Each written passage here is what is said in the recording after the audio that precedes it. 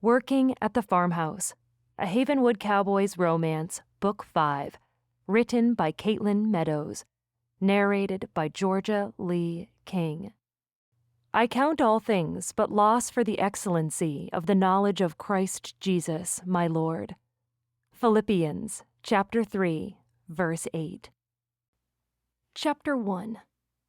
This no longer felt like home. Don't get me wrong. Plenty of things were still in their usual places. The couches, the tall plant our cat peed in one time. Who am I kidding? It was probably more than once. The huge TV mounted in the corner of the room. But Dad's massage chair was gone. His books no longer crammed their way onto the built-in shelves on either side of the fireplace.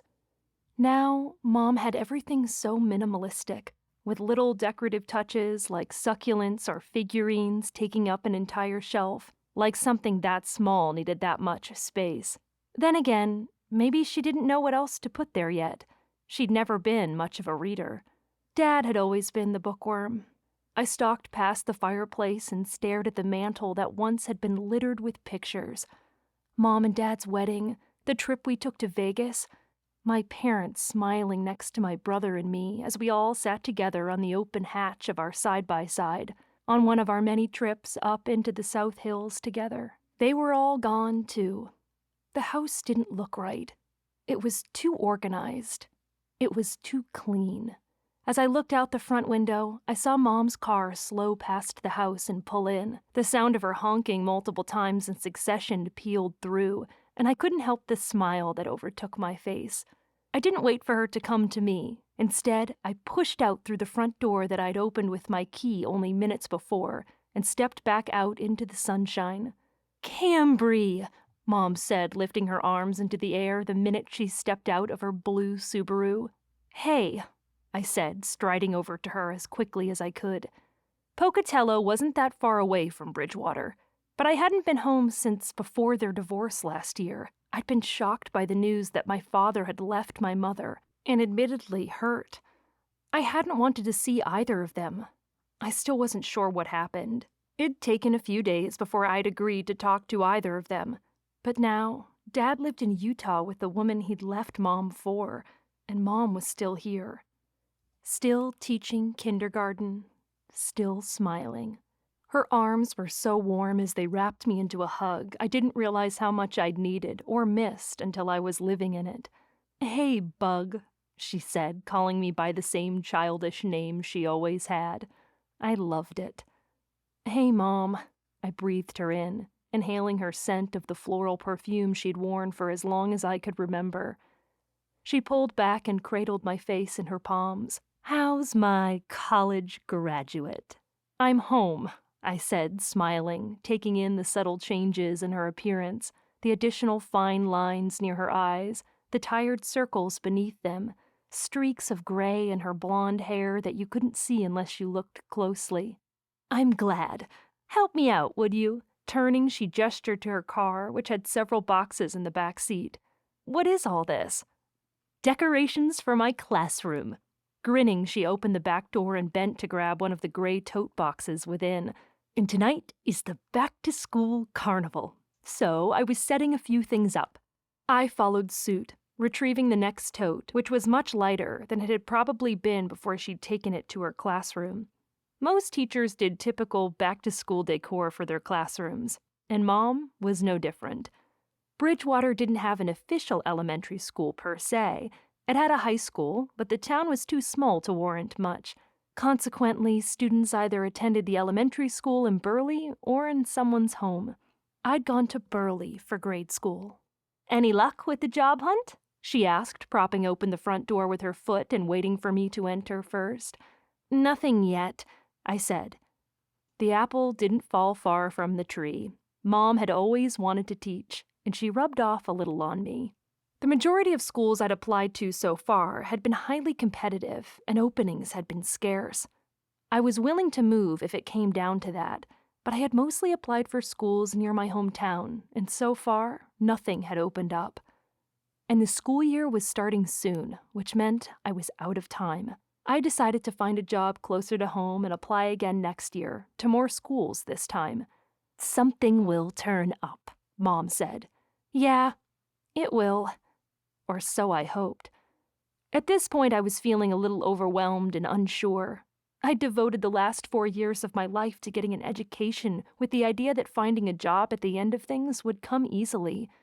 The fact that it hadn't, that every school I'd applied to and those I'd interviewed for had either turned me down in favor of someone else or simply didn't have openings, was disconcerting to say the least. "It's okay," I said, though I wasn't sure if it was for her or for me. "I think I'll stick around for a while until I find something." "That would be amazing." Mom paused long enough to smile at me. She closed the door and placed her tote down near the hall. "You hungry?" "Starving," I said, stacking my tote on top of hers. Mom didn't mention Dad, and even though I wanted to, I couldn't either. She was acting like this was normal. I supposed now it was. "Oh," she said, snapping her fingers on her way to the kitchen. "I forgot. I'll whip up dinner just as soon as I get back.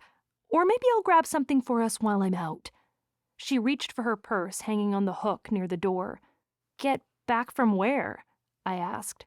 Mom slipped the strap of her purse over her head and pulled her graying blonde hair free. "I'm hosting the bingo table tonight. I forgot to pick up some cereal that the kids can use as markers on their bingo cards." "I can get that," I said. "There are a few other things I need to pick up. I'll just run up to the Mercantile. It'll take all of 10 minutes, and we can DoorDash something. What about the Elkhorn?" Mom's smile emphasized the lines near her eyes. She gripped her purse strap. "You're a dear. I have a few other things to put together, but I'll order us a few burgers. When you come back, I can't wait to hear all about your move, and who you're dating, or what's going on with your life these days." "Great," I said, and though my smile was as genuine as I could make it, I hoped she didn't read how false my sentiment was. Dating would be a no one, and she already knew everything that was going on in my life. I had graduated from college. I had come back home. That pretty much summed it up. Pulling my keys from my pocket, I skipped out into the blazingly bright afternoon to my car. The dry August air baked my skin, making me wish we could drive to the pool or a nearby canal so I could cool off. I'd finished my degree during the summer term. ISU didn't have a summer commencement ceremony, but I didn't need to walk across a stage to celebrate. My car gurgled a few times, but finally sputtered to life.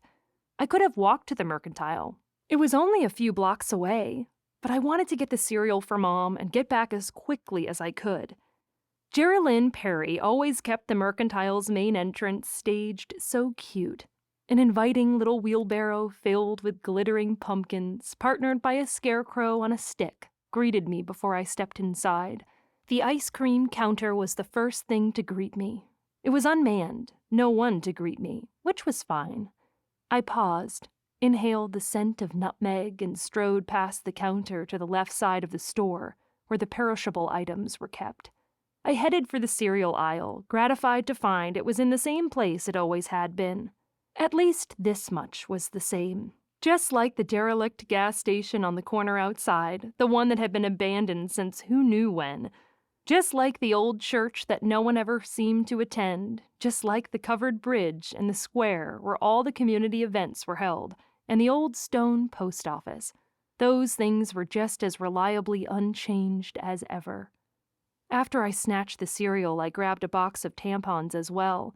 I wasn't sure what Mom had on hand, and with most of my stuff still packed, I knew I'd be needing some within the next few days or so. With the 2 boxes of entirely random products in hand, I strode back toward the ice cream counter where the register was located, and my heart sank for 2 reasons. First, the counter was still unmanned. I could probably have walked out of the store without paying for both items if I was that kind of person, which I wasn't. And the second reason. The bell over the door jangled as a cowboy strode into the Mercantile with a swagger and shoulders I'd know anywhere. A cowboy who'd occupied my dreams more often than I cared to admit, especially lately. And the hand I'd once held while we strolled together down the street was now twined through the fingers of a pretty brunette wearing jeans and a black tube top that displayed a tattoo on her left shoulder. Kyler Holden, an older, sexier, more famous version of the boy I'd grown up with. He looked good, too good.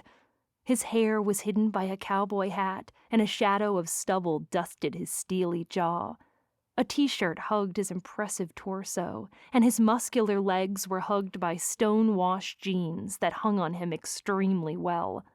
My heart tapped an unsteady rhythm against my ribs like an unpracticed drummer. He didn't see me. His handsome smile was directed first at the woman he was with. Then he held the door for an older, black-haired woman holding a mic and at a videographer wielding a camera like an Uzi toward him as he made his way into the Mercantile as well. "And anyone who knows Bridgewater knows the Mercantile," Kyler said, smiling at the camera. The second woman strode in next to him, holding the mic close enough for him to speak into. "Is this the grocery store?" the girlfriend asked. Despite the obvious answer to her question, she didn't sound like a balloon-headed ditz with nothing but cotton candy in her skull. No, she sounded mature and sweet. That fact grinded against me like a handheld sander, all whirring and jiggly and rough. "Just about," Kyler said. "It's been owned by the Perrys for as long as I can remember. My friends and I used to come in here to get ice cream on hot summer days." Was he doing some kind of interview? What was going on? And how could I evaporate into thin air as quickly as possible? They were blocking my only exit. The four of them strode past me without a single glance. Without thinking, I dashed behind the counter and, hugging the boxes to my chest, ducked. I bumped the ice cream scoop in the process. It wobbled precariously and fell to the floor, but not before it struck me in the face. Lovely. The metal left a cold, wet kiss against my cheek, and then clattered to the wooden planks. "What was that?" the girlfriend said. "We should get some ice cream while we're here," the interviewer said with a charming southern accent. "What do y'all say? Would you recommend visitors stop by for a taste?" "Absolutely," Kyler said. "This ice cream is homemade by the Perrys. In fact, I won't tell you that Geraldine once let my friend and me get personal samples if we stopped by after closing." My eyes squeezed shut, because the friend he was talking about was me. It was me. Kyler and me. Him and I. Us. And we used to meet up for the promised ice cream. It'd been a favor because Kyler had helped Geraldine's dog, and so she told him he could get ice cream anytime he wanted. But he had to come after hours because she couldn't offer free ice cream to just anyone. The interviewer laughed. I imagined her winking at the camera. "I say we sample some of this ice cream, and we'll be back with more of our tour of country star Kyler Holden's charming hometown, Bridgewater, Idaho." Country star Kyler Holden. I knew he'd hit it big, but big enough for them to do what sounded like a documentary of his life? "Is anyone here?" the girlfriend said with an air of looking around the store. "I thought I heard someone," Kyler said. "Hello?" I heard motion and squeezed my eyes shut. My heart pounded. Prayers sounded off in my brain like a bad case of tinnitus. Please don't let him see me. Please let them think no one is here. More motion sounded, and then I heard him mutter, "Cambry? Is that you?" Remaining out of sight was too good to be true. I grimaced and opened my eyes, tilting my chin upward. Kyler was leaning over the counter far enough to see my hiding place. Looks like I was caught. "What are you doing back there?" "Is this a friend of yours?" one of the women asked. "You could say that." Kyler's response was nearly inaudible before he raised his voice to me once more.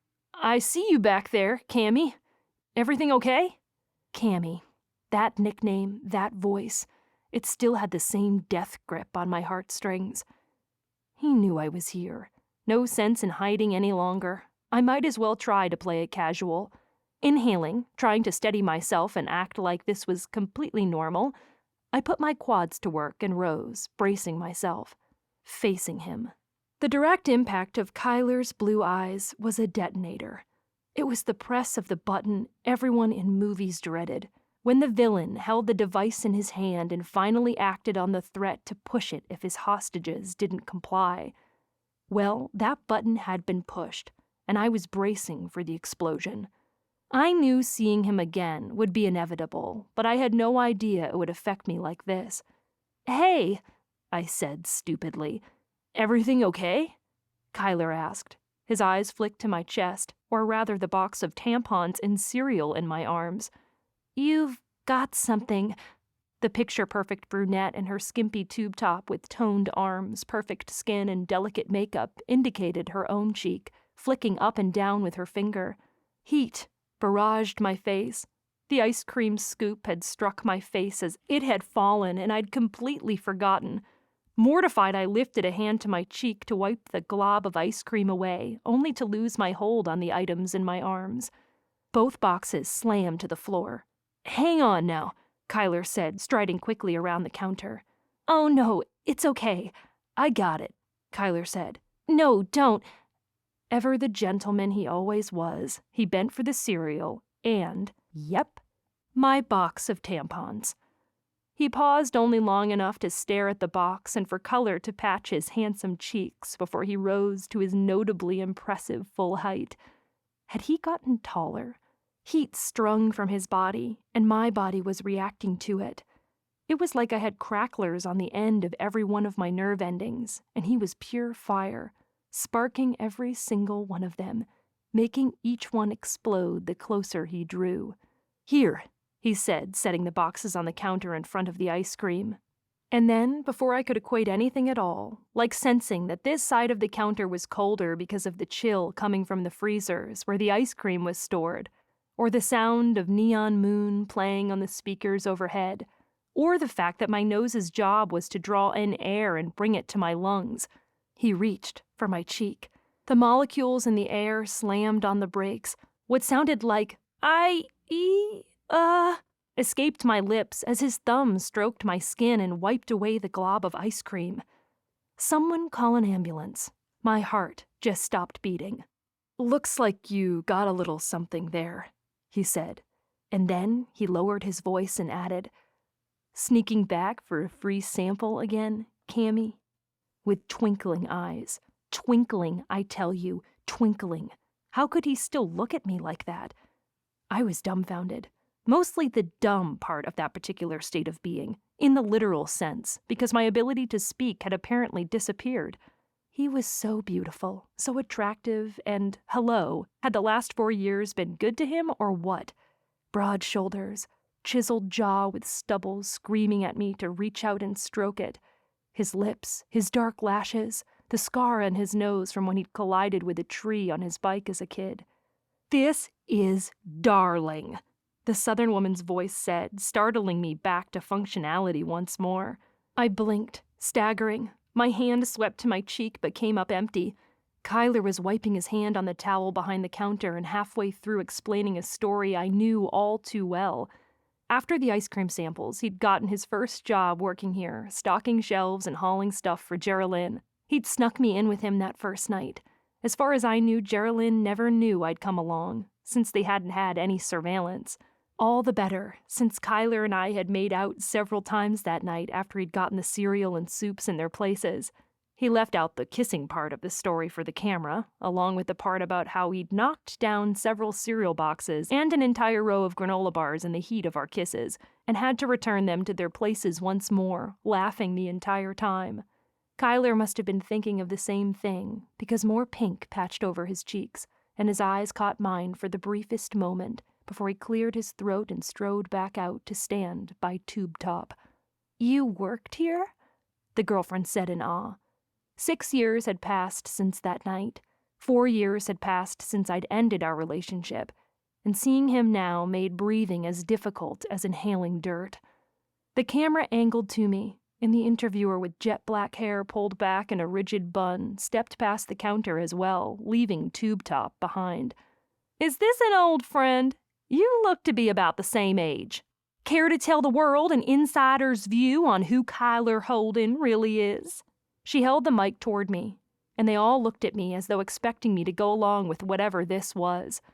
Coming home always came with the possibility of bumping into him. I knew he'd moved to Nashville, but I couldn't help it. I'd been hoping to see him again, to tell him the truth about what had happened that day 4 years ago, maybe pick up where we left off. But I never thought our reunion would happen while he was dating someone else, or with a national audience. Chapter 2. They were still staring at me, waiting for my answer. What could I say? That Kyler and I used to date and everyone in town thought we would get married the instant we graduated from high school? That I'd been in love with him since we were kids, and even though I'd ended things so we could date other people, those feelings had never really gone away? That, as impossible as it seemed, I'd been literally dreaming of a second chance with him, and those hopes were completely dashed the minute he walked in here with someone else. The mic in her hand lowered a fraction. The woman holding it lifted her stenciled brows, which were as dark as her hair, and glanced at Kyler and then back at me.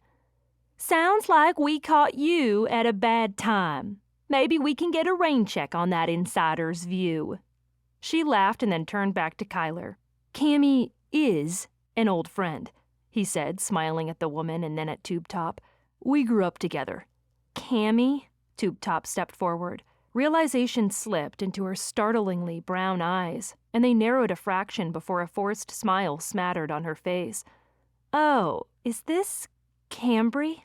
Did that mean he'd told her about me? Her smile spread. "You're the one who dumped Kyler right after high school?" And there it was. Tube Top laughed and roped her hand onto Kyler's arm while his hand still held hers, as though she were staking some kind of claim. She lifted her chin and wedged herself closer to Kyler, all but stepping on his foot. "I've heard so much about you." Had she? Really? I wasn't sure whether that was a good thing or not. "An old girlfriend?" the interviewer said. Her interest made her two thin brows bob upward. "I'd say we hit the jackpot. If you grew up with Kyler, then I'm sure you know all kinds of inside stories you could tell us." "Which will have to wait for another time." Kyler stepped in and motioned, signaling his desire for her to cut the feed. Tube Top didn't miss a beat. She strode forward, her hand outstretched toward me. "It's so nice to meet you. I'm Blake, Kyler's girlfriend, and it sounds like we so need to talk." A little laugh leaked out of my mouth, more from nerves than anything else. Why?" I said. What could she possibly want to discuss with me, other than threats to keep my mitts off her man? I preferred to pass on uncomfortable things like that. The two women chittered, laughing at my expense and bumping shoulders as though they were suddenly the best of friends. I stole a glance at Kyler, whose mouth had gone slack. Apparently this wasn't what he'd planned on for his documentary, or whatever this was. The sound of a bell tinkled behind the man holding the camera, which was still pointed at me, and then Geraldine strolled into the mercantile with a bag over one shoulder. She was tall, and her graying hair was tied into its typical braid down her back. My heart did a little flip at the sight of her. It was a comfort to know that some things never changed. She looked exactly the same as she did the last time I was here. "Oh my goodness," Geraldine said. "I'd hoped no one would come in while I was gone. I had to slip out for the tiniest minute. Dave needed something, and you know." "Well, Kyler Holden, is that you?"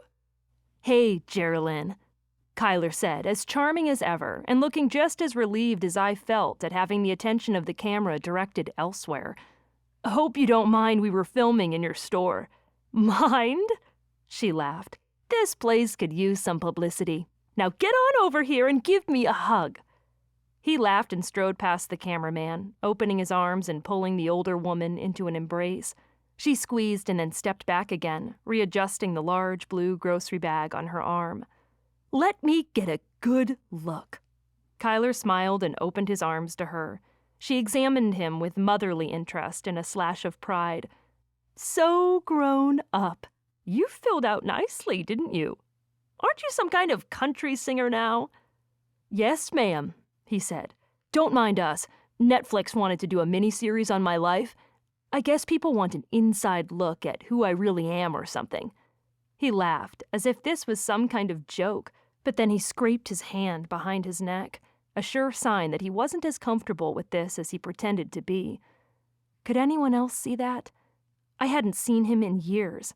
Was I still able to read him so easily? Or was it all in my head?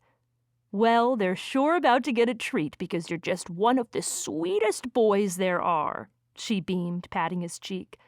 "You need me to say as much? Get over here, cameraman. Let me tell you all about Kyler Holden. Do you want to know what his family calls him?" The interviewer laughed, as did the cameraman, and I didn't wait a minute longer. Slipping a 20 on the counter with my box of tampons and cereal in hand, I snuck out of the door without any of them being the wiser. Too bad my heart couldn't get off quite so easily. I dropped the cereal off at Mom's, and since the Elkhorn didn't get the dash part of DoorDash, I had a few minutes to spare. Telling Mom I'd be back to help bring her stuff to the school, I booked it for Joe's. My best friend, Joe Scott, lived about a mile out between Bridgewater proper and the ski resort.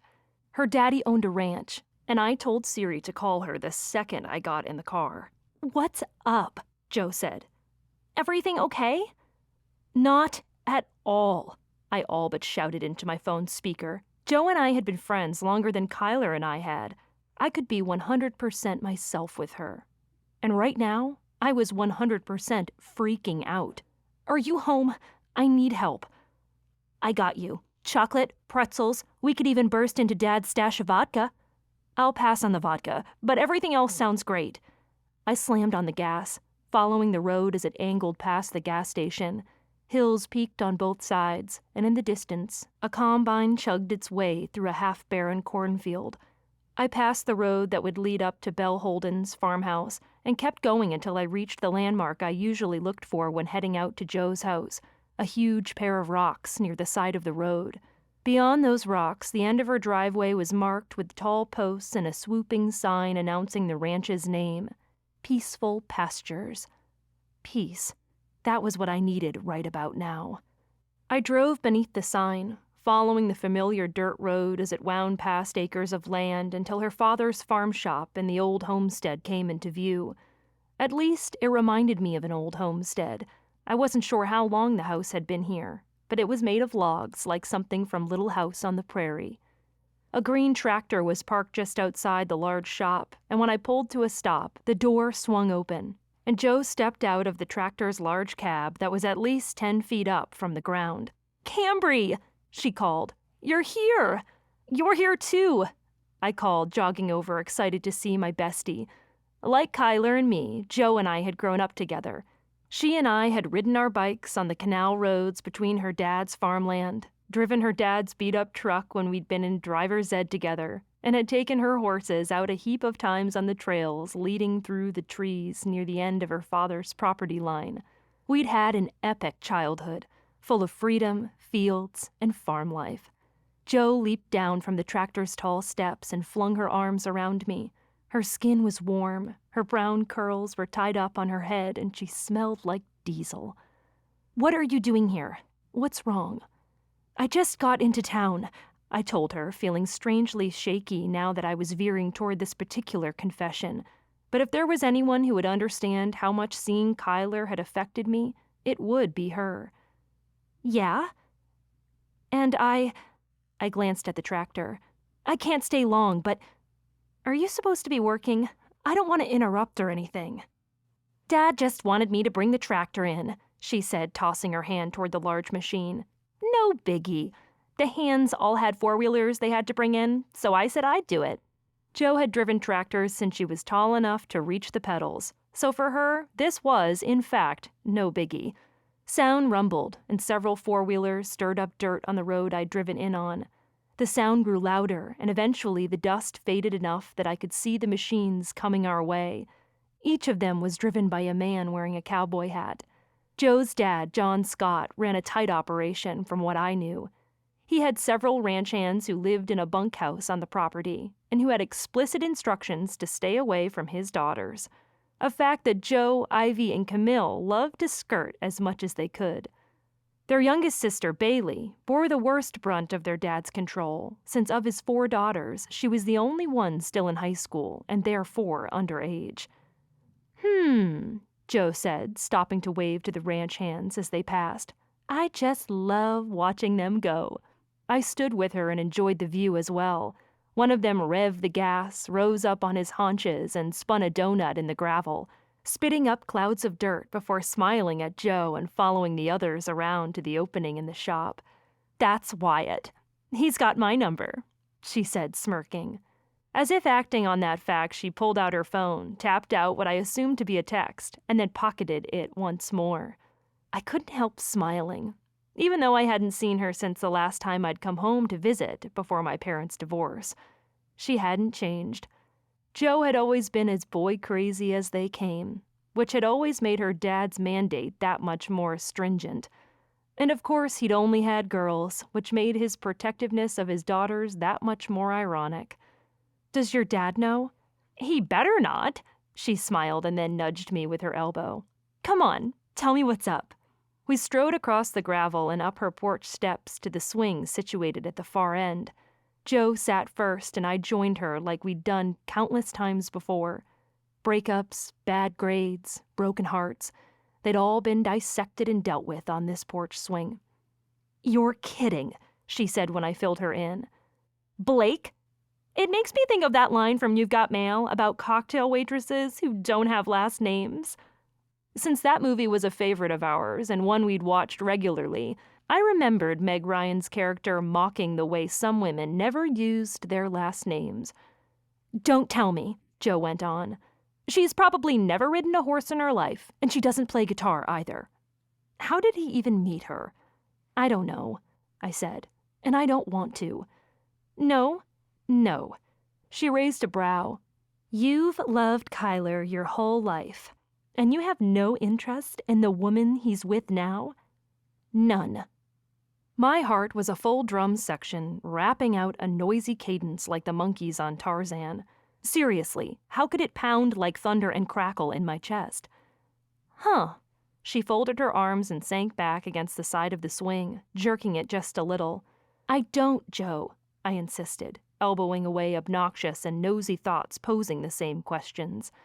I did not want to know anything about the woman who currently held his undivided attention. "Whatever you say." She leaned forward, resting her elbows on her knees. "Then tell me you weren't hoping to get back together with him now that you're home." "I wasn't," I lied. "I didn't even think he'd be here. I thought he lived in Tennessee or something." That part was true enough. I had kept close tabs on him since he'd hit the mainstream media with his admittedly good music. Thanks to the gossip around town, I'd learned that he'd packed up and moved to Nashville after landing his record deal 3 years ago. The fact that he'd popped up in my dreams regularly, and that my heart couldn't get over this hope of the stars somehow aligning and thrusting us back together again, was completely irrelevant. I'd imagined him being back in town at the same time I was, but with someone else? That hadn't been part of the dream. Joe looked at me with a challenge in her green eyes. "So, what's the problem? Why the SOS call?"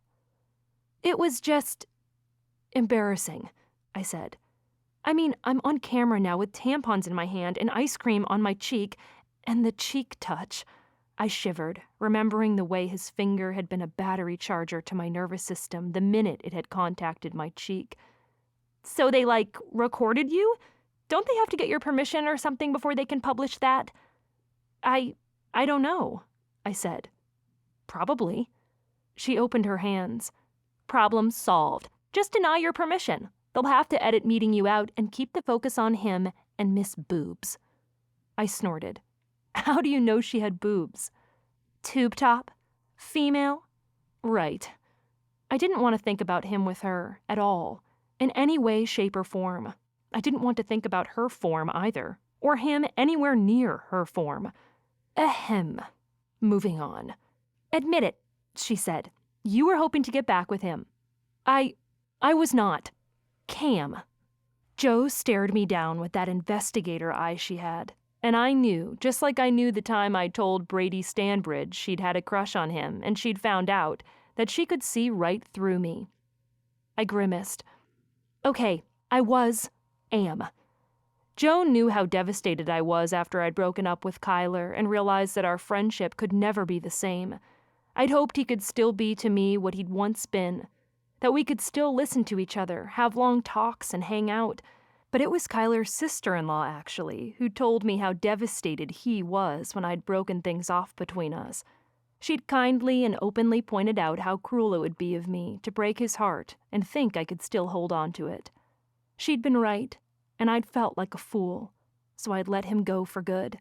But I think a deep part of me never intended the for good part of things to last quite this long. I knew he'd probably dated other women. I'd dated other guys. Not that any of them had lasted long. There had always been one reason or another that kept me from clicking with any of them. Handsome, tall, sweet, kind, thoughtful, great kissers. They'd had many of these attributes, but they'd all lacked one simple thing. They weren't Kyler Holden. "So what's the plan?" she asked, kicking her feet against the wooden boards and swaying the swing we sat on. "Plan? To get Kyler back. Joe, don't you want him?" "Not if he's with someone else." She fluttered her lips. "You said girlfriend, right?" "I think so." "Then if there's no ring, he's free game. What do you say? Shall Operation Win Kyler Back commence?" Her enthusiasm was contagious, and it answered the call inside my soul. "Yes," it screamed, stamping its feet for good measure. "You want him back. You want him back." "For the sake of keeping my options open," I said, attempting to check my emotions and not let them run wild. "What did you have in mind?" She slapped my knee. "Are you kidding?" "Nothing. I'm just saying you can't give up. Not if he's what you really want. I'd say we start with pickets. A booth where citizens of Bridgewater can vote for which girl they think he should be with. Maybe a concert where you sing to him." "Singing is out," I said, making an X across my neck. Anyone who'd ever heard me attempt to warble knew I sounded like a croaking frog on a summer night. Joe knew as much, which was probably why she suggested it. I'd have to be really desperate to stoop that low. I had as much pitch as a wobbly saw. From the pinch between her brows, I knew her thoughts were ticking. "Ooh, we should really play the TV angle up. Maybe you and Tube Top can duke it out for him in a series of Mr. Beast-style challenges and winner takes all." She leaned in, licking her lips. "And I mean all." She winked. I swatted her shoulder. "I am not going to compete for him in front of a live audience." But she brought up a good point. Just how long was he going to be doing this whole documentary thing? A documentary where his new girlfriend was right there by his side the whole time, where he was showing the whole world how much she meant to him. Did I even stand a chance? I plunged my head into my hands. "I can't do this, Joe. Maybe I should just let him go. He seemed happy." My mind's eye replayed the image of them holding hands, of the way he'd gravitated toward her like he once had to me. A funny pressure pinched my air supply. "Did he, though?" She tapped a finger on her chin, looking falsely contemplative. "I'd have to see to know for sure." She pulled her phone out of her back pocket and a surge of panic flicked a switch in my chest. "What are you doing?" "Calling him." "You can't." "Why not? He was my friend, too." "I'll say I heard he was in town and that I wanted to catch up again." I gripped her phone and pushed it until it was sandwiched between her leg and my hand. "Joe, don't push this. Too much?" she said. Trembling, I nodded. "Yeah, but I appreciate that you've got my back." She slid her hand free from mine, making me realize I still had her phone pinned to her leg, and she pinched my cheek.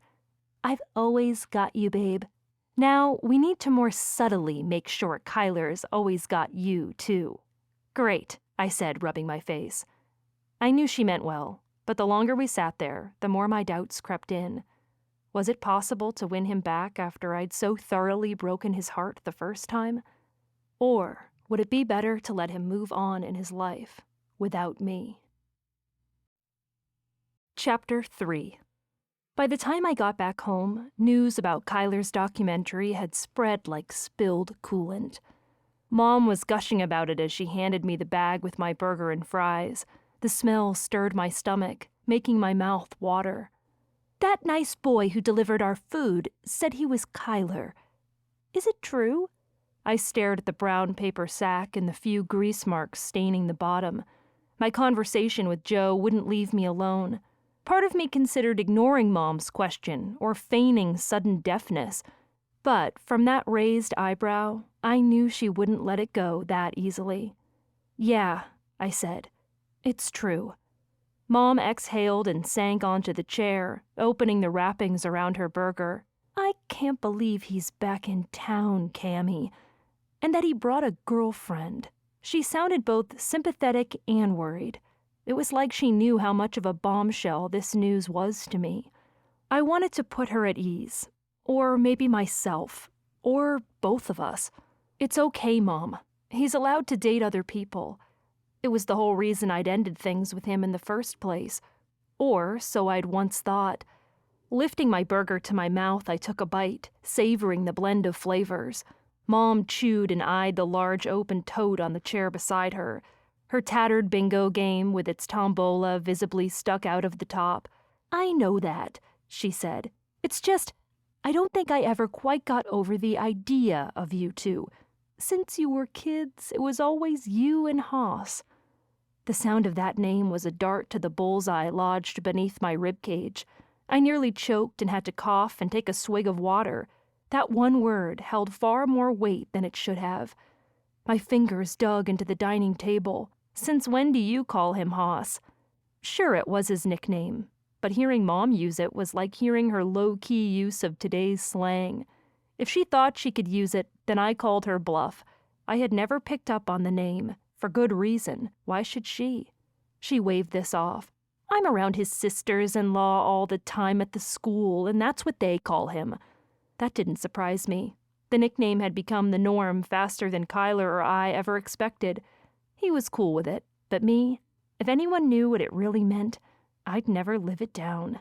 At least his brothers had stopped taunting me about it. We ate the rest of our meal mostly in silence. Well, our mouths were silent. My thoughts, on the other hand, were anything but. I couldn't get over Joe's notion of fighting for Kyler. How could I do anything like that? And would he even consider being with me again if I did? I had more important things to worry about, like where I was going to work until I managed to land a teaching job. I had student loans crying for attention and would soon turn ravenous if I didn't feed them. Once we finished eating, Mom and I cleaned up the wrappers. Without waiting for me to say anything else, she picked up her tote and headed for the door. Together, we hauled her supplies out to her car and then drove to the school, which had been built near the church. It was as small as you'd expect an elementary school in a town the size of Bridgewater to be, large enough to hold a handful of classrooms and to host a Happy Meal-sized playground within a chain-linked fence. The parking lot was slowly filling up, but I knew once the carnival started, it would be completely packed. The late August evening had cooled slightly, but the air was still warm enough. Grateful for the warmth, I grabbed Mom's stuff, ready to haul it inside. Mom held the door for me and then led the way down the hall. The school smelled like fresh paint and new carpet, and I inhaled the clean scents. Since there had been no official elementary school here when I'd been a kid, I didn't know my way around here like I would have otherwise.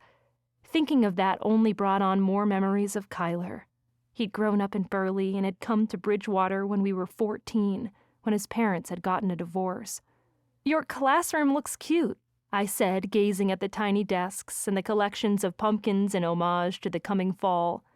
"How is anyone this small?" I pulled out one of the chairs and squatted onto it. My legs had to bend a ridiculous amount just to manage it, and I stood up again almost immediately because it was so uncomfortable. I'd done my student teaching in a first-grade classroom near Pocatello and had often wondered the same thing. My heart pricked with sweet memories of those kids, of the fun moments we'd shared while reading picture books on the rug, while I'd helped them learn their letters and sounds. There was something so special about teaching small children. They were so pure, so innocent and sweet, it always made me think of how much Jesus loved children, too. "They're cute, aren't they?" She dug in her desk for a pair of scissors and then closed it with her hip. "Got 'em. Let's go." Chipper as always, Mom led the way back out into the hall and toward the gym. I knew she was completely thrilled to have a school this close. With the new housing that had gone up, including the townhouses the Holdens had built, there were quite a few new families who had moved in. Blue and white streamers dangled along the ceiling over our heads.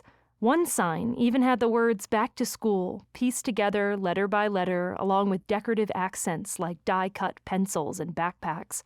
The gym had a collection of activities for the kids to do, including a fishing booth with a tall sheet spread across a frame where kids could then toss their fishing pole over and receive a small prize clipped onto its end.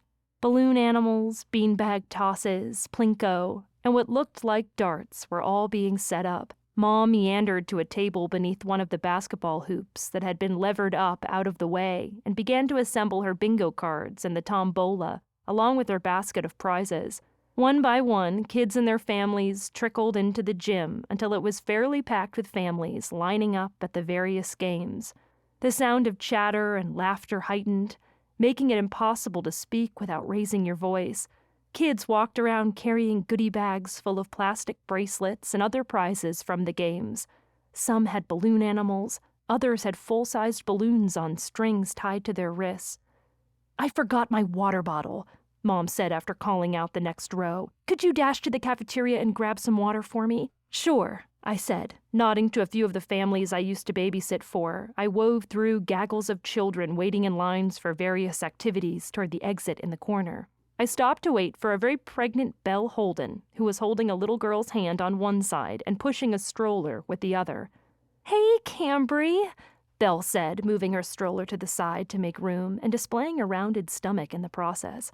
"I didn't know you were in town." Her brown hair was tied back in a bun on top of her head, making it look like she had a spout. "Yeah, I just got here today," I said, smiling. Belle had married Luke a few years before I broke up with Kyler. The two of them sure made cute kids. Their daughter had been a toddler with wiry brown curls the last time I'd seen her. Now, here she was with longer brown hair and the Holden nose.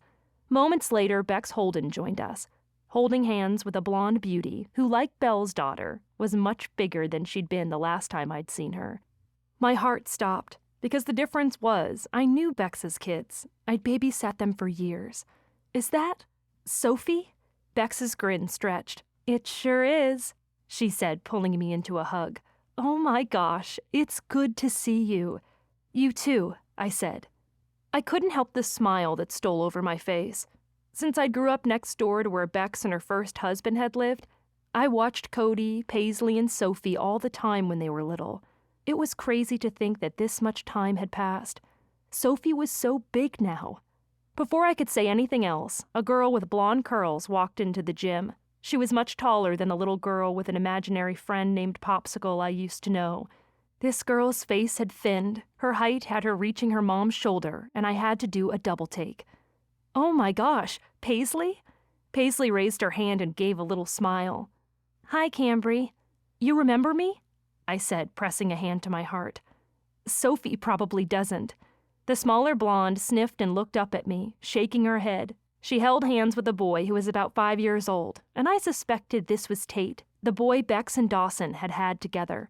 I glanced around, wondering where Bex's oldest Cody was. Then again, he was probably a teenager now, so of course he wouldn't come to an elementary school carnival. "Cambry used to babysit you," Bex said, nudging her youngest daughter, who was more interested in the balloon animals than me. Without answering, Sophie tugged her little brother toward the line where children held tube-like balloon dogs and flowers. "Sorry about that," Bex said. "It's fine," I said. And it really was. Moments passed before Tate dashed back and clung to his mom's leg. "And who's this?" I asked, wanting to be sure. "This is Tate," she said, rumpling the little boy's blonde hair. Sure enough, when he looked up at me, I saw how Holden he was as opposed to the traits Cody, Paisley, and Sophie shared. And call me crazy, but while he looked like his dad, Kyler's brother Dawson, he looked a little like a miniature Kyler, which only made my stomach squirm. Blonde hair, blue eyes, long lashes, he looked like the pictures of Kyler I'd seen from when he was a baby. "Hi, Tate," I said. "I'm Cambry." "Hi," he said sweetly. "Tater, Cambry's mom is your kindergarten teacher." His eyes brightened at that. "She is?" "Yep, that's my mom," I said, peering around and looking for her so I could point her out. "Your mom is amazing," Belle said, pushing her stroller forward and pulling it back in one quick motion. "She's the best teacher." She is, Beck said, brushing her blonde hair behind her shoulder. We've had a few now, and your mom is the best kindergarten teacher any of my kids have had. Don't let Mrs. Jenkins hear you say that, I said, nodding my head at Gina Hansen and the former school teacher in conversation. Donna Jenkins had been the kindergarten teacher before Mom had gotten the job. The two women kept glancing in our direction, a sure sign that they were talking about one of us, or all of us. Mrs. Jenkins was okay, Beck said, but she kept getting after Cody for not sitting still. Honestly, boys aren't meant to sit still when they're so little. They're better off running and playing than being stuck behind a desk. How old is Cody now? I asked. 13, Beck said. You're kidding. Well, I figured as much. I still had a hard time picturing him that old. He'd been the boy who'd ridden his bike down the street, who'd played in the puddles when it rained, who'd helped me weed whenever he'd seen me outside doing the arduous task. Nope, not kidding. He's taller than Dawson, just sprouted like a weed and is the sweetest thing. You know all that flack people give teenagers? Doesn't apply to him. Not yet, anyway, Belle said, nudging her sister-in-law. Don't jinx it, Bex laughed. And does Rock have much to do with the kids at all? I asked, hoping I wasn't being too nosy. I wasn't sure what had happened to him after Bex had caught him cheating and the two of them had gotten a divorce. He'd lived at their old house right next to ours for a while, but he moved away a few years ago. Not really, Beck said, which is for the better. They consider Dawson their real dad anyway, so it all works out. He's so good with them, Belle said. I hoped my smile was genuine. Of all the Holden boys, Dawson had been my least favorite. He was too flippant for me. Maybe he'd given up acting so childish since marrying Bex. One could only hope. That's where Cody is tonight, Beck said, beaming. Getting a driving lesson. Driving? I can't say I'm surprised. He's a little young for that. In Idaho, kids could take their driver's ed as young as 14, but he still had a ways to go until he was there. Even then, like Joe, if your parents farmed, chances were you were in a vehicle before then, helping out as you could. Not for working on a farm, he's not. Colton already taught him how to drive a tractor. Anyway, good to see you. Bex gave me another hug. You too, I said, hugging her back and waving as she walked away. My stomach growled, reminding me of my mission. It'd been at least 10 minutes since Mom had sent me to get her water. While trying to politely excuse myself, Belle caught me with another question. How long are you in town? She asked, watching Tate as he dashed to join Paisley and Sophie in the line for the balloon animals. The toddler in the stroller began to cry, and she bent toward him, though her pregnant belly made that difficult. Reaching for his sippy cup, she placed it back on his stroller's tray. My heart went out to the little one. I'd always loved babies. I'd always been the one holding all the babies in church. Toddlers were just as fun. They were so silly, so playful, so full of life. It was probably hard for him to sit in that stroller while he saw so many other kids running around, having fun. I'll be in town for a while, I said, thinking of Kyler and trying not to. I need a job, and... Belle gasped and rested a hand on her stomach, straightening so her belly stuck out toward the toddler in the stroller. You're kidding, right? Are you okay? A line appeared between her brows. What? You... I gestured to her stomach, not sure what to say. With her sudden difficulty moving, I'd worried she was in pain or something. Apparently not. Belle rested her hand on her belly and then waved her hand. Of course, I'm fine. Sorry, it's just, you gave me an idea. What kind of idea? The kids came over, screaming and squealing over their new balloon animals, which then riled up the toddler in the stroller. They made so much noise I could hardly hear Belle. She went on without breaking a sweat, and I got the impression she was patient as far as motherhood went. Belle clutched my arms with both of her hands. I need a babysitter. This isn't the easiest pregnancy, and I could use some help around the farmhouse since I can hardly keep up with these two. Luke is helping Colton drive truck, and that makes it hard to have his help while he's in harvest so late every night.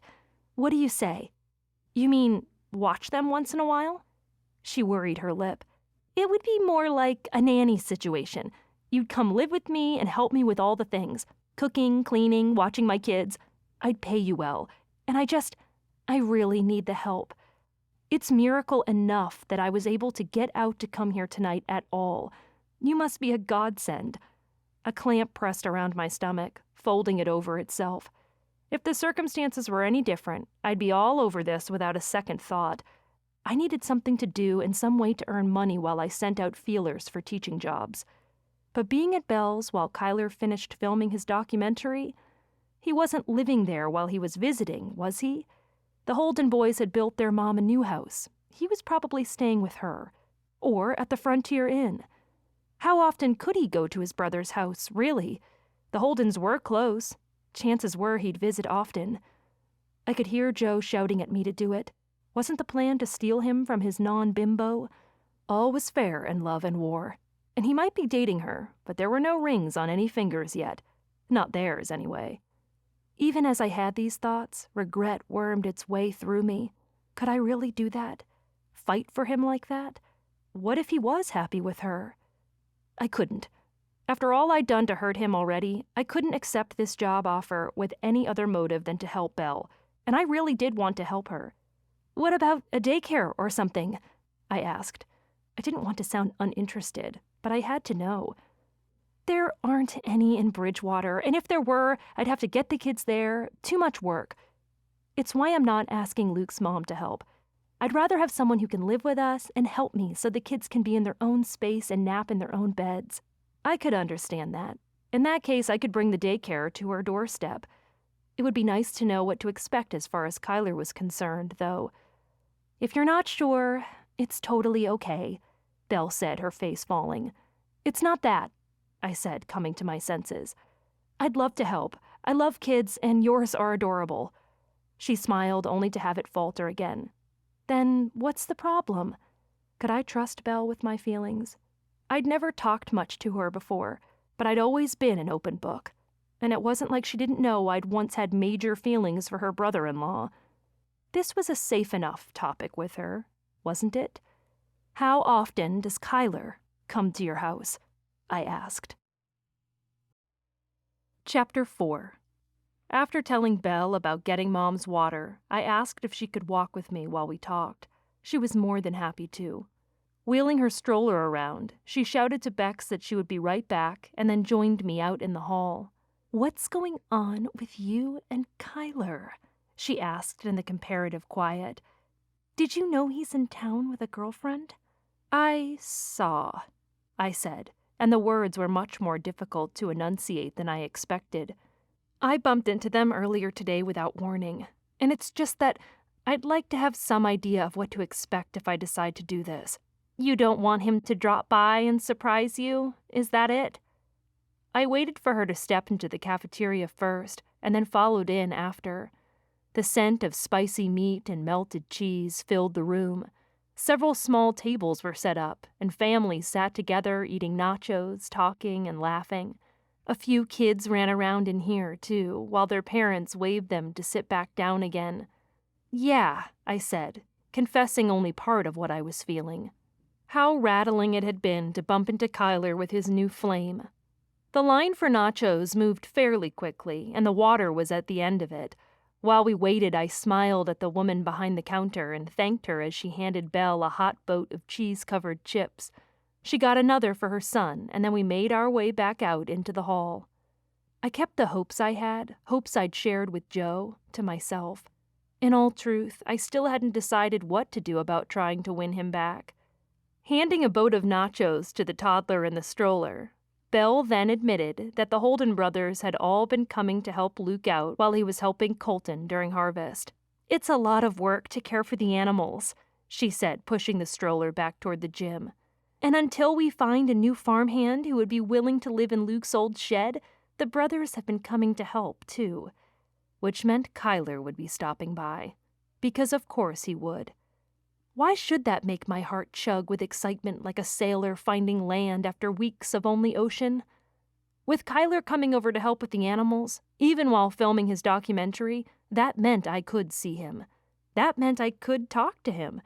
Maybe tell him how sorry I was for everything that had happened. That was not the reason I decided to tell her I'd take the job. At least, not the only reason. "I'd love to help you out," I said. "Really?" Her brown eyes brightened. "Really. Excitedly, Belle hugged me and walked to the other side of the gym with me, where we parted ways. She collected her daughter and left, while I delivered Mom's water and kept the news of the job offer to myself, at least until the next morning. I needed some time to collect my thoughts, to work through how to tell Mom without letting my feelings about Kyler slip through. I got up early and scrambled some eggs, searing a few strips of bacon while I was at it. A little breakfast bribery never hurt anyone. Mom was excited to have me home. She thought I'd be living here while I searched for a job, and I wasn't sure how she was going to take the news that I wasn't going to stay after all. She'd been all alone since Dad had left her. That thought was beyond unfair. "But you just got here," Mom said once I told her. I knew she'd say that. Sitting at the table in front of the window, the morning sunlight created a glow around her graying blonde hair that stuck up at the back. She wore a pair of striped pajama pants and a gray sweatshirt.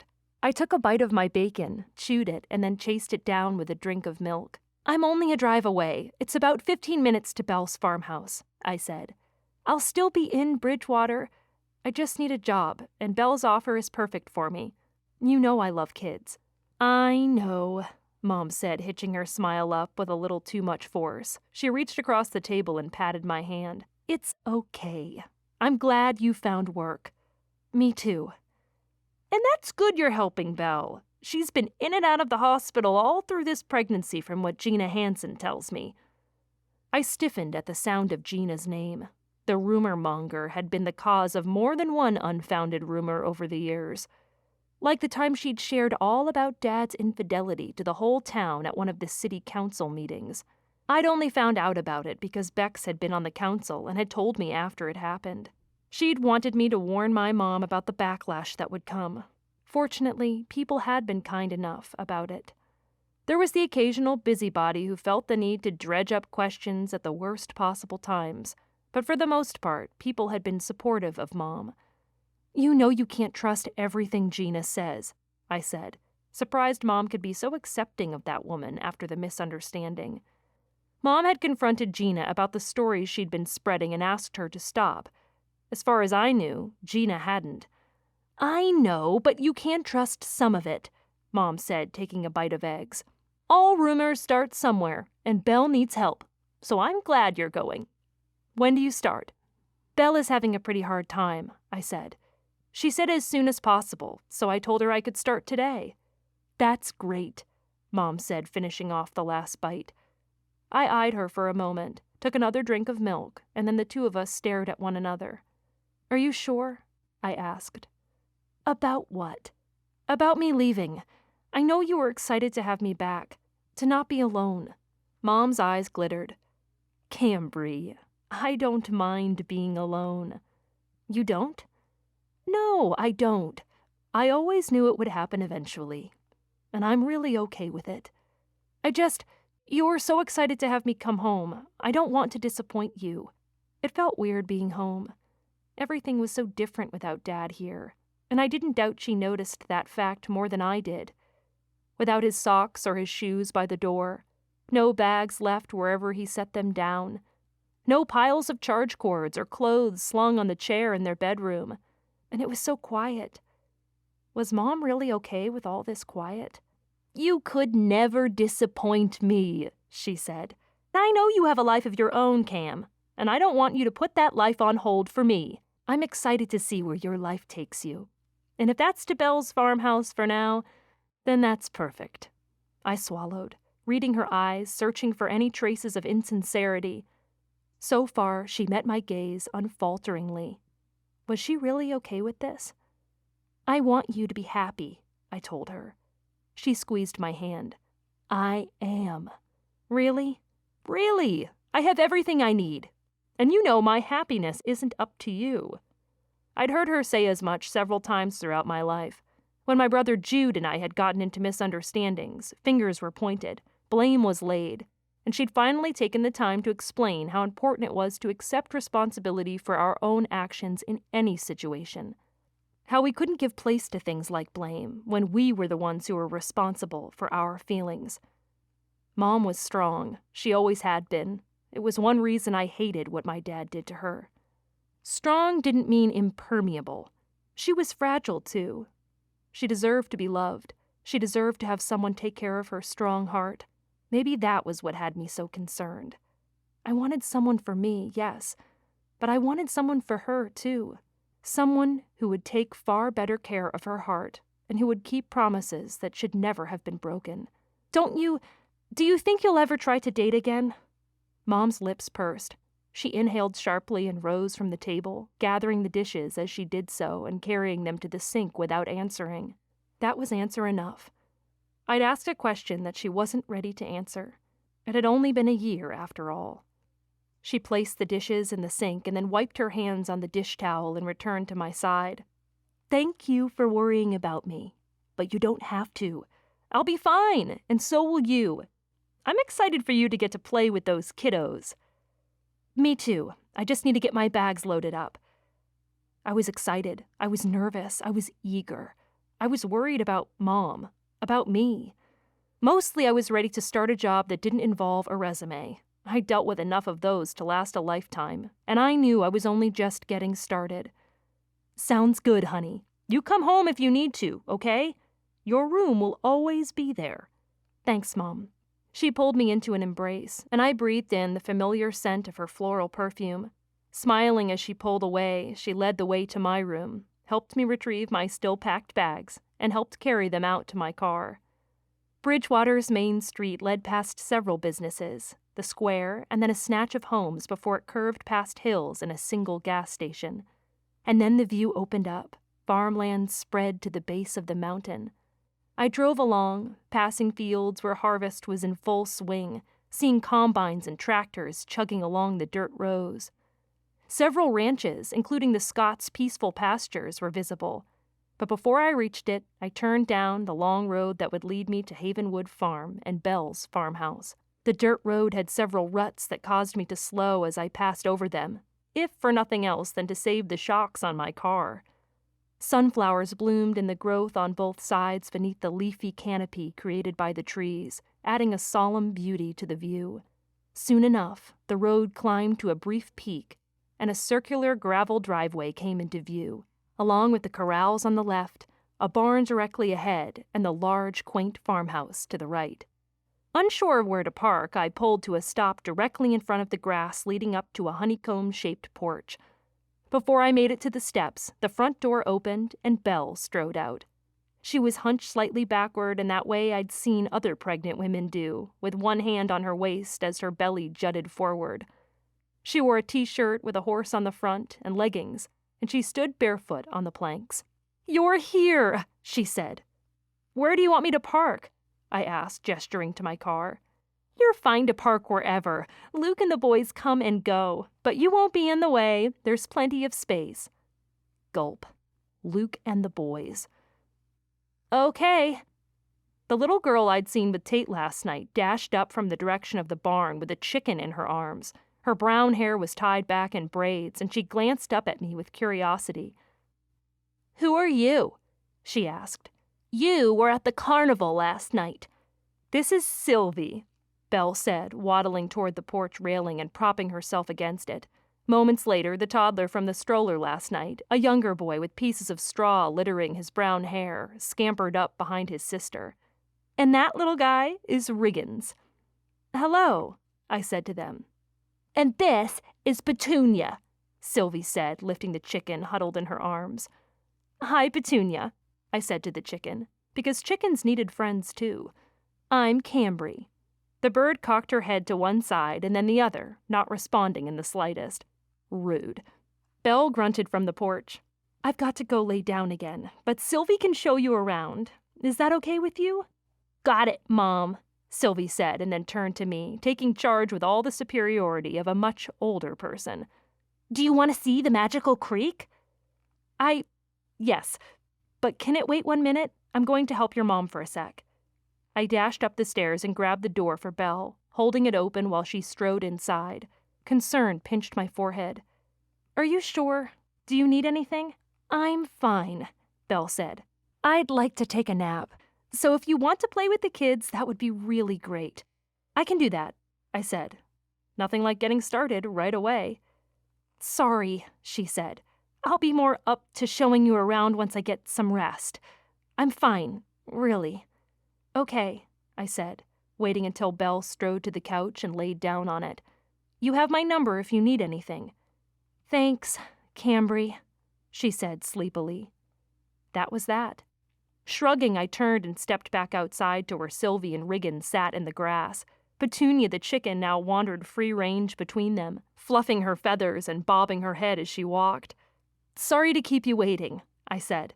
Sylvie jumped to her feet. Are you ready to see our magical creek now? I'd love to. Where is it? Down here. She took my hand. Thinking fast, I scooped Riggins up into my arms and followed, startling at the pair of cowboys standing near the corral. Tall, wearing jeans and plaid shirts, they faced the paddock. As we drew closer, the sound of one of their voices in particular strummed a taut string only he could. I'd know that voice anywhere. Suddenly, I was far too aware of just how good he looked in his jeans, in the placement of his hand on the top wooden beam of the fencing, of the firm muscles of his back filling the lines of his shirt, and the tilt of his hat over his eyes.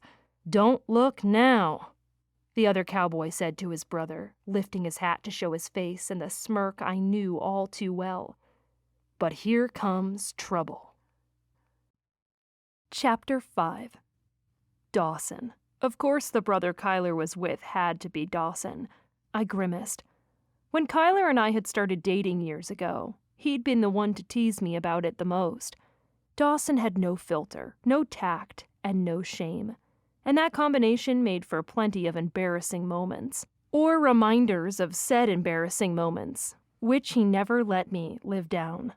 Kyler turned away from the fence and tucked his hands into his pockets. The two of them tipped their hats toward us in greeting. Don't mind them, Sylvie said, tugging my hand to keep me following her. That's just my uncle's. Riggins wiggled in my arms, and reluctantly I set him down on the ground beside his sister. Well, hey there, Cambry, Dawson said, his smile beaming wide as though I were Santa Claus come to deliver presents a few months early. Talk about a blast from the past. Sure is good to see you. A blast from the past? Did that mean he and Kyler had been talking about me? Or was that only a casual reference to that particular phrase? I wasn't sure if Belle had told them I'd be working here or not, but I smiled and waved to him. I was not going to give either of them any indication that I was uncomfortable in any way, because I wasn't. I wasn't. Good to see you too, I said. Me? Dawson said, placing his hand on his chest. Or your boy Kyler here. You're right, I said, prickling at his usual teasing manner. I was in no mood for him to bring anything up, and knowing him, he was leading up to something like that. Why would I be happy to see you? Dawson laughed and slapped his hand on his leg. I knew it. That grin on your face is all for Haas. See, Haas, what I tell you. She ain't here to babysit. It's all a ploy to get to you. Kyler tucked his hands into his pockets, ducked his head, and said, Would you shut up? Dawson laughed and smacked his brother on the back. I picked up the pace, grateful Sylvie and Riggins had dashed on ahead of me, and also extremely aware of the fact that I needed to keep those two littles in my sight. I should have known that was what Dawson would think. Was that what all the brothers would say? At least Belle had kept my confidence. I told her I was concerned about seeing Kyler here again. Chances were she hadn't shared that detail. The shadows increased thanks to the increased number of quaking aspens in this part of the barnyard, providing a welcome barrier between us and the corral.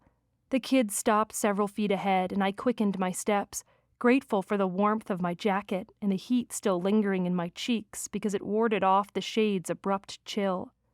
Look at the magical creek, Sylvie said, lifting her hands. Trickling between the bases of several white bark trunks was a babbling stream. Rocks and pebbles created an obstacle course for the water to skip over, and I stared at the clear stream, waiting for my pulse to slow or for my nerves to get it together. You know, one of the two. I should have known some quiet and solace were too good to be true, because his voice carried through, striking up the band all over again. What makes it magical? Kyler asked.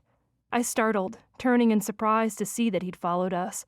With one hand in his pocket, the sleeves of his brown plaid shirt rolled up to display his muscular forearms. He had no idea the games his presence played on my already frayed nerves, because his attention was on his niece. "See all the sparkle in it? That's magic. I like to bring my horses down here and play." She gestured to several small plastic animals I hadn't noticed were already there in the stream. I had to act normal. I had to act like Dawson's taunts and Kyler's mere presence had no effect on me whatsoever. "This is magical," I said, and I was ready to kneel at her side and ignore him completely when Kyler touched my arm. That touch held the power of 1,000 suns. It shot through me, glowing, heated, and unmistakable, and all I could do was stare at him. "You're back," he said. "So are you." He had no girlfriend around this time. I wondered why not. Where was she? What about the camera crew? I stared at the creek while Sylvie and Riggins bent to splash in it. Looking directly at Kyler Holden and all that physique was like a famished kid being taken to a candy store and told she could look but not touch. If I looked, I knew I'd so want to touch. So I zeroed instantly in at the trickling water instead. It giggled its way past the rocks and through the umbrella of trees overhead. I half expected Kyler to walk away and leave me with the kids, but I could sense him there. He hadn't moved. "So you're Belle's new nanny?" "Yeah." "Did you finish school?" he asked, bending for something on the ground, which I didn't see because not looking, remember? "Yeah."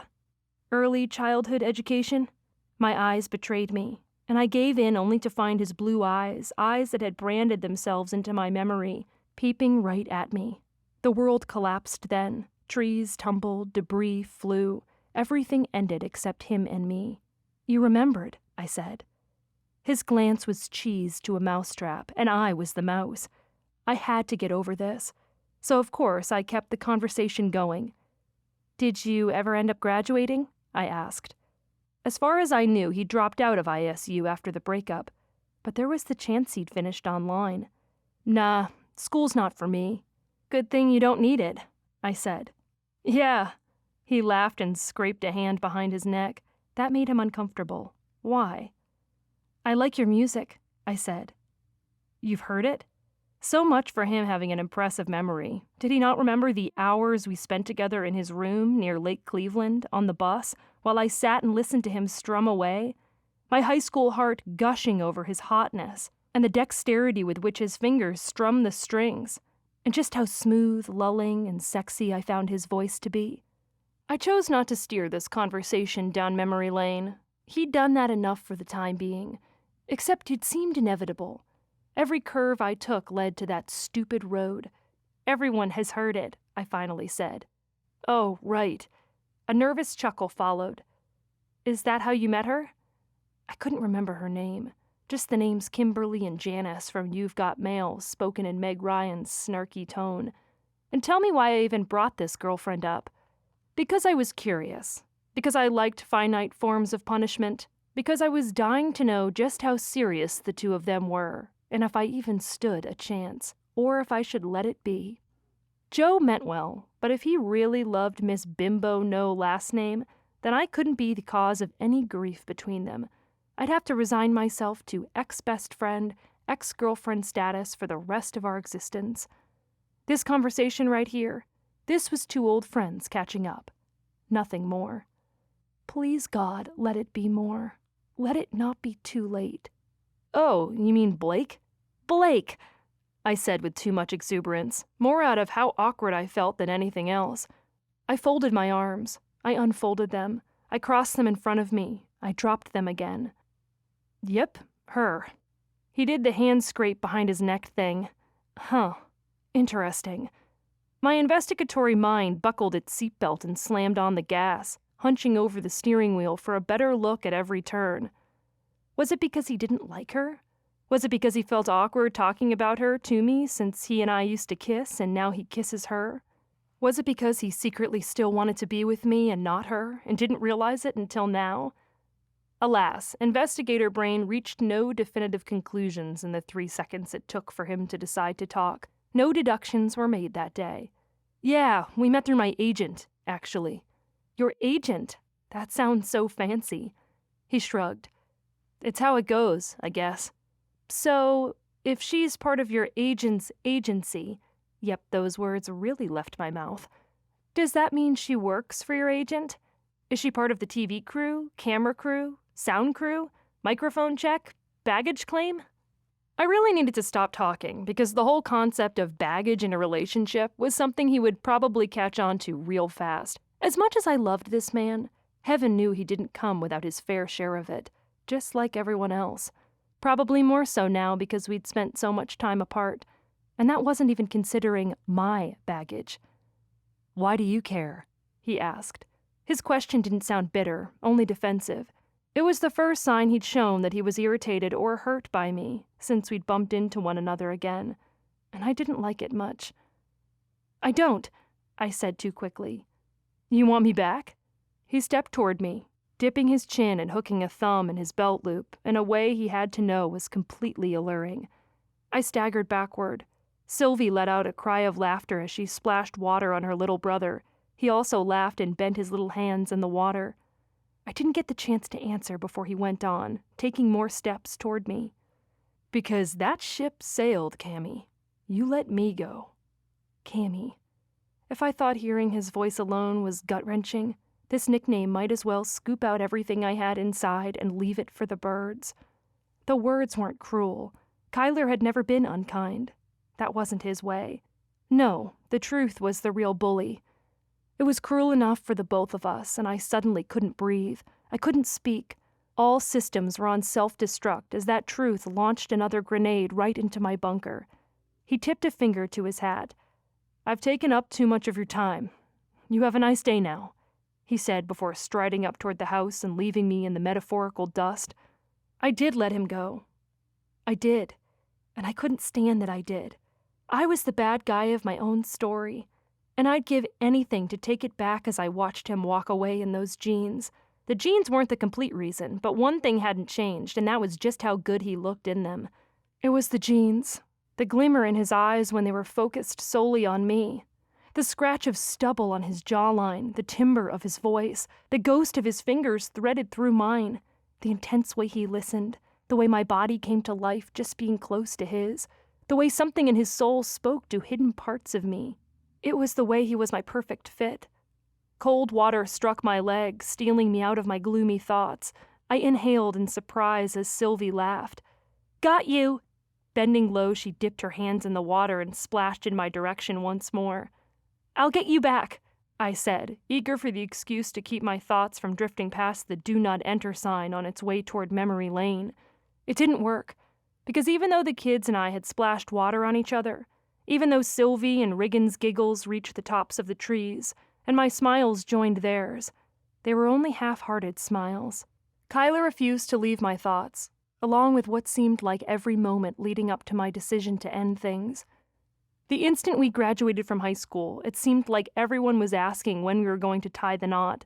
They stated assumptions about wedding bells, and I mostly brushed them off, because eventually I knew, of course, we would get married. He and I had talked about it often enough. I always knew it would happen. But I'd been 18, fresh out of high school, and Kyler had been the only boy I'd ever dated, the only boy I'd ever kissed. The two of us had moved to Pocatello to go to school, and there were several cute guys in my classes who kept asking me out. I'd liked their attention, which had then caused me all kinds of self-doubt. Was Kyler the one? Was I making a mistake? Was I throwing my life away too soon? And if we did marry, who was to say it would last? Admittedly, I felt trapped. I was being forced down a path I wasn't ready to travel. I loved him, but I'd been filled with too much uncertainty to let that be enough reason to stay together. I wanted to be sure he was the one, and part of me wasn't. I hadn't realized letting him go would be so final. Stupidly, I thought that was what he wanted too, to see and experience life before we settled down. But in the process, I'd crushed him. I'd broken his heart. I'd never forget the fractured look in his eyes when I'd spoken the words, the hurt, the confusion. I'd assured him we could still be friends, but everything changed after that. He'd quit school. He'd left my life for good. And I tried acting like the boulder-sized vacancy he'd left inside of me was completely natural. After that, I dated guys like I thought I wanted to, but we just didn't click. Not like Kyler and I did. No one fit me like he did.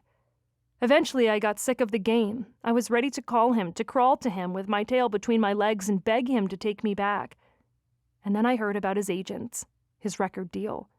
And then his song had stunned the world. I'd cried when I'd heard it, and not only because I was happy for him, it was because I'd been there when he'd written that song. I'd sat on his lap, the guitar on mine, while his hands had reached around me to strum the chords.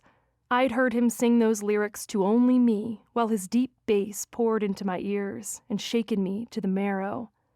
He'd done it. He'd hit it big. And that had been our song. I'd nearly reached out to congratulate him. The email was still a draft in my inbox, but I'd been too scared. I didn't want it to look like his record deal was the only reason I wanted him back. I'd already acted shallow enough. I didn't want him thinking I was only after him again for his fame. And now, I stared at his form walking away from me through the trees. He'd never been more lost to me than he was now. The thought hit me like a sucker punch. It had unexpected, literal, clutching, choking, gripping, grasping physical power over me. I panted, unable to catch my breath. I rested my hand on the tree trunk I ducked behind to dodge Sylvie and Riggins and heaved massively, sobbing and gasping. Where did all this emotion come from? "Are you okay?" Sylvie asked, staring up at me with big brown eyes. Her clothes were soaked. Her hands were coated with mud, and she let the dollop she'd been aiming at me fall to the ground with a slopping noise. Answering was impossible. Speaking was just as beyond the bounds of possibility. Instead, not caring about the mud, I bent down and pulled her into my arms, hugging her closely and hoping she didn't think it was weird that we'd just met and this weird lady was squeezing her to death.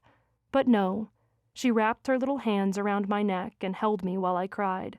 Minutes, so many minutes passed as tears streamed down my cheeks, as emotion clawed its way up my lungs. What had I done? And why had I ever thought letting him go was a good idea? Chapter 6. I'd heard the term heartbreak more times than I could count, but this was the first time I'd ever experienced a legitimate crack right down the center of mine. It was rumbling, massive, irreparable. It was like those old goofy cartoons where he darted out the side of a house and left a distinctively goofy-shaped silhouette in his place, except this one was Kyler-shaped with a guitar in one hand, great muscles, kind but pained eyes, and an even kinder heart. A heart I'd crushed. "It will be okay," Sylvie said, patting my back as I crouched to place her back on the ground. "Mommy always tells me that." "Your mom is a smart lady," I said sloppily, chagrined and wiping my cheeks. Strangely enough, even though this was my first day on the job, even though I'd barely met these tiny people, I didn't feel the least bit embarrassed. "Yep," Sylvie said. "It's 'cause we know Jesus." This won a little smile from me. "You do?" "Yep. Do you know him?" The question, asked in a way that only a child could ask, caught me off guard. Do I know Jesus?"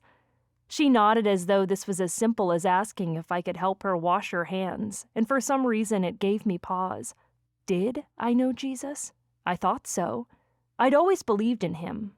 But lately, how did I feel about Jesus? It wasn't like knowing Belle or so-and-so down the street. Like Jesus was a normal person you might bump into at the gas station or while grocery shopping. He was so much more than a casual acquaintance. I'd never considered knowing him informally like that. Yet, I liked the notion. I liked the idea of knowing Jesus like I knew Bex or Joe, like he was a friend, like he was someone I could call for help changing a tire or checking my oil. I just wasn't sure how that worked. How did someone go about knowing Jesus on such a personal level like that? Thanks for the hug. That was the best, and I really needed it. "You're welcome." No, Riggins," she said, darting over to stop her little brother from touching a pile of manure.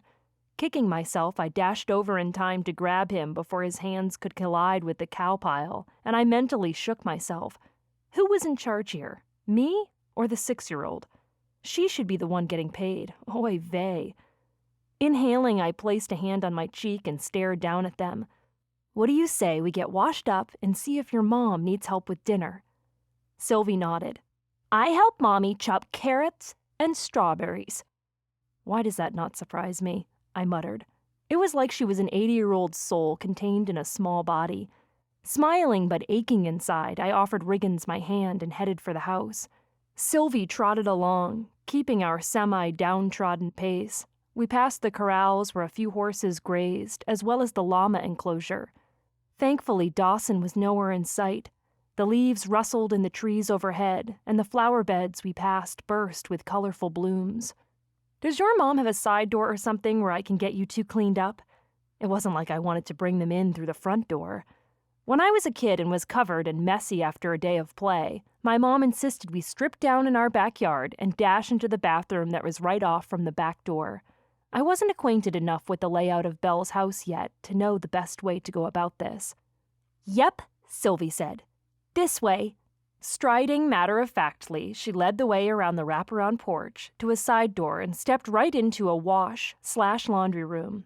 The room itself had a drain in the floor, along with a shower and a section that could be curtained off to offer someone privacy if the need arose. Piles of clothes littered the floor in front of the washing machine.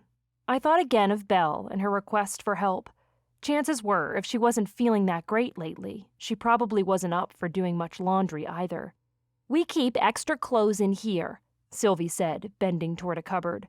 Sure enough, there were several pairs of pants and shirts for her and Riggins. I helped them get cleaned up, and then the kids scampered inside. I hadn't yet brought my bags in, so I did what I could to clean up the clothes I had on. They were mildly drenched, but not too dirty, thank goodness. It wouldn't be long before I dried off again, so I started in on Belle's laundry, sorting clothes by their colors. Minutes later, after pouring in some soap and tapping the right buttons, I got a load started. Now it was time to check with Belle and see where she wanted me. Sylvie popped her head back in through the door. "What's taking so long?" she asked. "Just throwing some laundry in. Is your mom here?" She jabbed her thumb over her shoulder. "She's sleeping." I peered past her, wondering where Belle's room was. "Does she do that a lot?" "Yep, she has preeclampsia." Preeclampsia? I'd only ever heard of the condition. I didn't know much about it. That was strange.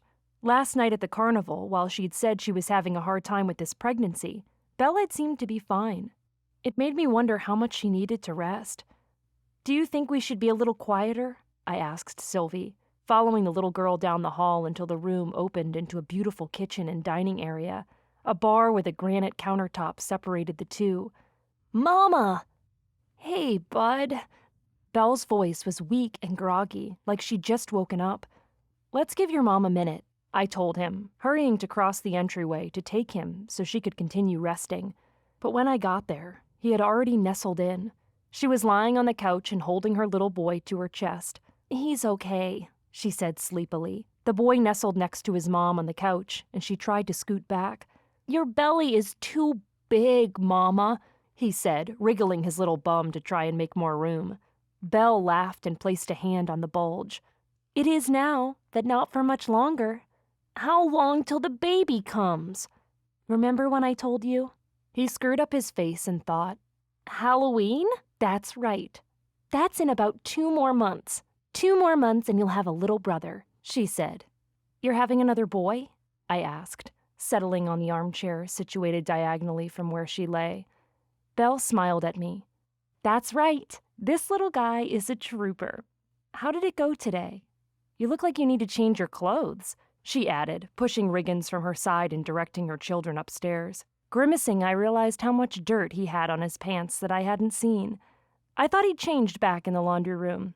Maybe that had only been Sylvie. "I'll help him, Mommy," Sylvie announced, taking her brother by the hand, which he did not like. "I dress myself," he shouted, yanking his hand away. "I'll help them," I said, rising to my feet. I thought I'd gotten him cleaned up enough before, but apparently not. "They'll be all right," Belle waved me down. "Sit with me?" "Okay." I sank onto the chair and kept an eye on the littles as they scampered toward the stairs. "How are things going so far?" Belle asked, resting her arm across her stomach. One mental breakdown, a muddy boy, and a near touchdown with a cow pie. All good on the home front. Great, I said. They showed me where your creek is. They love to play there. And how are you? Belle asked. I know Dawson and Kyler came by. You've got some mascara. She pointed to my cheek. Flustered, I wiped my hand across my face. I hesitated, wondering how much to share. If I had to guess, I'd suspect Sylvie would spill all about my breakdown. Even though I'd mentioned him last night at the school carnival, I wasn't sure how much Belle knew about my relationship with her brother-in-law. I figured honesty would be the way to go. I had a run-in with Kyler, I said. That bad, huh? It was fine. It's just, I'm not used to this.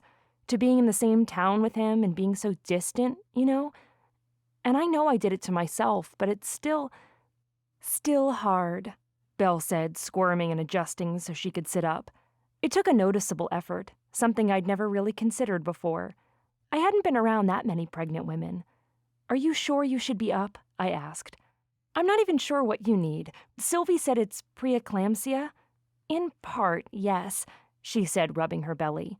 It's more than that. I'm high risk. I have to go in for weekly ultrasounds to make sure he hasn't detached from the placenta and to make sure he's getting the nutrients he needs. And my blood pressure is so high. They want to make sure I don't go into premature labor. That's why you wanted me to come, I said, thinking of her laundry, and of who knew what else she needed help with around here. It is. I needed some help with those two, so I don't exert myself too much. They're really sweet, I said. Yeah, but they're a handful. Sylvie seems to think she's the same age as me. Or older. I laughed. I got that impression. Already telling you what to do? She likes to be in charge. That's not necessarily a bad thing, I said. It will come in handy for her when she's older. I hope so, Belle said, rubbing her belly. But she can learn to be respectful, too. So tell me, what's going on with you and Kyler? Nothing, I said with a sigh. That would be all there ever was between us from here on out. A whole heaping truckload of awkward nothings. Print-on-demand, same-day shipping of nothings right to your door. Squealing broke out from the landing overhead. Shouting followed, an indiscernible argument growing more and more heated with every passing second. Those two, Belle muttered, rolling her eyes and inching forward as if to stand. I got it. I dashed up the stairs, following the noise of continual shouting and into one of the bedrooms to the left at the top of the landing. The pair of beds told me these two shared a room. Clothing cluttered the floor, not just one or two articles, but it looked as though every piece of clothing Riggins owned had been strewn from his drawer and now resided on the hardwood floor. From the squinched frown on his face and the shirt held between them in a sibling rivalry tug-of-war, it seemed as though they'd gotten into some kind of battle over Sylvie trying to tell Riggins what he should wear, and Riggins pulling everything out of his drawer to spite her. What's going on? I asked them. Instantly, Sylvie released the shirt, taking Riggins off guard. He lost his footing and tumbled backwards, falling on his rump. He paused a moment as if registering what had just happened, and then, in anger, he knocked his head backward and kicked and flailed something fierce. You need to clean this up, Sylvie said to me, ignoring him and pointing to the clothes scattered around us like debris from a wrecked clothing store van. My brows rose, and yes, I did the mom thing and planted my hands on my hips. Someone's bossy. Well, you do. Did I make this mess? I asked. The kids stared at one another, and instantly their battle resumed. Both of them shouted at once, Sylvie insisting all she did was tell Riggins to get dressed, and Riggins shouting back at her about not being in charge. Their shouts attacked my inner ear like tiny, untouchable pink axes. I blinked a few times and stepped forward until I stood between them with hands outstretched. Guys, I said, elevating my voice. I was a little out of practice, but my mom had taught me how to handle things like this. It was time to spray some grease on these wheels, to get my rusty babysitting muscles back into full motion. With a deep breath, and blocking out images of plastering duct tape over their mouths and sending them each to a corner, I knelt in front of Sylvie. It was better to get on her level than stand and shout over her.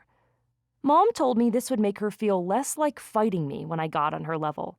My studies at ISU said the same thing. Did I make this mess? I asked, forcing calm to my voice. She didn't show the usual contrition I expected.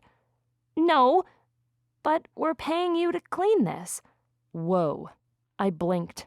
talk about nerve. The thing was, she didn't sound gutsy. She sounded innocent of all things. Innocent, but insistent. "Sylvie, you can't talk to me like that."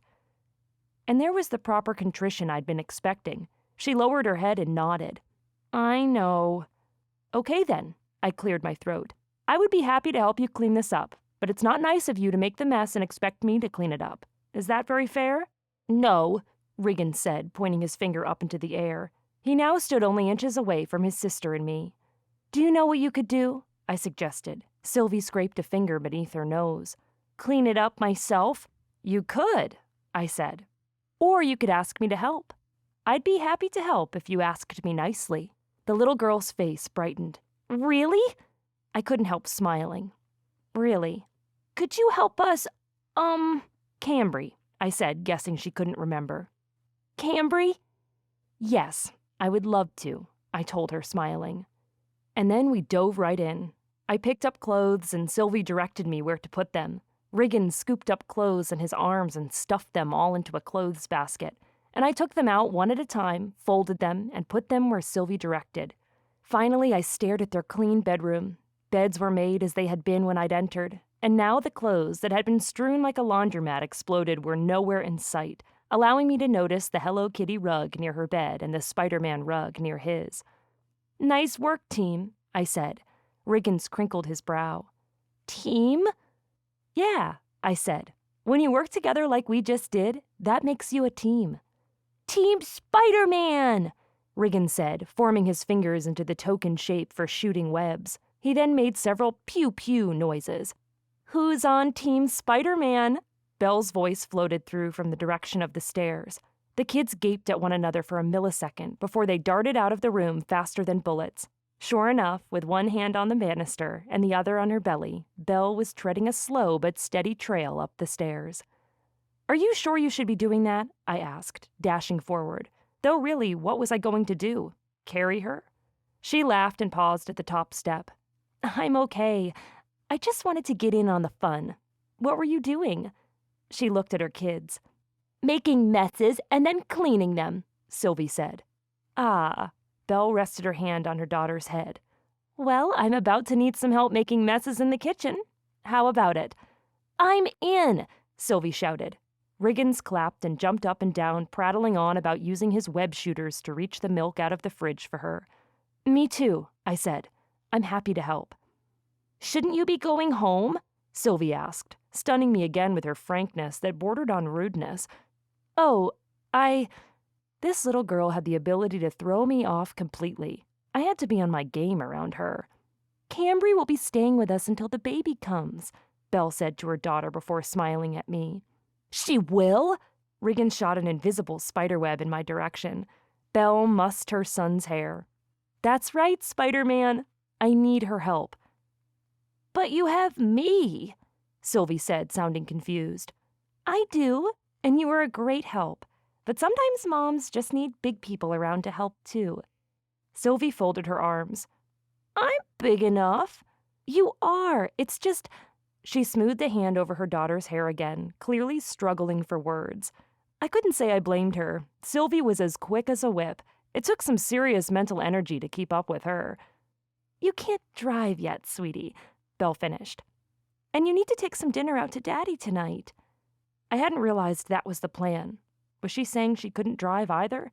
Maybe it was just an excuse to tell her daughter. "Can we ride the tractor with him?" Riggins asked, tugging on his mom's shirt to get her attention. Belle shook her head. "I can't climb up into it right now, sweetheart." Riggins pouted. "I can take you if you want," I suggested, thinking only after the fact that I should have cleared it with Belle first before I offered. "Really?" "We'd better ask your mom first," I said, wincing at Belle in apology. "Sorry." Belle waved this off. "It's okay. Let's call Dad and see if tonight will work, okay? With Cambry's help, she could get you to where he is." "Yeah!" The kids clapped and jumped up and down. Together, we made our way back down the stairs. Belle sat on one of the bar stools and directed us on what she had in mind for dinner. She then went through her expectations for what she wanted me to do while I was there, and mentioned where I'd be sleeping. We ate together while the kids relayed their adventures at the creek. Several times my guard went up as I suspected Sylvie might let slip about my little breakdown, but thankfully, she said nothing. She was too preoccupied with going back as quickly as possible to get her horses. In our haste, we'd left them near the stream. "It happens all the time," Belle said, waving away my worries. "She leaves them all over the place." Soon enough, the kids and I cleaned up the dishes, and after packing dinner for their dad, we headed out in Belle's minivan. I drove, and Belle rested her head, pointing out directions as I went. The countryside spread wide on both sides, offering a view of Mount Harrison to the east and wind turbines to the west. We followed the back road for a while until Belle indicated a gathering of farm equipment and activity on a remote field to our left. We approached the field, which was next to a large potato cellar. Several pickup trucks were parked along the road, while a green tractor pulled a red harvester across the row. Beets had been topped, leaving the greens behind. A larger dump truck bumbled along beside the harvester as it tumbled newly dug beets up its chute and into the massive bed. We waited for another one of the dump trucks to amble over the ridge between the field and the road, off to deliver the beets to the beet dump before coming back for another load. At Belle's direction, I pulled up behind one of the parked pickups and shifted into park. "Who's that?" Sylvie asked, unclicking her seatbelt and coming to stand in the opening between the driver and the passenger seat. A group stood on the edge of the field, out of the way of all the action. A group with a cameraman, a cowboy, and a bimbo. And my heart sank. Belle's wary glance swept to me, and I knew she was thinking the same thing I was. What were they doing here? Chapter 7. Was there no escape? Even though I'd ended things with Kyler, my heart had never really let go. Did I really have to be reminded of that fact everywhere I went in this town? There he was, standing with his crew, the camera pointing right at him, his producer standing next to the cameraman with her arms folded, nodding in approval, and him standing there with his arm around Blake, the cocktail waitress, smiling, talking, gesturing. He said something that made her smile. Whatever it was, it made her laugh and dip her head against his shoulder, and all the feelings that had strangled me when he'd walked away from me at the stream about 2 hours before threatened to regurgitate and vomit all over my face again. I couldn't stay in the car. I needed air. "I'll be right back," I said, grasping for the handle. Embarrassingly enough, my hands fumbled a few times until finally remembering how to do their job and grab stuff. I gripped the handle, pulled, and staggered out onto the dirt. The August evening was chilly, and I welcomed the bite of cold on my skin. It made me inhale and pull my jacket tight around me.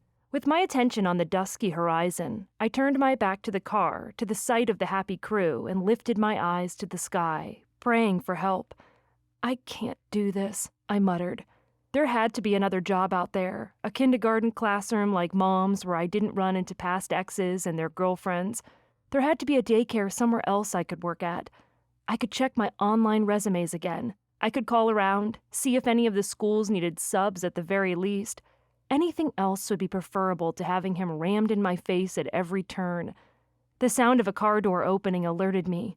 Steps were muted on the dirt, and then Belle was there at my side, resting her hand on my shoulder. "You okay?" I swiped my eyes, cursing myself. I hadn't even realized the tears had started again. "I thought I could handle this," I said, those shuddering breaths. I hung my head. Belle rested her hand on my back. "You still love him, don't you? That's why you wanted to know if Kyler would be around." There was no point in denying it. I inhaled another breath, and even though I didn't answer, my silence was enough. "We can go," Belle said. "Let's get Luke his dinner, and then we'll leave." "I got it, Mom," Sylvie said, holding up the lunchbox. When had she gotten out, and how much had she heard? I pressed my hand to my cheek and inhaled, flustered, breathing hard. "Sounds good," I said with a sharp inhale. "Sorry about this." "Sorry about what?" Sylvie asked, but Belle ignored her and went on. "You don't have to be sorry. I know how complicated feelings can be. If I could, I'd let you climb into my car and hide, but I can't make that trek out there." She gestured to the tractor at the other end of the field. I squinted, attempting to discern Luke's face, but he was too far away.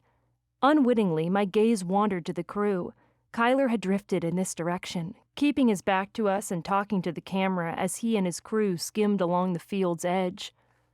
This time, Kyler had an acoustic guitar in hand. Holding the guitar aloft, he waited while Blake circled him. She lifted his shirt as if to check on the mic pack tucked into the waistband of his jeans. A green wave of jealousy snaked its way under my ribs, but I muscled it down.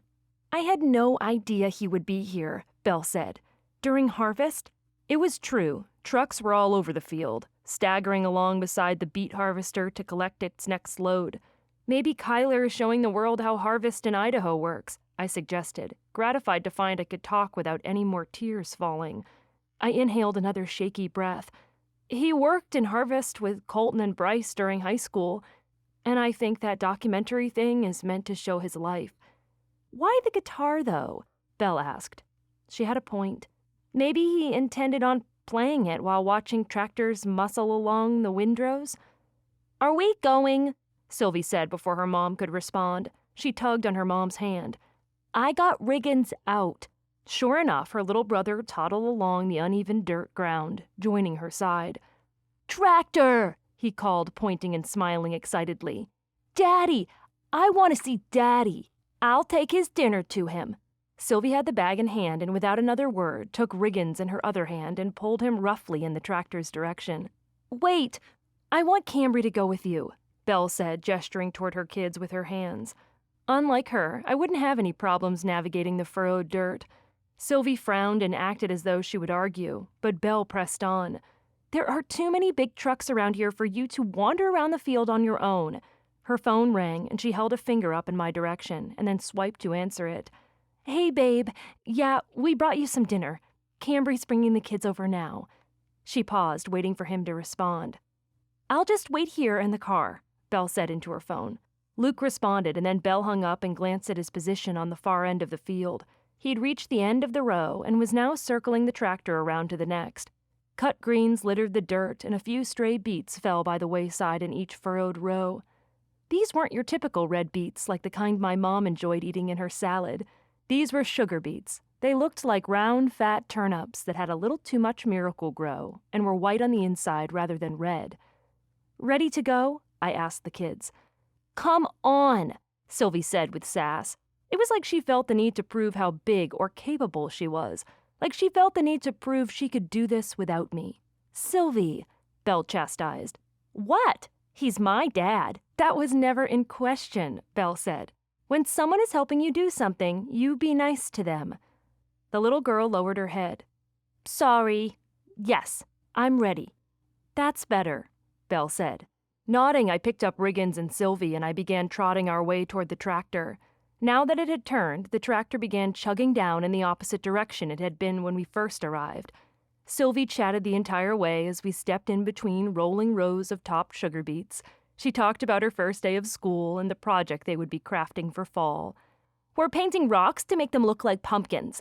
Our teacher says we get to glue some leaves on, but she's going to handle the hot glue gun so we don't get burned." "Sounds wise," I said, keeping my gaze on the tractor. Luke lifted a hand from within the cab and slowed the machine at our approach. He wore a ball cap, t-shirt, and jeans, and had the same kind of look he'd always had. The engine chugged with a steady rumble, and the smell of exhaust and heat from the machine filled the air. A single tire was as tall as I was. Standing from his seat, he reached for the large glass door and pushed it open. "You made it!" he called over the tractor's loud rumble. "Ride, ride, ride!" Riggins called, reaching toward his dad with his small arms. I stepped closer and lifted him onto the ladder's top step where Luke swiftly scooped his son into his arms. "Daddy!" Riggins called. "I've been waiting for you," Luke said, grinning at his son. "Here," Sylvie said, climbing to the top and handing the lunchbox to her dad. "Why, thank you," he said. Luke took it, set it on a space behind his seat, and lifted Sylvie into the buddy seat beside him. He then lifted his hand toward me. "Thanks, Cambry," Luke called, kissing his daughter and bouncing his son on his knee behind the large wheel. "You bet," I shouted over the tractor engine's loud rumble. "Can I stay with you, Daddy?" Sylvie asked, glancing around as if wondering why they weren't moving. "Not this time," he said, squeezing her shoulders. "Your mom needs you to go back with her." "Aw," she said, throwing her hands around his neck. After that quick hug, she trudged down the ladder and headed off in the direction of Belle's car. Hurriedly, I stepped closer again to take Riggins, who clung to his father's neck. "Not this time, bud," Luke said, prying his son's arms from his neck. "Next time, okay?" The young boy's face mashed into a sad frown, but he nodded and turned toward me once more. He leaped from the top of the ladder, and I caught him. "Gotcha," I said. His tears flowed, and I held him tightly. "You like riding with your dad in this tractor?" Riggins sniffed. "Yeah." "Do you do it a lot?" I asked, trying to hold him and watch where my shoes were falling at the same time. One wrong step would lead to a twisted ankle, and that was the last thing I needed when I wanted to be able to help Belle. "Sometimes," Riggins said. "Excuse me," a woman's voice called, jerking my attention away from the ground and back to the horizon where it should have been. One quick glance showed me I'd been following Sylvie, and the little girl hadn't gone back to her mom's car where I thought she'd been. She'd headed straight for Kyler's crew. A groan escaped. I quickened my steps as much as possible, but I could hear the woman reprimanding the young girl. Her black hair was pulled away from her pale face in a severe ponytail. She looked like a contemporary Morticia Addams, wearing jeans and a button blouse in place of macabre black dresses with flowy sleeves. "Excuse me, but we're filming here," the producer said in her southern accent. Sylvie planted her hands on her hips and stared the older woman down. "I just wanted to talk to Uncle Kyler." "Sorry," I said, reaching them and setting Riggins on the ground. While I tried to keep my attention on the woman, my eyes wouldn't listen. They strayed to Kyler, and I regretted it instantly. His blue eyes were unreadable. They squinted, analyzing me as if wondering what I was doing here. I ignored him and turned my attention back to his niece. "We'll go. Come on, Sylvie. You can talk to him another time." I reached my hand toward her. The producer muttered under her breath, and even though she wasn't speaking directly to him, Kyler said, "It's all right, Sharon." Guess I knew her name now. At the same time, Sharon fanned both of her hands in my direction, her eyes boggling. Her mouth gaped like a fish out of water, and she grabbed my arm, keeping me in place. "Wait. You're the ex, aren't you? The woman at the mercantile?" Heat hit my cheeks. "Oh, Sharon tipped the mic in her hand in my direction. "What are you doing here? Are you stalking him?" "What? No." Sharon snapped her fingers and signaled the cameraman over while Kyler and the girlfriend spoke under their breaths. The cameraman lifted his camera and directed it at me. "Jack, I had a revelation. What if we did a segue in the documentary? Country mouse versus city mouse. Which one will Kyler choose?" Sharon waved her hand through the air as if outlining the invisible banner she could picture in her head. What was she talking about? My attention veered toward the girlfriend who was apparently struggling to walk in the dirt in her designer shoes. Her heels sank in, and she held onto Kyler as she extracted her black, glittering footwear and grimaced at the amount of dirt caking its underside. Why had she worn those out here? Hadn't Kyler warned her what to expect? Where I wore jeans, a t-shirt, and a pair of cowgirl boots that handled this situation nicely, she also looked like the breeze would damage her perfect white blouse. Apparently, Sharon noted the differences between us as well, because her line about country mouse versus city mouse blared back into my brain with full force. Was she saying me versus Blake? Chapter 8. I still couldn't fully grasp what Sharon was getting at. A competition on Kyler's show? Joe had mentioned something similar to that, but hearing it from Kyler's producer was another matter entirely. "No," I started, but little Sylvie beat me to it, speaking to the older woman as though she were on equal terms with her. "She doesn't have time to be on your show. She's babysitting my baby brother and me. We're taking dinner to my daddy." She stuck her chin up with pride. Sharon bent at the waist to talk down to the girl, but I missed what she said because Kyler strode closer and said my name. Anytime my name hit his lips, I was lost to anything else. "Cammy, what are you doing here?" I waited for him to remark on Sharon's idea, but from the intensity of his gaze on me and the lack of mention of said idea, he hadn't heard it. That was good, right? I should have known I wouldn't be in the clear that easily. Sharon dashed toward him, taking him by the sleeve. "I have a new angle for Kyler Holden, Country Dream Boy," she said. I snorted. That was the name of the show? Kyler's attention shifted to me. He frowned. "We don't need a new angle." "Oh, just an episode or two," Sharon said, waving him off. "Viewers want to know who the real Kyler is. How better than to see how he treats those he's closest to? Or, better yet, to see what kind of woman his heart gravitates toward. The picture-perfect city beauty or the country bumpkin?" I wasn't sure if that was an insult or not, but at the moment, I couldn't bring myself to care. Not when there were more important issues at hand. "We're already doing that," he said, gripping his guitar and pointing its fender toward the girlfriend. "We're showcasing my relationship with Blake, with my brothers, my mom. We've even gotten my dad in on it." They did? That was saying something. Mr. and Mrs. Holden had divorced several years before we'd graduated from high school, just before I'd met him, actually. He'd been so angry and hurt by his father. He'd ranted about it one day to me as we'd met at the covered bridge, which had become one of our favorite spots. Kyler had railed about his dad not paying child support when their mom was struggling to make ends meet, about how much he hated his dad and would never treat his wife the way his dad had treated his mom. It'd been one of the few times I'd seen him cry. Sharon spoke to the hills as though she hadn't heard a word he said. "The past meets the future. Is Kyler a country boy or a city slicker?" "How about a little of both?" he growled. "The evidence will be in which woman you choose," Sharon said like a punctuation mark come to life. Blake scowled and tried stepping toward her, but her shoe caught again. Her arms windmilled, and when she caught herself, she glared. "What are you talking about?" "A little friendly competition," Sharon grinned. I had to give it to her. Suggesting this right in front of Kyler's current flame took some serious guts. She didn't act at all worried about Blake jumping her behind their hotel later. "No," Kyler said. "Let her try," Blake said, scoffing and folding her arms. Her eyes trailed down my body and back up again. "He's already mine. As far as I'm concerned, there is no competition." I was ready to meet the skepticism in her tone with a little of my own.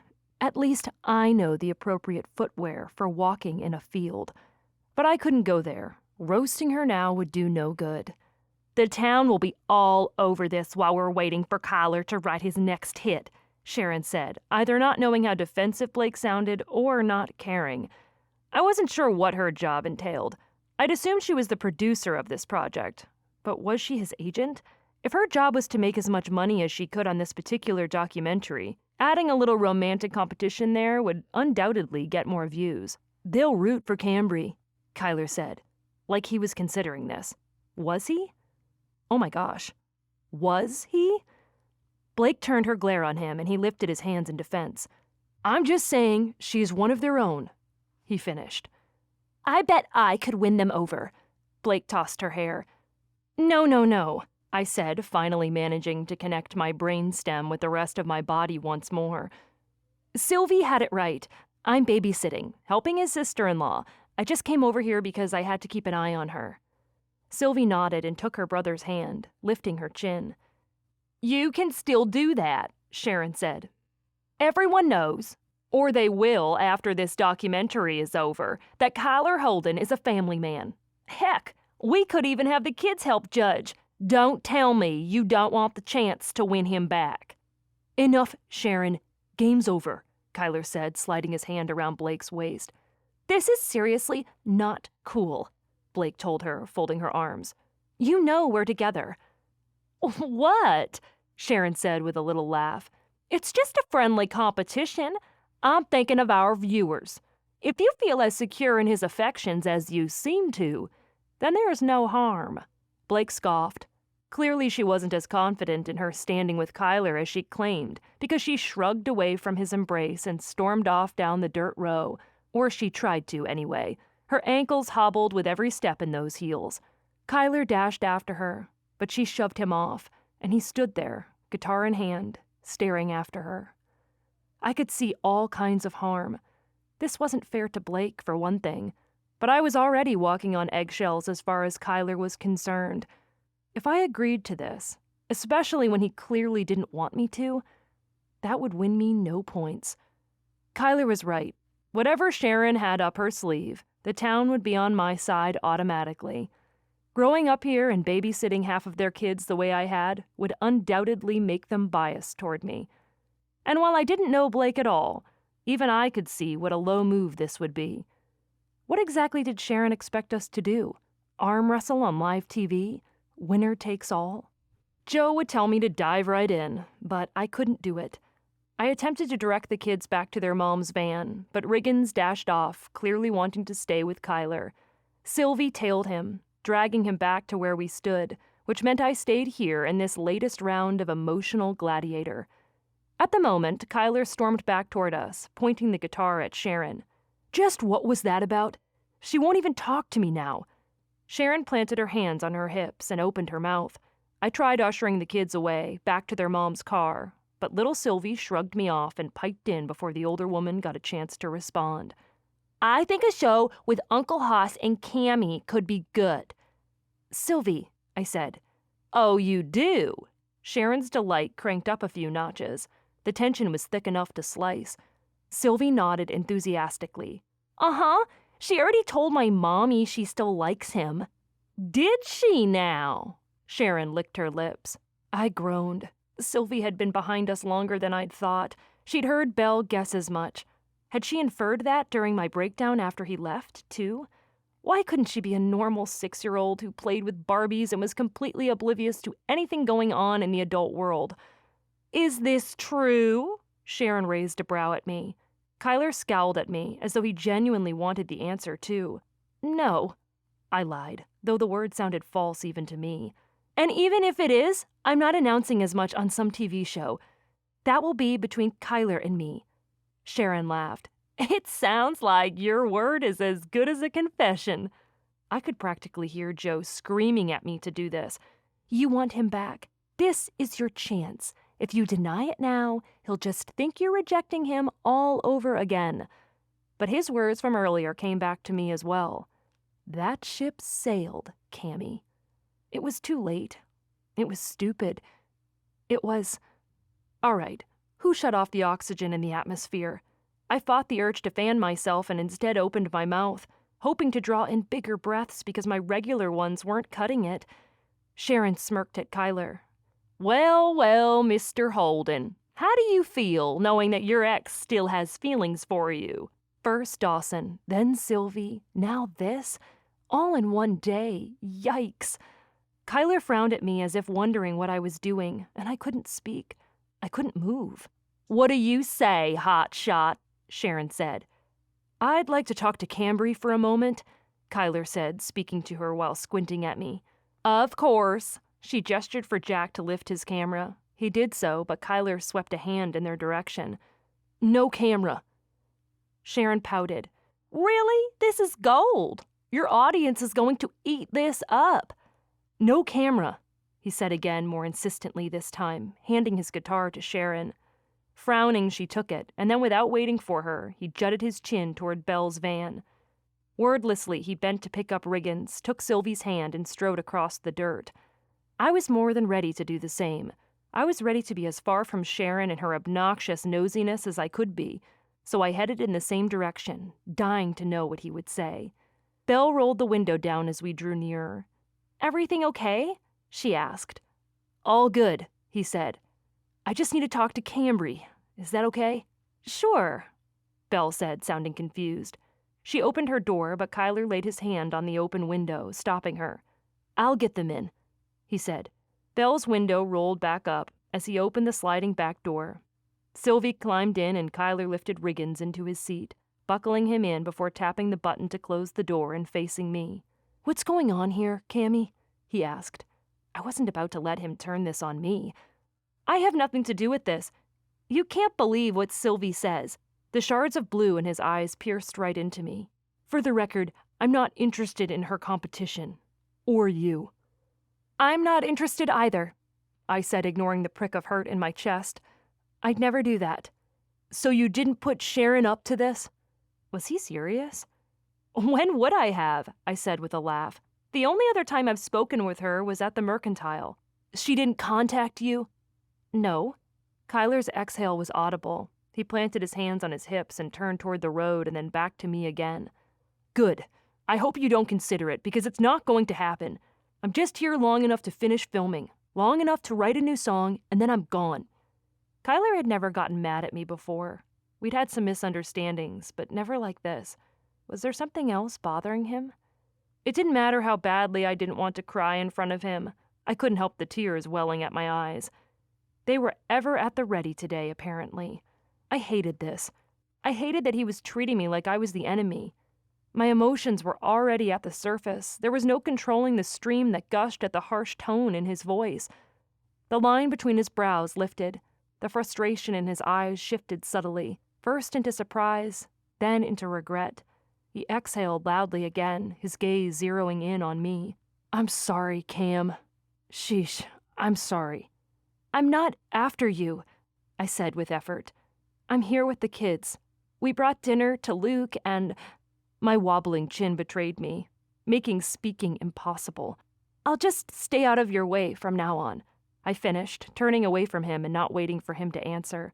I stalked to the other side of the van. I climbed into the driver's seat, wiping tears from my cheeks. Belle said nothing, but I felt her gaze on me as I shifted into gear. With my gaze focused on the uneven field, I determinedly did not look in Kyler's direction. But out of my periphery, I saw him watching us as we drove away. Chapter 9.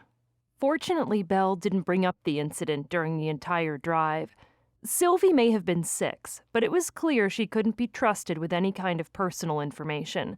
Not that I made a habit of confiding in children, but obviously I had to watch what I said around her more than I would with any other child. Once we arrived back at the farmhouse, I helped carry Riggins inside. The little guy prattled on about Spider-Man and tractors the whole time, making me grateful I had something else to focus on and talk about. I waited on the porch for Belle to make her way up the steps and inside the house. She then gave me instructions regarding the kids' bedtime, and I accompanied them upstairs to start the teeth brushing. You'll come up for story time, won't you, Mommy? Sylvie asked. I wouldn't miss it, Belle assured her kids. Cambry is just going to help until then. Okay. How late does your dad usually work? I asked Sylvie as she and Riggins stood in front of the sink with toothbrushes in their mouths. I wanted to keep their minds off of mentioning anything that might have to do with their youngest uncle. She brushed a few moments more before spitting in the sink to answer. A long time. Longest ever. I'm usually asleep before he comes home. I miss Daddy, Riggins said, tapping his toothbrush against the sink. I'm sure, but harvest doesn't last forever, I said, rubbing his head. He dashed off, his toothbrush falling off the counter as he did so. Riggins, Sylvie said with an exasperated groan. I got it. I bent for the toothbrush and smiled at Belle, who broached the landing on her slow way up the stairs. I decided to give her some time with her kids and headed for the room she directed me to earlier. My suitcase and pillows still lay on the bed where I'd left them when I'd brought them in earlier. Belle had mentioned the drawers were available for me to use, so I took the time to put my clothes in the dresser before wheeling my suitcase into the closet. Digging out my pajamas, I paused at a knock on the door. I strode to answer it, not surprised to find Belle standing there with a hand on her belly. She smiled tiredly at me, her brown hair pooling to her shoulders.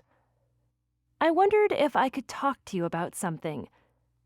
Sure, I said, opening the door to welcome her inside the room.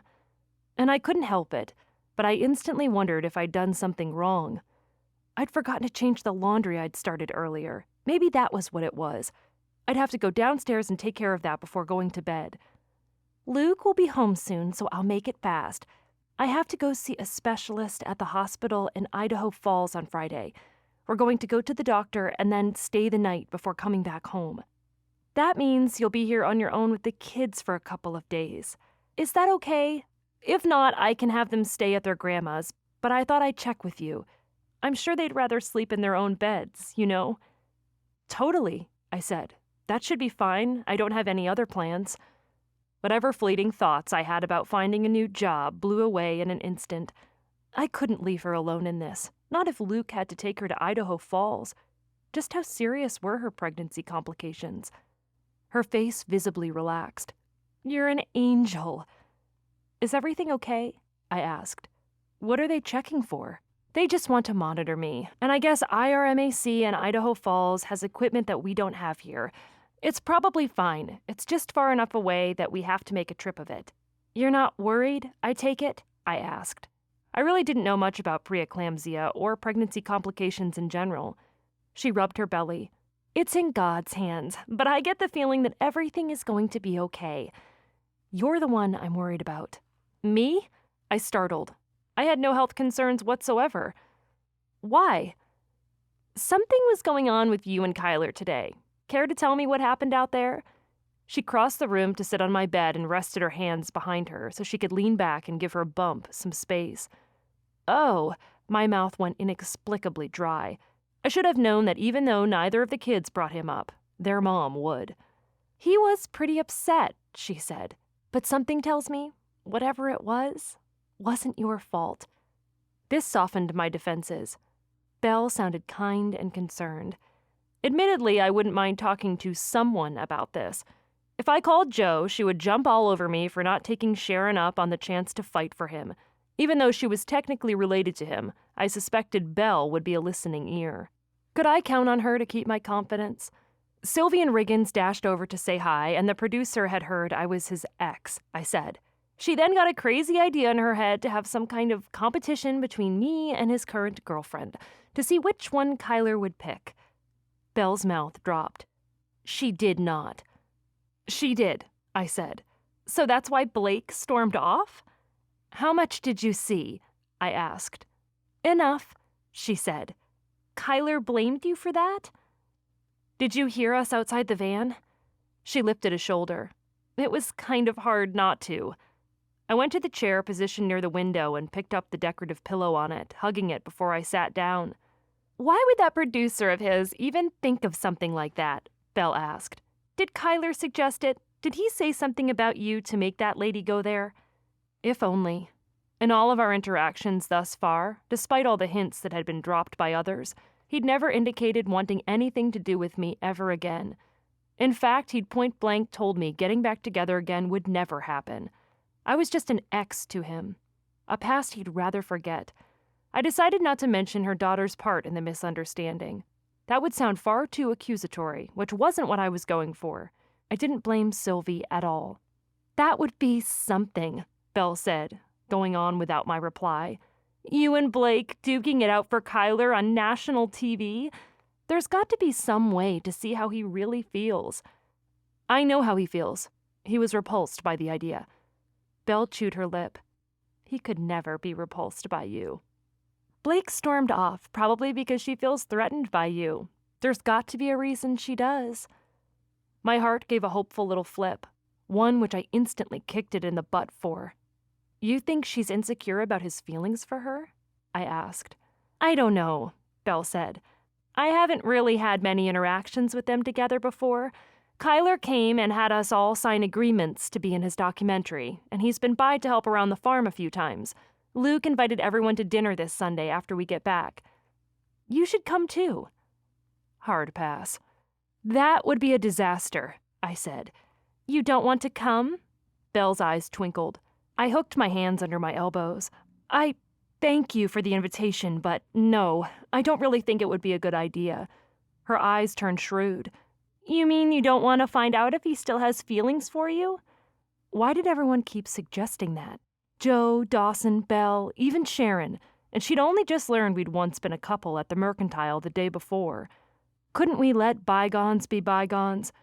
There would be far less confusion and less of this pesky hope that kept perking its head up every time his face appeared in my mind's eye. Which was every other second. I voiced the reality check I'd been giving myself for the past several hours. Isn't it obvious that he doesn't? He as good as told me when he brought the kids back to your van. I think keeping as much distance from him as possible until he's done with his song or documentary or whatever will be for the best. Belle's grunt and the following silence left things a little too unsaid for me. I tried to pretend her unspoken speculation wasn't shouting at me from across the distance between us, and I failed. I slapped my hands on my legs. All right, I give. What is it? Oh, nothing. Belle said, pushing until she rose to her feet. It's never final until it's final, you know? What's final? I didn't quite get to what she was leading me to. Exactly, she winked. As far as I can tell, he's not over you. Why else does he look at you the way he does? She must be delusional. He looks at me like I'm a broken string on his guitar. One he wants to fix, Belle said, smirking and striding to the door. I didn't know what to say, but she reached for the knob and faced me. I'm just saying, if he's what you want, don't give up on him yet. I think you should go for it. Go for what? Her shoulders bounced a few times. The show. The competition. Was she ever loving serious? The problem was that my mental shoulder angel, who looked a lot like Joe, kept telling me the same thing. Or maybe that was my shoulder devil's sick sense of humor. I voiced one of the many doubts I'd been fighting since being on the field earlier. But what about the kids? Belle brushed this off. They'd love it. They adore you already, and they love their Uncle Kyler. Sylvie's always asking him to sing to her. She'll burst at the seams to be on TV. There's a toothbrush for you inside the bathroom mirror if you need it. She bade me goodnight and stepped out into the hall, leaving my thoughts kicking and screaming like a toddler throwing a tantrum. Kyler couldn't possibly want me. I couldn't allow myself to believe it. So I wouldn't. I would get no hopes up whatsoever. Zero hoping here. If only it wasn't too late for that very thing, especially when an unknown number appeared on my phone approximately 3.7 seconds later. I hesitated. I was reeling from Belle's support of my doing the show, period, and having her kids being involved in it as well. I figured most parents wouldn't want their kids to have that kind of publicity. Belle wasn't one of those parents. The call went to voicemail. A minute later, it came through again. As a general rule, I ignored numbers I didn't recognize. But for some reason, I swiped my finger across the screen and held the phone to my ear. Hello? Cambry, this is Sharon. I know it's late, but we're on a bit of a time crunch. Do you have a moment to chat? I stared at the dumbfounded expression on my face in the mirror and blinked again, and again. Aside from wondering how she got my number, there was only one reason I could think of that Kyler's fancy pants producer would be calling me, and I wasn't sure I was ready to hear it. Chapter 10. Sunlight danced on my eyelids the next morning. I opened my eyes and gazed blearily around the room. It took several moments before my brain connected where I was. This wasn't my old dorm at ISU, nor was it my childhood bedroom back at Mom's house. I was sleeping at Belle Holden's farmhouse. After that fact registered, memories from the previous day crashed around me like a tumbling stack of empty boxes. Walking around the field, dodging furrows and trying not to twist my ankle, seeing Sylvie and Riggins meander toward the last people I wanted to see, and then having Sharon feed me to the wolves with sweet southern charm. I still couldn't get over her phone call last night. She told me Kyler had given her the green light on adding me and the competition to the show. She'd said if I was willing to give it a try, we'd start filming next week. I dropped my phone into the sink and floundered to pick it up again and wipe off the residual moisture. What had made Kyler go from being so adamantly against the competition to now considering it? She'd said he needed this, which only made me wonder, was his career in trouble or something? I asked, but she tootled off, telling me she wouldn't keep me up. Time was apparently of the essence. But what essence was that? What did that phrase even mean? I reached for my phone and rolled onto my side, staring at the picture of Jesus on my lock screen. I changed it for Sylvie's potent question about knowing him. A lock screen was something I saw all the time. I often put important things like pictures of my friends and family on. What better way to make Jesus more personal than to see him all the time? Like I cared about him, which I did. Morning, I told Jesus. What do I do about Kyler? I got no immediate response, but the Savior's smile and the shape of his hand holding the sign language symbol for I love you were a nice visual all the same.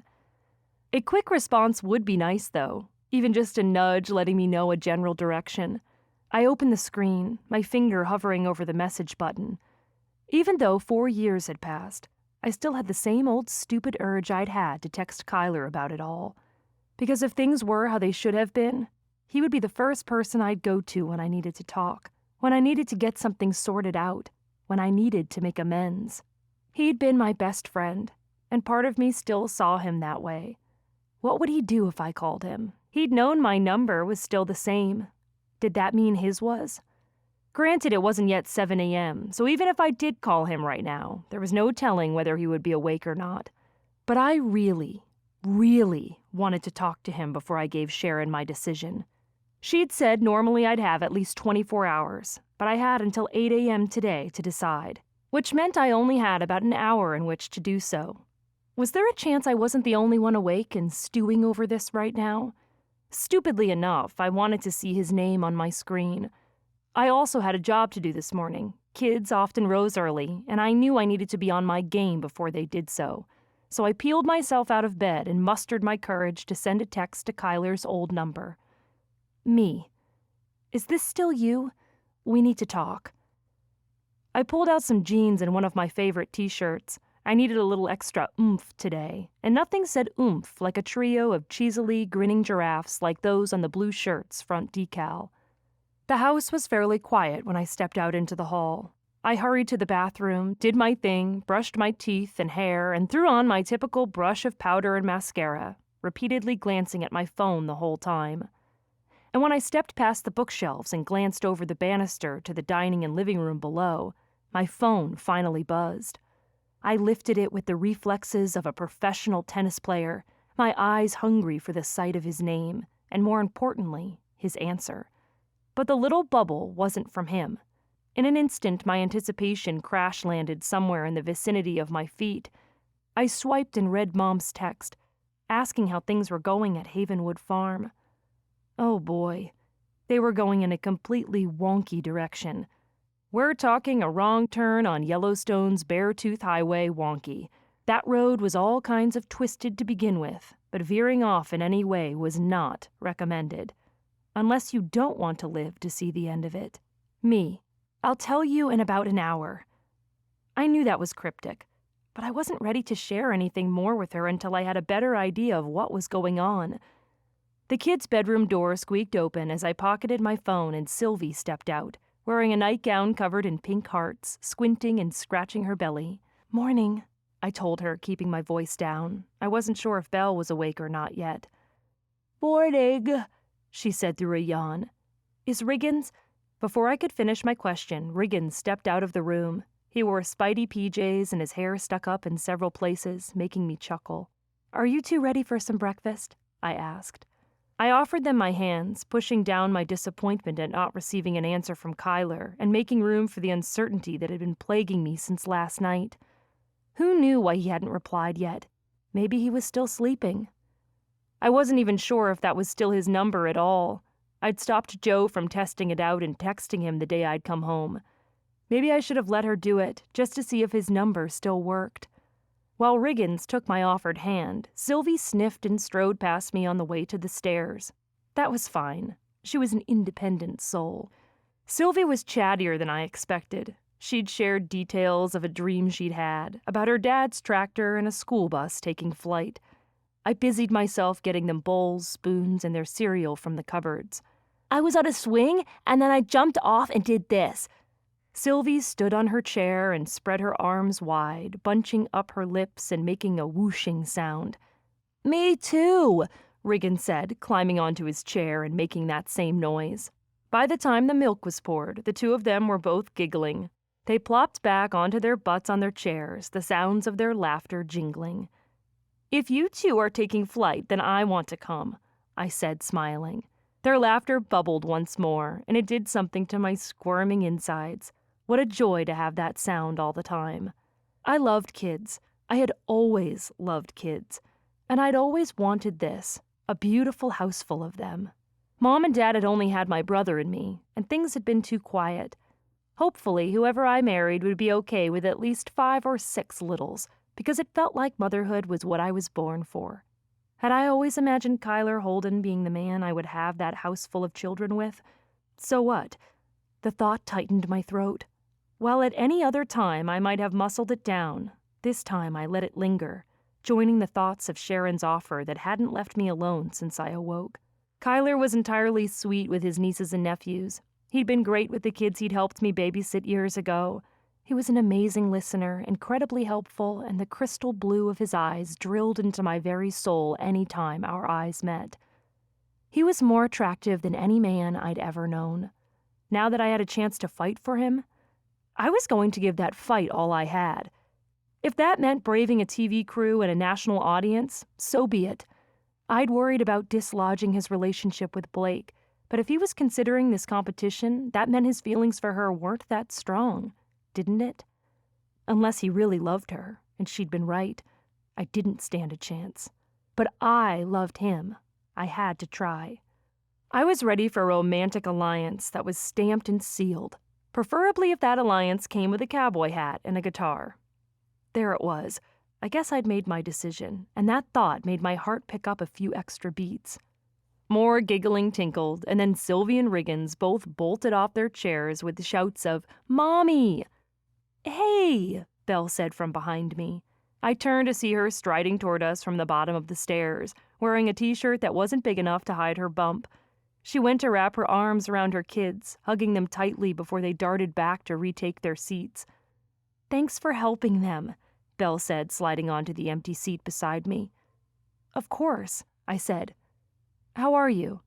"Good," she said. "It's nice to have some help while Luke is gone. Footsteps pounded on the porch planks outside the front door, cutting Belle off and stealing her attention.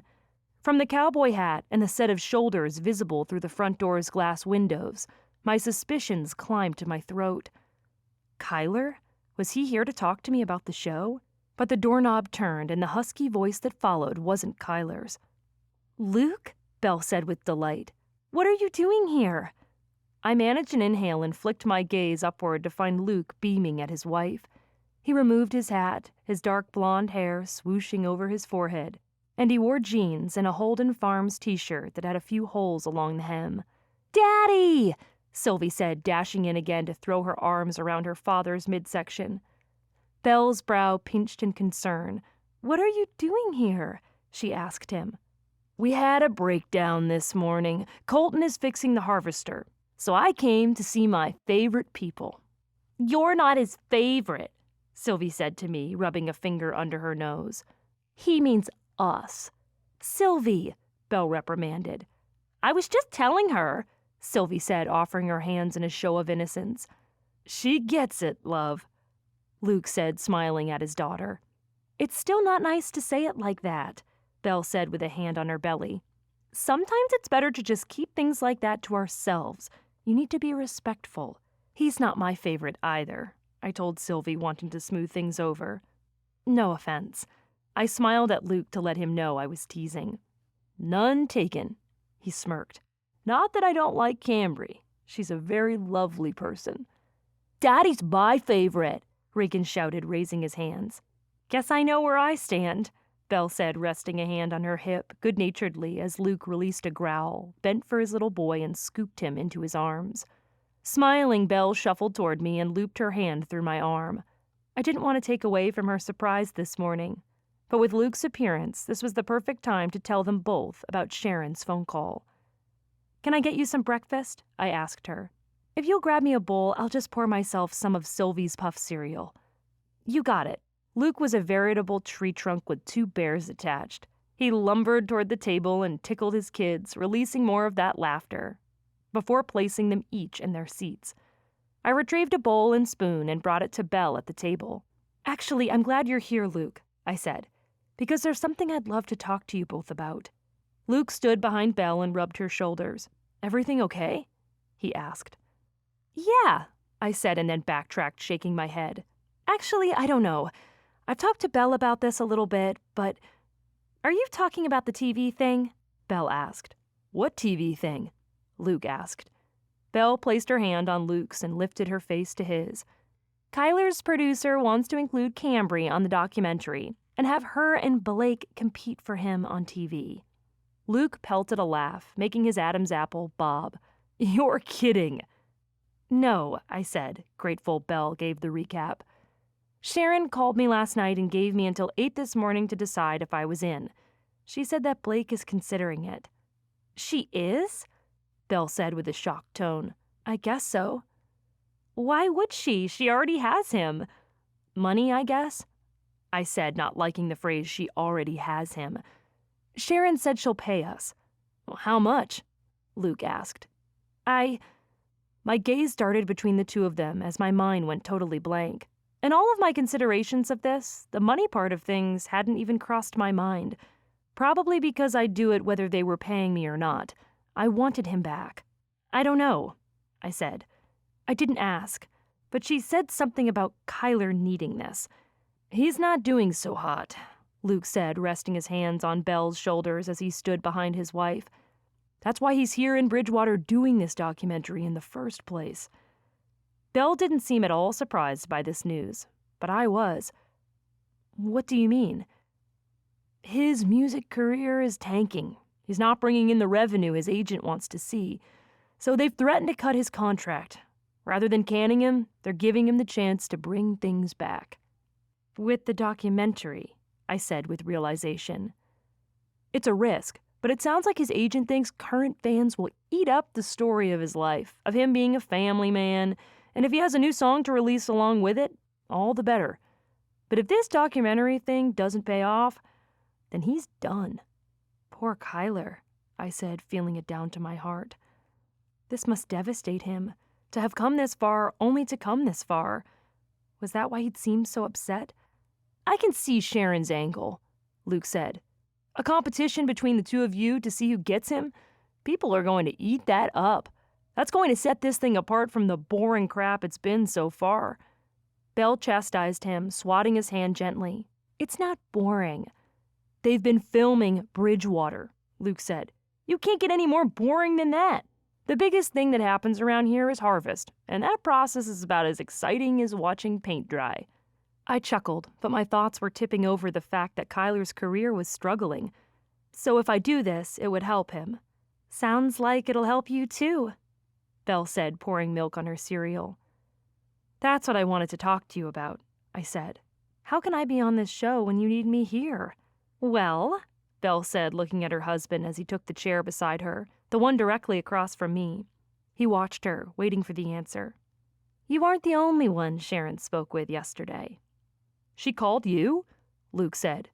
Belle stirred her cereal with her spoon. Abandoning their bowls, the kids slid from the table and darted toward the living room, leaving the three of us at the table.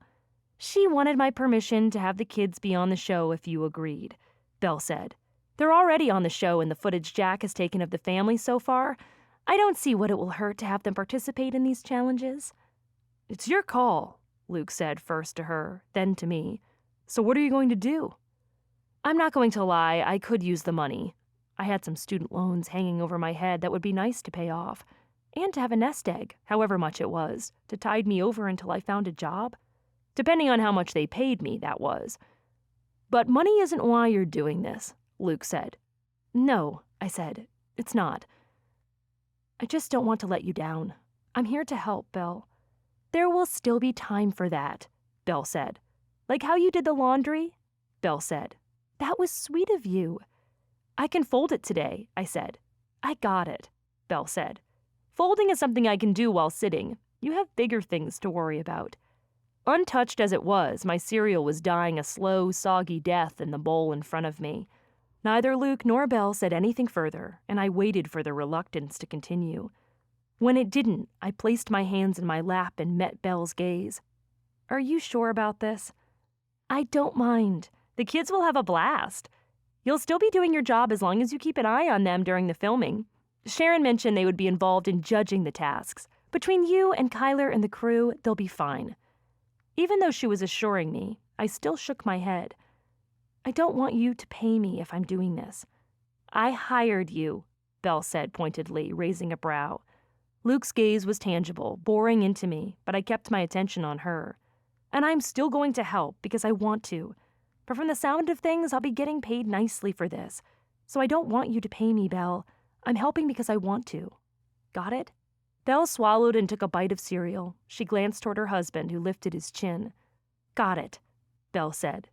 She set her spoon in her bowl and reached for my hand. I met her in the middle, gripping her fingers in a small squeeze. "Thank you," I said. "Bex was right. You are the best." My heart warmed. I'd watched Bex Cutler, now Bex Holden's, kids the longest of any that I'd babysat over the years, and there was just something about Bex's kind nature that had clicked with me. She thought I was the best. The thought was returned in full force. I was so happy she'd found love again, even if the man she'd fallen for was Dawson Holden.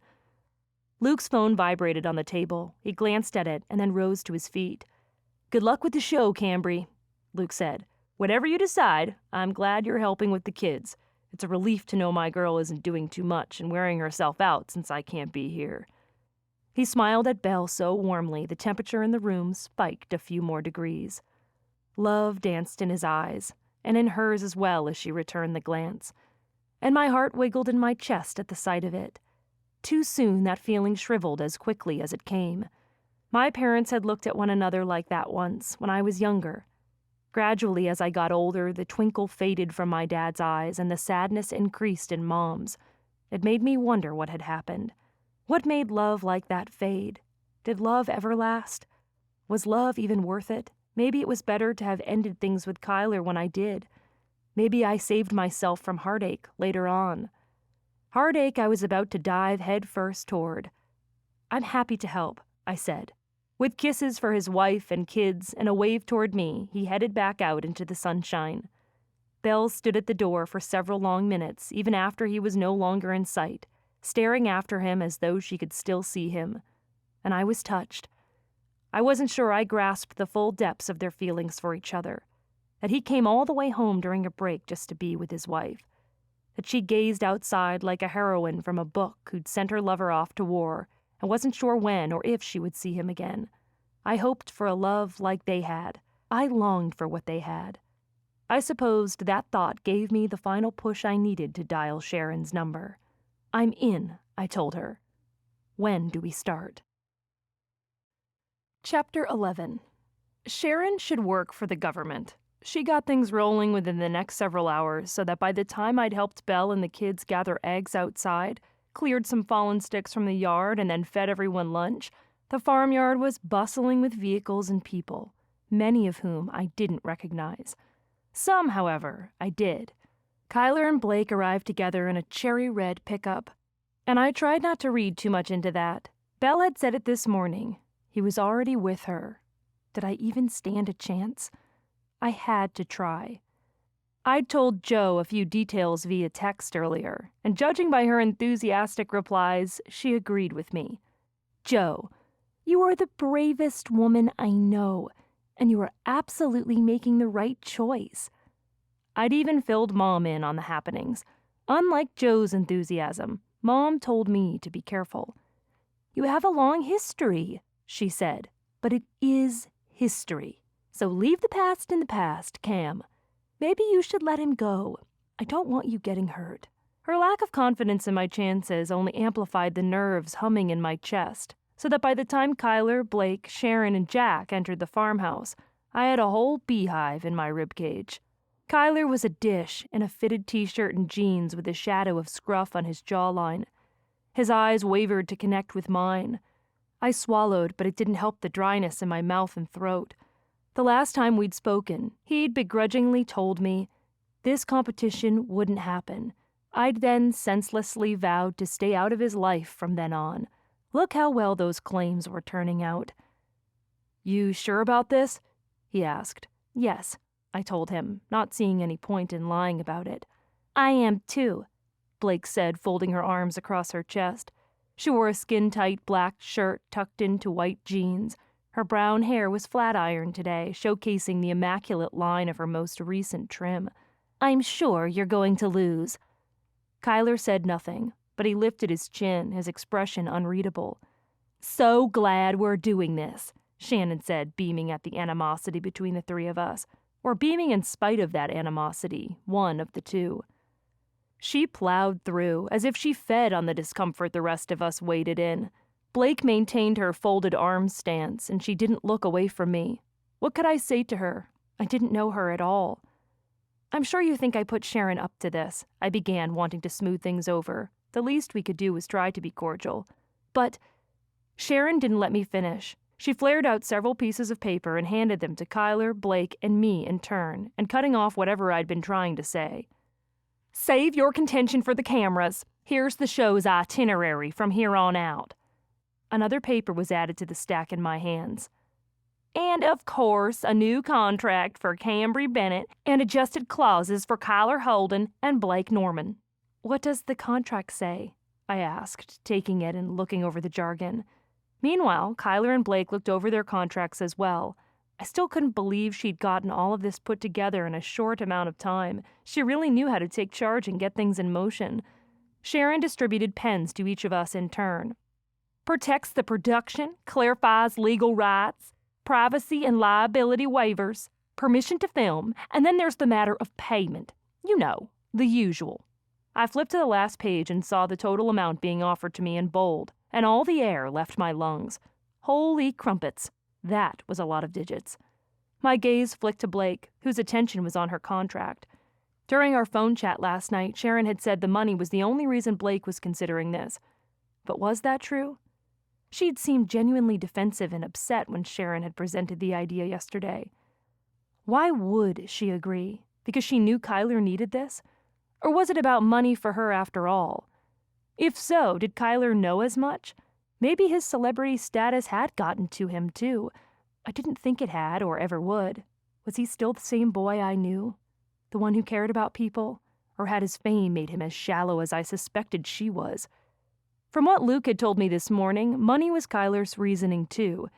It made me wonder if Kyler's agent had gotten wind of the competition, and if he had been given any choice in the matter. Was that what the life of a famous country star was like?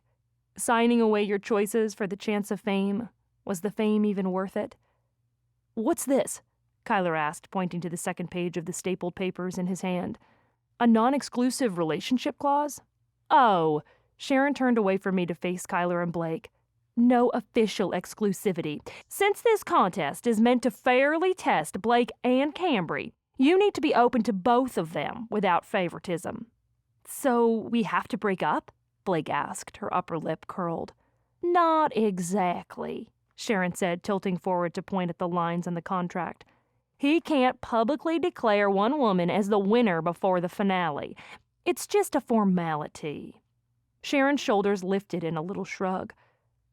Once your name goes on this paper, you'll be a free man, Holden. If one woman is already your girlfriend, the competition wouldn't be fair. This levels the playing field. Blake coughed. Sharon ignored her. Shouldn't that be something between Blake and me? He grumbled. My heart squeezed, but I pushed aside the warring regrets.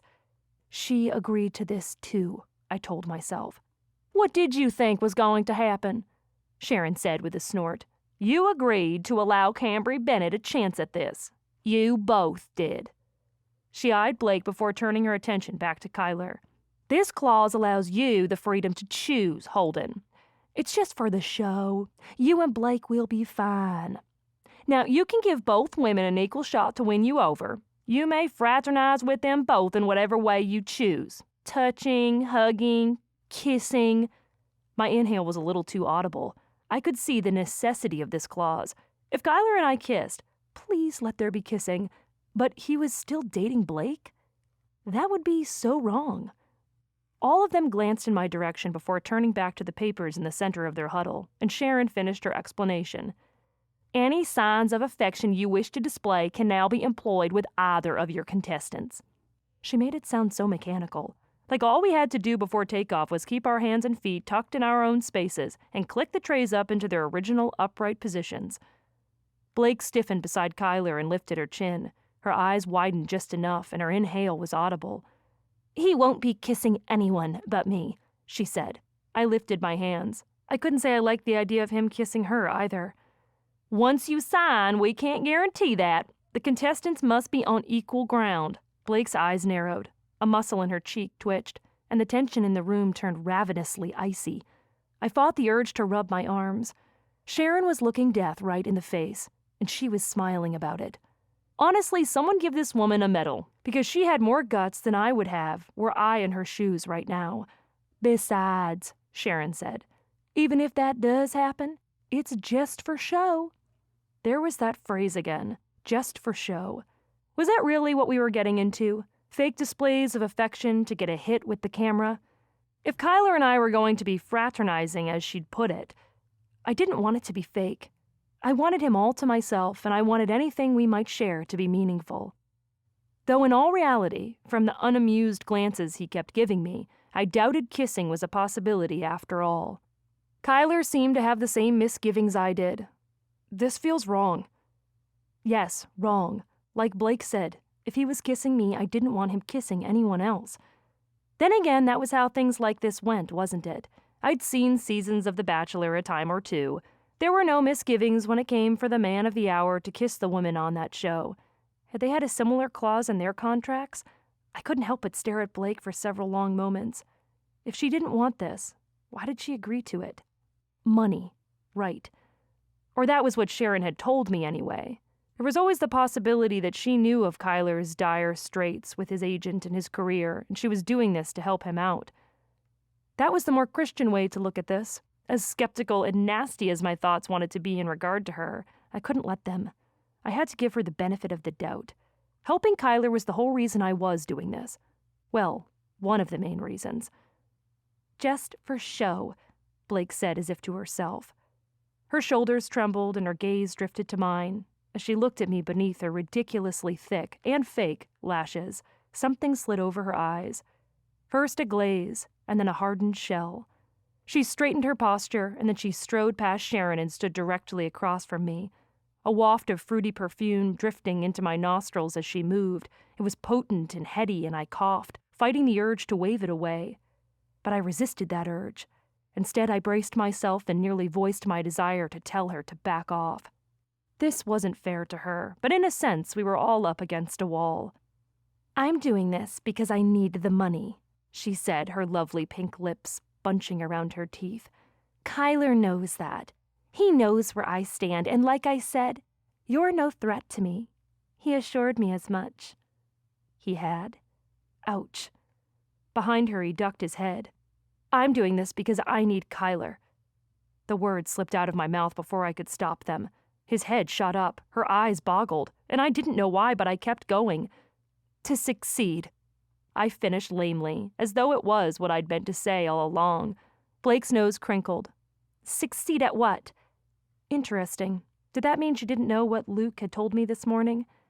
Sharon's lips opened before any sound came. It was an awkward way of her knowing she wanted to fill the space, but didn't know how. Soon enough, she found a topic.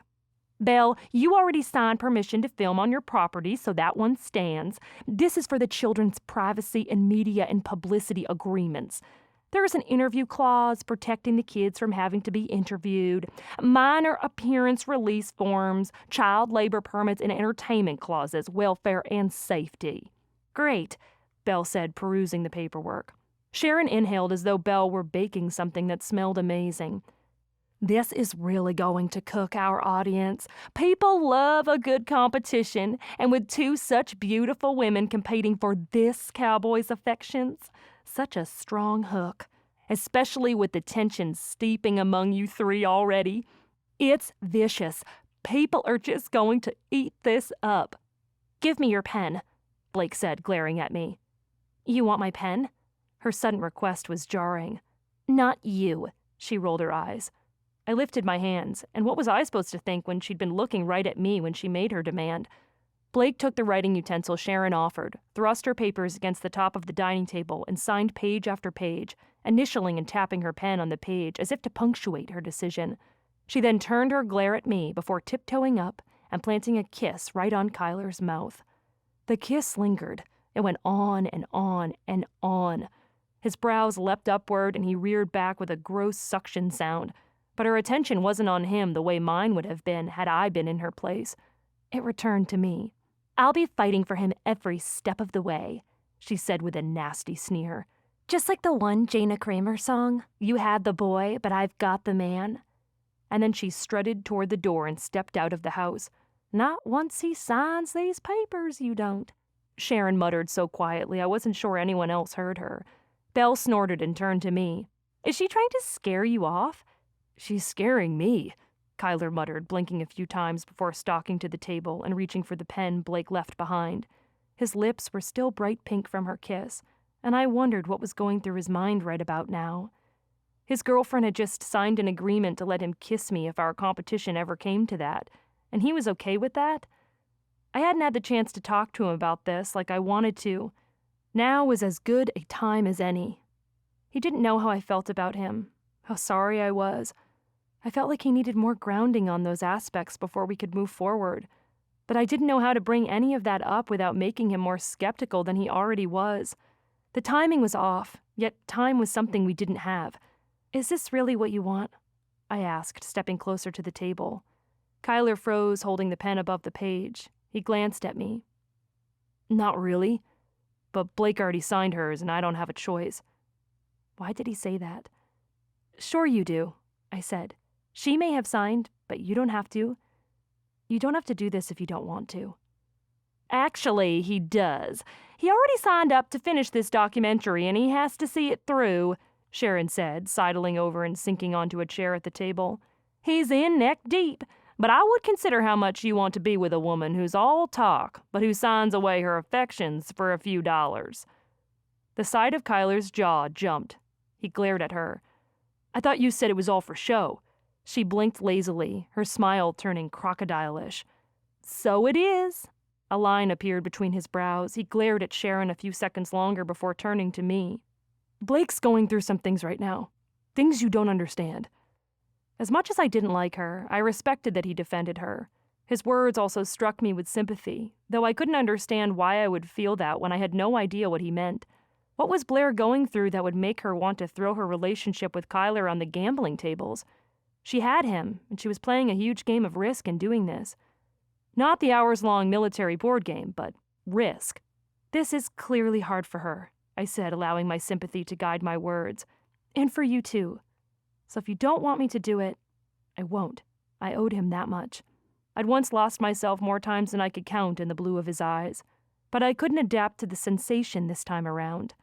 Looking straight into Kyler Holden's sky-colored eyes gave me the impression that the ground had disappeared beneath me. I was falling. The swoop in my stomach was evidence of that. Kyler set the pen down, straightened to his full, impressive height, and held my gaze.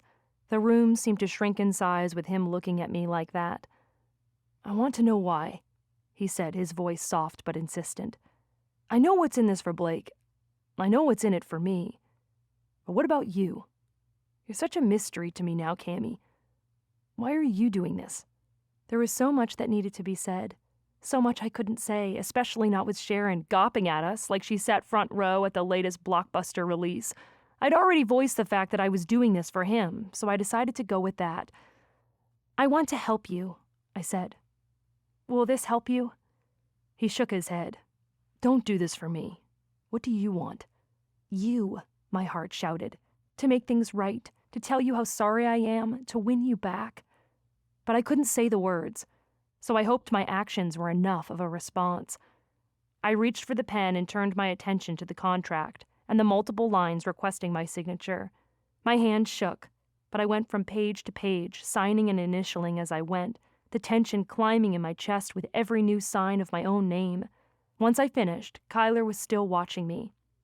He gave me a single nod and then bent to sign his own contract, which meant we were doing this. All odds were against me. He had a girlfriend who he obviously had feelings for. He clearly loathed me with Elphaba and Galinda vibes.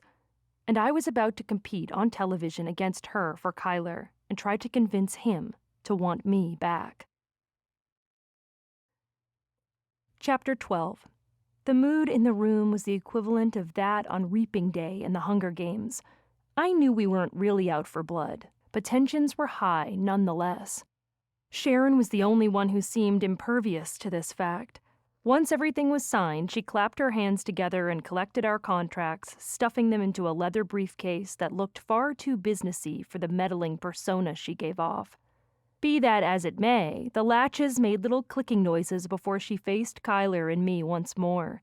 "Every second counts since we were already on a bit of a deadline with this project, and I assured Miles we could still meet it even with these developments."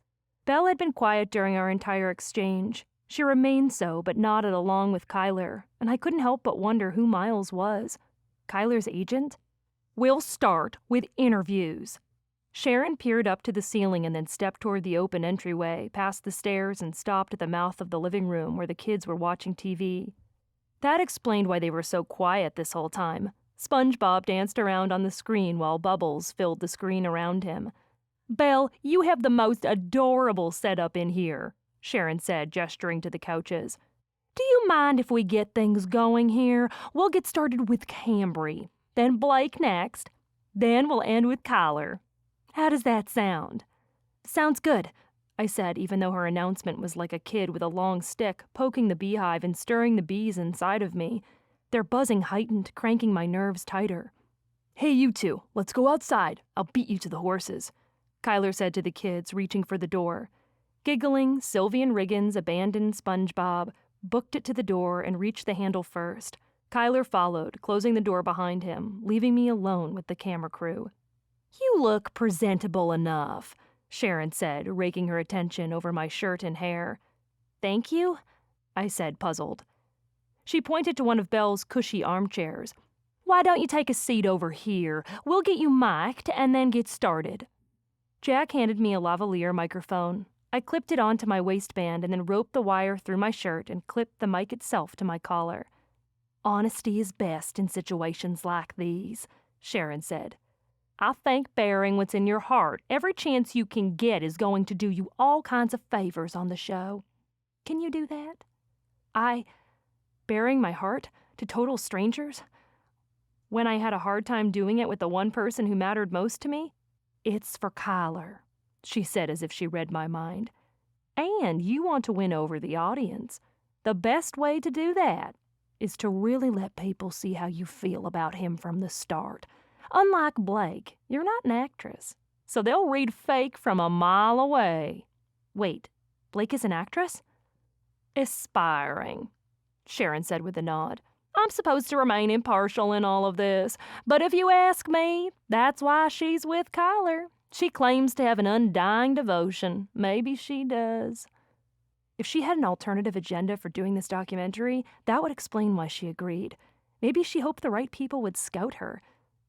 Maybe her feelings for him are genuine, but you... She stroked my hair, pulling my ponytail so it was visible over my shoulder. She has experience being in front of a camera.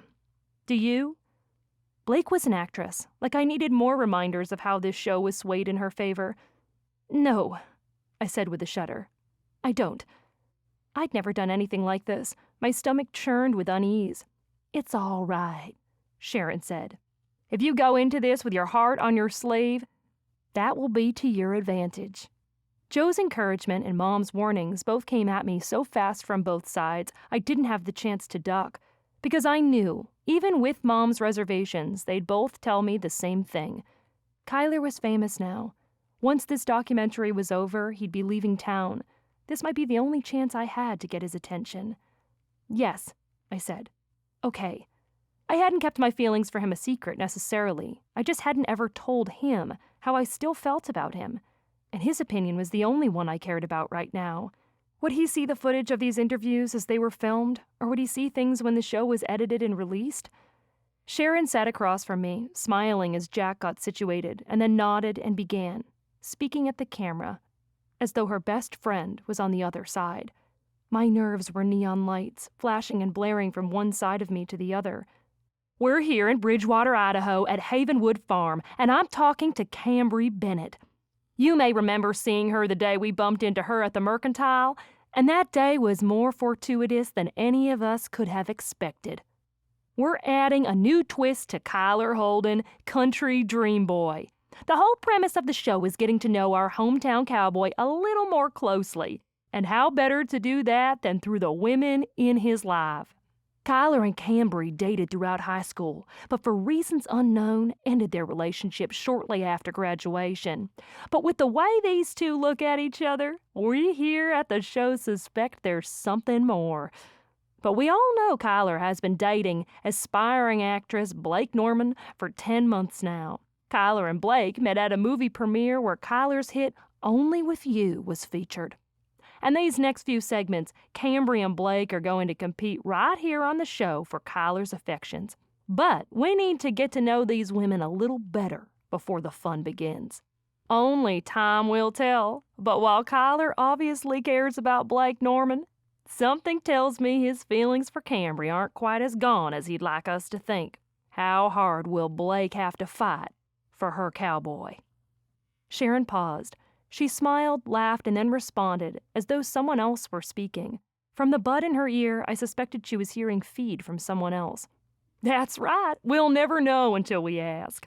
Jack shifted his position and then Sharon went on, angling her body toward me a little more. So, Cambry, it seems like everyone wants a piece of Kyler Holden's fame and fortune.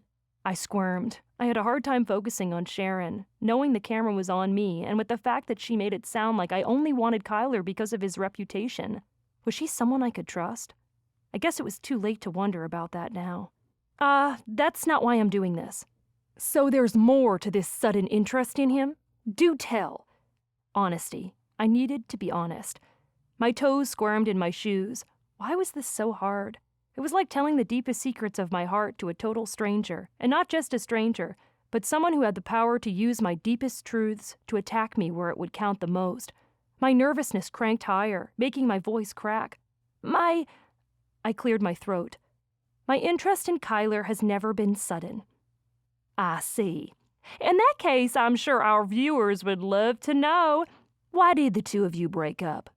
Who did the dumping? She laughed again, like our lives were some kind of joke. I cringed. Everything in me told me to shut her down, to get up and walk away. But I'd signed that blasted contract. I had to see this through. I ended things. Because? Talk about going for blood. She was sticking it right to me from the start, and I wasn't ready. You know, I'd rather talk to Kyler about this first. He and I haven't had the chance to really catch up in a long time. And if I was going to confess anything to anyone right now, it would be to him. And that's why you're doing this? You want to catch up with him? Yes, I said. I've always loved him, and even though things ended between us, that hasn't changed. When I came back to Bridgewater, I was hoping for the chance to reconnect with him. I didn't know he had a girlfriend until I saw you all that day in the Mercantile. Sharon's laughter was boisterous. I think we all saw the shock on your face that day. Undoubtedly, I imagined she would have the editing team dredge up some of that footage during this moment on the feed. Lovely. Sharon turned to the camera. For the sake of the show, Blake and Kyler have made their relationship non-exclusive, thereby taking things back to square one. We wanted our competitors on equal ground, after all. But with this history between you and Kyler, and the most recent history between Kyler and Blake, is equal ground even possible? How long did you two date? She faced me again as the question finished. I was so hung up on the idea of recent history between Blake and Kyler, I didn't hear her right away. We met when we were 14, I said, swallowing hard, pushing through the effect that memory still had on me. A handsome young boy on his bike, smiling at me like he'd roped in the sun and handed it to me with a single glance. Honesty. Be honest. And he had my heart right from the start. He gave me my first kiss in the hall at school during our freshman year, and it was just him and me from then on.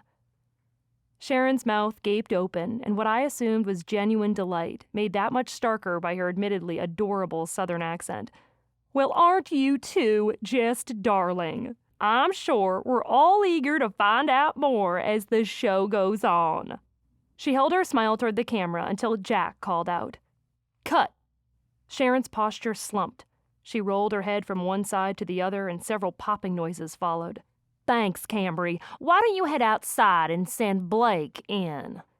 Sure, I said, feeling as though I'd been turned inside out. Most reality TV shows included interviews and personal thoughts from the contestants. I knew that would be part of the deal, but that didn't make it any easier. What did I just say? The morning was already blazing when I stepped outside. Belle sat on one of the rocking chairs on the porch, one hand resting on her belly, the chair making soft creaking noises as she rocked back and forth, and watched Sylvie and Riggins on the grass with a handful of kittens. Kyler sat with them, petting a fluffy calico kitten who had settled itself onto his lap. Blake stood at his shoulder, holding a kitten as well, clearly not wanting to get grass stains on her white pants. Several chickens meandered around the grass, stopping to peck the line of gravel a few feet away from their hutch. The sight of Kyler and Blake playing with kittens and smiling at each other twisted a knot in my stomach. I didn't want to talk to her, but I supposed we'd have to communicate in small ways throughout this pickle we were in. "Blake," I called. "She's ready for you." The brunette woman sniffed and passed the kitten to Kyler. Sylvie took the kitty before it got settled. Blake then strode up the porch steps past me without a word. Her passing glance, however, was icy. I shivered, rubbing my arms. "How did it go in there?" Belle asked from behind me. "It was fine." I sank onto the rocking chair beside her in a semi-small state of disbelief, or shock maybe. I'd never been in shock before, but maybe this trembling in my torso was shock. To be honest, I wasn't ready to talk to anyone just yet. Too many thoughts stampeded through my mind, so I sat with Belle, rocking in silence and watching Kyler, the kids, and the kittens while Blake finished her interview. I remained with Belle, rocking in silence while Kyler stepped inside as Blake exited and wandered past the kids toward the llama enclosure. She ignored the kids completely, and they didn't pay her much attention either. As hard as I tried, while I caught traces of voices inside, I didn't hear anything distinct. I couldn't help but wonder what questions Sharon had asked Blake and Kyler, and what their answers to them had been. I supposed I'd never know until this thing aired, which was something I would need to find out, because I didn't pay as much attention to the dates on the contracts as I should have. I'd been too preoccupied with Kyler and that whole fraternizing thing. Chapter 13. Belle rose from her rocking chair when Kyler stepped outside again, and she passed him wordlessly, going back inside, probably to keep an eye on the camera crew while they finished things up in her house. I considered calling Mom to fill her in on everything that had gone down, but I didn't want to risk that conversation being overheard, so I slid forward on the rocking chair and waited. Sylvie and Riggins crawled behind the kittens, mimicking them and giggling as one of the kittens strutted right under Riggins' belly and tickled his chin with its tail. Soon the front door opened, and Sharon and Jack stepped back out, briefcase and camera in hand. Sharon inhaled and smiled at the farmyard. Kyler strode to the porch's bottom step and glanced up. From the llama enclosure across the farmyard, Blake wandered back in our direction, back toward him. And I knew it was stupid, but a sliver of jealousy wormed through me at the look the two of them shared. From the sound of things, they discussed their reasoning for doing this. I wanted that too. I wanted to talk to Kyler and say all the things I dreamed of saying for several years now. But would anything I said make a difference? "Great work today," Sharon said. "Kyler gave me a rundown of some ideas you two ladies could use to put one another to the test." "Kyler did?" He shifted uncomfortably, lowering his chin. Blake folded her arms beside him, tapering her eyes at him in an accusatory way. "The first competition starts tomorrow," Sharon said, sounding more tired than she had the last time I'd spoken with her. It was no wonder. Being on for 3 interviews and something like this undoubtedly took its toll emotionally. I was wiped out myself. "It'll be a rodeo day, so get ready to display your inner cowgirl and show Kyler how well you handle the reins," Sharon finished. Without another word, she and Jack strode to the van, loaded the equipment, and climbed in before driving away. Kyler walked Blake to the cherry-red truck. They talked for a moment. He pulled her into an embrace and opened her door, waiting until she climbed in before closing it. At least he didn't kiss her again. Something told me he hadn't much liked her possessive smack earlier. Rather than angling around to the driver's side, he turned back toward the farmhouse. My heart tripled in size with every step he took in my direction, so that by the time he stood at the bottom of the porch, looking up at me, I could hardly breathe. I still wasn't used to this grown-up side of him, with his impeccable bone structure giving his face such striking angles. He was so beautiful. He'd always been beautiful.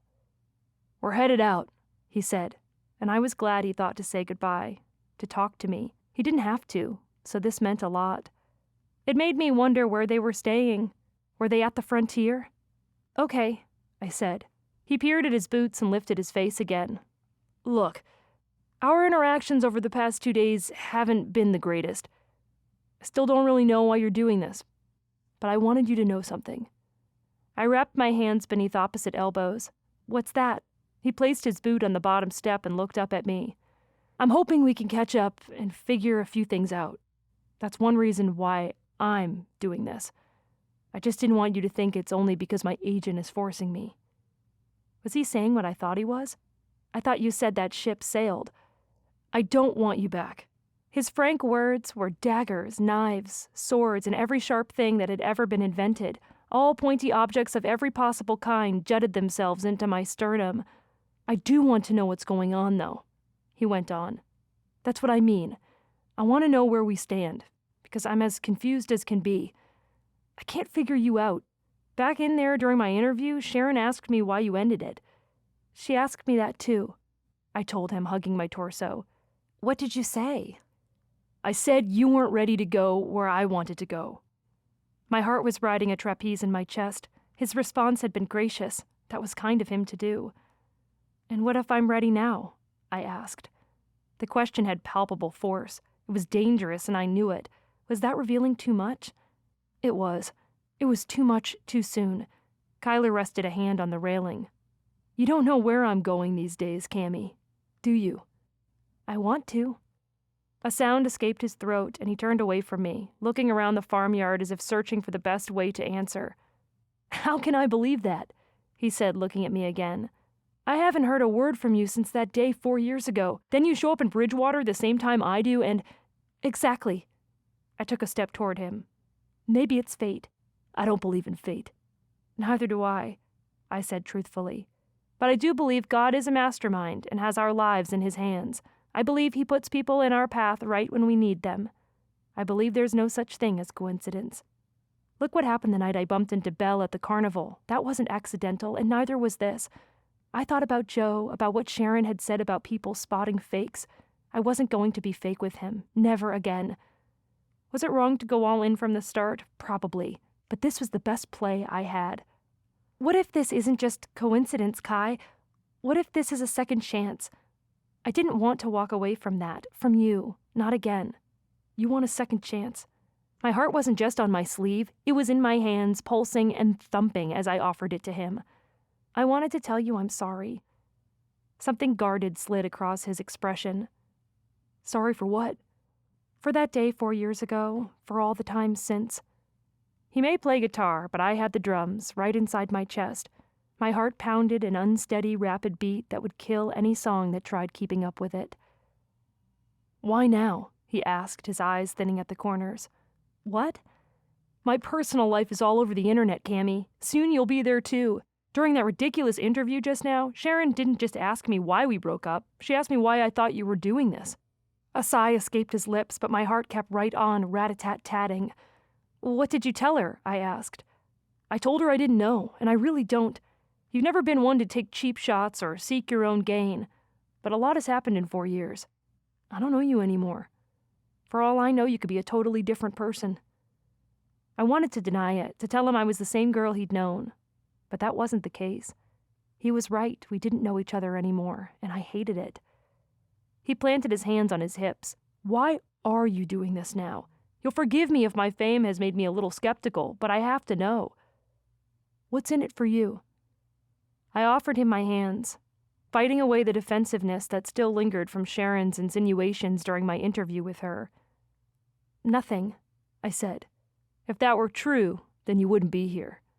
He was barbed wire, an electric fence with a full charge, one that would blast me away if I took a chance and touched it. Sharon had said honesty was my best play, and I had to believe that. When would I get this chance again? You, I told him, throwing it all on the line. You are the only thing in this for me. He shook his head, muttering under his breath. I hurried on. I know you don't believe me, but I don't care if you're famous or not. You've had my heart since we were 14, since you first moved to Bridgewater, and that status hasn't changed, regardless of how many hit songs you've struck. He could be dirt poor, and I would still love him as I loved him now. Sadness lingered in his eyes, and in the slant of his brow. I didn't blame him for being skeptical. How could I tell him as much when he was with someone else? I want to make things right, I told him, which was also true enough. I want to be your friend again, and I hope there's still a way to do that. My claim lingered between us like dust, about to blow away with the small gust. He sniffed. I'm not sure how, he said, I have my own regrets." "Like what? What could he possibly regret?" His brow was hard. "That I let you go so easily? That I didn't fight for you? That your name will soon be blasted all over the place?" He regretted letting me go? I don't care about that. I could weather that storm so long as he was with me. Sharon had me pick the challenges, so I picked things that would challenge both of you in your own ways. She's my girl, Cammy. You had that spot once, but you broke my heart, and I want answers. I'm confused, but since we're doing this, I wanted to make things as fair as I could for both of you. A prick of shame struck me. I didn't deserve his kindness. I didn't know what to say. "Thank you," I told him. "And I really am sorry."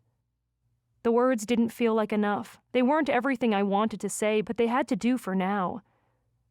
"I've wanted to tell you that for a long time now." "Timing's funny, isn't it?" he said, putting his hat back on his head and turning away from me. What did that mean? Did he think, like Sharon had thought too, that I was only doing this for fame and money? "Kai," I said. He stopped and faced me once more. "Despite what Sharon thinks, I'm not after you for your fame. I guess time will tell that too, won't it?" He tipped his cowboy hat in my direction and then turned away, stalking toward his pickup. I couldn't leave things here. I considered laying it all out for him now, but something inside of me held me back. He was hurt. He didn't trust me. He was skeptical and confused, and I couldn't blame him. One more day. I had one day to get things ready and brace myself for a cowgirl challenge, because it was my best chance to prove the truth of my claim. I was in this for him, nothing else. I only hoped I could convince him before it was too late. Chapter 14. Just how rodeo are things going to be? I asked, voicing the one question that I felt I could speak aloud since Kyler and the crew left. Belle and I sat in her living room. She was reading a book on her phone and had been intermittently gasping and muttering to the screen as she swiped to turn page after page. I hated to interrupt her, but I knew she wanted details about my conversation with Kyler before he'd left. I'd shared some of it with her. Not all, but some. I still needed time to process all of it. He didn't completely shoot me down. Skeptical as he was giving me a chance to prove myself, my heart, and I had to do everything I could to convince him I meant what I'd said. The kids were huddled together in the corner, scrolling on an iPad they shared while I browsed my social media and pretended like I was okay with doing nothing. "Kyler could do all kinds of things," Belle said, lowering her phone. "You have some experience with horses, but do you know if Blake does?" "I have no idea," I said. "I don't know anything about her, except that she was an actress. And Sharon suspected she didn't really love Kyler as much as she let on. But she must not pay much attention when Kyler and Blake were together, because from where I sat, he cared about Blake a lot. I should have done a little more wheedling to know more about my competition. Was she a skilled horsewoman? I certainly wasn't. Oh, I could saddle and ride a horse, but I was no barrel racer or anything like that. Would he have actual rodeo events set up? Heaven help me, I didn't stand a chance. Then again, something told me Blake didn't either, so there was that. "I've ridden for pleasure, but nothing competitive, ever," I said. "Ridden what?" Sylvie asked, pulling her attention away from the video they were watching. "Horses," I said. She sat up. "I want to ride horses. Can we go riding, Mommy?" Riggins asked, setting the iPad down and pushing to his feet. "Can we?" "No, sweetheart," she said. "We're talking about Uncle Kyler." Riggins' lip stuck out in a pout. "I want to ride." "I wonder if there's a way you could join us," I said, thinking to myself. Sharon had mentioned having the kids being part of the challenges. They wouldn't want to only be judges and watch Blake and me have all the fun. But what could they do? Sylvie considered for a minute, and then her face brightened. "I'll be right back. Come on, Riggy." "Yeah," Riggins said, even though I was pretty sure he didn't have any clue what she wanted him to come with her to do. "What's that about?" I asked, setting my phone down, glad for the excuse to move. Belle attempted to sit up, which wasn't an easy feat with her rounded middle. I rose and followed them past the dining table when the two children came darting back in with stick horses in their hands. "What about these?" Sylvie asked. She held a pink horse with a sparkly pink mane, whose head was positioned on a pink stick. Its ribbon reins were connected on either side of its head. Sylvie mounted, allowing the stick to trail on the ground as she skipped around the space behind the couch. "And me," Riggin said, trailing after his sister. The sounds of their sticks trailed on the hard wood, but fortunately no lines were left behind to mar the surface. "I love it," Belle said with a laugh. "Do you think Kyler would go for it?" I couldn't help my smile, too. "There's only one way to find out. You have his number, don't you?" "I do," Belle hedged. "But I think it should come from you." I inhaled and hesitated for only a moment. "Give it to me." Belle read the number off. I typed it in and then started my text, tapping send before I lost my nerve. "Me. It's Cambry. I got your number from Belle." The little dots appeared several times, making me wonder if he was upset about me contacting him like this. I'd wanted to so many times before now. "Kyler. What's up?" If he minded me contacting him, he gave no sign. That was a relief. I shot a picture of the kids on their stick horses and sent it to him. "Me. The kids want to be part of our challenge tomorrow." Kyler, laughing emoji. "Did you put them up to this?" Me. "It was all Sylvie. What do you think?" Kyler. "What do I think about what?" I spoke the words aloud as I typed them, sensing Belle edging closer and wanting a glimpse at our conversation, so I held my phone where she could see it as I typed. "Me. A stick horse race." Kyler. "You mean between you and Blake?" "Who does he think you mean?" Belle muttered, glancing at my screen with no shame. It was fine. I didn't mind. Me. "Why not? Let the kids join. They don't want to just be judges. They want to participate." For a moment I was worried he was too Hollywood. Was he still the same boy I knew? The one who would come with me on babysitting jobs and wrestle with the kids I watched, and then hold my hand and walk me home afterward? Or was he too big city, famous and successful to stoop to those levels anymore? Sharon had said he was a family man, and I could attest to that at one point in time. Was that still the case? Kyler. "You know that's not a bad idea." Belle squealed, gripping my shoulder and shaking it. "He's going for it?" I was glad she was excited. I wasn't sure most parents wanted their kids on TV like this, but she didn't seem to mind. Feeding off her energy, I typed as quickly as I could. Me. "But you know the kids can't have all the fun. We need stick horses, too." Belle snorted after looking at my text. "He's going to love that." I couldn't tell if she was being sarcastic or not. Kyler. "You're kidding, right?" I looked at Belle. "Is Blake not the type of woman to ride a stick horse?" She shrugged. Me. "Do I ever kid about stick horses?" Kyler. "I can't say I've ever had the pleasure of talking to you about stick horses before." It was true. This wasn't a topic that had ever come up for us before.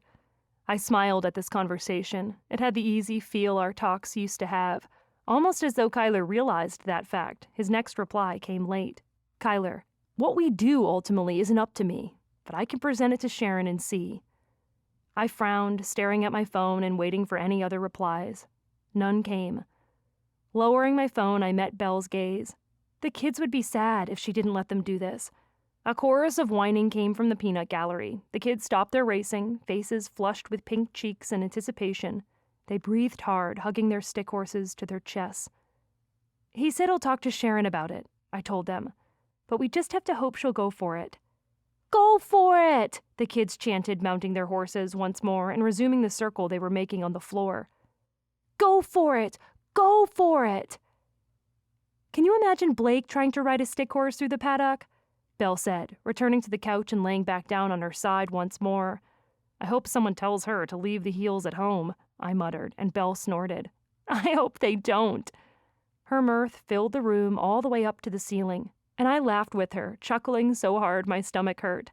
Stick horses or not, if she wore the shoes she'd had on in the field a few days ago, that would make things much more interesting. The image of Blake Norman, in all her prissy state of updo, trying to race me on a stick horse through the dirt while wearing heels, was all I needed to calm my mounting unease. A crew was bustling around the farmyard by the time I woke up the next morning.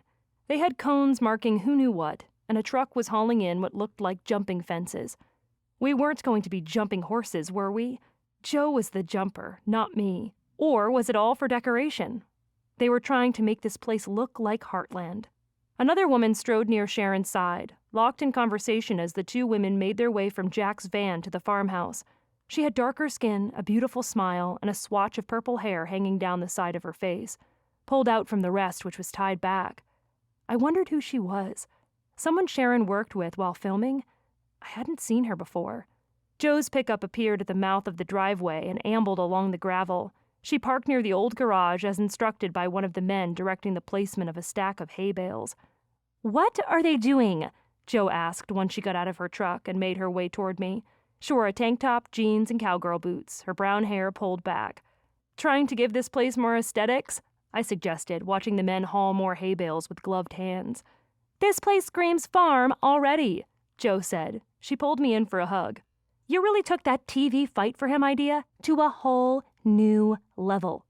"I'm glad you're here," I told her. "Since it's partially your fault I'm doing this." She tossed her ponytail. "My fault? To my credit, you mean? You'll thank me once this is all over." "I'm not so sure about that," I muttered. I still hadn't told her about my parting conversation with Kyler the day before. His statement of, "I don't want you back," refused to leave me alone. "You're sure I'm okay to be here?" she asked, eyeing the men as well. "Positive. You'll probably have to sign an NDA, but Kyler has a whole crew on his side. Why not me?" "Exactly," she said. "I wouldn't miss this." Sharon stormed from the farmhouse across the gravel. Her dark hair was pulled tightly away from her face like always. She wore a button-up floral blouse, jeans, and boots, and she appraised me, eyeing my attire from head to toe with a look of disgust. "Is that what you're wearing? Cambry, go change into something more camera-ready. Look at Blake." Sure enough, Blake strode toward the house, looking as though she'd done some last-minute shopping and had raided everything from Cow Ranch. She had taken Country Girl seriously. Skin-tight jeans with designs embroidered on the back pockets, brand spanking new cowgirl boots, button-down plaid shirt tucked into the front to show off the sparkly belt buckle that probably cost more money than I made last year. She really did look the part. A little too well. I hadn't thought to go all out wardrobe-wise for this. I glanced down at my tank top and jeans. I'd selected this shirt for a particular reason this morning. I had a lot of good memories in this shirt. It was a beige tank top with ribbing and had the phases of the moon displayed on the front. The hem was a little tattered, but I thought it looked all the more rustic for it. This was Kyler's favorite shirt. I told Joe under my breath as Sharon bustled off to point at one of the trucks and tell the men to move it out of the way while several other men were setting up cameras on tripods. "I'm not changing it." "I wouldn't. Do you think he'll remember?" "He'd better." 5 years had passed, but I'll never forget that summer night. It wasn't like those summer nights from Greece or anything like that, far less kissy and beachy. The Bridgers kids had gotten sick while I was babysitting. I hadn't been able to get a hold of their parents, but Kyler had happened to come over right when I'd needed him. He didn't even know. He just had a feeling to drop by. He'd held the baby while I cleaned up vomit and bathed their 3-year-old. Then he'd helped settle the toddler, making her laugh and reading her books while I'd gotten the baby settled down and sleeping. He even stayed to help with a load of laundry and scrubbed down the kitchen while we waited for their parents to come home after their date. We'd grown closer that night in a way I couldn't explain. Something between us had gotten stronger, like whatever string we felt holding us together had gone from embroidery floss to a fully threaded rope. He'd stayed with me after that, and then we'd cuddled in the bed of his pickup. He'd run his hands on the fabric at my waist and told me it was his favorite shirt of mine. And then he'd held me as we gazed at the stars. Just held me. I'd felt more connection in that moment than I ever had with anyone before. It was like he valued me, for who I was, for who he was when he was with me. We'd worked together to help someone else, someone who couldn't help herself, and it had made us stronger. Every time I'd worn this shirt since, his face had perked up and he'd always said, "Hey, that's my favorite shirt." I wondered what he would do when he saw it this time. Would he remember? Or had too much passed between us to change things for good? Not that I expected a kiss or anything, but just something. Having finished her business, Sharon marched back toward me, her eyes darkening. "Well?" "I'm not changing my clothes." "You will if I tell you to. From now on, I approve your wardrobe. Show me what you got." She indicated the farmhouse with her clipboard, as though expecting me to hike in that direction, solely because she'd told me to. I didn't have much going in my favor in this competition. Kyler was leery of me, his affections were elsewhere, and he'd made it clear he didn't think I was someone he could trust anymore. Because I hadn't given him much reason to. But this was my shot. I was ready to die on this hill. I had to give this all I could. "I'm not changing my shirt," I said again. You signed a contract agreeing to my approval on certain things, Cambry, and this is one fight you won't win. I may be lenient on other things, but this is our first day of filming, and... What's the problem? Kyler strode over with Blake's hand in his. Mortification flooded over me like hot tar. Add insult to injury, why don't you? So much for starting on even ground. They'd arrived together, and he was already holding her hand. Sharon sniffed. I don't approve of Cambry's wardrobe. We're about to start filming, and she needs to look the part. I'm not playing a part, I told her. This is me. The audience could take me as I was. Blake scoffed at that, allowing her eyes to look me over with as much skepticism as she could muster. Kyler released her hand and joined Sharon's side. Let's see. What's wrong with your shirt? His firm hands rested on my shoulders, turning me to face him. I got a pedicure once, and the best part had been slipping my feet into the pool of just scalding enough water. His touch brought back similar sensations. Hot, soothing, relaxing, trickling all over my entire body the instant his skin landed on mine. It affected me so much I had to catch my breath. Blake examined me as well and rolled her eyes. She'd clearly spent hours in front of the mirror for this. I could smell the hairspray from here. Me? I'd splashed on some mascara and thrown my hair into a ponytail like Joe's. That had been good enough for him years ago. I didn't see why it wouldn't be now. I'd never been one to wear a lot of makeup. Kyler's gaze started at my feet, and like molasses seeping in the wrong direction, defying the laws of gravity, slowly made its way up my torso and rested on my eyes before his attention skipped back down to my torso once more. I knew that look. He wasn't perversely staring at my chest. Recognition flicked across his eyes, which then zipped up to meet mine again. Color patched his cheeks, and it was all I could do to keep my smile from showing. He knew. He remembered. Sharon waved her hand in my direction. You see? It's tattered. It's faded. It's... Leave it, Kyler said. Excuse me, Sharon said. The shirt is fine. Leave it. The side of his jaw did this little tick, and his gaze seared me for several more seconds. More than a glance happened in that look. So much more. I only wished I could interpret exactly what it was. You can stop touching her now, Blake muttered, sounding annoyed. Kyler cleared his throat and lowered his hands, but even though he'd stepped away, his touch still lingered. The lightning zap of whatever that connection was gave me the hope I needed, because otherwise, it was completely clear that Blake had him in her pocket, and I had my work cut out for me. Chapter 15. Good morning, folks, Sharon said once we'd gotten outfitted with our mics. She held one up to her mouth and smiled at one of the cameras from her place in front of the barn.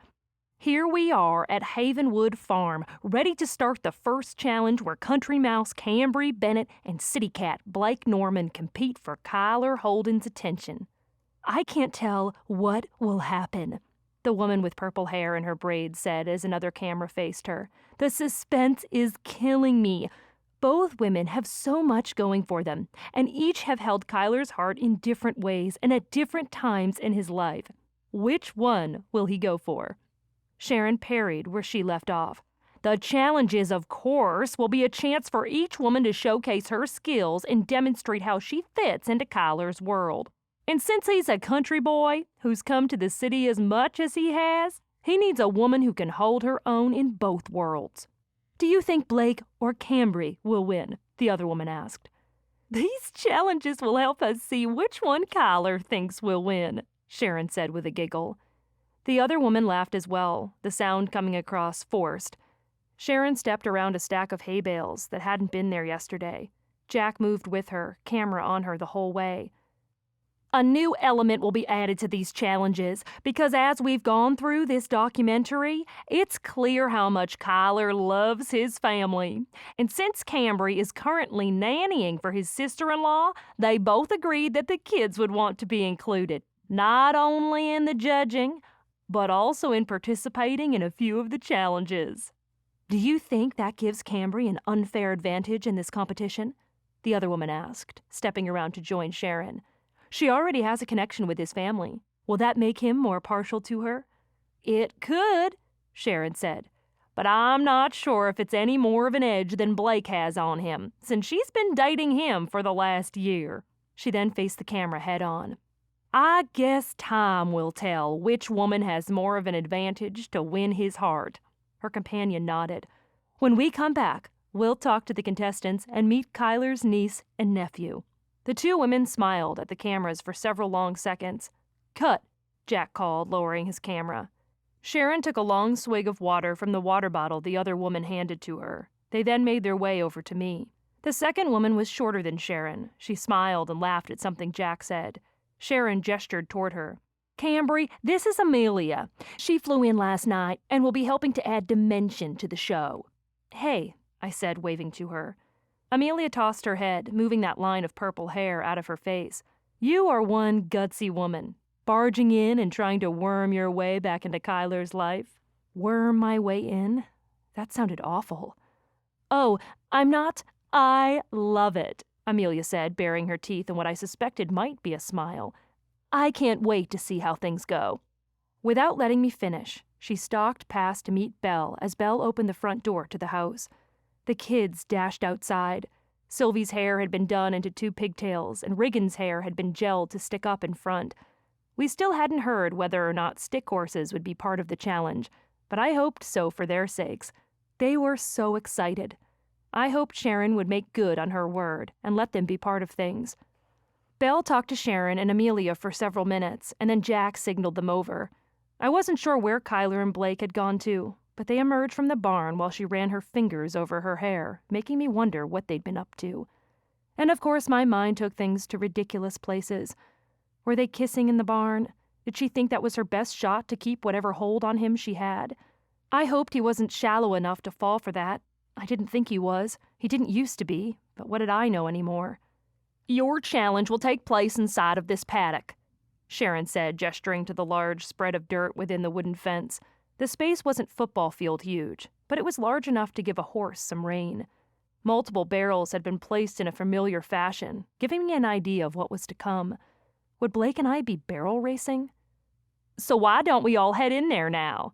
"Yeah!" the kids said with a little more enthusiasm. Sylvie began climbing the fence's thick logs, monkeying her way over and coming back down once she was on the other side. Riggins attempted it, but slipped.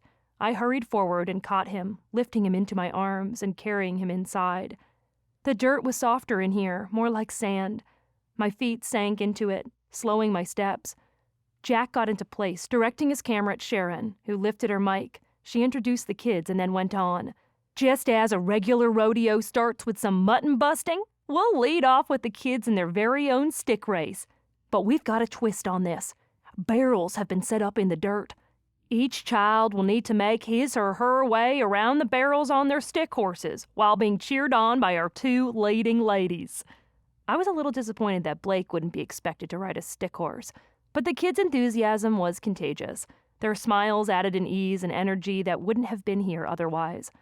Riggins and Sylvie had their stick horses ready. They huddled near me, waving to their mom who watched from a camp chair that had been set up beneath the big oak tree nearby. Belle waved back. "One of you has to go with Blake," Kyler said to them. "Which will it be?" "I want Cambry," Riggins said. Sylvie looked conflicted, and I could tell she wanted to stay with Kyler and me too. Maybe this wasn't such a good idea. They didn't know Blake at all. "Sylvie," I said, "do you want to have Blake be your buddy?" She peered at the garish woman and shrugged. "Sure." Then she dragged her stick horse over, and her voice carried as she said, "That's a shiny belt buckle. I've never seen anything so sparkly." I chuckled and could hear Kyler doing the same beside me. He slid a glance in my direction. "Give her a minute and she'll be bossing her around," he said. "Blake or Sylvie?" He raised his brows. "I guess we'll see, won't we?" The two of us shared an unexpected smile. It was dashed away too quickly, though, by a trace of confusion in his brow. "Well, good luck today," he said before striding away across the soft sand to the side where Belle sat. He perched on the fence, tipping his head to speak with his sister-in-law who sat on the other side of it. I bent to talk to Riggins through his task. "See those barrels? You've got to go around each one of them and make it to the other side before Sylvie does. Do you think you can do that?" Excitement glittered in his eyes. "Yeah!" "I'm going to be right there with you, guiding you, okay?" His little face set into a look of determination. He resembled Luke in that moment, and for a millisecond, I could picture what his dad might have looked like when he'd been this age. I crouched and straightened his tiny cowboy hat, patting his stick horse. "Does this guy have a name?" "Horsey," he said. "Okay, Horsey," I said to the stick horse. "Lead us to victory." Blake and Sylvie were positioned to our left. Sylvie smiled and waved at us, and Riggins and I smiled and waved back. Blake tossed her hair and glared at me, which I shrugged off. Amelia had a point. I did have more rapport with these kids than Blake did. "At my signal," Amelia called from the other end of the paddock. "Get ready," I muttered to Riggins. Stick horse before him, he held on to his blue reins and then gave a determined nod. The sound of a pop gun clamored in the air. "Let's go," I shouted, darting forward at Riggins' pace. I kept right beside him, running and watching his firm expression with a smile. Clamor came from our left. Blake flapped her hands and shouted, "Not that way, other way! Go the other way!" "Put me down!" came Sylvie's higher-pitched voice. I didn't want to distract myself from Riggins. We were in it to win it, but he was going slowly enough that I chanced a peek in Sylvie's direction. Blake had a kicking Sylvie in her arms, stick horse and all. What was she doing? "Keep going! Keep going!" Riggins muttered, and he was right. I couldn't let myself get distracted. "You got this," I told him. "Run around the barrel. Run around it. Yeah!" He did so, darting on his stick horse and leaving a single trail behind him. "I can do it!" Sylvie shouted from my left, and Blake fought the little girl, putting her back onto the ground and lifting her hands. Had she been trying to carry her? Why? Shaking it off, I hurried to keep up with Riggins, who had one more barrel to get around. He circled it like a pro, lost his footing, and fell on his stick horse. "Oh no!" I dashed forward and scooped him up and helped him stand just as Sylvie passed the finish line. With his feet back on the ground, Riggins scurried forward and finished strong to the raucous applause from the 5 people who were watching. "She didn't let me run!" Sylvie shouted to whoever was in earshot. "You were turned around. I was trying to be a part of it," Blake shouted back. "I wanted us to be a team." My brows lifted. She was yelling at Sylvie? "You were supposed to help me, not—" A disgruntled noise filled the little girl's throat, and she flung her hands in exasperation. Kyler came between them, crouching in front of Sylvie, who was still fuming. He smoothed a hand over her hair. She pouted and folded her arms, and I wondered what he was saying. Whatever it was, the young girl folded her arms and turned away from him. I congratulated Riggins, who then turned to his mother as she waddled closer. "Did you see me, Mommy? Did you see me run around the barrels?" Belle smiled. "You did great. And you too, Sylvie." Her daughter's ire softened, and she smiled. The second round was a lasso challenge between Blake and me. We had to learn how to hold the rope, swing the rope, and then direct the flying rope around a hay bale with horns. I'd never done rodeo or anything like that, so I was as new at this as Blake was. "It's all in the wrist," Kyler said, holding a rope in his well-practiced hands. He'd done rodeo like his brothers, but unlike Luke and Dawson, Kyler hadn't gone pro. He'd chosen college with me instead. "Good," Kyler said, lifting his lasso and displaying a nice pair of biceps in the process. His attention was on Blake. "Just like that." "Like this?" she said, sidling in against him and laughing. It was obvious with her eyes on him that she was more interested in him than in what he was showing her how to do. Kyler took it in stride. He placed his hand on her waist and smiled.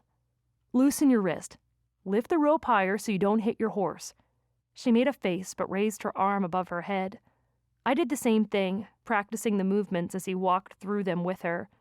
"Just like that. Now toss it toward that steer." "You mean the hay bale?" I muttered, lifting the rope and launching it before she did. My rope landed a few feet away.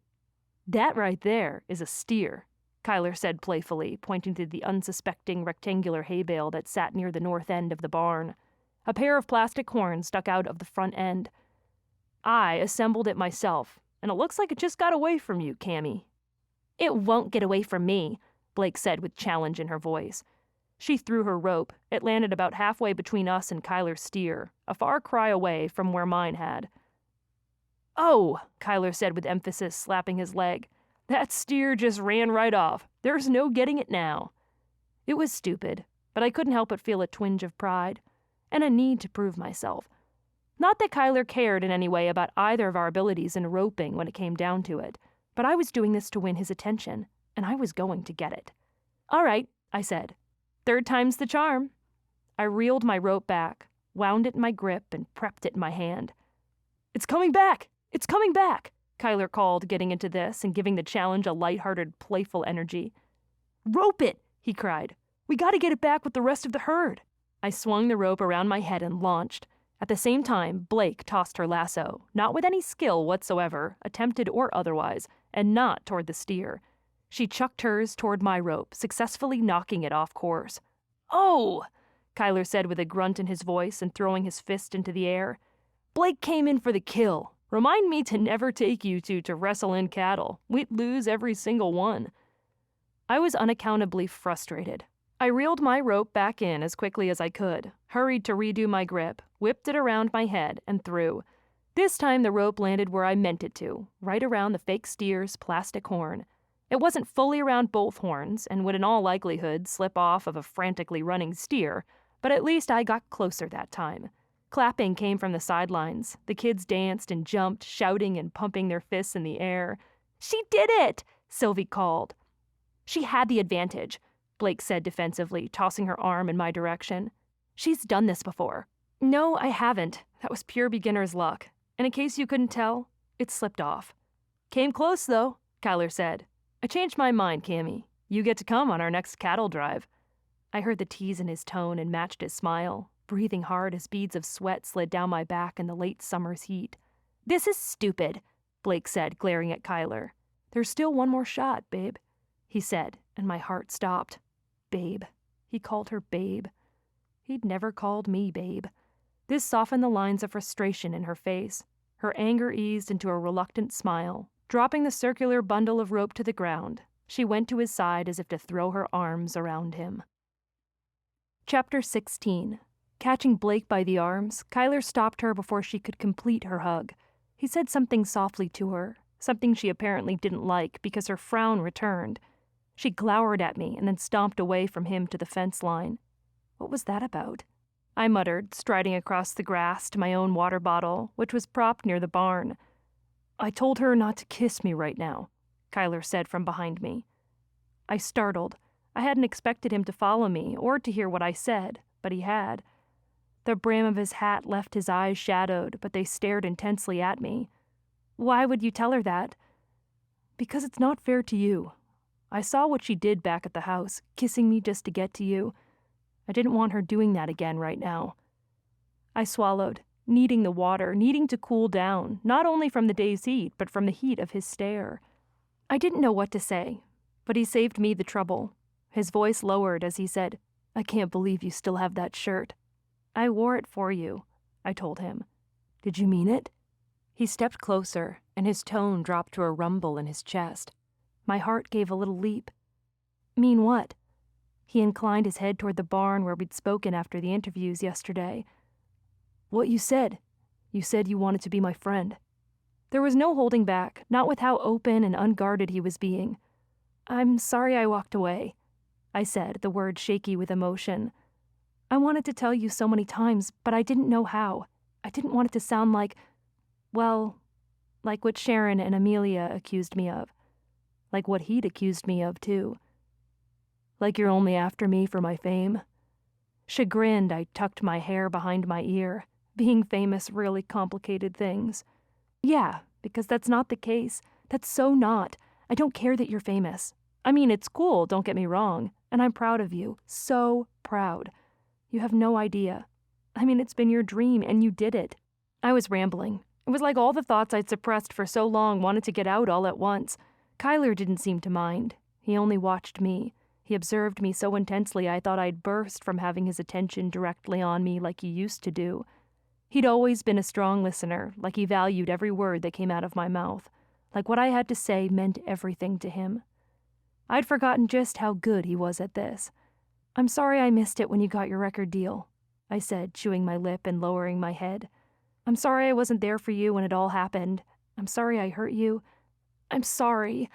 I let the words, "I let you go," dangle away. Tears stung my eyes, making it that much harder to get the words out. "You were still with me, you know." he said, his tone barely there. You've always been with me. His eyes slid to mine, glimmering with meaning I couldn't quite read. Kyler, I said. My heart tripped over itself. We're talking trip and faceplant while live streaming. A tear escaped and I wiped it away. It took more effort than I thought to lift my gaze. When I did, he was still looking right at me with this wounded yet tender gleam in his eyes. The corner of his lips angled upward, and with that glimmer of a smile, I couldn't breathe normally. But there was sadness there, too. Sadness that suggested the worst of all, a truth I didn't want to accept. He may have felt like I was with him through that whole process, but I'd lost my chance. I'd blown it. Before I could think of what to say, Sharon spoke into a megaphone. The sound of her magnified voice echoed through the farmyard, crossing the grass and making its way to where we stood near the barn. Great work so far, team. Lunch will be served at the house. Then we'll start in for round 3 with the kids. A horse neighed from within the barn, and birds chirped in the trees over the llama enclosure, and I stared at him, trying to figure out how to get the words out. To ask him to forgive me, to not give up on me.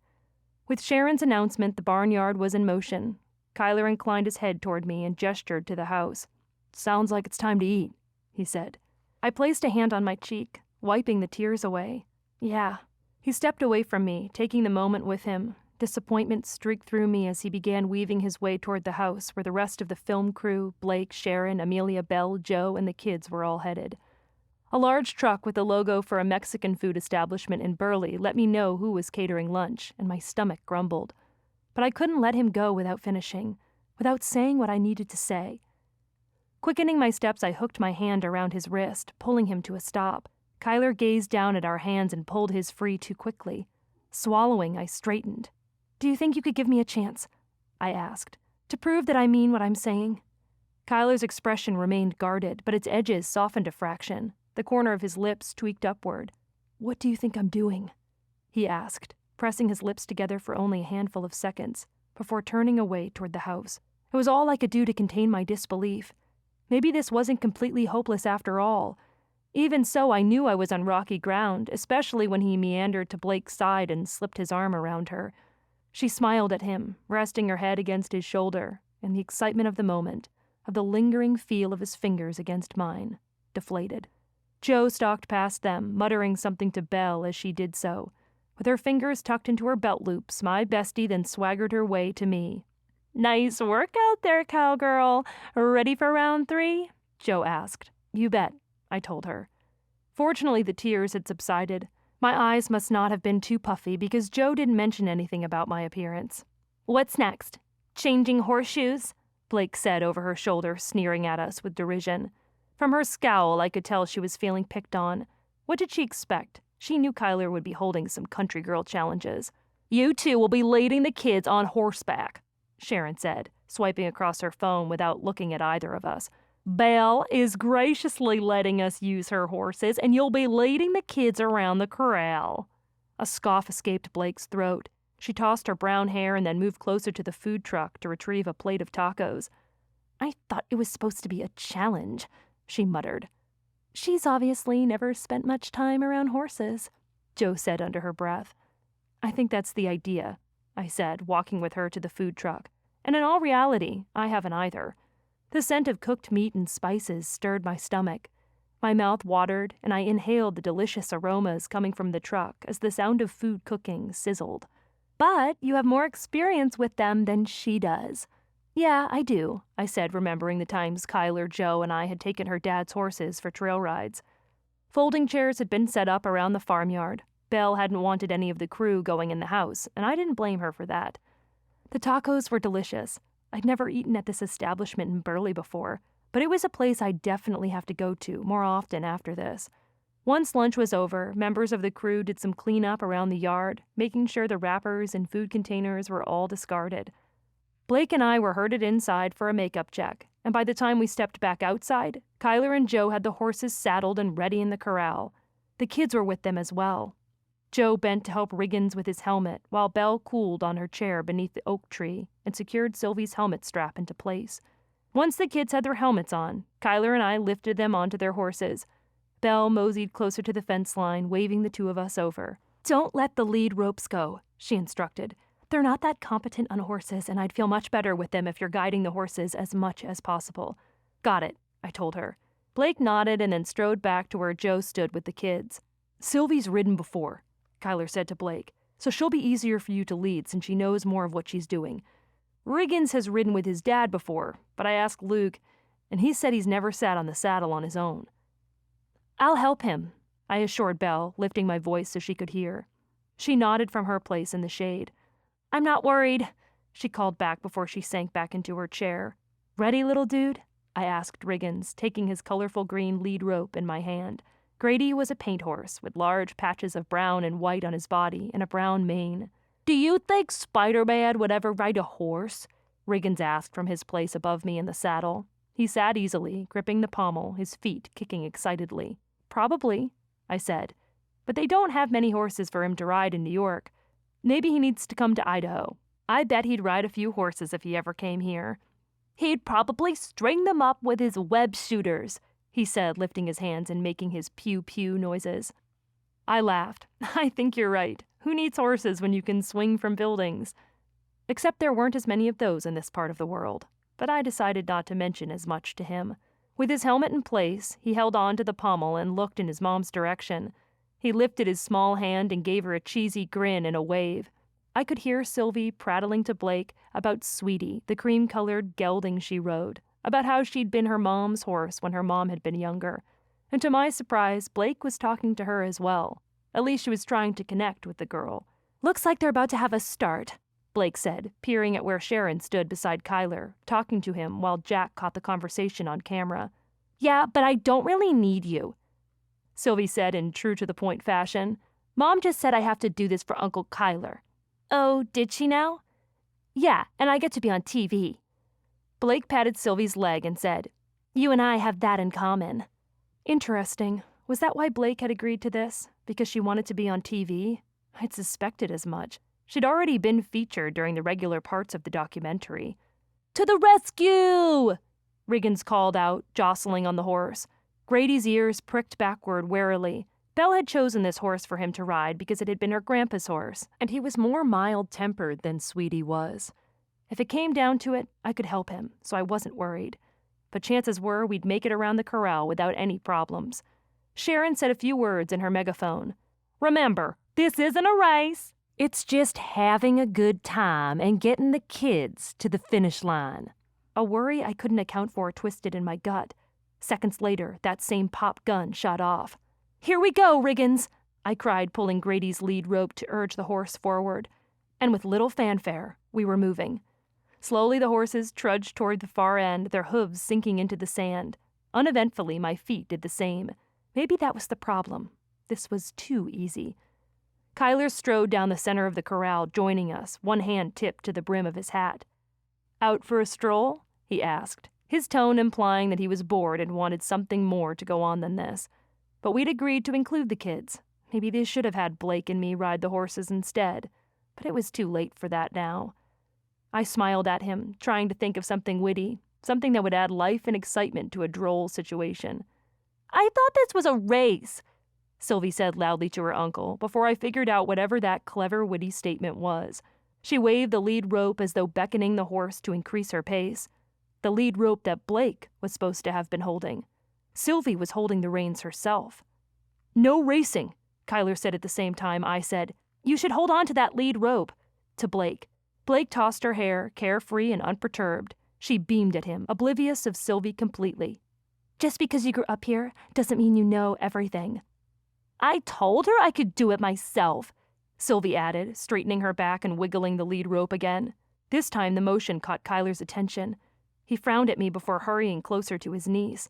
Cambry's right, he said, pointing to the horse. Sylvie, you're a great rider, but you never know when something's going to spook a horse. We just don't want anything happening to you. He reached for the lead rope. Sylvie tugged it toward her. What could happen? Blake said flippantly. We're walking down a corral. At that moment, the cameraman dashed forward from the fence line, walking backward and pointing the camera in our direction. Sweetie startled. She whinnied, then reared back on two legs.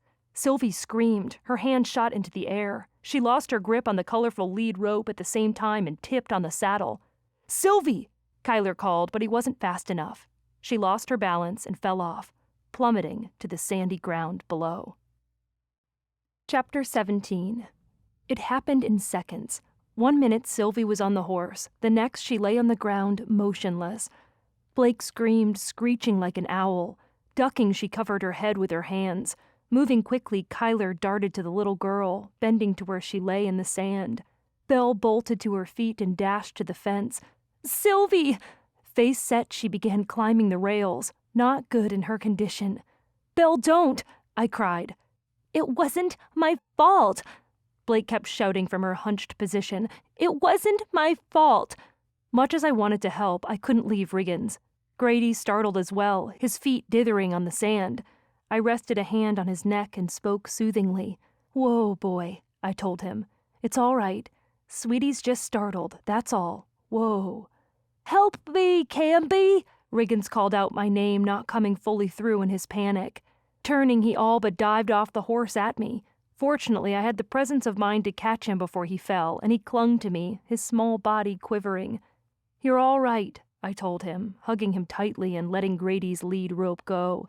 The horse chuffed through the sand toward the other end of the paddock where no one else was at. Belle made it inside the fence, and with Riggins in my arms, I dashed to where she knelt on the sand by Kyler and Sylvie. Kyler pushed to his feet and guided the horses away from the cameraman, who remained where he'd caused all the trouble in the first place, camera lifted, catching every second of this spectacle that he could.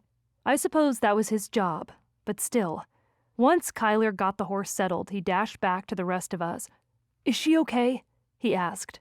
Tears streamed down Sylvie's cheeks, but at least she was sitting up, pushing to her feet. "Uncle Kyler!" she cried, throwing her arms around him. "That was so scary." "It's okay," he told her. "You're safe. Is anything broken?" "I don't think so." Gradually, he helped Sylvie examine her arms and legs, moving slowly, asking her questions the entire time. "Are you okay?" I asked Belle. She shouldn't have climbed that fence, but moms did what they had to for their kids, and from the look of things, she was a little winded, but okay otherwise. "I hope so," she said, her expression slack. "I'm so sorry," Blake said, chuffing over in the sand and standing over the rest of us. Belle wasn't someone I'd ever expect to lose it on someone else, but with the fury blazing in her face in Blake's direction, I suspected I was about to see a different side of her. Kyler offered her a hand, and Sylvie dashed into my arms as he helped his sister-in-law to her feet. Belle's face was pale, but she leaned on Kyler and directed her wrath at Blake. "Want to tell me what happened there?" she said, sounding livid. "Sylvie told me she could ride on her own." Blake's voice quavered. Her brown hair was askew. She tossed it back with her fingers, sniffed and lifted her chin. "She's 6, Belle said with effort. "You were told not to let her lead rope go." Color patched Blake's cheeks. "I didn't think she was in danger. I didn't think—" Sylvie stepped out of my arms to better watch the adults. Now that she was on her feet and seemingly unharmed, I pushed to my feet as well. I wasn't sure why, but I felt sorry for Blake. It was clear she felt subconscious about what had happened, that she had made a mistake. "She's never been around horses before," I told Belle.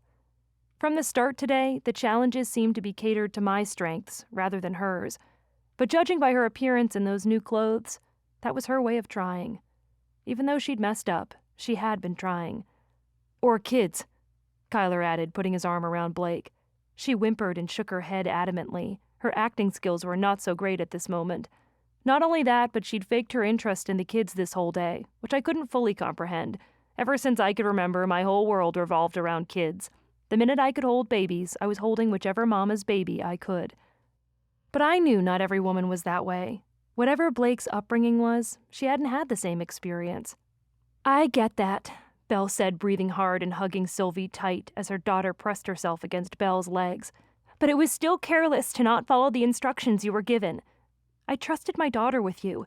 Sylvie could have gotten really hurt." "I'm so sorry," Blake said, wiping her cheek.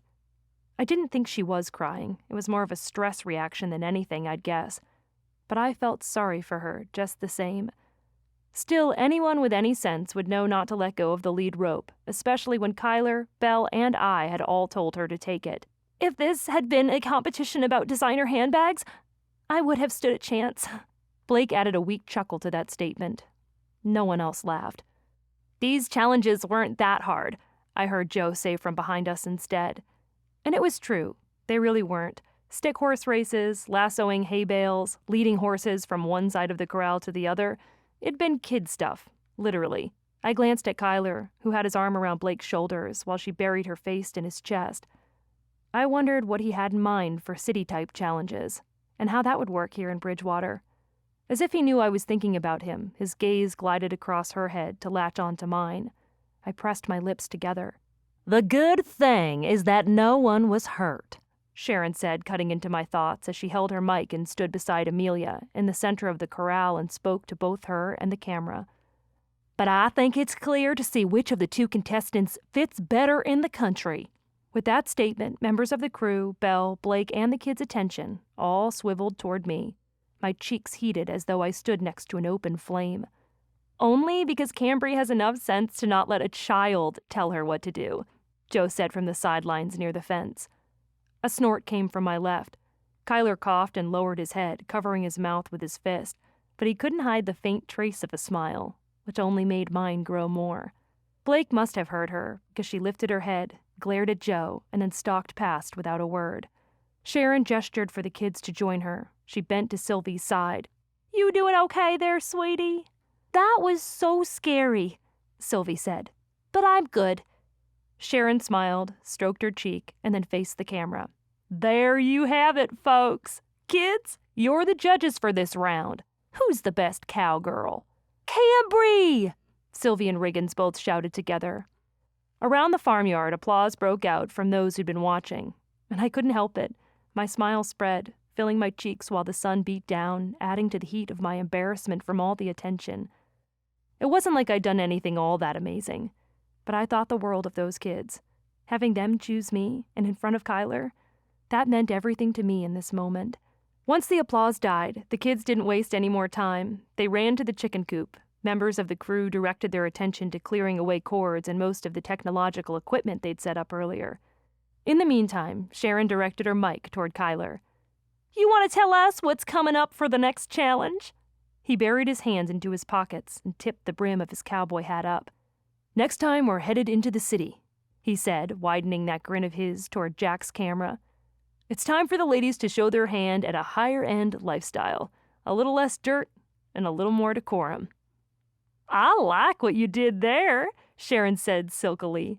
"Less dirt, more decorum. It's time to see what class these ladies have and how they'll fit with Kyler when he's living the high life." The cameras lowered and Sharon creaked her neck from one side to the other. Meanwhile, my thoughts were hissing. The next task? The high life? I was about to get a glimpse into Kyler's life, his real life, the existence I'd missed during the past 4 years. What city is he talking about? I asked Joe, but she shook her head, her attention on Belle, who approached Sharon and Kyler with a steely expression. Exchanging curious glances, Joe and I inched closer as well. "The kids won't be coming," Belle said, resting one hand on her belly and the other on her hip. "Whatever you have planned next, leave them out of it. They're done." "I'm so glad nothing worse happened," Kyler said, sounding apologetic. He placed a hand on Belle's shoulder. "She really didn't mean to hurt Sylvie." "I know," Belle said, inhaling through her nose. She closed her eyes for several moments before opening them again and then patted Kyler's hand. "I get it. It's okay. I'm just pregnant and full of crazy, raging hormones that make me act unpredictable." "I'm amazed you kept it as together as you did," Joe said, tapping Belle on the arm as Kyler stepped back. "My mom would have been screaming in Blake's face." I wouldn't put it past Mrs. Scott, since I had been witness to several of those little outbursts over the years. She tended to fly off the handle quicker than a car taking a turn too fast on icy roads. "That would have made for good TV drama," I said. "TV is exactly why I tried so hard to keep it together," Belle said. "That's just not me, and I didn't want to have my one slip-up and loss of temper documented for all eternity." I reached for her hand. "Thanks, Belle." She exhaled and nodded. "I'm going inside. I'll be in a minute," I told her. I had a few more questions before everyone left. I wasn't sure where Blake had gone. Since her embarrassing faux pas and Belle's reprimand, she'd vanished. A quick glance toward Kyler's pickup then told me she'd climbed into the passenger seat and hid there, probably waiting for him to take her back to the inn. Either Kyler didn't notice, or he was waiting to handle things with her until after he spoke with Sharon and Jack. I took a flashing moment to admire him in his jeans before calling his name. "Kyler," I said, "are we really going to the city?" Stopping on his way to the house, he faced me. His smile was way too handsome. "Yes, ma'am. Nashville." Nashville? Nashville, the birthplace of country music? Just, like... I couldn't finish the question. My lungs were heaving too rapidly. Kyler and I had talked about going there before we graduated high school. It had been one of our honeymoon destinations. We had it all planned out.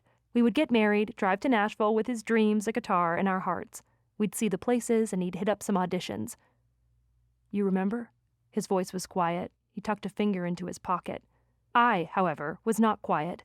I gripped his wrist, and this time he didn't pull away, and he didn't suppress his smile. "How could I forget? Kyler, Nashville?" His grin spread, having a direct impact on my bones. I could have sworn they trembled beneath my skin. The circumstances weren't exactly as we'd imagined them all those years ago. But going with him, seeing the city, would still be amazing. "The Johnny Cash Museum? The honky-tonk highway?" His smile slipped. He tipped his head to one side. "I don't know about that. We might not have time." "And will I get to see where you live now?"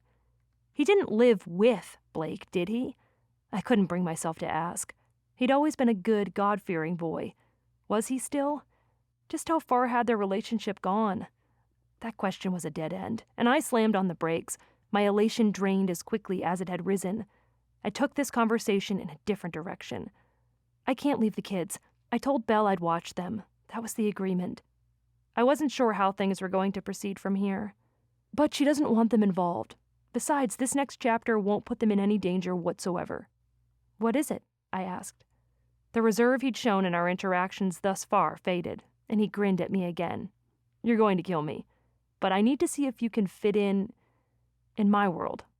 Isn't that what Sharon is claiming? What part of your world wouldn't I fit into? Kyler kicked some of the gravel. "Big city moguls are all about image. They're all about appearances and status. I hate this side of things. But it is a reality for me now. Sharon is throwing this black-tie charity gala together in an incredibly short time. You and Blake have to prove how well you navigate things." The moisture left my mouth. "Black-tie charity gala? Navigate things how?" I asked.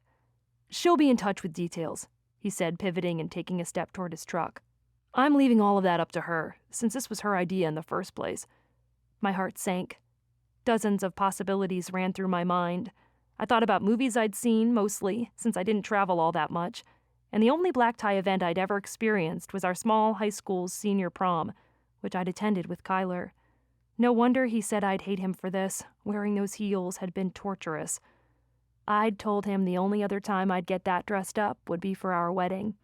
After my minor victory today, I thought I had this made, but the second challenge was coming once Belle and Luke got back from the hospital this weekend.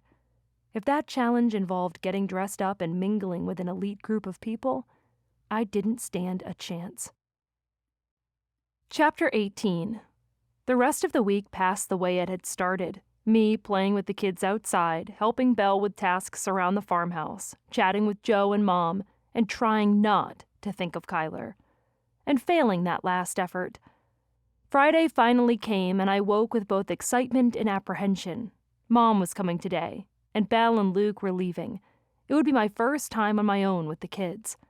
Not that I was really all that worried, but Belle and Luke packed up, and that sliver of panic I'd been fighting all morning flared up.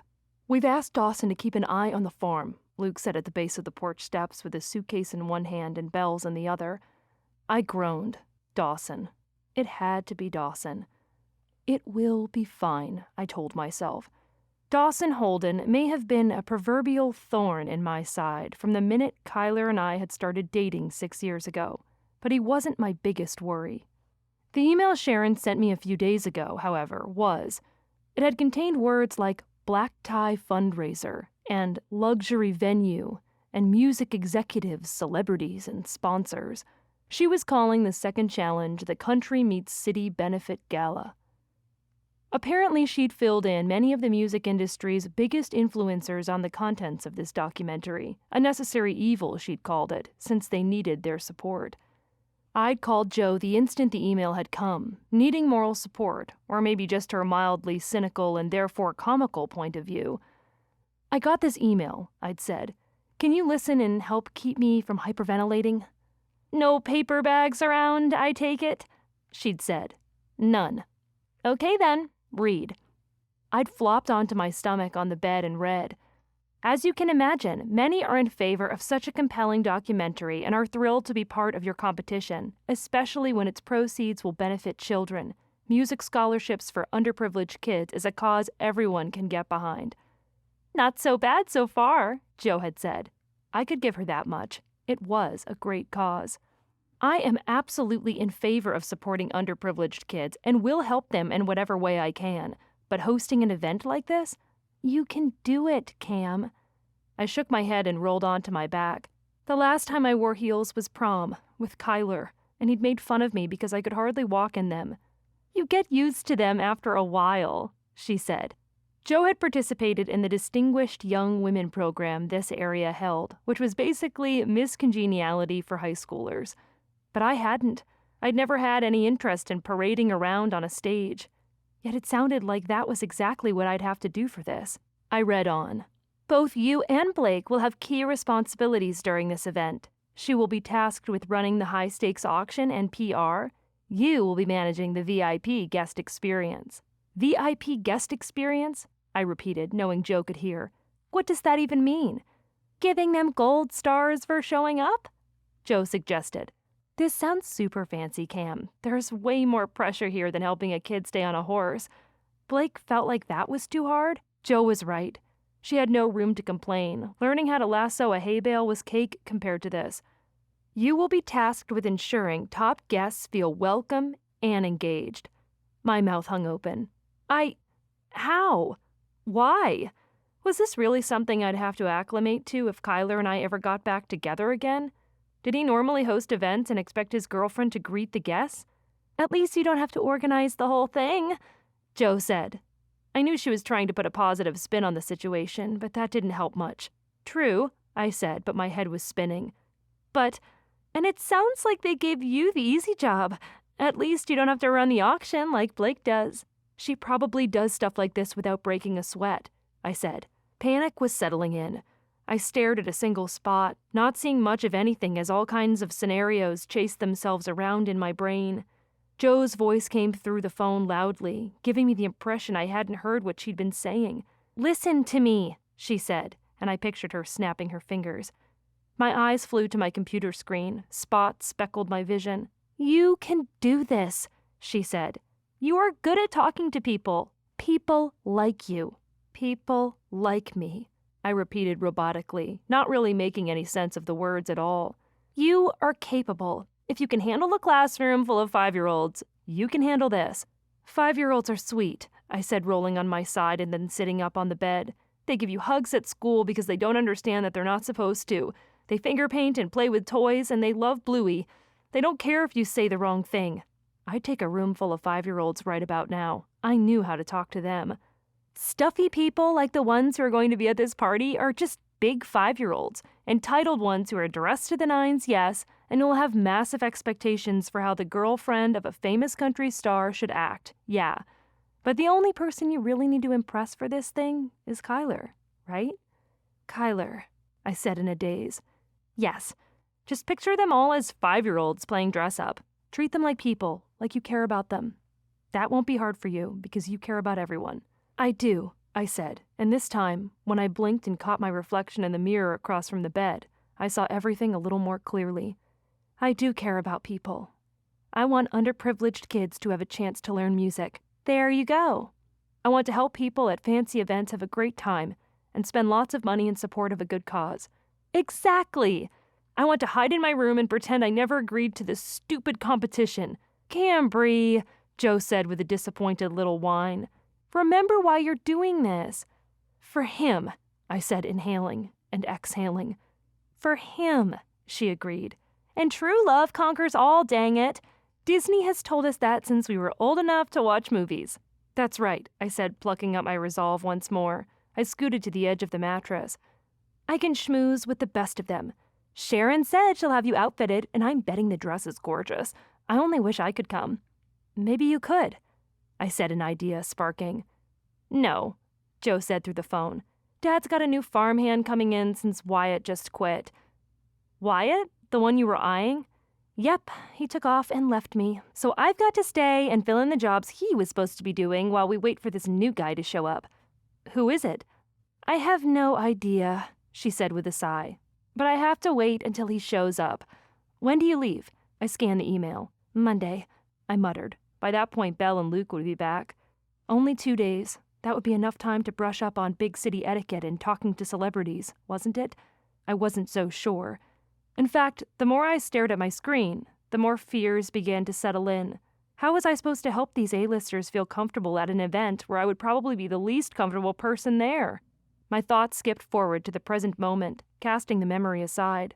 The sun beamed brightly over Havenwood Farm. Chickens scrabbled in their enclosure, and Belle trundled out the front door, bending to hug her 2 cuties. I couldn't help feeling skeptical about these challenges the longer time went on. Ultimately, the way we performed in these challenges would hold little bearing over Kyler's affection for us. He would already have his mind made up, no matter how we performed at things like leading a horse over a patch of sand, or how well we looked at a gala. Because there was so much more to making a relationship work than that. I wasn't getting the chance to spend any time with him to try and work on those other, more important aspects, like communication, like conflict resolution, like just enjoying one another's company. How could these tasks prove any of that? I had to face it. Unless I got some one-on-one time with him, a lot of it, I didn't stand a chance. He already had her. With a glance at the picture of Jesus on my phone's lock screen, my thoughts went heavenward as they often did. I sent a silent prayer asking God how I was supposed to make this work in my favor, and if it was even the best thing for me. No answer came, but 2 words. Be still. Be still. I had to trust God and try. Luke and Belle turned back to us. The sky overhead was dusted by leafy trees. The air had turned chilly as though Mother Nature had flicked a switch, and I hugged my arms around me. That's everything, Luke said, returning to the porch. I'd been so lost in my thoughts I hadn't noticed him take the luggage to his truck. We're ready? Belle asked. Luke gestured to his truck. Whenever you are. Belle pivoted, pulling me in for a hug. I kept my distance, making room for her baby belly. You've got my number. We'll be back tomorrow night, she said. We'll be good, I assured them. I didn't want them leaving and thinking I was incompetent. I had this. I totally had this. A car pulled into the driveway, and I smiled and waved at Mom as she pulled to a stop. It's my mom, I said as both Luke and Belle turned to see who was approaching. Riggins dipped in and hugged his dad another time. She's just coming by for a visit, I said. That's so nice, Belle said. Then she turned to Luke. We'd better get going. Luke attempted to let go, but Riggins hugged his dad tighter. Don't go! Don't go! We'll be back tomorrow, Belle told their son, rubbing his back. Luke pulled on his son's arms, but Riggins wouldn't let go. His face pinched and he held on tighter. I'll miss you too, Luke said, sounding muffled. But we're headed out, bud. We need to make sure our baby is okay. He pulled again, and again Riggins wouldn't let go. Here, I said. Lifting my hands, I pulled the little guy from his dad, and together we managed to get him into my arms. Riggins kicked, he squealed. Belle and Luke hesitated only moments before I gave them a nod, and Luke helped his wife into his pickup by way of a stool he placed on the ground for her. Once she climbed up, he then put the stool in the back, waved, and slid into the driver's seat. Riggins' tantrum was noteworthy. His screams pierced the air and caused the horses in the barn's visibly open door to chuff in their stalls. Before Belle and Luke left the farmyard, Mom exited her car, closed in, and offered him a sucker. I brought you something, she said. Would you like to help take this off my hands? The little boy's cry slowed. He eyed the sucker in her hand and wiped his tears with his sleeve before nodding. I smiled at Mom. She was great with kids. I'd seen her use that tactic on my brother's kids, too. This was probably what made her a great kindergarten teacher. She made kids feel safe. She had that effect on me, too. There was just something about having your mom close by that made life easier to tackle. I had so much to tell her about this competition, about Nashville. She knew about Kyler's and my plans to visit there someday. "Who are you?" Sylvie asked, striding up with Petunia the chicken in her arms. It made me wonder when she'd gone to gather the poultry. Was it a comfort thing for her? Was she sad at all about her parents leaving? Something told me Sylvie just took things in stride. Old maid in a young body that she was. "This is my mom," I told her. I'd warned Mom beforehand about the little girl's precociousness. She and I exchanged a glance. "You must be the lady of the house. I've never been here before. Want to show me around?" "Sure," Sylvie said, placing the chicken down, clasping Mom's hand and taking charge like she'd done with me. Riggins clung to Mom, probably sensing that maternal comforting pouch she came equipped with. Sylvie guided the four of us around the barnyard. We stopped at the barn where she introduced not only Sweetie and Grady, but all her horses as well. And no, I didn't mean real horses. "What's this?" I asked, pointing to the plastic animals nestled in the straw near what looked like barrels of feed. I remembered seeing these same creatures in the water near the creek my first day here. "They were hungry," Sylvie said, crouching to stroke their plastic heads. "So I told them they could wait here in the barn until I got around to feeding them." "What a thoughtful thing to do," Mom said. "What other animals do you have around here?" "Oh, lots," Sylvie said, marching out of the barn like a commanding officer. "The llamas are Mom's favorite." "Llamas!" Regan shouted, dashing forward. I smiled, knowing he'd forgotten his sadness about his parents, and stepped into sync with my mom. Soon enough, both kids ran off. Mom and I watched the kids approach the wooden fence surrounding the llama paddock. "Looks like you're holding up great here," Mom said, resting her hand on the fence's top rung. "They're sweet kids," I said. "And Belle is awesome. I feel like we've been friends our whole lives." "How's that competition going?" Mom asked. So I filled her in. The vindictive lasso incident, Sylvie getting unseated but thankfully unhurt. "I'm so glad," Mom interjected. "Me too." I told her all about my upcoming duties during our trip to Nashville. Her response was similar to Joe's. "Treat them all like kids in a classroom. We're all learning one way or another, aren't we?" "What about you?" I asked her once my recap was done. "That's what I wanted to talk to you about." Mom rested her elbows on the top log of the llama's enclosure. "You're not the only one with new things going on. I have a date tonight." I stopped in my tracks. You do?" She smiled, and it was like magic, because it was like that look took 20 years off of her. She looked youthful, starry-eyed, and lovely. When was the last time I'd seen her smile like that? "Yeah, he works at the school, and I didn't think he was even interested in me." "But how did this happen? What's his name?" "His name is Gary Clarkson." I let the name register. Gary Clarkson. "So, you're okay with this?" Her blushing youthful look shifted into something like nervousness. She was worried that dating again would upset me. I suppose I had been really bothered by Dad leaving and marrying someone else, but only because he'd broken our family apart. Even as I had that thought, other feelings poked through as well. Fear, uncertainty, a feeling of displacement. Kyler crossed my mind as well, but I couldn't place why he would. Why would I be thinking of him right now? "Cam," she prodded. I inhaled and shook my head, realizing I hadn't responded. Dad had left Mom before their divorce had been finalized. He'd walked out about 4 years before, actually, around the same time I'd ended things with Kyler. Dad came back only to file for divorce a little over a year later, officially ending what should have been there forever. He'd backed out on years-long promises, breaking her heart and tearing our family apart in the process. Mom watched me, waiting for me to respond. I inhaled, shaking away those nonsensical fears. This wasn't about Kyler and me. This was about her being happy again. "Well, you like him, right?" I asked, forcing my thoughts in her direction. "I do. He's sweet. He teaches 3rd grade. We would bump into one another in the break room or chat at meetings, but I always thought he was just being friendly.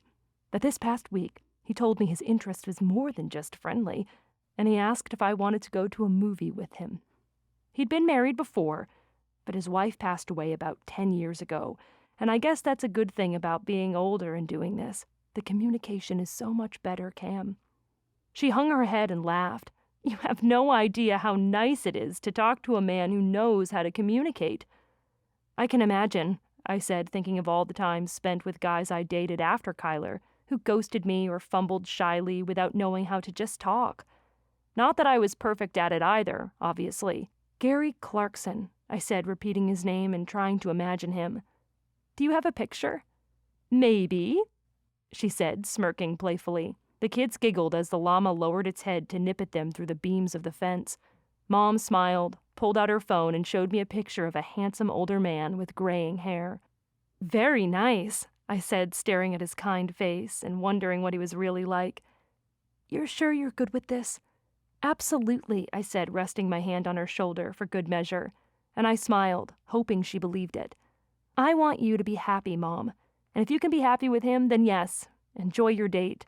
She squeezed my hand. Her skin was extremely soft. Thanks, Cambry. You mentioned being worried about me being alone, and then this popped up. I almost told him no. Why would you do that? She inhaled, staring at the llama enclosure. I worried about you. Me? Things got rocky with your dad, and then you broke up with Kyler shortly after that. Now you're getting close to him again, and I don't want to jeopardize that at all. She'd never shared her side of things like this before. I'd been so consumed with my worries about Kyler. I hadn't seen things from this perspective before. This was really what she'd thought. She blamed herself for my choices. Mom, I didn't break up with Kyler because of you and Dad. Mom raised a brow at me and tapped her fingernails against the log where her hand rested. I didn't, did I? Chapter 19. Mom's gaze was a little too wise. I know you said it was because you didn't want to be forced into marriage, but you've wanted to marry that boy since the day you two met, so I knew there was more to it than that. A fist nodded in my gut. Was she right? Had I pushed him away out of fear for more than I understood at the time? Mom, if you're not okay with this, I'll tell Gary no. Don't do that, I said. I want this for you. I'm happy for you. It's just dinner and a movie, she said, smiling. But I'm excited, and who knows what might happen. Did you see the llamas? Riggins toddled back toward us and asked. I did. Mom bent at the waist, giving him her attention. I couldn't help the uncertainty swelling in my chest. Had I been scared of love because of what happened to my parents? I hadn't wanted to lose Kyler, so I'd pushed him away before he could leave me. That was the stupidest reasoning. Yet had my foolish young heart gone there? How could it without my knowing it? The memories returned in a rush, swelling in colors and in a light I'd never noticed before. Dad and Mom had been high school sweethearts, just like Kyler and me. They'd been so in love, but that love had morphed. It had faded. Dad's eyes dimmed. He'd acted more and more disinterested in Mom, deactivating her smile. I'd caught her crying over him. They'd fought. The contention had stewed between them, slicing a rift right down the center of not only their relationship, but our entire family. In that moment, I couldn't bear to watch Kyler slowly become robotic and bored with me the way Dad had. My feelings then reappeared with full clarity in a way they never had before, making me gasp. I rested my hand against my heart, feeling it pound beneath my palm. Oh my goodness gracious. It made sense in a way it never had before. I'd wanted to date other people to make sure we each knew we were exactly who the other person wanted. So, hopefully, that fallout would never happen between Kyler and me. But I hadn't fully understood it myself, so I'd gone about it in the wrong way. My eyes squeezed shut so tightly, my breathing coming hard and fast. How come I couldn't see it before? What was wrong with me? Kyler, I said, staring at the gray clouds hovering above the farmyard. How come I didn't see it? A rumble overhead stole my attention. I blinked to make sure I was seeing what I thought I was. Gray clouds? The day had grown colder. But when had the sky grown so dark? The clouds had moved in subtly but quickly, too, while Mom and I had been talking. The wind picked up, stirring the branches and tossing the dead leaves on the ground in little flurries. Come see our stream, Sylvie said, tugging Mom along. The sound of her voice cast aside the remaining dregs of memory. Mom's steps were hesitant, however, and I felt the same reservations. Looks like a storm is rolling in, Sylvie, I said, elevating my voice over the wind. She'd have to show Mom her magical stream another time. I'd love to see it, but not today. Mom said, closing her eyes against an onslaught of wind. She lifted a hand, shielding her face. And on that note, I'm afraid I have to go. I know I said we'd do lunch, but I actually have a few things to take care of before the big night tonight. The wind tossed her hair around her face again, and she lifted an arm to hold it back. Tonight. I couldn't believe my mom had a date tonight. I want to see the stream, Sylvie pouted. Can you show me another time? Mom said. It was lovely to see you. Sylvie's lower lip stuck out in a pout, but she glanced at the sky and nodded. Don't go, Riggins said, tugging Mom to him. She crouched to be on his level. I have to, but I'll come see you again, okay? Okay, he said. The wind picked up, gusting and whipping my hair as well. It knocked so hard into me, I staggered, losing my footing on the uneven ground. Where did this come from? I asked. Only moments ago, the day had been still and peaceful, cold, yes, but calm. Look at the sky! Sylvie shouted, pointing upward. Sure enough, gray clouds rolled in, overtaking the sky and dimming the sunlight substantially. Mom's concerned expression deepened the line between her brows. I'll see you later, she shouted over the squall. Thanks for coming by. Have fun tonight. She waved and dashed toward her car as Sylvie hurried toward the house. Riggins tried keeping up, but I bent, took him in my arms, and broke for it. Wind whipped our clothes. Sylvie tripped, falling on her way up the grassy incline toward the porch. I paused to help her, and then the three of us barreled up the steps. Would you look at that? I muttered, pausing in the minor protection the porch provided long enough to peer back at the sky. Whoa, Sylvie said. In a wondrous moment of nature and God's hand at work, we watched in awe as a giant cloud of dirt swept from the east the direction of the fields. The wind was strong enough. It had upended the top layer of dirt and carried it in a dangerous blanket across the horizon, sweeping the dirt cloud closer and closer to Havenwood Farm. My worry for the animals quadrupled. Would they be okay in this?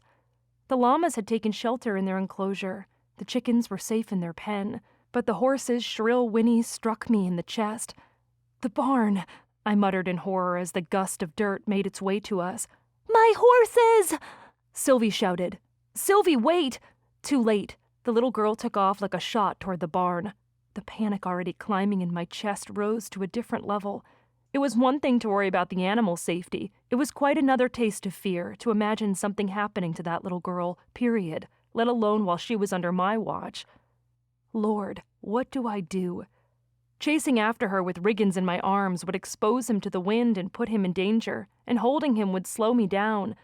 But he was young enough I couldn't leave him in the house while I ran after her and trust that he would stay there and not take off on his own out of fear, too. It was too bad Mom didn't stay just a little longer. Please, God, I said under my breath. What should I do? I didn't have time to decide. Thinking fast, praying hard, I tore open the front door to Belle's house and placed the small boy inside. Can you go turn on a show? I've got to help Sylvie, but I want you to stay safely here. Can you stay right here and don't go anywhere until I get back? His eyes bugged wide, and he started to shake his head. No! Be brave like Spider-Man, I said. Spidey could do this. So can you. This seemed to help him. Resolve came over the boy, and he folded his fingers down and shot imaginary webs at me. I forced a smile. That's right. Go turn on a show on the TV and wait for me, okay? I'll be right back with Sylvie. Got it, he said, dashing toward the living room where the TV was. I didn't wait a second longer. Praying the power wouldn't go out so the TV could act as his babysitter until I returned, I about-faced and ran down the porch steps and in the direction of the barn. Sylvie was nowhere in sight. Had she made it? The wind picked up, swirling dirt so thickly around me I could hardly see. Wind in Idaho was pretty common, but with this much force and the dirt along with it, that wasn't. If I didn't know any better, I'd suspect this was a tornado, but we didn't get those around here all that often. The barn's sliding main door rattled in the heavy gusts so hard, it sounded as though it would soon be ripped from its hinges. I stepped inside, only fractionally relieved at the brief respite from the gusts. The horses dithered, rearing their heads and whinnying in fear. It's okay, I told Grady in his stall nearest to me. Then I raised my voice. Sylvie, where are you? The girl appeared with an armful of plastic horses and her chin high. "I saved them! Let's go!" It was all I could do not to get after her. "Those were the horses you were worried about?" I thought she meant their actual horses, not play ones. Didn't she understand that these would have been just fine tucked away in here against the straw as they had been? "I couldn't leave them here. They were scared." "Sylvie, I was scared when you ran off, and now Riggins is by himself in the house. We need to get back. Can you get back to the house?" "Sorry," she said, her eyes welling with tears. I reprimanded myself for raising my voice and knelt in front of her. "I'm sorry for getting frustrated. I don't want anything happening to you." "You don't?" "No. Now we need to get back to Riggins, okay?" She nodded her head. "It looks scary out there." It really did. I glanced out the open barn door and unease seized my chest all over again. The air was full of dirt and wind. Pieces of paper flurried past. Something overhead groaned, making me suspect the wind was biting at loose boards on the roof, and nearby a tree creaked. Sylvie plastered herself to my leg. "What was that?" "Maybe a loose branch." I could only imagine it breaking free completely as we made our way back to the house and hitting one of us. Fear ripped its way up my spine. In all reality, the safest thing to do would be to stay right where we were. Maybe I should have brought Riggins with me after all. But he was by himself in the house, and I couldn't leave him there and risk him coming out to find us out of fear. "We made it here. We can make it back. Are you ready?" She shook her head and hugged her horses tighter. "I can't do it." "Yes, you can. We have to go help Riggins. We'll just run fast, okay?" She shook her head. "I'll stay right with you. We'll be back at the house before you know it." The creaking noise sounded again overhead, making Sylvie jump and shriek. "I can't do it!"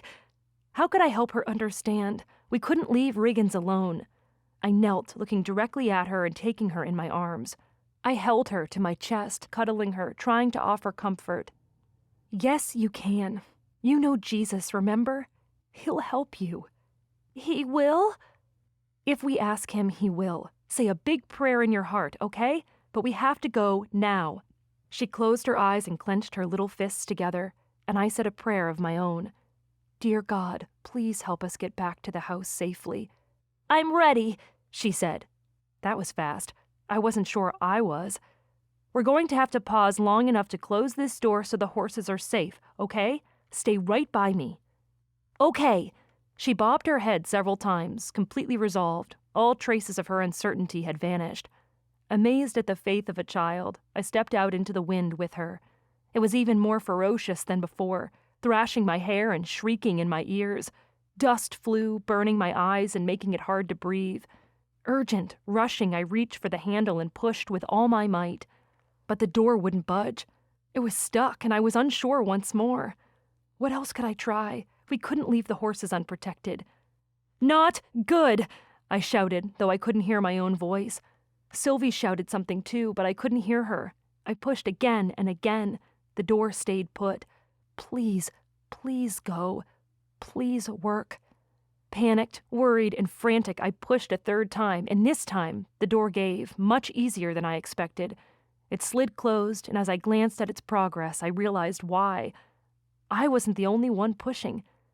A pair of large hands were there, guiding the door closed. Moving swiftly, Kyler swung the latch over, securing the lock into its place. With a fleeting glance at me from beneath the brim of his hat, he bent for Sylvie, swept her into his arms, and shouted, "Let's go!" before he took off toward the house. Suspending my disbelief, I ran after them, startling as the wind took a liking to Kyler's hat and stole it right off his head. He didn't break a sweat, but kept right on running past his pickup, which he'd parked where Mom's car had been. He took the porch steps 2 at a time and set Sylvie down. I was almost up the steps when I lost my footing. I slipped and fell, hitting my shin hard against the steps. Ignoring the pain shooting up to my knee, I clawed my way to my feet and made it the rest of the way up. Sylvie held open the porch screen door, which rattled and shook, nearly slamming closed at the force of the wind. The little girl shrieked and stepped back just in time for Kyler to open the screen door, usher me inside, and close and lock it behind him. In the process, the front door's closure shut out only some of the wind's howl. Debris continued tinkling against the house with scraping noises. Breathless and scatterbrained, I slumped against the door, resting my forehead against the cool glass. We stood in the muted disquiet, breathing hard, and I didn't miss the fierce shadow in Kyler's gaze as it planted right on me. "Are you okay?" he asked intensely. I nodded, unable to speak for a moment until I could catch my breath. "Thanks, Uncle Kyler," Sylvie said, dropping her horses on the floor and throwing her arms around his waist. He bent to wrap his niece in his arms. Riggins came running in from the living room as well, and Kyler enfolded them both, hugging them tightly. "Glad you two are safe here in the house," he said. "Glad you saved me," Sylvie said, planting a kiss on his scruffy cheek. He placed his hands on either side of her head, examining her. "Me too, little one, me too. You go on now. I want to talk to Cambry." Sylvie gathered her horses and ran with Riggins into the living room, talking about the scary wind that came out of nowhere. "What are you doing here?" I couldn't help asking. He wore a long-sleeved flannel shirt and jeans, and scraped a hand through his hair, which was a delicious jumble now that he'd lost his hat. His breathing was still labored. He rose to his full height. "In our family group chat, Luke asked if we'd keep an eye on the house. When that storm came in, I came straight here. And just in time, too." "Thank you," I said, closing my eyes and trying not to picture what would have happened if he hadn't come when he did. That barn door was stuck. Would I have just left it open in order to get Sylvie to safety? What would have happened to the horses? "You're welcome," he said. "How are you doing after that? You hurt?" "I'm fine," I said. In truth, I wanted nothing more than to lay down. I'd probably curl up on the couch where the kids were. "No, you're not." "Kyler," his eyes raked down my legs. "You're bleeding." Was I? I lifted my arms, looking them over, wondering where he got that impression. Sure enough, there was a lovely new tear in my jeans near my shin, and the scrape I'd gotten was bleeding. "I'm fine, really, Not on my watch." Before I knew it, Kyler had scooped me into his arms. "Kyler!" "I'm on it." His strong arms held me to his chest, making my respiratory and cardiovascular systems go into chaotic disarray. There were megaphones and scattered pedestrians and emergency sirens blaring inside of me, declaring a state of absolute alert. Warning, warning, warning. Kyler Holden had his arms around me. He was carrying me. Chapter 20. I was a heroine in a novel. I'd died and gone to heaven. Either that or this was the most exquisite level of hell, because he was touching me, and I wasn't sure what I could do about it. My thoughts were running rampant, but I couldn't lose control. I clung to him, feeling like I was floating in a state of either bliss or absolute shock. With my arms wrapped around his neck, I couldn't help but notice his rock-solid shoulders and his hair brushing against my arm. My voice was a little too abrupt as I said, "I can walk, you know." He grinned at me and spoke as if lifting a fully grown woman was no strain whatsoever. I'd seen his arms. For him, it probably wasn't. "I've got to use the rest of this adrenaline somehow. No sense in letting a good dose of adrenaline go to waste." "I don't need you to carry me." But that didn't mean I didn't like it. It just meant, well, what about Blake? What about all the weirdness that had been happening between him and me since we'd seen one another? What about the fact that I'd broken his heart? I'd told him sorry. He'd said I'd been with him even when I hadn't been, and he was giving me a chance to fight for him. But did that mean he'd forgiven me? Stepping into the kitchen, he sat me on the counter by the sink. "Don't I know it," he said. "It's not that I think you're weak, Cammy. What if I just want to carry you?" I gaped at him. Those words left his mouth, right? How could he say that to me after everything that had happened between us? His attention was on the drawers and cupboards in the kitchen. Distractedly, he opened one after another, searching and then slamming them closed in turn. "Where is it?" he muttered to himself. In the meantime, I noticed the blood seeping through my pant leg just above my shin. I was bleeding that badly? Sylvie walked into the kitchen, her gaze clapped on mine and then on my leg. Sympathy struck her expression. She strode forward and took my hand in hers, patting it gently. "You're going to be fine," she said. Where did this girl come from? She was a wonder, so kind and tender-hearted, and yet such a know-it-all. "Thanks, boss," I said, smiling. Closing the cupboard door next to the dishwasher, Kyler bent to Sylvie. Where's your first aid kit?" "I'll get it!" She dashed from the room with her childlike energy, and Kyler's attention turned back to me, making my heart lurch. His eyes softened. They filled with unspoken riddles, with promises, with conflict and yet vulnerability, too. Was I imagining it? Was that a look he was giving me? Or was he just being friendly? I was dying to ask him about his thoughts, about Blake. Where was she? Did she know he was here? What did she think of our competition coming up in Nashville?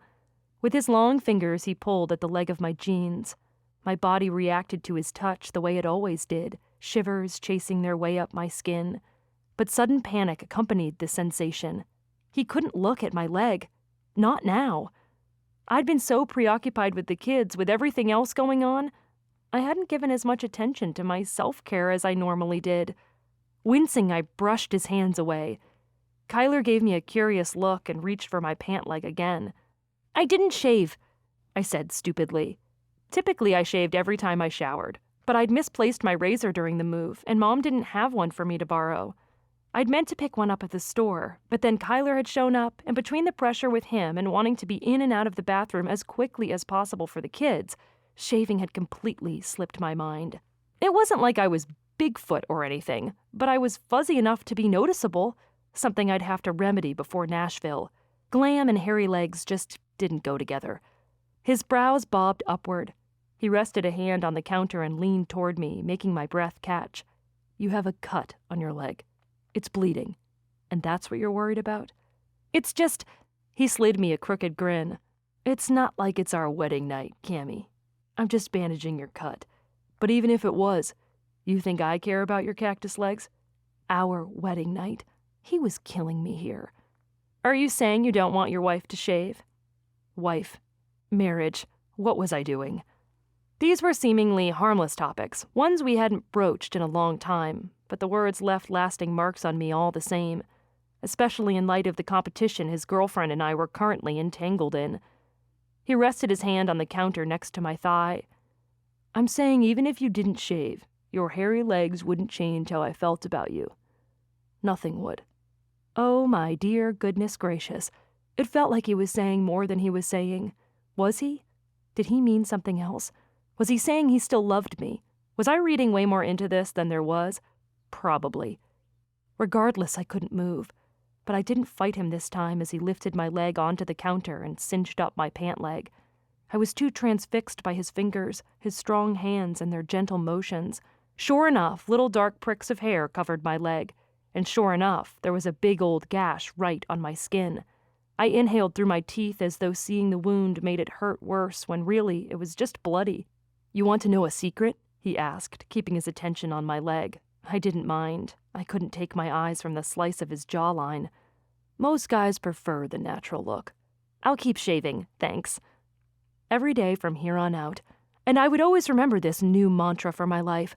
Always shave. You never know when a handsome man will pull up your pant leg and take a look.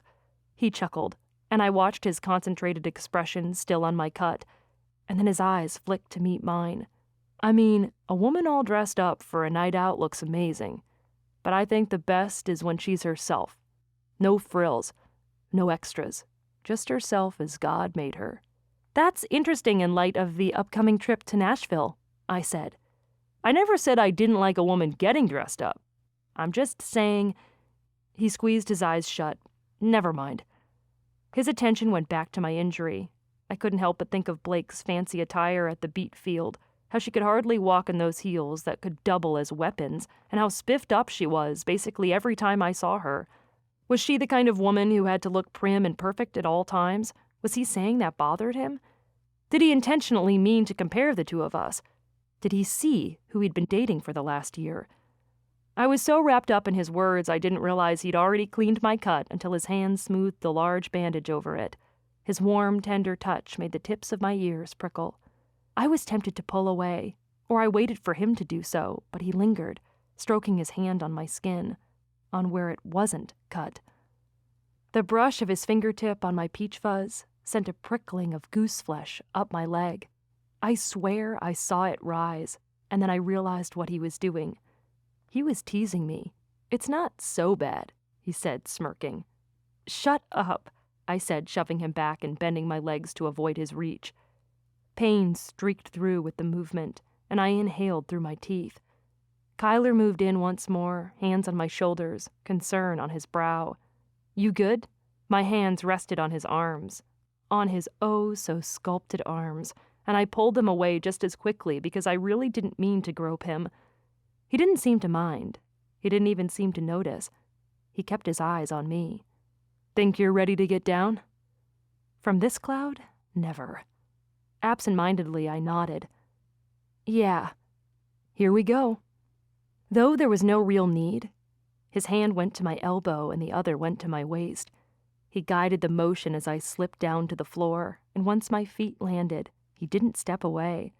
Heat from his body ricocheted between us like a ping-pong ball, bouncing from one of us to the other and heightening my awareness of him. I stared at his chest, at the buttons on his shirt, at the swell of his throat as he swallowed. My heart pumped 100 miles a minute. I had to keep it together. Finally, my gaze lifted to meet his. They were so blue, so bright, so guarded, so vulnerable. "Thank you for helping me," I told him. "Cammy, he began. His gaze flicked to my mouth. I'd kissed this man before, more times than I could count. Stolen kisses in empty classrooms at school, brazen kisses in the hallway outside our lockers while students flocked to their classes, kisses at midnight, kisses on couches, kisses on my bed, casual kisses as we'd said goodbye, meaningful kisses as we'd shared our feelings. Sharon had mentioned kissing him again was a possibility. I craved it, wanting, needing his mouth on mine, not just because it would be amazing or because no one kissed like Kyler Holden, but it would be a confirmation that he'd forgiven me, that I hadn't hurt him as badly as I thought I had, that we could still have a chance. I slammed the door on those thoughts as quickly as I could. He had a girlfriend, and I still didn't know what the status was with her. Sharon did say he was at liberty to kiss who he wanted to, but we had too much to clear between us before things ever went there. The same thoughts seemed to cross his mind as well. Something did anyway, because he cleared his throat and released his hold on me. He stepped back and scraped a hand across the back of his neck, the way he always did whenever he felt uncomfortable or unsure. Needing space, I limped to the dining table and sank down, eyeing the kids where they sat on the couch and watched TV. Wind continued flurrying outside, and something struck the window, making me jump. "You okay?" Kyler asked, taking the chair across from me. "I can't," I began. "What if—" Tears welled in my eyes as the reality of what we faced came rushing back. "Hey," he said, reaching a hand toward me. I took it, unsure of what it meant, but needing the connection all the same. Friends held hands to comfort one another, right? "I couldn't watch them both at once," I said, letting my emotions free. "I couldn't help them both. What if something had happened while I left Riggins alone? We heard a tree branch crack.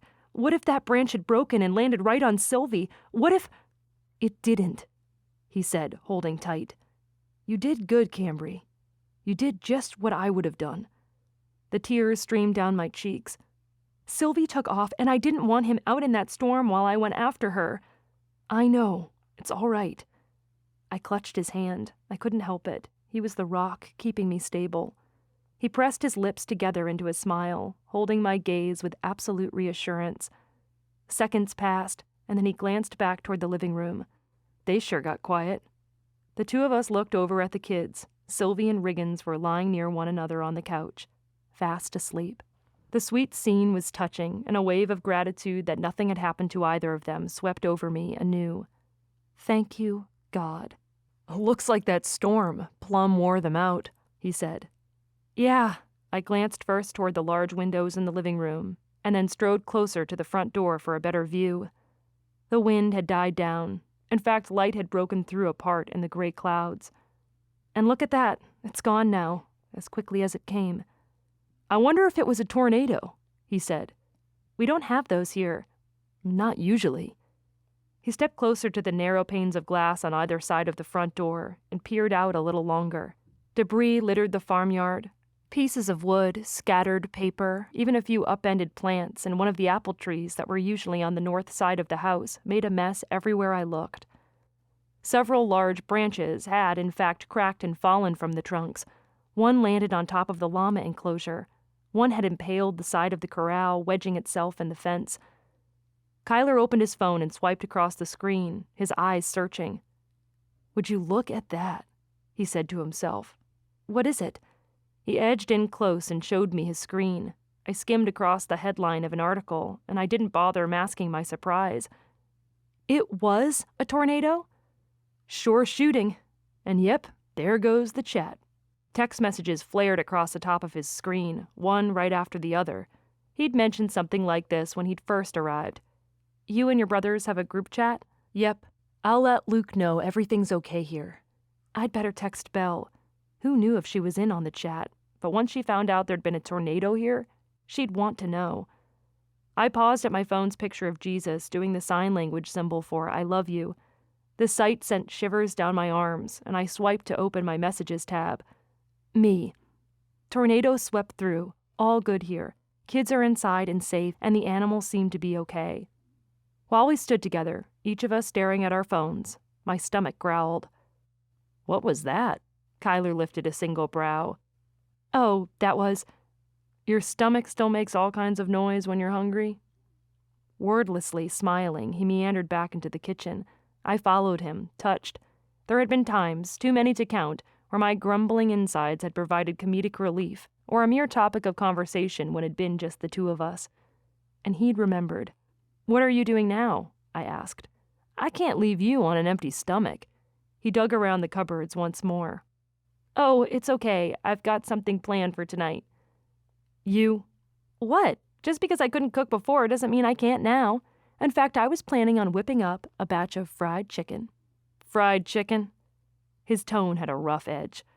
"Yeah, when Belle told me I'd be on my own with the kids, I planned a meal for us, and Belle added the ingredients to her shopping list before she left." He rubbed the scruff on his jaw. "First you wear my favorite shirt on our first day of filming. Now you're cooking my favorite meal?" I'd tried cooking it multiple times in high school, ever since I found out he loved it. But every time had been a flop. The breading went soggy, or it didn't stick at all. One time I overheated the oil so the chicken burned. I wanted to be good at it, I admitted, so I took a cooking class in college. I wanted to be the kind of mom and wife who could whip up together a good meal for her family. I wanted to be someone who could cook for a man. And of course the man who'd always filled that role in my dreams was Kyler. "And you planned fried chicken, but you didn't know I'd be coming over?" I chewed my lip. "I guess I did. It's a comfort meal. You always said so." His gaze darkened. "Yeah, I did. Because it is." I wanted the kids to feel at ease while their parents were gone. In seconds, his arms were on either side of me, and he pressed me against the counter, caging me in.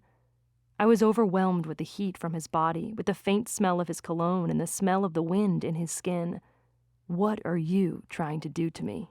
he said, his voice husky. Chapter 21. I was all pulses, all fog and cloud and feeling, no sense whatsoever. His body was hot and so close to mine. His expression was full of conflict and desire. The sight only cranked my racing pulse to a faster tempo. "You're single now, right?" he asked. I couldn't wrap my head around the question. Yes I am." "Why?" he growled. I blinked, taking in the fire blazing in his blue eyes. "What?" "Why are you single? You told me you wanted to date other people. How come you're not?" Mom's claim flashed through my mind about how I'd pushed Kyler away out of fear, but I wasn't ready to confront that yet. I couldn't think with him this close to me, with his firm chest pressed against mine, with tension radiating from his body, with his lips right there, begging me to press mine to them. I lost myself in the ferocity of his gaze. "Because no one else looked at me like you do," I said. "They weren't you. I told you this isn't about money for me, Kai." His eyes flicked down to my mouth once more, spiking the longing raging inside of me. He tilted in closer, agonizingly closer, so close I felt his warm breath stroke my lips. I tilted my chin upward, heart thumping, lungs thundering against my ribs. I let my eyelids drift closed. The scruff on his chin brushed mine. I pressed my hands to his chest, feeling the rapid drum of his heartbeat beneath my palms. My mouth was dry. Emptiness broke across my core, emptiness only he could fill. With a frustrated growl, he tore himself away from me and strode toward the fridge and back again. He wrenched his hands through his hair, making it stand on end in the most attractive way.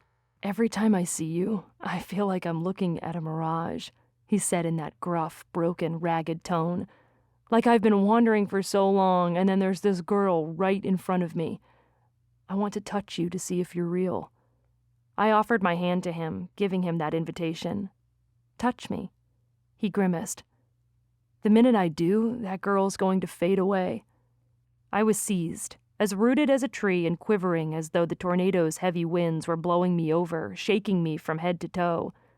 "I'm not going anywhere," I told him in this strangely calm tone, a tone that belied the hectic hustle and bustle taking place inside of me. "I love you," my body screamed. "I still love you. Please believe it." I swallowed to wet my throat, to urge my voice to function. "I want to believe that." His expression was serious and planted right on me. "But even if I did, there's Blake," I said in a whisper, voicing what I assumed was the source of the conflict in his expression. I didn't want to mention her. I didn't want her around at all, but she was. She was a part of his life, whether I liked it or not. He exhaled and rested his back against the counter near the sink, propping his hands on either side of him. "Yeah, Blake. I owe her more than this. I'm also obligated to the show until I write another hit song," he said. "I was going to propose to her during this show, but you've complicated everything." He was going to propose to Blake? And what did he mean I was complicating things? On their own, the words sounded like that was a bad thing, but the way he said them might be the way someone on a diet would tell a piece of chocolate it was complicating everything. "Why does it sound like I'm a complication you want?" I asked. "I don't." He took a step toward me, his eyes hooded and piercing. I swallowed. His throat dipped. "I don't want to hear the sound of your laughter." Another step toward me. And another. "I don't want that burn in my stomach when I catch you looking at me across a room." His next move nearly closed the distance between us once more. Nearly. "I don't want your fingers to brush mine when we both reach for something." He inched in until we breathed one another in. He slid his hand to my waist and moved his head closer, brushing his nose against mine, severing what was left of my air supply. He bent to my ear, speaking at a level meant for secrets and seclusion, as his hands trailed oh so gently up my bare arms, stirring my skin and sending a shiver down my spine. "And I definitely don't want to kiss you again." "Kai," I said breathlessly, resting my hands on his stomach. I waited for the feel of his mouth against mine. But the seconds ticked past, and it never came. His fingers dug into my hips, holding me close, and instead of kissing me, he angled his head and buried his nose in my hair. He muttered so quietly I couldn't understand what he said, though the tail end sounded like, "Death of me." "You okay?" I gripped his shoulders and guided him back just enough. I didn't want to push him away, but I also wanted to see his face.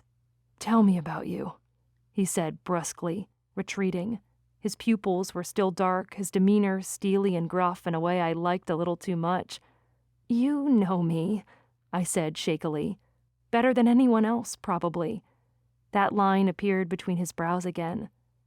"There was a time that might have been the case, but I don't know you now.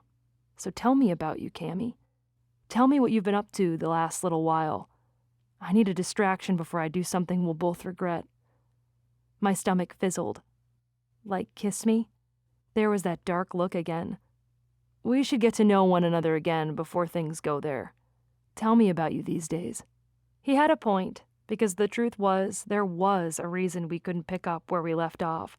We needed to see who we were now and whether we still fit together the way we used to or not. There was an elephant between us, except neither of us knew its name or how to get it to move on already. But the fact that he was still feeling this pull between us just as strongly as I was, that was huge. He'd been going to propose to Blake and was now second-guessing that decision. "Tell me what you've been up to the past little while," he said again, and I didn't miss the fact that he put more distance between us again.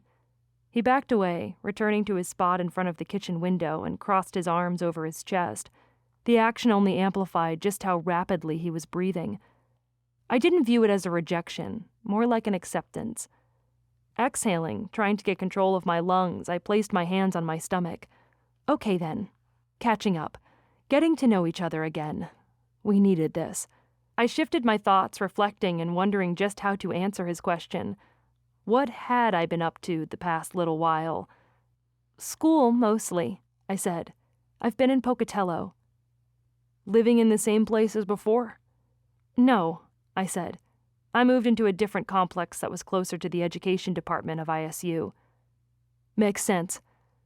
Did you student teach? Yeah, I did, I said. Even though I wanted to teach kindergarten, I was placed in a first-grade classroom in Chubbuck. That's nice. Chubbuck has basically become part of Pocatello, so you didn't have to go too far, he said. Nope. What about you? Besides being famous, living a luxurious lifestyle, and dating future actresses. He whistled, lowered his chin, and then looked at me with his brows raised. You've been keeping tabs on me? Maybe, I said. You make it so easy to with that whole personal life all over the internet thing. Not to mention what I'd read in recent articles. It made me wonder where they got their information from, because the last article I'd read had said he and Blake were on rocky ground, when he'd told me himself he'd been going to propose to her. Please don't let him, I prayed. He exhaled and creaked his neck to one side. You about summed it up. All except the luxury thing. Where do you live now? I asked. Are you living in Nashville? I'd heard as much, but wanted to hear it from him. I was starting to realize that, like most things, you couldn't believe everything you read about him online. Yeah, I got me a nice apartment there. Me. He'd said me, not him and Blake. That meant he wasn't living with her, thank goodness. Is that because it's the country capital of the world? He crossed one ankle over the other. Yes, ma'am.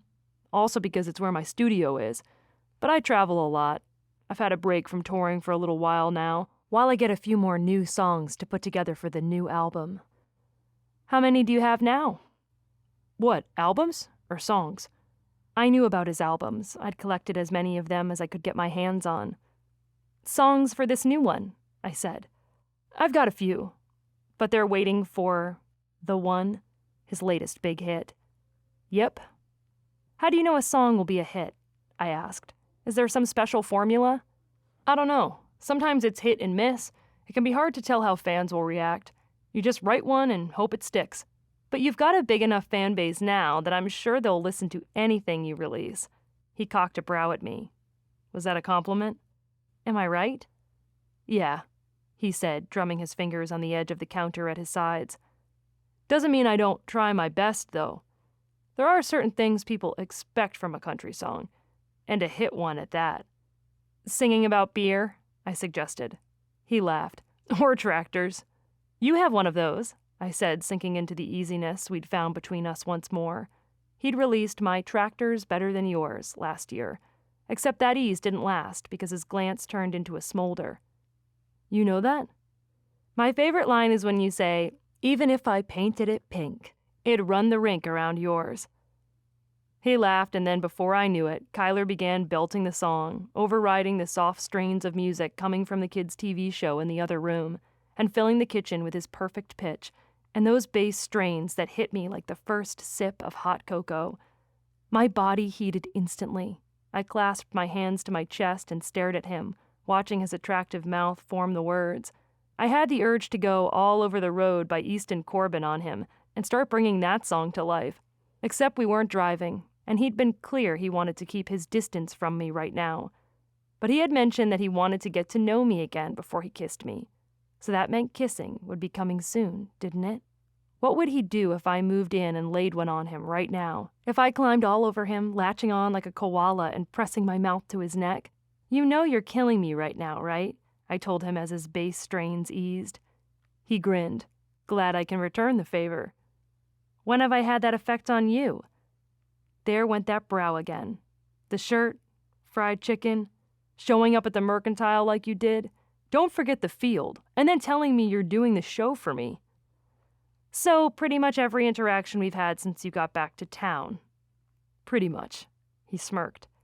As much as I loved this admission, I couldn't help but wonder about the whole elephant in the room thing. Kyler, speaking his name had an all-out effect on me. I wonder if he sensed as much because he looked right at me. What? Why are you still here? He pounded a fist against his heart. Ouch. You want me to leave? I couldn't handle the hurt look on his face. No, He turned back to the cupboard and lifted a frying pan out, setting it on the stove. Save a woman from a tornado and she kicks you out. I see how it is. What about Blake? Another blurt. Apparently I couldn't ask difficult questions without a little extra emphasis or any tact whatsoever. He planted his hand on his hip. His brows dropped down. What about her? I gestured to the window. There was just a tornado. Where is she while you're here with me, or us? I peered at the kids. They were still sleeping through the boisterous sounds of their show. She's at the Frontier Inn. I texted her. She's fine. The tornado didn't make it to her. I exhaled. That was good, at least. She said she wanted to take a nap while I came to help out. She knows right where I am, Cammy. So you're still... He tilted his head to the side. Together? I don't know. This competition has made that a little confusing. I bopped my fists together. He wasn't the only one feeling confused. Because he was here saying he wanted to carry me. Because not 5 minutes ago he'd said he wanted to kiss me. Because the chemistry between us was just as hyperactive as it had been 4 years ago. Because I wanted him to want me back again just as much as I wanted him. Whew, it was time for another subject change. Luke told me something, I said, going to the fridge and retrieving the chicken in its glass pan and setting it on the counter. The glass was icy against my skin. He said your career is struggling. Is that why you need a new song? Why you're doing this? It's competitive, he said without shame. There are up-and-coming new artists all the time, and it's hard to keep my status where it used to be. So you write a hit song, and release a documentary along with it, he added. It's a new angle, and one they're hoping will give me enough of an edge to get my first-place status back. Do you think it will work? I asked, retrieving the flower from the cabinet near the fridge. Kyler reached for the door, closing it for me. I hope so. What if it doesn't? He frowned, keeping his hand on the cabinet. What do you mean? I set Belle's container, holding flour next to the chicken. Just what I said. What happens if this doesn't work? Then I flop, I guess, he said, lowering his head. I'll become a has-been. I didn't like that at all. You'll come up with something, I told him. You were always amazing. You need to go back to what made you famous in the first place. That's what people liked about you. He scowled at a spot on the floor and tucked his hands into his pockets. That's not what they're telling me. My producer, my agent, they're all saying I need something no one's ever heard before. I narrowed my eyes at him. That doesn't make any sense. People like what they know. They like songs that remind them of what they love or who they love. Songs that remind them of why they're alive, that connect them with their humanity. Loneliness, heartache, fear, joy, love. You've got to tap into that, into what makes people want to stop and listen, to sing along, to crank up the radio while they're driving. I'm not saying you have to copy what everyone else is doing. I just mean, give people what they love. Your first hit was a love song, Kai. He looked away. You're not telling me anything I don't know. Okay, I said, not sure what else to say. Did I go too far? He scowled and stared at the counter. Cambry! One of the kids called. What's for dinner? I looked away from him to crouch near Riggins, his hair stuck up in the back the way it did when he woke up in the morning. He hadn't slept very long. Then again, how long had Kyler been here talking to me? Are you hungry? I asked. Yeah, he said. Me too, Sylvie shouted from the living room. I smiled at Kyler. His expression was wistful and sad. But I couldn't understand why that would be. Was it because of his music? Better get cooking, he said, pointing to the chicken on the counter. I think I'll head out. A flicker of panic took over my chest. I wasn't ready for him to leave yet. Would you like to stay? You can tell me what you think this time. I don't know, he said, his gaze latching onto me again the way it always did. I touched his arm, thrilling that I could, that he didn't pull away. Please stay. Let me cook for you. The side of his jaw ticked. The kids danced around, singing, "Please stay," over and over until finally he growled in a more playful way and scooped them both into his arms. "You want me to stay?" he said to them in the same way Luke would do. "Yes!" they shouted and giggled with delight. Beaming, he rounded with them in his arms and faced me. I saw the question in his expression even though he didn't voice it. "Yes," I said softly. His face sobered. He bent his knees to set the kids back down again. They darted off, and he straightened. "Okay," he said. "You need any help?" "Just keep me company," I said.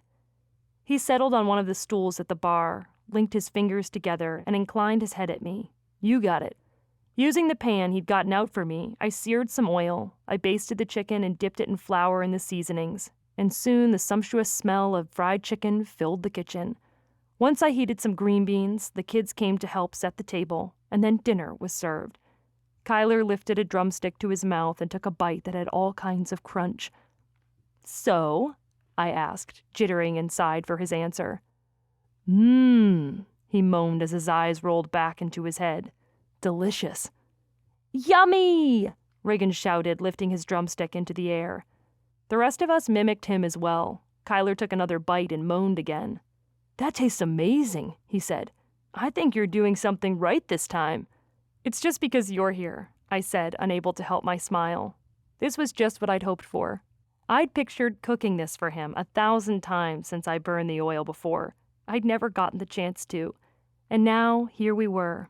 The only thing lacking was that he wasn't yet my husband, and I wasn't sure that would ever happen now. Nah, I was there plenty of other times, and it never smelled this good. It's nice to know things change. "It's nice to know some things don't," I said. He rested his hand on the table. "Like what?" I took a long drink of water, needing the moisture to cool my flushed skin. "Like you coming to help me with the kids right when I needed it. You were right there when I needed you, just like last time." Setting my glass down on the table, I met his glance. He paused, and I knew the memory had passed between the two of us. "That was a good night," he said. It was. My hand longed to reach for his. I needed some way to break the tension building between us. So I blurted the first question that came to mind. "Does Blake want kids?" Something like pain flickered across his expression. "Really? You're going there?" "I guess so. You don't want to talk about her?" He took a drink and set his glass down as well. "Not with you." "I'm your friend," I said. "I've always been your friend." He wiped his mouth with a napkin. "You've never been just a friend, Cammy. Not to me." I couldn't account for the rapid speed of my pulse. "Then maybe you can see why I'm so curious. What do you see in her?" He looked down at his lap. "Can we not do this now, please? Sorry." While I expected him to leave after that, he didn't. He stayed to help clean up. He stayed through the kids' bath time and tucking them into bed. And I wondered the whole time because he really didn't need to stay. But he did. When the sun had set and the sky was dark, when the house was far too quiet, I walked with him to the front door. "Thanks for all your help today," I said with a lump in my throat that I couldn't account for. "I can't tell you how glad I am that you showed up when you did." He lowered his head, tucking his hands into his pockets. "Anytime," he said. He made no further motion for the door. The moment between us stretched. Just when I wondered what he was waiting for, he broke the silence. "Speaking of lost, guess I lost my hat," he said absent-mindedly. "You're a one-hat kind of guy," I said, quoting him from years ago. His brothers tried giving him a new one when his old hat cracked, but he left it in the box, telling them he stuck it out with what he had. "Yeah, I still am. One hat, one girl." I was on fire. Was he really trying to burn me alive here? Was it possible to spend any time in his company and not bring up some kind of inside joke or another? Because he'd said that, too, about me. We had too much history. That was all it was. Tipping his chin, he nodded at me and opened the door, stepping out. He paused and glanced back at me.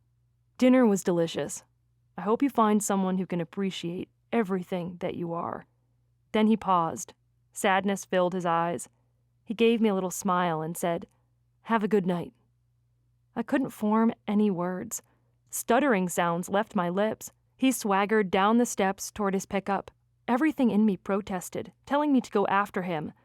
But I turned around, closed the door, and plunged my face into my hands. He'd spent the day with me. He'd come to my rescue, had bandaged my wounds. He'd said things I thought I'd only imagined. He'd even opened himself to me just a little bit, and I had no doubt he would have kissed me if he could have. I wanted more days like this. I wanted the rest of my days to be like this. Not the danger and tornadoes, but every second spent with Kyler. No more competitions, no other women, just me and him. But he was going back to Blake. It was too late. Even with the next challenge coming, it would always be too late. Chapter 22. "Should we wake her up?" a little voice said. "She's sleepy." "I know. Mommy doesn't sleep in like this." The voices resonated a little louder. Sleep began drifting away from my eyelids, and I blinked awake to find Riggins kneeling on the bed beside me, his big brown eyes staring right at me. "There's your eyes," he said. "She's awake." "Yeah," Sylvie said. "Do you always sleep this long?" Groggy, I blinked sleep's lingering numbness out of my brain and reached for my phone. What time is it? I had an alarm to make sure I didn't sleep past the kids. Had I shut it off? Admittedly, I'd stayed up too late researching how to greet guests at fancy galas and looking at the articles Joe kept sending me about Kyler. I must have shut off my alarm and didn't realize it. "Mom is always up when we get up," Sylvie said.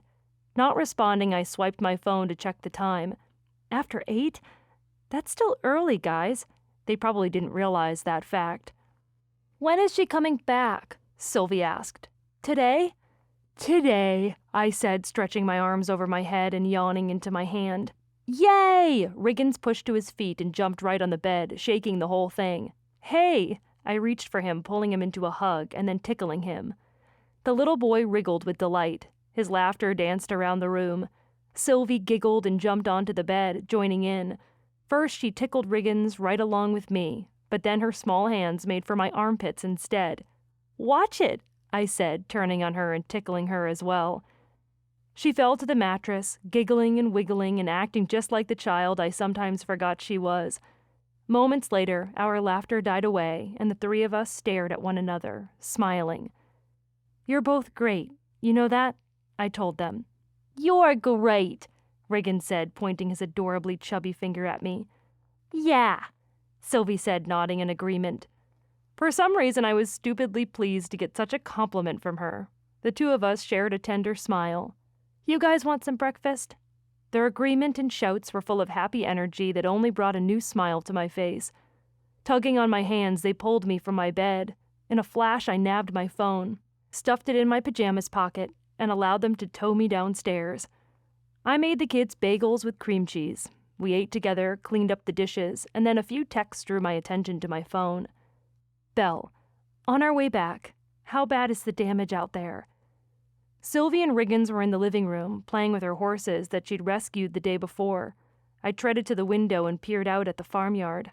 It looked about the same as it had when Kyler had left, but in the sunlight, more of the damage was visible. A huge branch narrowly missed falling right on my car. Garbage and debris littered the grass and the gravel. I wasn't sure about the animals, though, so I stuffed my feet into my shoes, slipped into my coat, and stepped out into the cool morning. A quick sweep showed me the chickens, llamas, and horses were all safe and secure, so I reported as much. I sent a picture of some of the damage for good measure. "Belle, thanks. It's such a relief to know you were there to help. Me. I wasn't alone. Kyler came just in time to help me close the barn door and get the kids inside." "Belle, Kyler was there, huh?" Was there an emoji for squirming uncomfortably? Because that's what I did. I couldn't fully digest our conversation last night. We'd shared so much. My head still spun over the fact that he was going to propose to Blake, but he'd said I was complicating that for him. That was a good sign, right? The way he'd looked at me, touched me, helped me, the sweet things he'd said, the memory left me blinking rapidly inside, like a turn signal whose bulb was dying. Me, it wasn't like that. "Belle, how long did he stay?" I chewed my lip and stared at the phone. Honesty was always the best policy. Me. He helped me put the kids to bed. Then we talked. Belle. You want to fill me in when we get back? Why the prospect of talking to her about her brother-in-law made my heart pound, I couldn't say. I loved that it felt like I could talk to Belle as easily as I could Joe. Me. Sure. Belle. Good, because you might find this interesting. A link came through next. Striding back to the house, I tapped on it, and an article with a huge picture, like one taken by paparazzi, showing Kyler caught unawares in an argument with Blake, filled the screen. He wore jeans and a black t-shirt, what he'd worn the day of the tornado. The headline read, "Trouble in Paradise?" I inhaled the words, reading as quickly as my eyes would allow. While shooting his new documentary, featuring an insider's view of his hometown and humble upbringing, country star Kyler Holden and his girlfriend Blake Norman have had a rocky few days, which may come as no surprise to those of us who know him as Heartbreaker Holden. Holden has a history of new relationships, and many people suspect that while he's a master at holding a crowd's attention, he's equally incapable of holding a woman's heart. Is that the case with Norman? Sources say the two disagree regularly. They've spent more time apart than they have together, and a misunderstanding caused Blake to storm back to their hotel during filming. Rumors have also spread about Kyler's ex-girlfriend Cambry Bennett, and how sparks might be flying between the two of them anew. Kyler and Cambry dated throughout high school, but for reasons unknown, ended their relationship shortly after graduation. Does Blake have a little competition? Kyler's producer for the show, Kyler Holden Country Dream Boy, seems to think so. You should see the way those two look at each other, Sharon Laney, Holden's producer, reports. Cambry keeps showing up everywhere we go. I'm thinking there's still something there, and they're both fighting it. Is there trouble in paradise for Kyler and his current girlfriend? Does Blake have to fight to keep a hold of her cowboy? It seems like everyone wants a piece of Kyler's fame and fortune. This then leads us to the question, who is Cambry Bennett, and should Blake be worried? My phone shook in my hand. My vision blurred, and my thoughts scattered like the debris outside. I keep showing up everywhere they go? Way to make me sound like a stalker. Joe had sent me something similar earlier, but this exaggerated things even more than that other article had. Who wrote this? How did they even know anything about me? Did this mean word hadn't spread about the competition between Blake and me? If so, Sharon had kept that under wraps really well. But just as quickly as the questions came, so did the answer. Sharon. Sharon had blabbed to whoever this was, clearly wanting to dredge up publicity for the documentary. It was only the competition that was under the NDA we'd had to sign. Curse my foolish, hopeful heart. He was having a hard time with Blake? Was that before or after the storm? I hated to think that was why he was paying attention to me. I didn't want to be his rebound. But that little line about how I was only after him for his fame and fortune irked me the most, just like it had when Sharon had asked me that during my initial interview for the show. That was not why I was interested in him. He could be as poor as dirt, and I'd still want him. Hurriedly, I dashed back inside to check on the kids. They paused in their play, literally holding their horses, to glance up at me as I walked in. Hey guys, I'll just throw in some laundry, I told them so they'd know where to find me if they needed me. Then I scampered toward the laundry room, feeling flushed, agitated, and unsure of what to do. Should I text Kyler and tell him it wasn't true? As stupid as it sounded, I worried about him with this article releasing. How was he doing? Did having his personal life splashed all over the internet bother him? We used to talk. We used to tell each other everything. He was my friend. Was it possible to have that again? Sure enough, Luke and Belle arrived home later that afternoon. The kids were ecstatic, dancing around their mom and fighting for her attention. We had a tornado, Regan said. It was so windy, the wind was all over, my horses nearly died. The wind was like this. Riggins pouted his lips adorably and made a whooshing noise. I heard, Belle said, hugging them both tightly. I'm so glad you're okay. Yeah, Cambry and Uncle Kyler saved us. Sylvia's expression was completely serious as she said this. Belle's brows rose. Her gaze drifted to me. I heard that, too. I held the door for her and Luke as she walked into the house. Luke nodded his thanks to me, brought the suitcases inside, and then set them down just inside the door. How'd the appointment go? I asked Belle as I followed her into the living room. She carefully sank onto the couch with a focused expression, exhaling as she did so. So far, so good. They think this little guy might come early. How early? I said. August wasn't over yet, and she'd told Riggins the baby would be coming around Halloween. They're trying to keep him in there for as long as possible. That's why I'm supposed to rest so much. Having a premature baby happens, and they survive, but the lungs are the last thing to develop in a fetus, and we just want to make sure he has as much chance as he can get.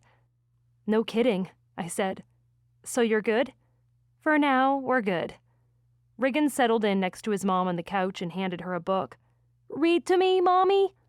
Belle settled in and read several books to him. Sylvie squished in on her other side, and I discreetly took a picture of the sweet scene and sent it to Belle. It was my experience that, too often, the mom was the one snapping pictures of everyone else. She rarely got in the pictures with her kids. After some books and snuggling with their mom, Sylvie and Riggins were off playing.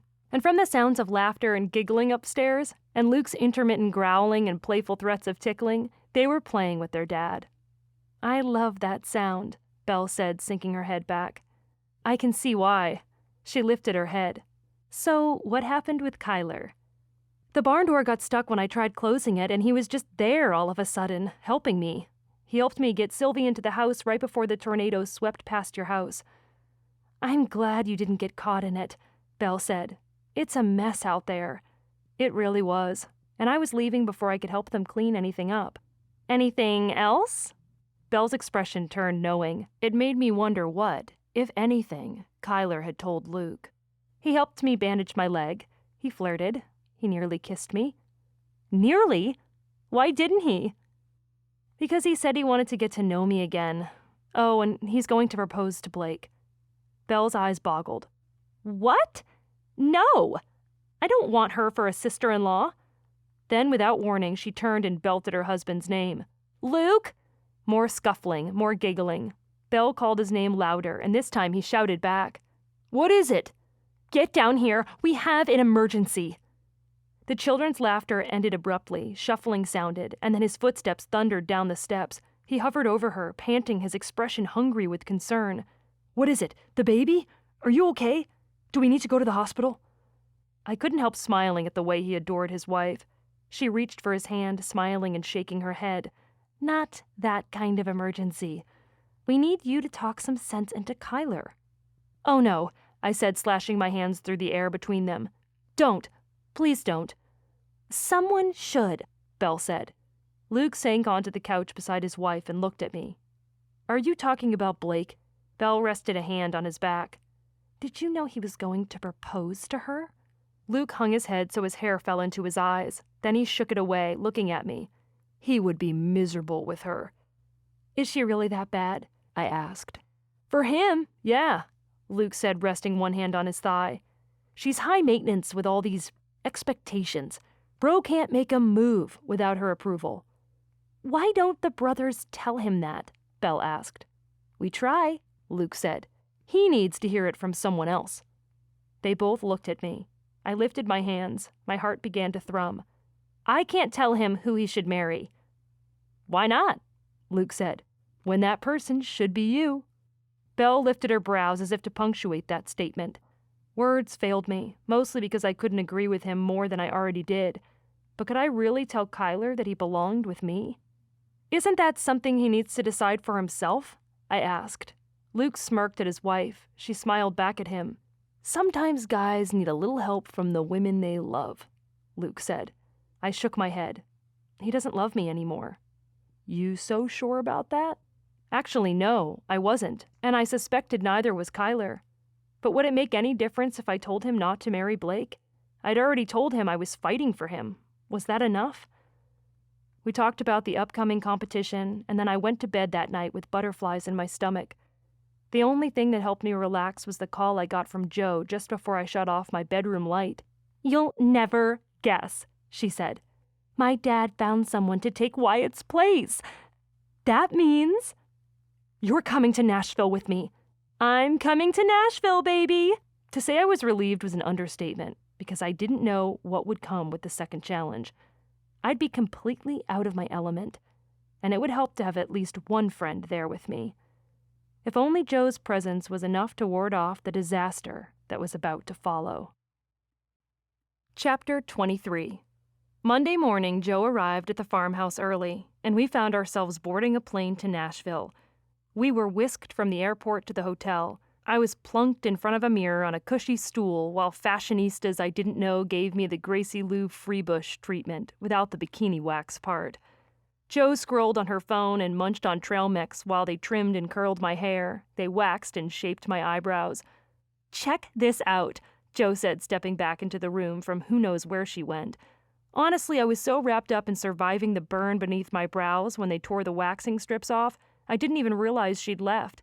"What is it?" I asked, catching a glimpse of her in the mirror as the stylist rolled my blonde hair in perfect circles and pinned another one on the top of my head. "Sharon gave me this book with a bunch of pictures and names of the people who will be in attendance. I think she thinks I'll be your assistant, like on The Devil Wears Prada. Like I can remember important people you're about to talk to and tell you who they are just in time." I said while a new flutter of nervousness wavered behind my ribs. I drew in a breath, inhaling the smell of fruity hair products. "I think that's too little too late at this point." "You do?" "The gala starts in an hour." I peered at the clock on my phone. Who knew how many times I'd done that since we started my primping session? Regardless of how many times I looked, time never seemed to go any slower. The impertinence. Time wasn't the only thing I kept tabs on. I was also researching how to handle this VIP guest experience thing. No matter how many times I Googled it, the answers I got never eased my nervousness about greeting all these strangers. "I think people know I'm not going to know who they are," I went on. "I'm not from here. I don't want to be fake, you know? If they're feeling uncomfortable here, then I will be too. And that's something we can use to connect with each other." Jo pursed her lips. "You sure that's the best strategy?" "It's all I've got," I said. "I'm a small-town girl. I don't think I can hide that fact." The stylist concentrated on rolling another piece of hair and pinning it on top of my head. She glanced at me but didn't speak. "Don't you think?" I asked her. "I'm not here to give my opinion," she said in the most adorable Southern accent. "But you can if you want," I told her. The stylist held the curling iron away from my hair and looked at me in the mirror. She was older than Jo and me, but not by more than maybe 5 years or so, and when she smiled, the skin near her eyes crinkled. "I think you're going to have the night of your life, and if you don't catch Kyler Holden's eye, then he's an idiot." "Facts," Jo said, lifting her bag of trail mix in salute before stuffing a handful in her mouth. I patted the stylist's fingers. "What's your name?" "Evelyn," she said. "Thank you, Evelyn," I said. "I don't think I've ever looked this beautiful before." "I can't wait to see Kyler's face when he sees you," Jo said, "because I'm pretty sure I've never seen you get this dressed up before either. What are you wearing?" "They brought me a dress," I said, gesturing to the mystery item in its bag, hanging on a hook in the room's corner. "You mean you haven't seen it yet?" Jo said. "She's been too busy getting all dolled up," Evelyn said. "Then I say we take a peek." Jo rose from her stool as she munched on a handful of trail mix. Evelyn brandished her curling iron in Jo's direction. "Y'all better not touch it. Peter will be back in just as soon as I'm done here, and then you'll get the full look once it's on her." "Aw," Jo said, pouting and sinking back onto the chair beside me. "What about you?" I asked Jo. "Aren't you coming tonight? What are you wearing?" "I think there's 2 dresses in there," Evelyn said. "Want me to do your hair, too?" Jo's eyes lit up. "Are you kidding? Yes!" The 3 of us laughed. Evelyn pinned up several more curls until no hair touched my neck. She then handed me a handheld mirror, turning me around in my salon chair so I could use it to look at the back of my head. I almost didn't recognize myself.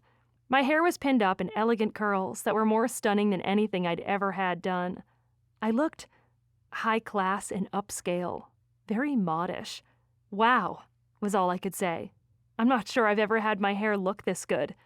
Not even when Kyler and I had gone to prom. Then again, Jo and I had done each other's hair that night, and even though it looked great, it was not a professional job to say the least. "You're going to look exquisite," Evelyn said. "Thank you," I told her, lowering the mirror to meet her eyes. "You're so talented." She waved this off and rushed me out of the chair. "Get on over here, Jo." "You don't have to tell me twice." Jo plunked herself down in the chair. Evelyn combed and curled Jo's hair, spraying product in it as she went. Ultimately, she left Jo's honey brown hair down in lovely waves, tying back only strands on both sides so her hair stayed out of her face. Jo eyed herself from one way, then the other, her eyes glittering with delight. "Can I take you home with me?" Evelyn laughed as the door behind us opened, and Peter and his crew walked in once more. He tutted and waved his hands in excitement. "Oh, you are a masterpiece," he said, placing his hands on my shoulders. He looked my hair over, turning me and moaning like I were a piece of strawberry cream cheese cupcake he'd just indulged in. "Gorgeous. Stunning. Let's get you in your dress." My heart trembled in excitement. Don't get me wrong, I admired a pretty dress just as much as the next girl, but I'd never been one to gush and get squealy over fashion. But I had to admit, after all the work Peter, Evelyn, and their team had done to get me ready for this event tonight, I was excited to see what the finishing touch would be. It was my fairy godmother moment. I was Cinderella, holding out my arms and waiting for the final transformation. "We wanted classic elegance," Peter said, pinching the bag zipper and lowering it. "Nothing too flashy or overdone. You have such natural beauty. We wanted to emphasize that." Parting the bag, he revealed a floor-length sapphire gown. A gasp escaped my jaw-dropped mouth. "And we thought this would bring out the color of your eyes." He stroked the skirt. "Wow," I said, completely stunned. "A+," Jo said, beaming as she gave the style team a grade. Peter removed the gown from the dressing bag and draped it over his arm. "What do you say?" "I say, put me in, coach." The team laughed, and then they did just that. They worked together to help me get the dress on without messing up any of their other hard work over the past several hours. I had to admit, it was completely weird to have a group of people dressing me, especially the whole being in my underwear in front of them thing. But none of them seemed to care, and frankly, I was too jittery to care much either. Once the gown was on, I couldn't stop touching the fabric. It was the softest, silkiest thing I'd ever worn. My legs were so smooth, I wasn't sure I would fully appreciate the way the skirt brushed over them if the team hadn't waxed them earlier. "What do you think?" Evelyn asked as she stood next to me in front of the floor-length mirror. "I think I don't recognize myself," I said, staring at the slim woman with outrageously awesome curves, stunning cheekbones, and incredible lashes looking right back at me in the mirror. I'd never looked so polished. "My turn," Jo said. She practically pranced as she snatched her dress and disappeared through a side door. "Ooh, let's see," I said when she emerged a minute or two later. She wore a dress with more rustic elegance than mine, but it fit her. Her dress was maroon with a slit up the front of her flowing skirt, parting the fabric as she walked to reveal her cowgirl boots. "You look fantastic," I told her. Jo grinned and then stopped, holding out a hand in my direction. "I'm sorry, you sound just like my bestie, but you must be some kind of imposter. That's not Cambry." I opened my arms. "I'm A-list now, didn't you know?" "No way. You look so gorgeous." "Thanks," I said, beaming at her and feeling the slightest bit off. I peered down at my body at this sophisticated gown. At the heels I was trying to stand up straight in and pressed my hands to my stomach. "Do you think it's too much?" I asked her, keeping my voice quiet. I didn't want to make Peter or the others think I didn't appreciate all their hard work. They had given me the princess treatment today, and I was fairly sure I'd never get anything like it ever again. Jo clasped me by the elbows. "I think it's perfect. You are going to stun tonight, sister." I grinned. "You too." She waved this off. "I'm not trying to impress anybody. I'm just here for you while you get to show the world how incredible you are." "I don't care about the world," I said, exhaling, trying to calm my nerves. "I just want him." She tilted in and rested her forehead against mine. "Then what are we waiting for? If he doesn't flip out over you, then I'm disowning him." I laughed. "You can't disown someone you don't have any say over." "Then I'm disfriending him." "I pity anyone who crosses you. You'd better," she said. Peter peered at his phone, passed it to one of the women with him, and then clapped his hands. "I just heard from Sharon. They're ready for your big entrance." The crew fluttered around me like birds, gushing over how pretty I was, how they couldn't wait to see Kyler's reaction, how Blake was going to turn green. And honestly, I couldn't wrap my head around any of it. "I just hope I don't trip in these," I said, staggering as I test drove the shoes they gave me with a step toward the door. My foot caught on something invisible on the floor. I nearly tripped, but Jo caught me by the arm, smiling. "You will be fine," Evelyn said. "We're all rooting for you, country mouse." "But you don't look anything like a mouse in that getup." Peter added, his gaze trailing down my body and back up again. I hugged them all in turn, thanking them, and then I waited for Jo. And maybe it was dumb, but I took her hand, needing the extra boost. And the stability in these heels, I had no balance whatsoever. "Just ignore the haters," Peter called as we stepped out into the hall of this hotel. "Trolls will be trolls," another woman added. "You've got this," Evelyn gave me 2 thumbs up. And while I was sure they meant to encourage me, leaving them on the line of haters and trolls only amplified my worries. Just what was I getting myself into? Chapter 24. I was practically hiccuping with anticipation as I stepped out of the room. But while I expected to find Kyler and Blake there waiting to ride together to this gala, Sharon and Jack were the only ones in the hotel's lavish hallway, camera at the ready, pointed right at me. "There you are," Sharon said, waving me on. She wore a black dress that was simple but savvy all at once. I'd never seen her with her black hair down. I almost didn't recognize her. "You look stunning," she said, eyeing me appreciatively. "Blake and Kyler are riding separately, as will you. Once you arrive, you'll need to greet the VIP guests, mingle, chat." "Got it," I said with a squirm in my stomach. "How will I know who the VIP guests are?" "Everyone in attendance tonight is VIP." The squirm got squirmier. I should have known that, shouldn't I? Jo leaned in, giving me a line from Disney's The Incredibles about how if everyone is special, then no one is. And I chuckled, grateful for her lightness when the pressure of the evening was weighing heavier and heavier on me. "Time to make an entrance," Jo said. "Yes," Sharon muttered without looking at me. Instead, she was looking at her phone. "You have people to impress tonight." Her frown only made my stomach stew that much more. I climbed into the back seat of the fancy car, sliding over so Jo could join me. Jack got into the front, while Sharon glided in next to us. No one really said a word as we drove through Nashville. The lights were bright, glittering from establishments and street corners. I wished I could slow down so that I wasn't feeling quite so frazzled and could appreciate it more. Maybe there would be time to do a little sightseeing while I was here. Some of the sights Kyler and I had talked about years ago, but with the pressure of filming the documentary, I doubted it. Jo kept her hold on my hand, clamping it and smiling at me. I smiled back at her and concentrated on my breathing, on praying harder than I'd ever prayed before. Please, God, help me get through tonight. Help me know what to say to people. Help me connect with Kyler. Removing my phone from the velvet clutch they'd given me to go with this getup, I peeked at the picture of Jesus, glad Sylvie had asked me her question about knowing him when she did. Having him with me like this helped. It made him more real to me than he'd ever felt before. Or maybe it was because I was relying on him more than I ever had before. I prayed for Kyler, too. He was nowhere in sight, and my stomach sank. Where was he? Was he already there? I wasn't sure how he was feeling about all of this. It was one thing to be in Bridgewater where the spotlight wasn't quite so fancy or pressured.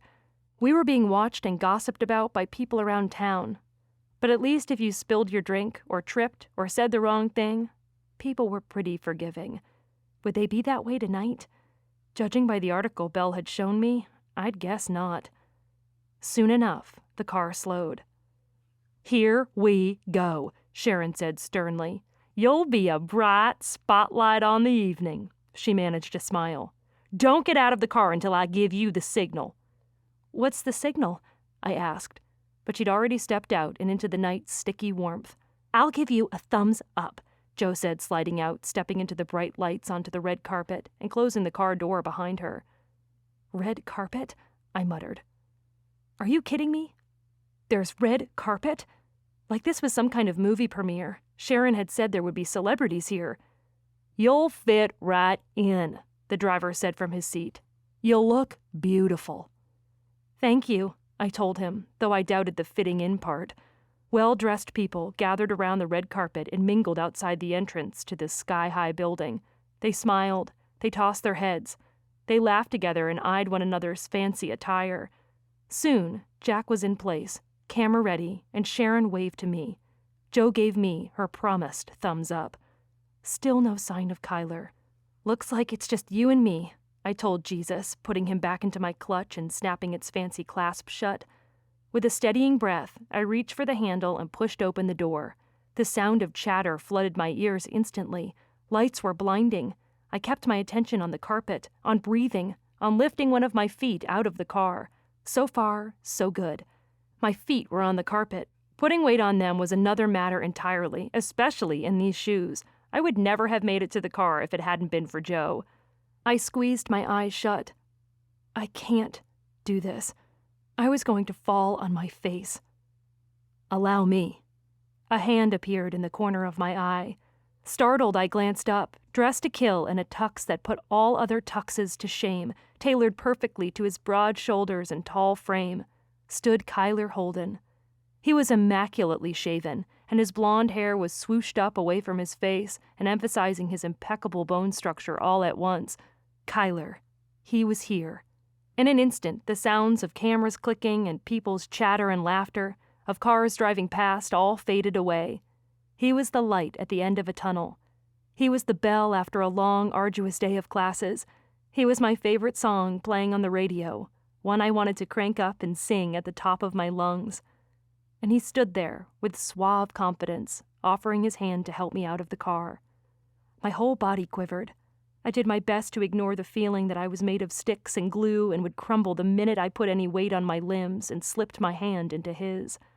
The touch hooked right into me, fastening me to him and cranking my heartbeat higher. His hand was warm and strong. He gave me a small smile, and his grip was steady as he helped me make it up onto both of my feet. If my ankles survived tonight, it would be a small miracle. I wobbled a little on my heels, still unused to the sensation of walking on something so pointy. Or maybe the wobbling came from the fact that Kyler was here, looking this outrageously handsome in a fitted tux and giving me all his attention. "There you are," he said, looking down at me, like he'd been waiting for me. Flashes of our last conversation, of him caging me against the counter with his body, of the heated look in his eyes, and his sweet words about wanting to get to know me again, slammed into me in an instant. His eyes raked over my face, my hair, my lips. The pit of my stomach burned as his gaze lingered there before climbing their way back to my eyes. I couldn't look away. He kept my hand in his, and we were swathed in this moment, in looking at each other, in the feel of time slowing and planets aligning and stars glowing just a bit brighter because he was with me. It wasn't just the cameras flashing in my vision. The entire night seemed to shatter and catch glints of light like broken glass. "You look beautiful," he said. His voice wavered, a muscle on the side of his jaw twitched. Knowing I had this kind of effect on him made me tremble. "So do you," I told him. He raised a brow. "I wasn't sure you were coming." He doubted me that much? Why? I was here to win him over. "You thought I'd miss this?" I said. "I know you don't like heels." I had complained up and down when we'd gone to prom at the end of our senior year. I'd ended up kicking the shoes off and going barefoot during the entire dance. That wasn't going to happen tonight.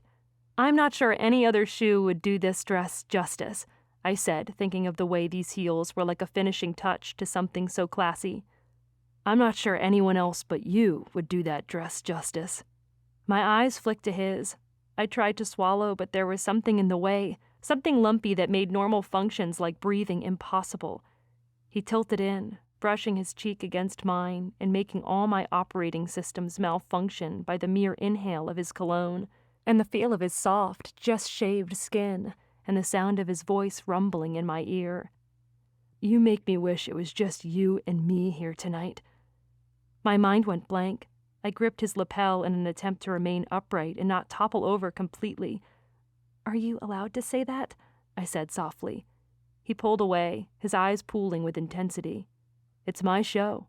I can say anything I want."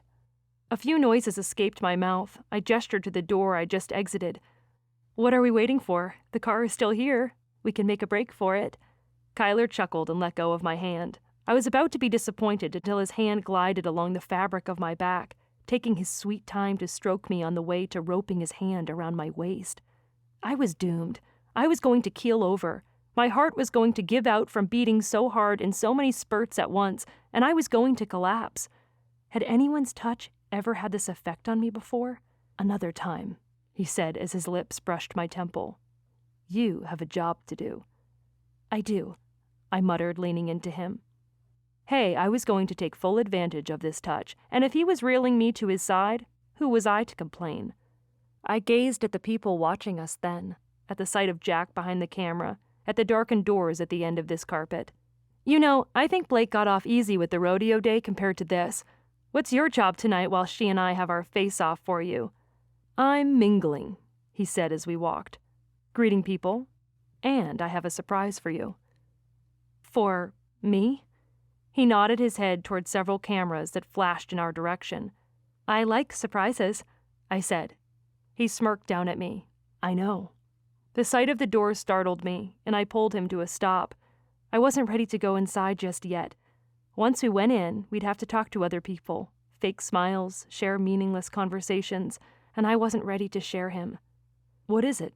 he asked. I just wanted to say thank you for giving me this chance." "To get dressed up?" I shook my head. "No, as magical as that has been, honestly, I feel like a princess tonight. I mean, thank you for giving me a chance to be with you again. I'd do this, the heels, the fancy people, the cameras, all over again if it meant being with you." "Cambry, you don't have to thank me." "I do." I squeezed my eyes shut. The pressure mounted, cameras were clicking, everyone was watching us, and I knew we needed to head inside, but I had to get this out before we did, before his attention was on the people in there and on Blake. "I know it must have been hard for you to trust me again, to give me another chance, but I wanted you to know I'm glad you did. And don't propose to her." His brow furrowed. I rushed to get the words out. Luke told me I needed to intervene, and he was right. I had to say something now while I could. "You said you were going to propose to her, and well, don't, okay? Just don't. Please. I don't believe in coincidence, and I don't think it was coincidence when I bumped into you when I did." He couldn't still want her after this. After all we'd gone through over the past few days, how could he ignore this connection building between us again? He lifted his hand, skating it along my face. My heartbeat stuttered, tripping over itself. Tension skimmed across his softened gaze, and he studied me, raking his eyes across my features. "I don't have time to say what needs to be said." He kept his voice low and glanced around at the people watching us before lowering his hand. I tried to ignore the disappointment sinking into my chest at the loss of his touch, and I couldn't account for feeling that way. What did I expect him to say? That he was going to ditch this whole competition and pick me, to give me that second chance I'd asked him for earlier? Did that mean he was still going to ask her to marry him when this was all over? If so, then did that article Belle had shown me have any truth to it at all? "I know," I told him. "I just wish, like you said, that it was just you and me right now." His fingers dug into my waist, his jaw set, and he bobbed his head slightly before saying, "We'd better get inside." Someone opened the door for us, and then we were in, and I caught myself wondering what he would have said if we'd had more time. It was much cooler in here than the muggy heat of the evening outside, and I was glad. It turned out this was an art gallery, which had plenty of open floor space and was trendy enough to warrant an event like this. The gallery was glittering and open, with dim lighting that accented the refined, elegant silver touches and splashes of artwork on the walls. While there were places to sit, most people stood, talking. Women wore beautiful dresses in a range of colors, from black to purple to stunning red. Men were dressed like Kyler in tuxes, but none of them looked quite as good as he did. Sharon's explanation ran through my mind once more. These were important people. Music executives, celebrities, journalists. They lifted cocktail glasses in our direction as we passed, and he inclined his head toward them, keeping his hand around my waist. I wasn't sure where Jo had ended up until I saw her near the bar, holding a drink and talking to a dark-haired man in a tux. She waved in my direction, beamed, and then turned her attention back to the man she was talking to. "Jo's in her element," Kyler said, waving to her. "Who knew?" I asked with a smile. "She'll fit right in." "Where's Blake?" I couldn't help asking.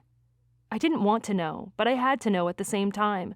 Where was she while he was spending this time with me? Kyler's body tensed, his hand fisted at my back once more and then slid away from me. "She's schmoozing with the best of them," he said, stepping away and making me regret I'd ever asked that question. "Like she always does." "Always?" I asked, thinking of that article and the bickering it claimed took place between the two of them. Do you guys do these kind of things a lot? I hated that she had this life with him when I wanted to be the one at his side. Not a lot, he said. But sometimes. She's all about making connections, and so when we're out, she spends a lot of time talking to others. Which is what I'm supposed to be doing, I said with a sigh. You're the only one I want to talk to. Kyler's gaze held mine, but before he could respond, a woman wearing a black cocktail dress that draped off one shoulder approached us and held her phone in our direction. Kyler, I'm Jessica Prude from the Nashville Music News, and I'd love an inside scoop on tonight's fundraiser. Can you tell me more about the proceeds? Yeah, they're going to provide music scholarships for underprivileged kids. Such a great cause. But that's not the only reason for the fundraiser. You're having some kind of competition, is that right? Yes, ma'am, he said, smiling at me. In fact, this is Cambry Bennett, one of the contestants. The reporter's face lit up. Cambry, care to share a word on how the competition is going? I was frozen. He handled the attention from this total stranger flawlessly, while my brain lurched like a tumbleweed in the wind. Chapter 25. Oh, I'm just trying to keep up, I said, not sure of what else to say. It was entirely true. I felt like an imposter, like at any second people were going to find out I didn't belong here and call me out on it. The woman's doubt grew evident. Her expression grew skeptical as though she questioned my sanity. That look kicked my butt into gear. I was here to win Kyler over. That was what I was doing here. She was just a woman with a fancy job, just a woman in a pretty dress. I could talk to people, no matter what they wore. I could do this. I hitched my smile into place. We had a rodeo day back in Idaho as our first competition, and I slayed there. Looks like I'm getting a whole new side of things. But I could get used to dressing like this all the time. I gestured to my dress. The woman brightened, smiling at my more relaxed response. You look absolutely stunning. Tell me about this rodeo day. What did you do for your competition against Blake Norman? Stick horses, lassoing hay bales, herding small children. The woman laughed. You're too funny. I smiled too, but I got the sense she didn't believe me. How are you enjoying the event tonight? I asked. Her brows rose. Oh, I adore it. Dressing up like this for a good cause? Is there anything better? It is a good cause, I agreed. Although I could think of a few things that were, in fact, better than mingling with a bunch of people I didn't know and having to pretend like I was comfortable. I have a few other people I'd like Cambry to meet, Kyler said, hooking his hand around my waist and steering me away before I went into any further details. You enjoy yourself tonight. Thank you, the reporter said, smiling and getting the hint. Her time was done. I drifted away with Kyler. Was that okay? I asked. That was perfect, he said. You don't have to have long conversations with these people. Talk to them long enough to make them feel heard. They all know Blake, but you're a mystery to them, so I think everyone will want to talk to you. Then I'll give them what they want, I said. That's my job tonight, right? Yes, he said. It is. Just what? His face grew solemn. Just be careful. I know this is your first time talking to people like this, and they're not all as nice as she was. That's all. I gazed up at him. I can do this, Kai. He angled his body toward me, leaned in, and brushed his lips across my temple as he spoke. I always liked when you called me Kai. You're the only one who does. Everyone else calls you Haas. His eyes softened. Yeah. There was a lot of history behind that name, too. He brushed his knuckles across my cheek as if he was remembering it with me, and I shivered in the best way. We talked to several other people, and then, to my ultimate regret, caught up with Blake again. She wore a stunning red dress that dipped down low in front. Her dark hair was sleek and styled, and she was laughing and talking with a handful of people. One by one, she mentioned the names of every person in their circle, from the CEO of a record company to journalists to politicians, and she was flawless, as relaxed as could be. Here's my man now, she said, her tone bubbling and more chipper than I'd ever heard before. Kyler's hand slipped away from my waist as she called him her man, and my teeth clenched. Ridiculously enough, a primal feeling of possession took over me. He wasn't hers. Only he kind of was. Honey, this is Governor Ramsay, Blake said, indicating the graying man in a tux and his arm around a much younger blonde. She then pointed to a tall, dark-haired, smirking man who held a half-filled glass of amber liquid in one hand. "And this is Austin Marks." "Austin Marks?" I coughed. "The country singer?" As impressed as I was that she could keep all these people straight, I did recognize his name. Sharon had said music stars would be here tonight, but I hadn't fully grasped that fact until now. "Austin?" Kyler said. "Good to see you again." "You've met," Blake said. Her red lips parted in a too-wide smile, like the thought absolutely delighted her. "Only at every event like this they throw at us," Austin said with a laugh. The liquid in the cup he held sloshed, and he tossed it back. Then his eyes turned predatory as they settled on me. "Who's this?" he asked in an accent similar to Sharon's. "I'm Cambry," I said, offering my hand. It was mostly a way to cast off my nervousness. I needed to do something. Everyone laughed and I squirmed. Was that not kosher in this setting? Did VIP A-list people not shake hands? That was the last time I trusted an internet search to help me handle new people in new places. "Don't mind the country bumpkin," Blake said loudly. "Let's just say Cambry doesn't leave Idaho's backwoods much." Kyler's eyes narrowed at her. My smile slipped, but I screwed it into place, refusing to let her get to me. Austin laughed with the others and took my hand. Instead of shaking it, however, he brought my hand to his mouth and kissed it. The touch of his mouth squirmed all the way up my arm and sent warning prickles into my stomach. Those prickles intensified as he lowered my hand and didn't let go. "I'm a country bumpkin myself. You want to dance, Cambry?" Austin asked. I pulled my hand free and glanced at Kyler. His expression was hard. He blinked and then turned away abruptly as one of the women in the group addressed him. I was here to mingle and make the VIP guests feel at home, wasn't I? Was this part of it? "I don't know," I said, fully aware that Jack was still tailing us with his camera. How would it look if I danced with another man while on a documentary about Kyler? I didn't want to be with anyone else. "I'm here with Kyler." "Kyler don't own you." Without my permission, Austin set his cup on the tray of a passing waiter and slid his hand around me, the way Kyler had done. But, unlike Kyler's, this was a touch I wasn't comfortable with. I wormed out of it as gracefully as I could, swaying on my heels as I did so. "I'd better not," I told him, somehow staying upright. Austin's head reared back, his brows leapt upward. "You're saying no?" "Yeah, I am." And from his dark expression, my guess was not many women told him no. "You have a nice night." Kyler was busy talking to guests, but he glanced in my direction again with concern. I told him I could handle this, and I could. But just because I was mingling didn't mean I was about to pair myself off with anyone else but him. "That took some guts," another man in a tux with graying hair said, approaching me. "Telling one of the biggest names in country music no." I tried to remember his name. Blake had introduced him a few moments ago, but no matter how hard I tried, it fled. "I'm Tim Stalley with Countrytown Records." I relaxed just enough. "Oh, right. And how are you enjoying the event, Tim?" Hey, it was my best effort at trying to make him feel comfortable. Though the longer the night went, the more I felt like the task Sharon had given me was highly flawed. It seemed like everyone else was completely at ease, and I was the odd duck out. I was the square peg in a round hole. He smiled as though he could read my awkward approach to conversation.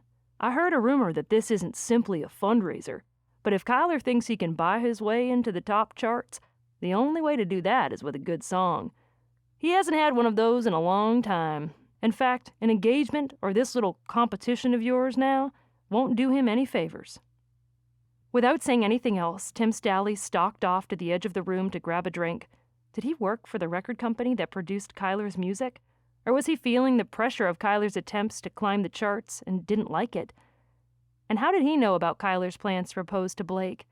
Did he think it was a ploy to get attention from the media?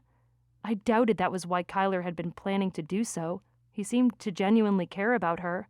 "Ladies and gentlemen," Blake called, lifting her hands and gathering the room's attention. "The charity auction is about to begin. If you'll join me near the large windows, we'll get things started." The dull hum of chatter rose to a roar as people did as she requested and moseyed toward the south end of the gallery. "What'd I miss?" Jo asked, barging in at my side. She was joined by the handsome man I'd seen her talking to at the bar. I'm not sure." That guy just said something about an engagement. Engagement? For who? My vision blurred. Kyler hadn't proposed to her yet, had he? After I'd begged him not to? I don't know, I said, trying to keep up. Who?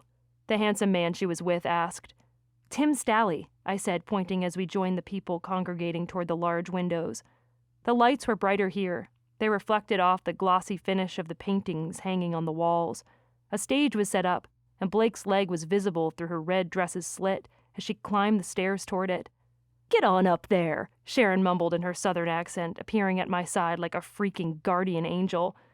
Where had she been this whole time? You're part of this. But I thought I was supposed to mingle and make the guests feel comfortable. You can do that closer to the stage. You need to be inside of the cameras. I grimaced at Jo and her new friend and waved goodbye as I followed Sharon and Kyler up the stairs and onto the stage. Several others gathered there as well, including a disgruntled Austin Marks. He tipped a fresh drink to his lips, raised a brow in my direction, and I shuffled in, standing at his side. Fancy meeting you again, he said under his breath. I caught a whiff of alcohol and grimaced. I was so glad I didn't dance with him. Welcome to the Country Meets City Benefit Gala, Blake said, gesturing to the crowd. As many of you know, Kyler Holden has been an avid supporter of music his entire life. He coordinated this event as a fundraiser for music scholarships for underprivileged kids. Those who long to attend Juilliard, to reach for their dreams the way he's done, who may be held back from those dreams can now achieve them thanks to your generous support. People applauded. Austin Marks eyed me, speaking as he clapped. He tipped his drink back again and then leaned toward me. We all know the fundraiser isn't the main part of this event now, don't we? What's that supposed to mean? Blake told me something mighty interesting, that's all. My breath caught in my chest. I didn't like the sound of that. Was he talking about the engagement too? Or was he talking about the competition? That wasn't much of a secret. Unless she'd been the one to spill to that news source about her relationship failing with Kyler. If that were the case, why would she do that? We'd like to invite you all to bid on these items, Blake went on. The proceeds will benefit the Music for Kids program. I get why you wouldn't dance with me, Austin said, slipping his arm around me again. He couldn't take a hint, could he? I shoved him away, and he went far too easily. Instead of advancing toward me again, he bumbled toward Blake. The first item, she began when he nudged her side, is Austin Marks? He's got my bid, a woman shouted from the crowd, and everyone laughed. I laughed too, but I didn't like where this was going. Austin wrenched the mic away from Blake and spoke into it with slurred, slow speech. Cambry refused to dance with me because she's with Kyler Holden. But I heard something. He don't want you, sweetheart. Austin's had a little too much to drink, I think, Blake said, laughing and trying to take the mic back from him. He jerked it back and then spoke to me. Your man Holden is with someone else now, sweetheart. You don't hold a candle to Blake here. Tell us, what's it like watching him with someone who fits his world better? I heard about your competition. Did you expect this little country versus city thing to make any difference for you? A city woman knows how to dance with a man when she's asked. Blake reached for the mic again, but Austin held it to his chest and staggered on the stage. Oh goodness, he was so drunk. Was he this bitter that I told him no? The room had hushed. All eyes were on us. People stepped closer to the front of the stage. Several of them held their phones in our direction, including the blonde reporter from Nashville Music News. This is headline news, she was saying to her phone. Her voice was muted, but in the quiet it rang out loud and clear. The rumors of a competition between Blake Norman and Cambry Bennett are true. Austin Marks is on stage, drunk as a skunk, spitting out threats to Cambry. I don't blame Kyler for moving on, Austin went on, turning toward me. Blake knows how to give a man what he wants. There was a little too much implication in that statement for my liking. Apparently for Kyler, too. Enough, Kyler said, storming forward. He tore the mic from Austin's hands. You don't get to talk to her like that. Like what? Austin said stupidly. They want headlines. I'm just helping them out. That's what tonight's all about, isn't it? Headlines. You want a headline? Kyler fumed, jabbing his finger into Austin's chest. I thought for a minute he was going to punch Austin, but he kept his head on straight. The mood in the room was edgy, the tension thick. He faced the crowd and lifted the mic to his lips. "You want a headline? Write this. Cambry has more heart than half the people in this room." Shrouded silence fell, emphasizing Kyler's heavy breathing in the mic. My head spun, but I also didn't fail to notice the solemn way Blake looked at him with her lips thin and frowning. I thought he was going to say something about Austin, implying that Blake had cheated on him, but he talked about me. He defended me. "Can we get this clown out of here?" Kyler then went on. In seconds, men wearing dark suits climbed the stage and hooked their hands around Austin's arms. "Hey!" Austin said, but he went without a fight. Once he was being herded away, Kyler lifted the mic once more. "Contrary to his claims, tonight is, in fact, about raising funds for kids who need it. So I don't know about the rest of you, but I'd like to get back to business. Let's enjoy the rest of our evening, shall we? Besides, I've got a treat for you once the auction is over." A second at a time, the tension in the room eased. He passed the mic back to Blake, and then to my surprise, he came to my side and took my face in his hands. "You okay?" he asked. It was a small question, but it hit deep. Kyler had just defended me, in front of all these hoity-toity people from his world. I didn't know what to say. "Yeah," I said, meeting the fury that still glittered in his eyes. Kyler, I don't know what to say."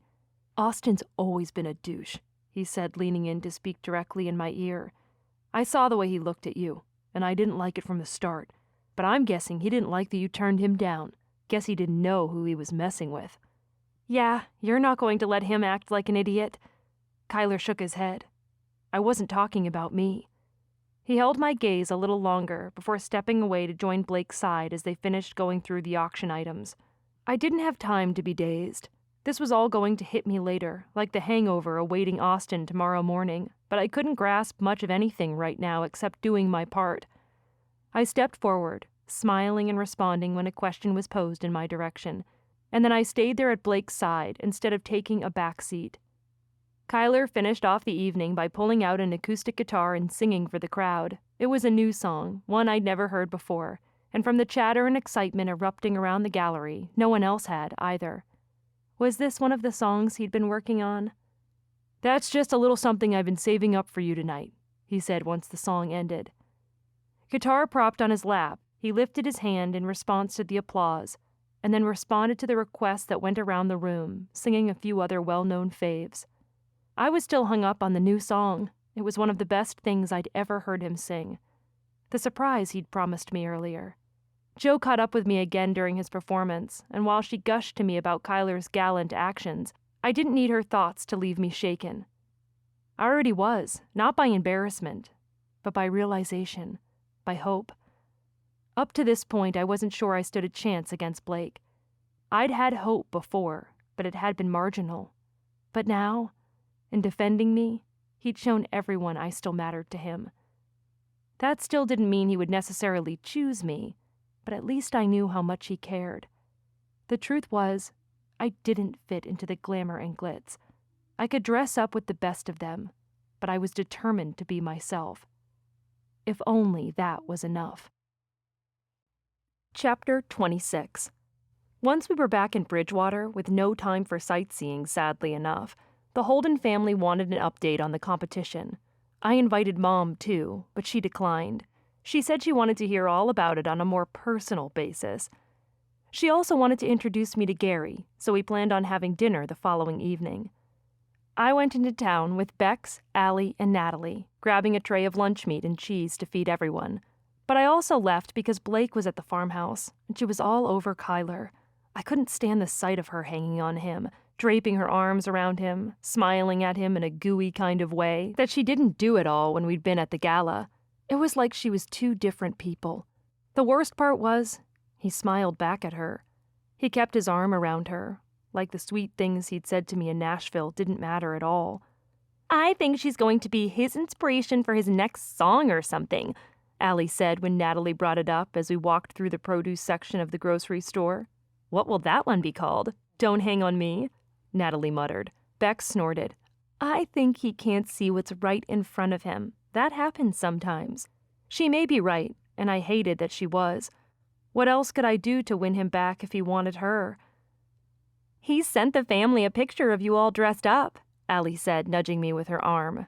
He did? I gaped at her. The three sisters-in-law smiled.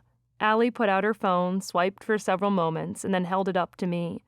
Sure enough, there was Kyler's text. Kyler, she's a knockout. And then there was a picture of me.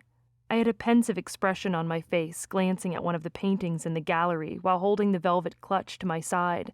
My body looked slim and graceful in that sapphire dress, my neck long and elegant with my hair piled up on my head. And he didn't send us a picture of Blake, Bex added with a knowing look on her face. Only because he sees her like this all the time, I said, brushing it off. I couldn't read too much into that text. He'd just never seen me look so spiffed up before. Whatever you say, Allie said, pocketing her phone and sharing a look with Natalie and Bex. The three of us approached the deli and waited for the worker to bring out the meat and cheese tray one of them had ordered earlier. I do know that the song he sang that night has been submitted to his agent, Allie said. I raised my brows. How much did they share with each other on this group chat? I loved that they were so close-knit. I texted my brother on his birthday and Christmas. Then again, he and I had never been this close. That's so great, I said. It was one of his best. I hope his agent loves it.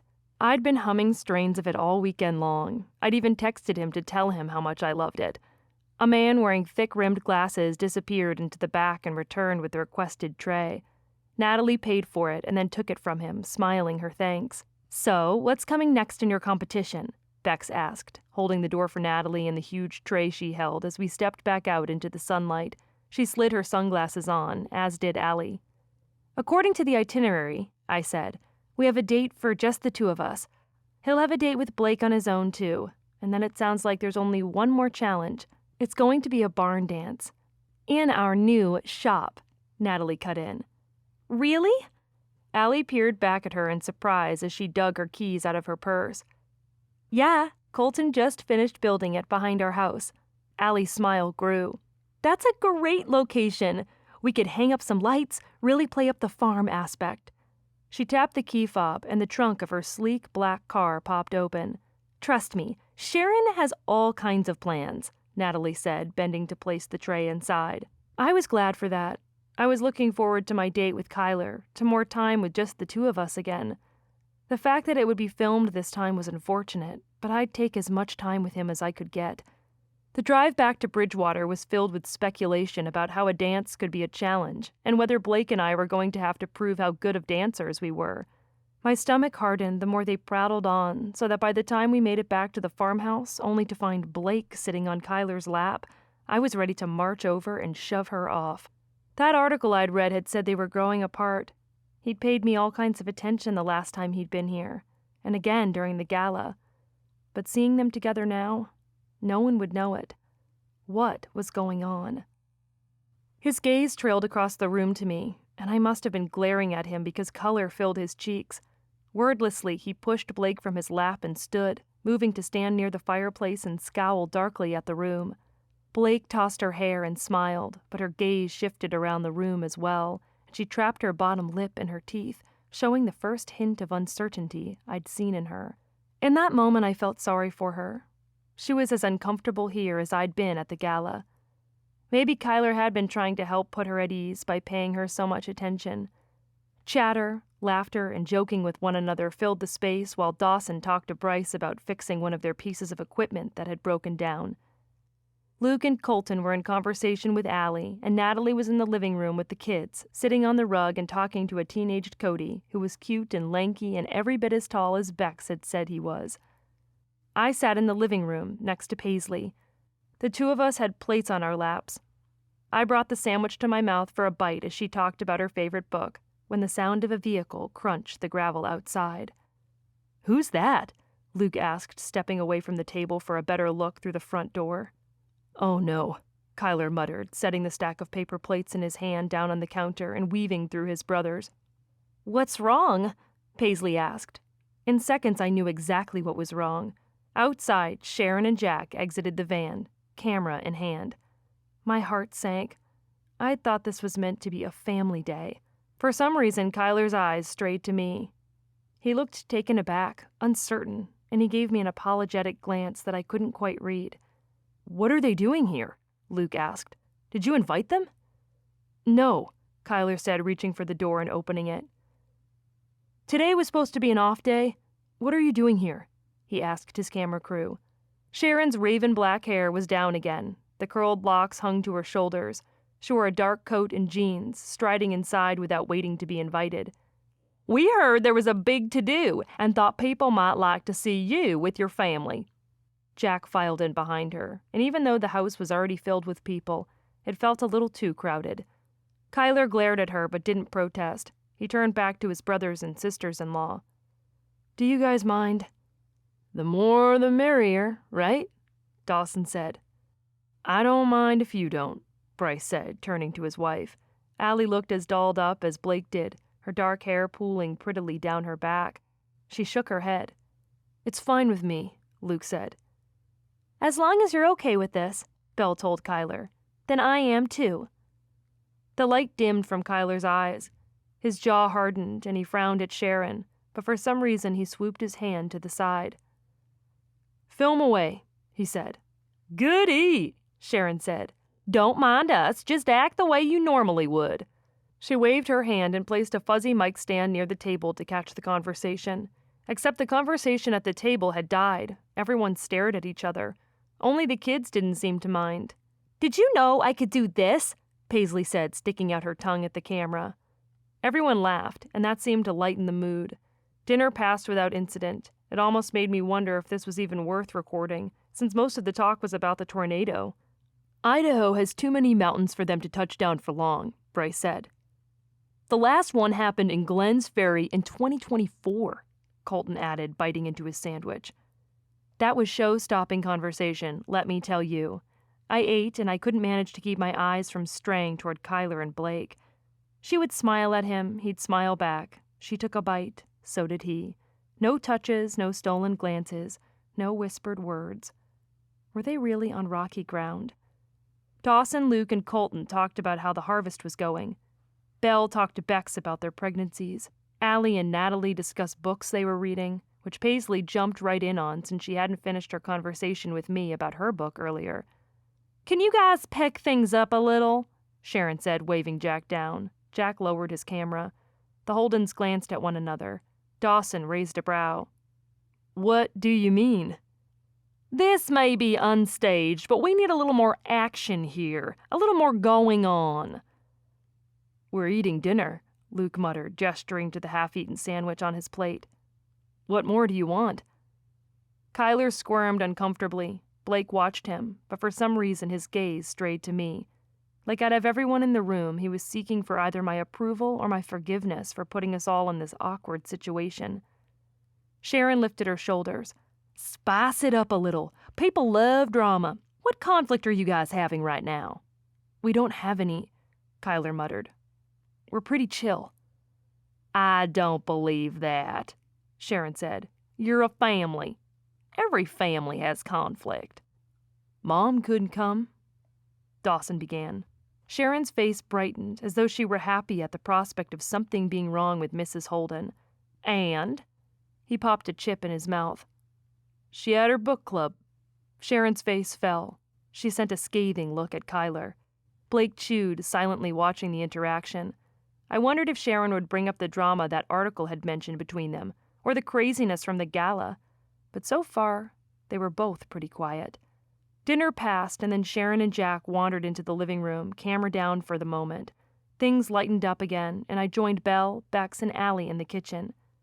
"Alexa, play music," Belle commanded, and soon music filled the room. "I love this song," Natalie said, joining in on the lyrics to Jake Scott's Like This. The four of us broke into song, laughing and singing. With her hands on her belly, Belle shook her hips, beaming with her eyes closed. She rounded with a shriek and nearly dropped the dish she'd just finished washing. "Don't stop on our account," Sharon said, standing next to Jack on the other side of the counter. "You four are adorable." Belle's face went red. "I didn't know I was being recorded," she said. "Haas, She went on as though to reprimand him, but Sharon talked over her. "There it is!" She elbowed her way closer to them in the kitchen, mic outstretched. "Hoss Holden. Everyone wonders, but no one knows. Viewers want to follow the story behind the nickname," she said. "I want to know that, too," Blake said from the bar stool she'd perched on. Her brown hair was twisted over her shoulder, showing nothing but her bra strap where her shirt had purposefully fallen. She peered at Kyler, who stood at her right side. Kyler stepped away, frowning. "What's up?" Dawson said, striding in from the living room with a baby in his arms. "Dawson Holden, you'll tell me, won't you? Tell viewers. Do you know the origin story behind the nickname?" Sharon asked, turning her mic to him. "Where did the name Hoss come from?" "Oh, that's all Cambry," Dawson said, passing a baby to Bex, who shook her head vehemently at her husband. My cheeks caught on fire. He wasn't really going to share this story now, was he? Kyler and I exchanged a look, and I knew he was thinking the same thing I was, which only added to the fire burning in my core. "We don't have to go into all that," Kyler said. "Have I shown you the chicken coop yet? Or what about the broken tree? That tornado did a number on the barnyard." Sharon waved him off. "If you're this reluctant to share, now I'm even more curious." "No one calls me that," he said, stepping toward the camera. "Just my family." "And the woman at the mercantile," Blake said. "And the man at the gas station," Sharon said. "And a half a dozen other people we've spoken with in this town," Jack muttered behind the camera. Dawson's face nodded from one speaker to the next, his amusement building. Sharon edged in closer, tipping the mic toward him. "Come on, tell us. What's the big deal? It's just a nickname." "It's nothing," Kyler said. "I'm trying to get away from it." Oof, that stung a little more than he probably meant it to. "I want to know," Blake said with a doughy smile. "Trust me," I mumbled, tucking my fingers into my jeans pocket. "You don't." I didn't miss the glare she pelted at me with her slingshot reaction time. She was like the mayor on The Nightmare Before Christmas, his face flipping in an instant to display anger and then flipping back again to the smiley side. But if she knew the nickname came because of a word I'd let slip while Kyler and I had been caught making out, she wouldn't like that much. That had been a good night, and I mean a really good night. Kyler and I had left the homecoming game early, slipping away from our friends. We'd only intended on warming up near the fire in his family's living room, but one thing had led to another. Back then it seemed like every moment we were alone together and not kissing was a waste, so his lips had found mine, and I'd succumbed easier than a marshmallow over an open flame, and turned just as gooey. It'd been the first time we'd kissed in the firelight. His mouth had been urgent, ravenous. He'd laid me back on the couch cushions, cradling me in his arms, while I'd savored every lingering sensation of a kiss. And it had gone on, and deliciously on. The memory of his heated lips, of his hands around me, of how wanted and whole and safe I'd felt in his arms, and how heat had built between us, making me want him more than I'd ever wanted anyone, reared its head.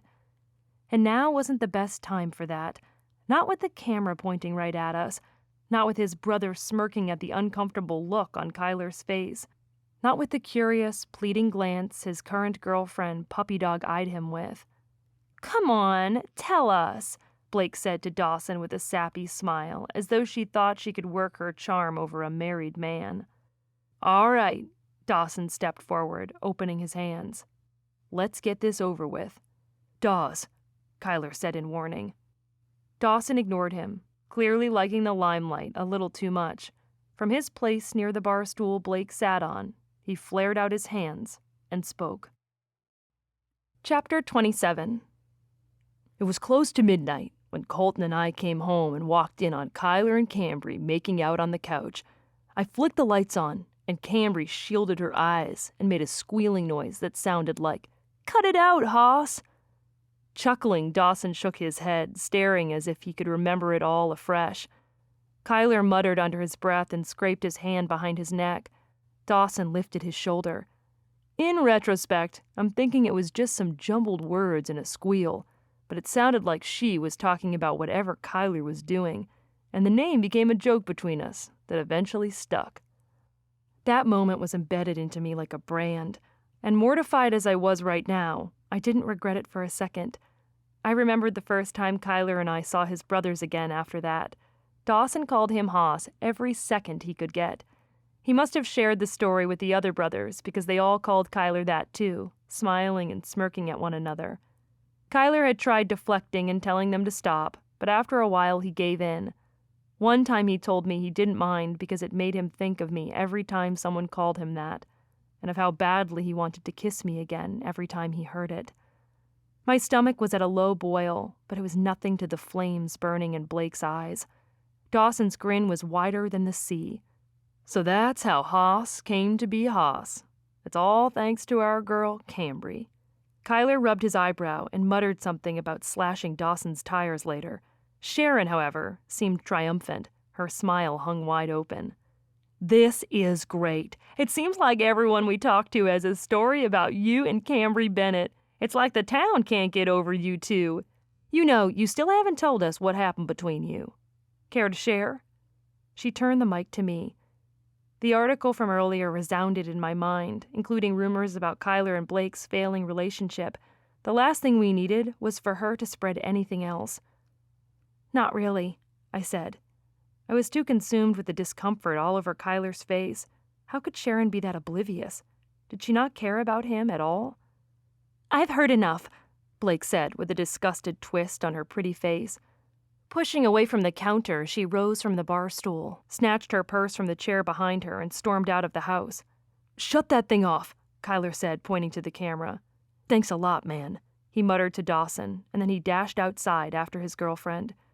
To say things were sore when he left was downplaying things a little too much.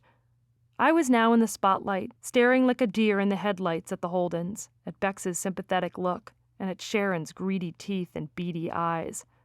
In a freakish moment, it seemed as though those teeth grew spikier and her eyes grew more slitted the longer she stared. Her hunger deepened. She was turning into a veritable vampire bat right before my very eyes. She flapped her hand toward Jack, and he turned his camera to me again. Maybe you'd like to share your side of things, she said, extending her mic toward me. Is that how things happened that night? Tell the world what it's like to kiss Kyler Holden. Were you his first kiss? My attention veered toward the front door. Through the windows, Kyler was visible talking to Blake, and whether he'd meant to leave it open or not, the door was open only a fraction, letting the sound of their argument drift into the house. This was supposed to be all for show, Blake said, her voice high-pitched. You can't tell me you're taking it seriously now. Everyone in the room held his or her breath. Or maybe that was just me. Belle frowned at me, her eyes pinched in concern. You knew that was a possibility, Kyler said. So you're going to pick her? After everything she did to you? I'm not picking anyone. It was just a story from my past, and Dawson was an idiot to give in and share it like that. I glanced toward Dawson, who shrugged. He's got a point, Bex said to her husband. You're right, Dawson's an idiot, Bryce said. Not about that, Bex rolled her eyes. You should have kept it to yourself. What? Dawson said, lifting his hands as though they were clean of any wrongdoing. We're just talking, Kyler said through the open door. Which means you're considering her. I pictured Blake huffing and folding her arms. No duh, Dawson said under his breath. Anything else to share, Dawson? Sharon said, perking up and turning the mic to him. What other details didn't get discussed? I was disgusted. Sharon had been great so far, or so I'd thought, but she'd been doing her job. I couldn't forget that as nice as she was at times, she wasn't someone any of us could trust. I inhaled and looked right at her, right at the camera. You want my take? I said. Of course. Her mic edged toward my mouth. I shoved it away. My take is that you need some serious interpersonal relation skills and to learn how to respect other people's privacy. I stepped away from the camera and back toward the kitchen, needing purpose, needing somewhere to hide, but I didn't want to leave Kyler alone in this. Sharon laughed. Then I'd be out of a job. You might be anyway, Kyler said as he stormed back inside, his face livid. I'm calling this off. She laughed. You can't do that. He pointed a finger in her direction. His jaw was set, his nostrils flaring. Patches of pink appeared on his cheeks. Blake was still visible through the front window. She'd perched herself on one of the rocking chairs and gazed back at the house, looking a little less put together than usual. She looked normal, less Barbie, more human, and my heart twinged for her the tiniest bit. "You heard me," Kyler went on. "Pack up your stuff and leave Bridgewater. And get out of my house," Luke added somewhat lamely. I wasn't sure when he'd come in, but he had. He lingered near the dining table, watching the rest of us. Sharon released a fake little laugh and opened her hands. "You can't stop this now. You have so much already, and you're contracted to finish. Your date with Blake is tomorrow. Your date with Cambry is the day after that. The competition will then conclude in 1 week with the barn dance that's listed in your itinerary. Kyler will then choose his winner." "And then what?" I asked. "I'd like the answer to that myself," Blake said, pushing through the front door and stepping inside. To her credit, despite the patches of color on her face, she kept her head high. "That part is up to him, and whoever he picks," Sharon said, shrugging as if having the room's attention and dislike didn't faze her at all. "This competition is helping Kyler see what kind of woman he wants, and if you have a few more new songs for Miles in the meantime, all the better. He hasn't yet given feedback on the one you presented at the gala, but he's not happy that you played it without his go-ahead." His agent didn't like that Kyler had sung? Why not? "I've never needed his permission to sing for people." Kyler's voice brooked no argument. "He's not sure about your angle, and the feedback I've gotten about this new song hasn't been great." Sharon lifted a single shoulder. Kyler's jaw ticked. His hands clenched into fists at his sides. Our conversation about his song, about needing to impress his agent, came back to me. Did his agent really not like it? Luke strode forward, pushing his way toward her. "I think we're done here. I'd like you to leave." Sharon and Jack gazed around the room. With the mood Kyler was in, they were wise enough to not retaliate, because in seconds, every Holden brother was there, ready to back their brother up should the need arise. The sight of so much masculinity was impressive, to say the least. Bryce cracked his knuckles. His glare was the most impressive of the bunch. Dawson still grinned, as though the prospect of ganging up on the cameraman and producer was his idea of fun. With an inhale, Kyler stepped back. He stormed past his brothers to the front door and yanked it open. "You heard the man. Get out." Wordlessly, Sharon and Jack bustled outside, and Kyler shut the door behind them, glaring.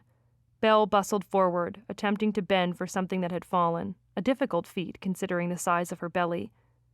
"Sorry about all this, Belle," Kyler muttered, bending to pick up whatever it was for her. "I didn't know they would come here tonight.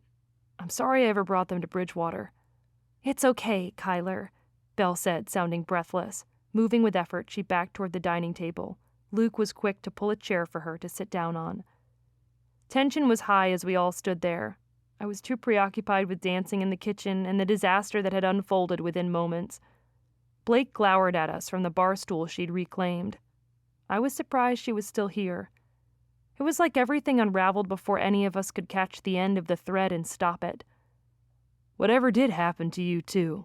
Dawson asked, folding his arms and gesturing to Kyler and me with his chin. Blake visibly tensed, and Kyler glared at him. "Bad time?" Dawson said, backing away. Kyler stood in the entryway for several long moments, breathing hard, and then something in Blake snapped. "She broke his heart. That's what happened," she said, lashing out and fuming as though she'd just finished running a marathon. "She dumped him after they had all these plans together, and she has some nerve crawling back to him after taking their dreams and shoving them in his face. She ended things. She should be begging for his forgiveness." Her words were a clamp around my ribs, wrenching tighter and tighter until I couldn't take in any air whatsoever. "Who says she hasn't begged for his forgiveness?" Belle said, rising to my defense. She was shorter than Blake, but her age gave her a note of superiority and dominance that Blake lacked. It probably also helped that this was her home, and so she probably felt the need to defend me on her turf. As grateful as I was for her speaking up for me, I wasn't going to take this lying down. Clearly Blake and Kyler had talked about me before. She'd known who I was from the minute he had said my name. But how much had he confided in her about me since? She may have been right about my mistakes, but things had changed between me and him, whether she liked it or not. "Look," I said, "Kyler and I have talked. He knows, and that's all that matters." Blake's nostrils flared. Does he? Her question stuck me a little too roughly, because the truth was, no, he didn't know everything. And if we wanted any hope of a future together, assuming he picked me when all was said and done, then he deserved to know everything. His glance was harder than stone. His arms were folded, and he watched the two of us with calculation, as though he were weighing every word that sparred between us. I wanted to go to him, to confess everything I hadn't yet said, but I didn't know what to do. Blake was already on edge enough as it was. His face was stiff. He shook his head. "I'll see you later," he said, giving me a glance out of his periphery. Blake took his unspoken cue and slid from her stool, scurrying toward the door without saying a word to anyone. Silently, he then stalked out of the house and down the porch steps after her. With Luke home, he wrangled the kids and wrestled them up the stairs, growling and playing with them the whole way. Much laughter and giggling ensued, but it didn't warm me over like it would have any other time. Part of me wondered about going home. They didn't need me here, not tonight. But that felt a little too cowardly. I hadn't done anything wrong. It had all been Dawson and his big mouth, and he didn't act like he felt any remorse whatsoever. In fact, he was just as amused by the turn of events earlier this evening as he'd been for weeks after the incident had taken place.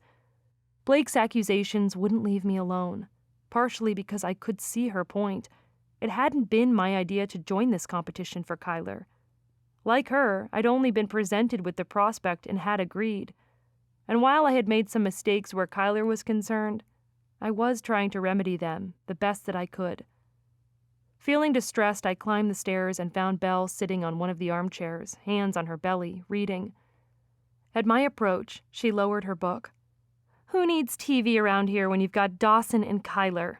she said good-naturedly. I guess that answered my unasked question about whether or not she minded what had just happened. "Are you okay?" she asked, laying her book down on the table beside her chair. I tried to play it off. I inhaled, plastered on a smile. "Why wouldn't I be?" Belle's eyes narrowed, letting me know she saw right through me. "I'm not blind," she said. "I know this isn't easy for you, to have him in town with another woman, to compete for his attention and then have Blake slam you in front of him like that." I shuddered. "Thanks for coming to my defense. I've been so hot-headed lately, ever since Blake let Sylvie steer Sweetie on her own. I'm rooting for you, for the record. He doesn't mesh with her like he does with you." I thought again of Natalie, Allie, and Bex saying how they didn't want Blake for a sister-in-law. True enough, I couldn't picture her hanging out and talking casually with them, opening up and sharing her deepest thoughts with them, or they with her. Then again, I couldn't judge too harshly. Who was to say they wouldn't all open up to one another in time? I didn't like that thought, so I moved on from that quicker than a passerby at the faintest smell of skunk. "You should have seen her in Nashville," I said. "She was so classy." "I'm not sure about that. I read that article about them being on rocky ground, and from what Luke tells me, there's some basis of truth in it. And she wouldn't have raged out of here if she didn't feel threatened by you. They just don't seem like the lasting type." I liked what she had to say a little too much. Was it biased of me to say I agreed with her? Even Kyler had hinted that she wasn't a good fit for him with his talk about liking women as God made them. Or maybe I thought they wouldn't last because it was my wishes speaking. Belle went on. "But do you want to know what I am sure of? Our God is a God of second chances. Look at Jonah and the whale. He tried to turn away from what God had planned for him, and then he was given the chance to try again. Or look at Joseph in Egypt. How many times must he have thought he was stuck, that he'd blown his chances because he was in prison, cast off from his family? But God took those unfortunate circumstances and spun them into gold." "Those are just stories," I said, even though I knew they were more than that. Belle tilted her head to the side, her hands resting on the armrests of her chair. "Okay, how about this? My fiancé died because of a car accident where I'd been the one behind the wheel. It destroyed me, not only because I lost the man I loved, but because I felt responsible for his death." Her story chilled me. It was startling and sad. I swallowed through the dryness in my mouth and waited for her to continue.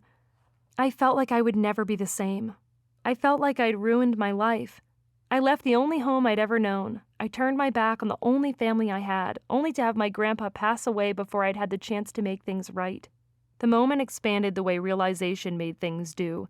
It stretched our understanding and filled in pockets of curiosity that had been empty before. I knew a few details of her past, but I'd never heard her put things so succinctly like this. I'd never grasped how devastating that was for her until I heard the notes of heartache in her tone. But God wasn't done with me yet, Cambry. He gave me a second chance. When Grandpa died, I came home, and I met Luke. I found healing I could never have gotten anywhere else. I found a greater love than I knew I could ever have. She reached for my hand, taking it in her warm one and squeezing it. It's never too late, because if I know anything, it's that God has patterns that he follows. He doesn't love me any more than anyone else. He loves you too. And who knows, maybe he has a second chance in store for you too. I tried to wrap my head around this. What are you saying? Ask God for your second chance, she said, squeezing my hand again. Have you done that yet? No, I said. She shuffled forward on her chair and struggled to sit up with her baby bump. Why not? She asked, smiling and patting me on the knee. I shook myself and rose, offering to help her to her feet, but her question stayed with me the whole way I walked with her to her room to help her into bed. It stayed with me as I went down to check on the kids.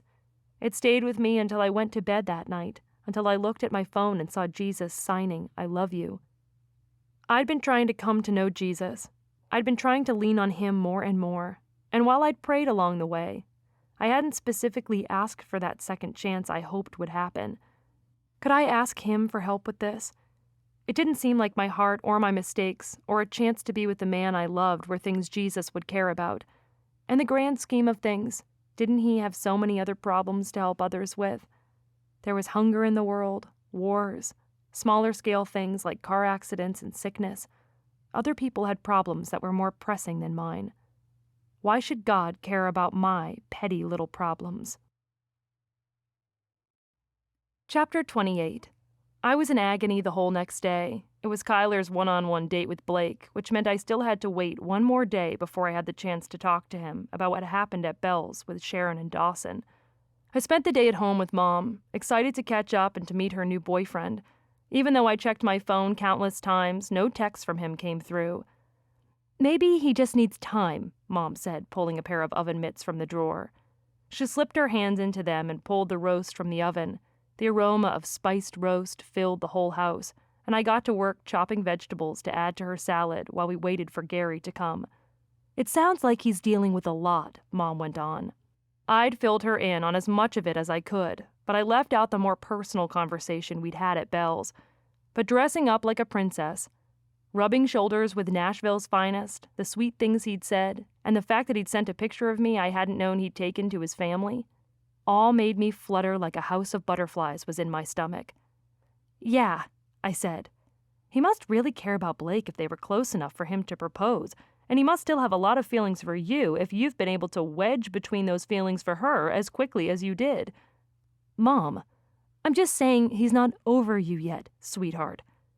I pinched my eyes shut, willing it to be true, wishing things weren't quite so complicated, wishing this competition would end already so I could know exactly what he was thinking. Maybe he'll tell you more about his feelings during your date tomorrow, she went on, placing her mitts on the counter. Do you know what you'll be doing?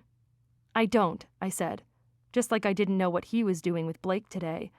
Ugh, I really needed to stop thinking about that. Soon enough, the doorbell rang. Mom pranced toward the door with the energy of a much younger version of herself and opened it. I dusted the last of the chopped cucumbers into the bowl, washed my hands and dried them on a towel, turning as she stepped back into the kitchen. Cambry, this is Gary. Mom beamed as she gestured to the man beside her. He had a Hugh Jackman kind of thing going on, with graying hair and a well-trimmed beard, and he wore a collared shirt beneath a tweed jacket that had elbow patches. Hey, I said. Great to meet you, he said. Brenda, it smells amazing. Thank you, Mom said. She gazed at him with stars in her eyes for a few seconds before clapping her hands together. I think it's ready, so let's get started. Gary carried the salad bowl to the table, making small talk and asking me about my plans now that college was over. That seemed like an easy topic for most people, and I could tell he was trying, so I answered the best that I could.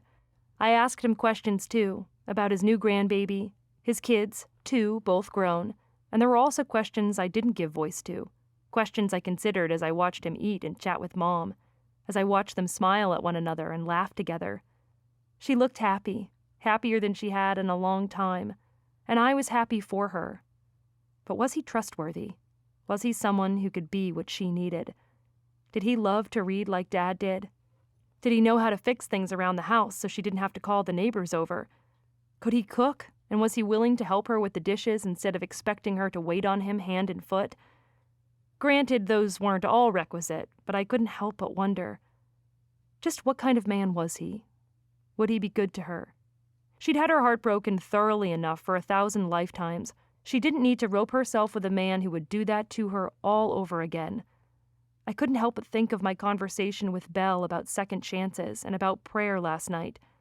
Inwardly, I sent a P.S. to heaven. Could you post-script prayers?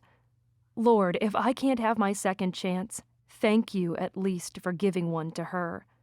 That evening, I went back to Belle's. The lights were on, and I could see Luke and the kids through the front windows. I knocked. Sylvie dashed over to let me in. She wore mismatched clothes, a patterned play dress with butterflies on it, and a pair of leggings that had what looked like unicorns. Her hair was in pigtails. "You're back," she said. "We don't need you because my daddy's here."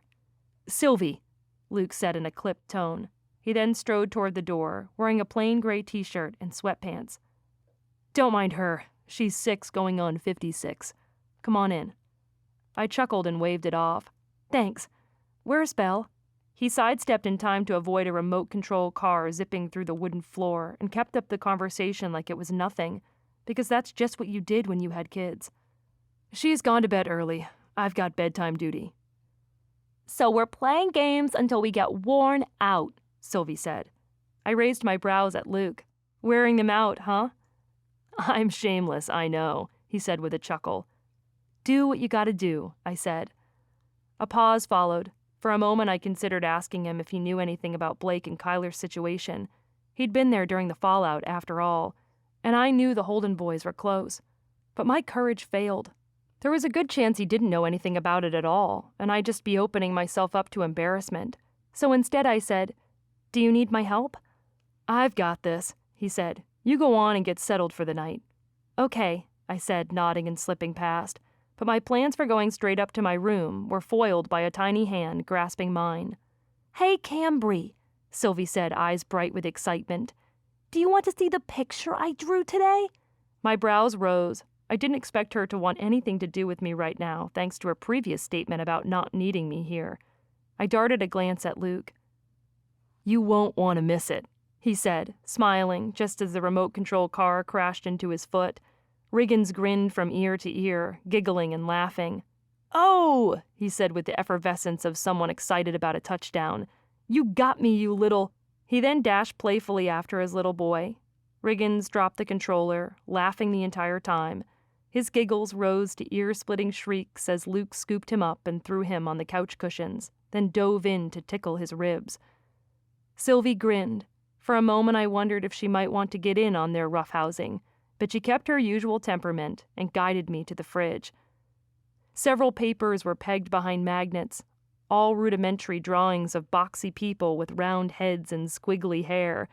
Grass, trees, sunshine, mountains. One with what I thought was a horse. One with, "This is where I hang all my drawings," she said. "And this is you and Uncle Kyler." I blinked.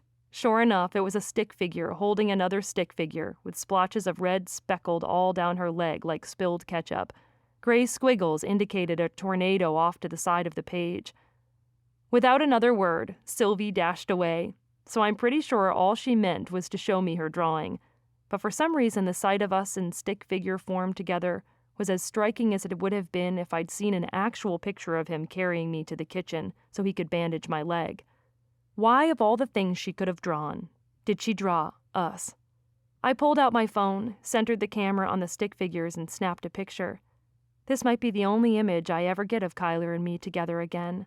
I wanted to document. More giggles erupted from the living room, bringing a smile to my face. I passed the scuffle of Luke wrestling with his littles on my way to the stairs. My heart was affected by the scene more than I could understand. And while it was touching and completely adorable, it made me feel sad, too. Belle's door was closed, so I swiped to open my phone again, getting another glimpse of Stick Kyler carrying Stick Cambry as a tornado raged in squiggle form. I had the stupidest urge to text a picture of that to Kyler, but what would I say? Look, your niece drew a picture of us. Shaking off the thought, I tapped out a text for Belle instead. I wasn't sure if she was still awake or not, but judging by the amount of noise coming from the goofballs downstairs, I doubted it. Me. I don't want to disturb you, just letting you know I'm back and ready to help you get the kids where they need to go tomorrow morning. Belle. Sounds great. Glad you're here. Talk tomorrow? About Kyler. I wasn't sure how I knew. I just knew. Which only made me wonder what she knew. The Holdens were chatty about personal things, and the guys often shared more with one another than any normal family. Had she spoken to him much in the last few hours, or even since the confrontation with Blake? Had she heard anything about his date with her? I'd have to put these questions on hold, which meant I wouldn't be getting much sleep at all. True enough, sleep ghosted me. I managed to get a few hours, but I woke up feeling like marbles were rolling around in my head. Blinking, I startled and reached for the itinerary. I'd already looked over this sheet of paper 1,000 times at least in the last 24 hours, but I still wanted to make sure. There were only 5 more days until the barn dance, and today was my date with Kyler. There you are, Sylvie said from her place on my bed. Wake up! Wake up! Riggins called, bouncing on the bed to shake me. I groaned and checked my phone. They'd gotten in here minutes before my alarm was set. Did all kids get up as early as these two did? What are you doing in here? Dad's gone. Mom is still asleep and she told us to go bug you if that happens. Sylvie grinned. I'm hungry, Riggins said, climbing over to me on the mattress to get to the other side of the bed. What do you want for breakfast? I asked, scrubbing sleep from my eyes. Pancakes! They both shouted.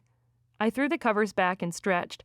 Pancakes it is, I said, yawning and feeling a few welcome creaks in the center of my spine. The sun beamed pleasantly through the kitchen windows, casting brilliant rays onto spots on the floor. This thrilled the kids. Sylvie and Riggins leaped from one golden spot to the other, laughing and giggling while I pulled the pancake mix from the cupboard. Before long, the sound of sizzling batter filled the kitchen. The aroma stirred my empty stomach. Sylvie retrieved the syrup, and Riggins set the plates on the table, dropping several forks on the floor. Let's wash those, I said, directing him to get clean ones from the drawer. Slipping the spatula beneath the golden pancake on the griddle, I flipped it onto the plate on the stack of others, shut the griddle off, and carried the plate to the table as my phone buzzed from my pajama pocket. Who's that? Sylvie asked, settling into her place at the table. I'm not sure, I said, placing the plate of steaming pancakes in the table's center. Aren't you going to check? I want that one! Riggins pointed to the small pancakes on the top. Can I have that one? I'll check in a minute, I said to Sylvie as I placed the requested flapjack onto his plate. It's rude to be on your phone during a meal with others. It's rude to ignore people, too, Sylvie said distantly as she took a pancake from the stack. I chuckled. She was something else. You're right about that, I said, sitting at the table. So you should check. Let's say the prayer first, I told her. Then I'll check. Does that work for you? She nodded, pressing her hands together in a prayer pose. I said a prayer over the food, thanking the Lord for the meal and praying for Belle and Luke as well. The kids slathered syrup on their pancakes, and I reached for my phone, but was stopped by a knock on the door.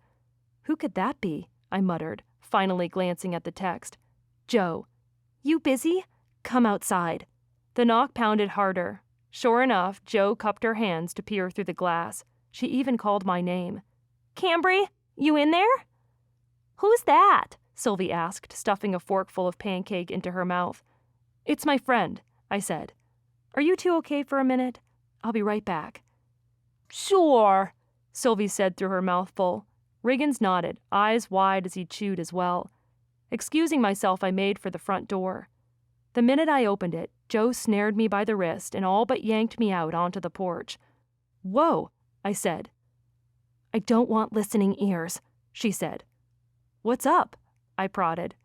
My question struck Jo. She dashed the stardust away from her eyes, as if clicking her stagnated mind into gear, and whipped out her phone. "You tell me," she said, lifting her phone toward me. "I thought you might want to see this before your big date later." I read a new headline across the screen. Holden's Heart Hijinks. Who is Cambry Bennett? I stared at it, gaping first from the headline, then to the news source. This wasn't just a small gossip chain. This was in a major magazine, renowned. They had billboards in Times Square, for goodness sake. My name is on a headline? "Oh, just you wait until you read it," Jo said. Chapter 29. I took the phone from her, and she plopped herself on one of the rocking chairs, watching me as I did so. The words blurred. I blinked a few times, waiting for them to refocus. We all have history. And no, I'm not talking about textbooks. I mean personal history, and nothing is more fascinating than learning about country star Kyler Holden's. He's more frequently in and out of relationships than a weather prediction, and is better at singing about relationships than being in one. Sources say Holden has been holding out on us, secretly recording a documentary in his hometown of Bridgewater, Idaho, a town so small and inconsequential, few people know it exists other than the 25 citizens who live there. In fact, I wouldn't be surprised if the town had an influx of visitors now, including the hordes of fans who follow the dreamy singer in droves. That's not the only appeal this small town wields. While visiting his childhood home, Havenwood Farm, Holden's current girlfriend, rising actress Blake Norman, admitted to being cast aside by his feelings for his high school sweetheart, a woman named Cambry Bennett. Apparently the two broke up years ago, but Kyler's been harboring feelings for his old flame that everyone else in the town seems to know about, except Blake. When the truth came out, "It was a shock," Norman says. "To think you mean something to someone only to have him cheat on you and then bring it all to light on national TV? It was humiliating." "He didn't cheat on her," I shouted at the phone as though the device was responsible for such lies. It wasn't like the phone could do anything about this. At least, not with me, and Havenwood Farm isn't his childhood home. Who wrote this? Jo kicked her legs and then leaped up to her feet. "Does it even matter? People know he's here now. They know about you. I'm thinking your nice, quiet life isn't going to be so quiet from now on." A pit sank in my stomach. I gripped the phone and read on. Kyler met Cambry during high school, and townspeople claim the two were inseparable. "You never saw one without the other," Gina Hansen, a local resident, admits. "We all thought they were a done deal, and then after high school, no one knows what happened. They just weren't together anymore, like a broken link on a chain that no one cared to fix. And the next thing we know, Kyler became famous. Now that he's back in town, it only figures Cambry would want to cash in on that celebrity status of his." My blood grew hot, searing its way through my body and heating me with a profound sense of injustice. How dare she claim as much? I stared vacantly at the chickens in their coop across the grass. How could she say this? Gina doesn't know anything. She doesn't know me. She doesn't know Kyler or just how heartbroken I've been or... "I know," Jo said. "And now people are going to read this and think that I'm just out to get him back because it's lame," Jo said. "So lame." Did Kyler know about this? Would he ever talk to me again after this? "This isn't true," I said, gripping the phone in my hand, feeling the need to defend myself. "This is not what happened. I don't care that he's famous, and now people are going to think..." Apparently my ability to finish my sentences was non-existent. "I know," Jo said, taking her phone from me and resting a hand on my shoulder. I blinked away the angry, hot tears pooling in my eyes and met her sympathetic gaze. She frowned. "Maybe you can release a statement or something," she said. "Tell everyone the truth, and then we can set off a dry ice bomb on Gina Hansen's porch." I laughed, but the sound was shaky, and I felt suddenly drained. I sank my shoulder against the wall, needing something to hold me up. "Would defending this do any good?" I said. "You could save your good name." Jo pocketed her phone. I shook my head and wiped away the tears that intruded on my cheeks. My torso was shaky. My ability to breathe hindered. I wrapped my arms around myself and stared off for a moment before meeting her gaze again. "No, people are going to think what they want to," I said, my whole body quivering, "and there's nothing I can do about that. My real concern isn't what others think or even my good name." "What is it?" Jo asked. I sniffed. I peered toward the barn in the distance, remembering the day of the tornado, how Kyler came out of nowhere right when I needed him. That afternoon we'd spent together meant everything to me. My throat went tight. Is this what Kyler thinks? He did it first, but does he still think I'm just some gold digger out there to get a seat on his train of fame? And how is he doing with all of this? Is he okay? I mean, his whole life is blasted all over the place. That must suck. Yeah, Joe said. The two of us paused for several moments. The kids' laughter could be heard through the door, along with their mom's voice. It sounded like Belle was up. I should get back in there, I said, exhaling and lowering my head. Joe brushed my hair away from my shoulder, still gazing at me with tender sympathy, and yet a streak of the fire I knew was in every inch of her. You know what you should do? You need to talk to Kyler about this. If his opinion is the only one that matters, don't you think he needs to hear the truth from you? When is your date? In a few hours. My eyes slid to hers and something burned in the pit of my stomach. I knew she was right. My phone buzzed from my pocket, and rather than a text, Kyler's name filled my screen. I held up a finger to Joe and then swiped to answer his call. Hey, I said. How are you doing? Good, he said. I flicked a glance at Joe. Was he really? He sounded good. How could he be good with everything that was going on? We really needed to talk. How are you? You ready for our date? He asked. Yes, I said with an exhale and a smile. So ready. Joe clapped her hands together silently. She pumped her fists and danced in one spot. Her excitement wore off on me, too. I'll pick you up in an hour. What are we doing? You'll see. I've got an idea. See you soon? Yeah, see you. And Kyler? Yeah? Despite the sudden drama after reading that article, anticipation swirled inside of me and I bit my lip. I'm excited. He paused. Me too, he said, and then he ended the call. Joe stared at me with her brows leaping upward. Well, she prodded. My smile sprouted, but I tamped it back down. He'll be here to pick me up in an hour, she squealed. This is your chance. This is your last shot. You have to give all you've got. She threaded her fingers together and bent them toward her chest. So you know, no pressure at all, but if there was ever a need to wow him, this is it. How am I supposed to do that? Especially when there was so many conflicting messages going around. Just be yourself, she said. He's always loved you. But no holds barred. Got it? No holds, I said, thinking of Blake's accusations against me 2 nights ago, and now this article. I plan on telling him everything. Good, she said. And for heaven's sake, make sure you get a kiss out of this. I snorted and swatted her shoulder. Joe! What? Don't tell me you don't want to. I shoved her toward her car, and she stalked away, laughing. It was just as well that she was leaving. I had a date to prep for. And she was right. I had to give this time with him all I could. Belle was sitting at the dining table when I came back inside. She already knew about my date with Kyler today and had made arrangements for her mother-in-law to watch the kids. Deborah said she can't make it to pick them up. Don't hate me. But do you think you could bring them to her house when you leave? You're already headed out anyway. Sure, I said, pulling out my phone. I sent a quick note to Kyler. Me. Do you mind if we adjust the plans? Kyler. How so? Me.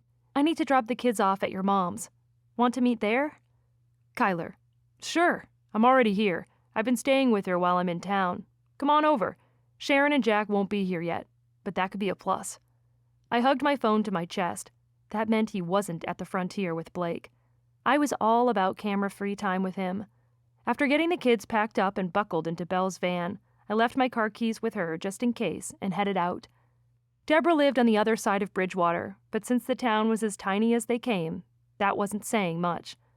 Even so, it was about a 15-minute drive from Belle's to the town itself, so it took a small chunk. My anticipation grew the longer I drove.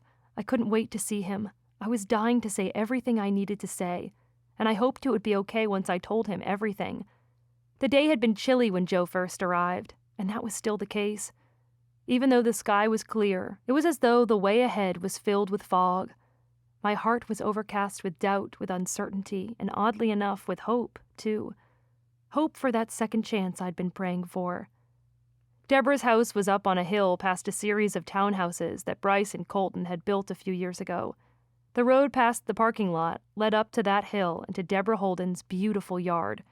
She'd only just moved into this house about 4 years before, so many of her trees were still small and being held up by sticks of rebar. The bumpy drive up to her house was like the climb before a steep dive on a roller coaster. I was strapped in, and the higher the little cart ascended on its slow and steady track, the higher my heart climbed into my throat. I parked, killed the ignition, and got the kids unloaded. Rubbing the moisture collecting on my palms onto my jeans, I climbed the porch steps and knocked. Moments passed, and then Deborah answered the door. Her lovely, lined face fell into a relieved smile. "Boy, am I glad to see you!" She hugged each of the kids before they ran to the treasure chest of toys. "You too, Cambry." That was a good sign. His mom still considered me to be his friend after all that had happened. Deborah had always been kind and welcoming to me. "Is he here?" I asked. "He's out back," she said, stepping aside to let me in. "Thanks. Cambry," Deborah said, catching me as I walked past her. I glanced down at her hand and then at her face. "I never gave up on you two. You're the best thing for him." I didn't know about that. I wanted to be, but I had fallen short. It was time to set everything straight. I'd been giving a lot of thought to Mom's claim about why she thought I'd ended things with him, and she was right. I chewed my lip, unsure of what to say. Kyler's mom had always been sweet to me, even after the whole Haas thing. When she'd talked to me about it after the brothers kept teasing me, she'd reprimanded her boys. "It's not like you haven't done stupid things too," and then called out each brother on one of their embarrassing moments. Each instance she mentioned earned gales of laughter from everyone else, and it humbled the guys and got them off my back. Kyler had pulled me aside later and kissed me again, and I told him how much I liked his mom. "She likes you too," he'd said. I was glad that was still the case. I nodded to her and continued my way through her open living and dining area and to the back door that led out onto the porch. A swing set stood on the grass on one end of the yard, and a paved area with a fire pit stood on the other. Kyler sat on one of the chairs with his boot propped on the legs of the one beside it. With an acoustic guitar on his lap, he strummed out a melody, and his voice struck its own chord inside of me. I'd heard his music on the radio, but that wasn't the same as hearing him like this. Unplugged, unfettered, unreserved. It was how he'd sounded the night of the gala, how he used to sound when he would play for me, and that brought back all kinds of memories in their own rush, too. Being at his house while he strummed lazily on his guitar and sang covers of songs we both loved, hearing him perform for talent shows in Bridgewater and Burley, or the night he dedicated a song to me in front of an entire crowd. The moment had gone hazy. The crowd faded. I'd zoned in on him and felt fuzzy all over because he stood there at the mic, guitar hanging from the strap across his shoulders, and he'd pointed right at me as he'd said, "This one's for my girl, Cambry." And then the entire crowd had, of course, glanced in the direction he'd pointed while I'd squealed and held my hands to my chest to keep from combusting on the spot. He sang a few words now, only to pause and stare at the fretboard. The strums cut out, and he hung his head. "You still sound good," I said. He startled, sitting up and looking at me. Those eyes, they were so sad, so full of emotion, of pain. What was wrong? Kyler draped his arm across the top of his guitar. "You're here." "I am, and I'm sorry about Blake," I said, chancing a step closer. He glanced out toward the yard, giving me a flash of his jawline. "Are you? Why?" I came closer. "I mean, you like her, and things are rough right now." Moments ticked past. He said nothing, so I went on. "She said some hard things, but they were things I think we both needed to hear." "Like what?" he said. He moved his boot from the chair it had been propped on and kicked the chair open, gesturing toward it, welcoming me to join him. I did so, crossing the rest of the way and sitting across from him. The metal chair was cold through my jeans. "About why I ended things." He winced. "No offense, but I don't really want to go into that today. I'm trying to move past it. She and I did nothing but argue during our date yesterday, Cammy, and I was really looking forward to a break from that." I swallowed. Okay. There's more to it, though. More that you deserve to know." His expression was still guarded, but he swallowed. "Okay, then. Let's hear it. Here goes." I squeezed my eyes shut and then opened them again. "I didn't realize I was afraid." He frowned. "Of what?" "Love?" I said. You? His gaze darkened. You were afraid of me? I rested my hand on his knee. Not like that. You'd never hurt me, and I knew that. I worried it was too perfect. You were too perfect. My parents were high school sweethearts, too, and when my dad left my mom, that got to me. Realization crossed his face. You thought I'd walk out on you, like your dad did? Chapter 30. He wasn't wrong. I hated it. I hated that I hadn't realized the cause of my actions at the time. It had wreaked so much havoc in both his life and mine. I hung my head, my emotions heaving and sending moisture to my eyes. It was stupid, I know. I just wanted us to be completely sure before we got too far. So you wanted to date other people? I wanted you to date other people, too, I said with shuddering breaths. Why was this so hard to get out? That was one complaint Dad had against Mom, that he'd been shackled to her from the start and never got the chance to get to know anyone else. He set the guitar on the table.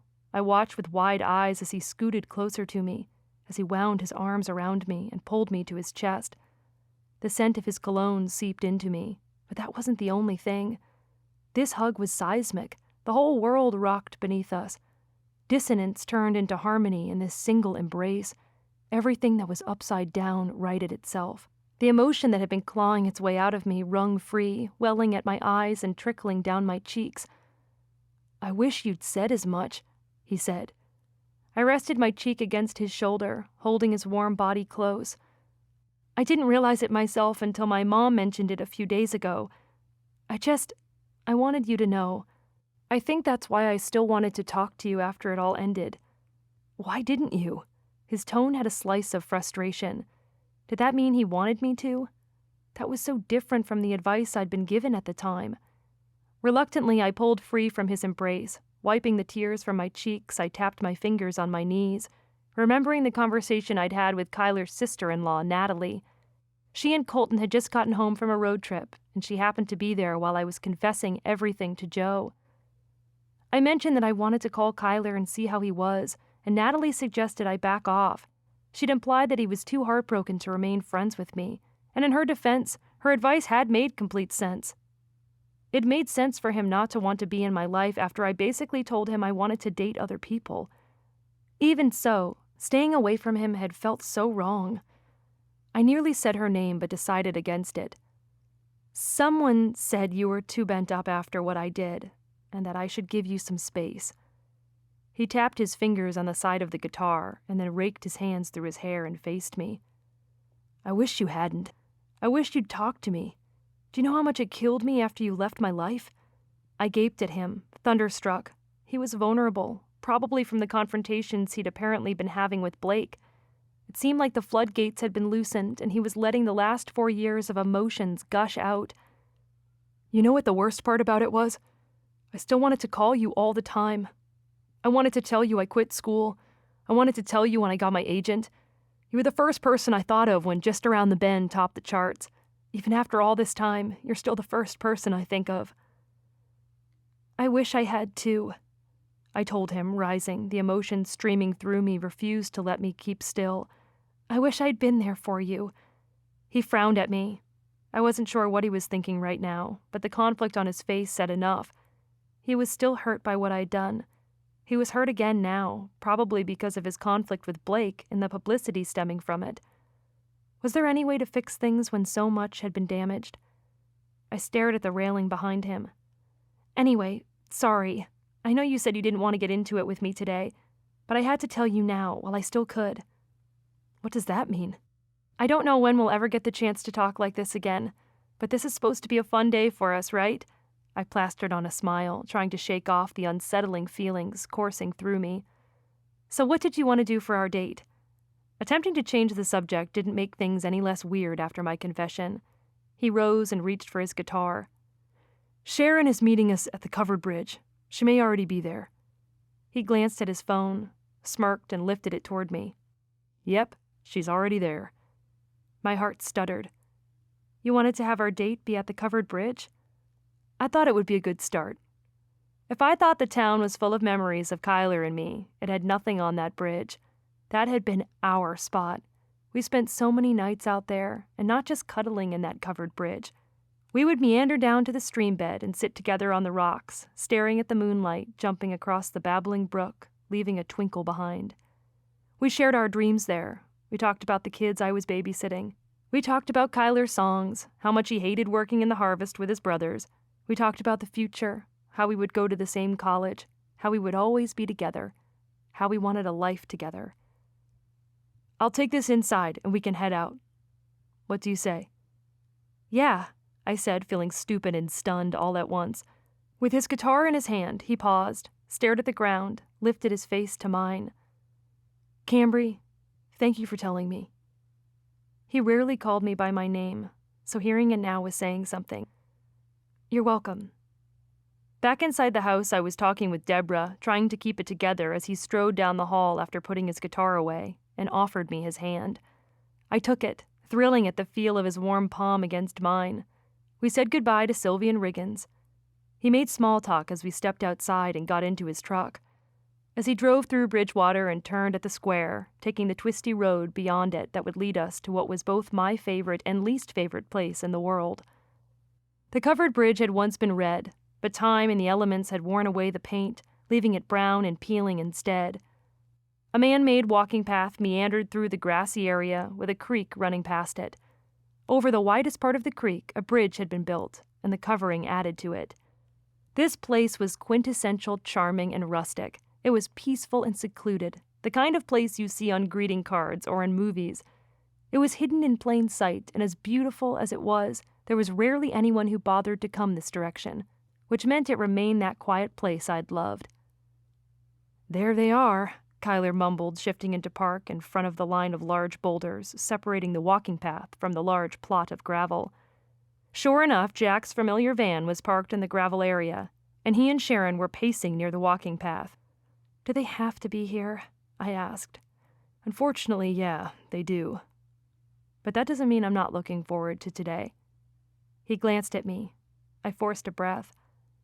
I am too, I told him. He inclined his head toward the dashboard. Ready? I wasn't sure about that. Reluctantly, I got out of his pickup and strode to the covered bridge on the walking path, waiting in those lost memories and conversations. And it seemed like they were stirred with every step like feathers. My small motions were enough to bring them back to life, back to possibility. If only they could be possibilities. There you two are! Sharon's voice was too loud in the stillness. She strode toward us. Nothing like making an entrance. Sorry to keep you waiting, Kyler said, raising a hand toward Jack, who nodded and lifted his camera. The red light appeared on the device, and I knew we were being filmed, just like that. They weren't going to be tailing us the whole time today, were they? This is where the two of you met, isn't it? Sharon said, picking things up and diving right in. Kyler's fingers threaded through mine once more, and he glanced at me with a sultry grin that set the edges of my stomach on fire. Yes, ma'am. She nearly ran into me with her bike. No way. You came at me. In an instant, we were 14 once more. Our bikes nearly collided as I came from one direction, and he approached from another. Kyler jerked his handlebars out of the way. I skidded to a stop, colliding with the tree just next to the bridge. The impact struck so hard, I got my first impression of whiplash. He'd crashed into me right from the start, in more ways than one. You all right? Kyler asked, setting his bike on the leafy path and dashing toward me. I nursed my head and stared down at my bike. Watch where you're going, I said, and then I looked at the boy staring at me. His hair tumbled to his forehead. His lips quirked up into his irresistible grin. Time stopped as his blue eyes caught mine, and he said, You can bet I'll be watching any time you're around from now on. Even at 14, he'd been a charmer. I'd lost my heart in that moment. It was like it knew what he would become to me before I did. I sniffed, ignoring the sensation in the way my heart fluttered. He introduced himself, offering me his hand like we were adults. I wasn't sure I'd ever had a kid my age introduce himself so formally to me like he had. Name's Kyler Holden, he said. My family and I just moved here. I'm Cambry, I said. And call me crazy, but when I took his hand that day, I forgot all about nearly crashing right into him. I forgot all about the sudden way I'd veered off that walking path. He'd encompassed my vision. His touch had some kind of charge to it that went straight into my chest, and he added himself to the little nodes in my heart, the ones that guide the electrical pathway your heartbeat takes. Kyler Holden had become a part of me right from the start. I shook the memory away, staring at the man he'd become. He was part of the blueprint of my life. He'd embedded himself into me as surely as my genetics or my preference for vanilla over chocolate. Turning away from him had been as effective as telling my lungs that I no longer needed them to survive. And now, here we were, holding hands and gazing at one another like no time had passed at all. "That was just the cutest thing I've ever heard," Sharon said. I shook myself, surprised to find her standing there, beaming at us with her mic held in our direction. I'd forgotten she was here. "So tell us why you picked this spot to start your day together," Sharon said. "This is where it all began for us," Kyler said. "Cambry and I have been through a lot together, and we've also missed a lot with each other in the last 4 years. I thought this would be a great place to reconnect." Sunlight played on his tanned skin, on his brow, on his broad shoulders, and my heart gave a gurgling lurch. "Cut," Sharon said, and Jack lowered the camera. Then she placed a hand on her chest. "That was the sweetest thing.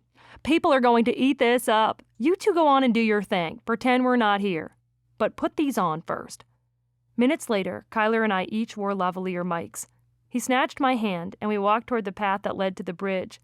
The shadows inside were thick as the sun beamed through the windows. The air was cooler in here as well. I meandered toward the square window on the left side and rested my arms there. The stream wasn't quite as high as it used to be. More rocks were visible through its sparse water, but the fading orange sunlight still glimmered off its surface. "I love that you picked this place," I told him. Part of me wondered what he'd done with Blake the day before, but I also didn't want to know. I didn't want to talk about her. I leaned my elbows into the glassless window. Kyler joined me, taking a similar pose. His shoulders were much broader now than they used to be. We could hardly fit. I laughed quietly. "What is it?" he asked. "It's just—" His shoulder was brushing mine, and I couldn't take myself from that touch for all the money or fame in the world. Nothing anyone offered me would compel me to move away from him again. Only if he asked me to, and he wasn't asking that. So I stayed put. I stared at the glassy water and the way the light had changed in the fractional moments that had passed since my earlier glimpse. "It's just we don't fit here like we used to." Keeping his left elbow on the open window, he placed his other hand on his hip and faced me. He stood so close I could feel the heat of his body emanating from him. "We don't, do we?" With a swallow, I realized how my statement had sounded. I tore my gaze away from his. I couldn't keep looking at him, not when his eyes were so intense. I meant, I know what you meant." His tone dropped to a rumble in his chest, his broader-than-sin chest. I wasn't sure what to do next. He didn't seem upset, nor did he seem inclined to step away from me. I took that as a good sign. "I never thought I'd get this chance again," he spoke softly. My heart gave a little leap. "What chance?" "My head was turned the minute I saw you there in the mercantile. You woke something up inside of me that I'd forgotten I could feel, and I felt it every time we were together." My inner monologue cut the feed, parted traffic, tipped the mic in his direction, and prompted him to repeat his statement so we could get it on record. Was he saying he still loved me?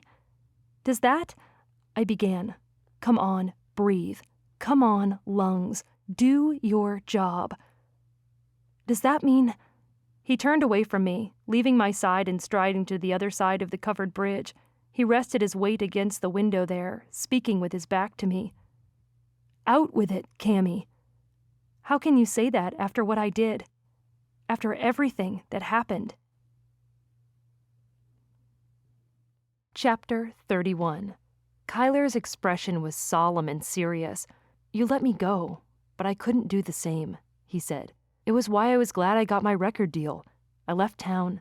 I left you behind, or I tried to. I knew it might take some time. I even dated other women, and I really tried to let you go. But the minute I saw you in the mercantile, hiding behind that ice cream counter, I knew it had all been pointless. I knew there was no letting you go. It was like seeing you that day brought me back to life," he said.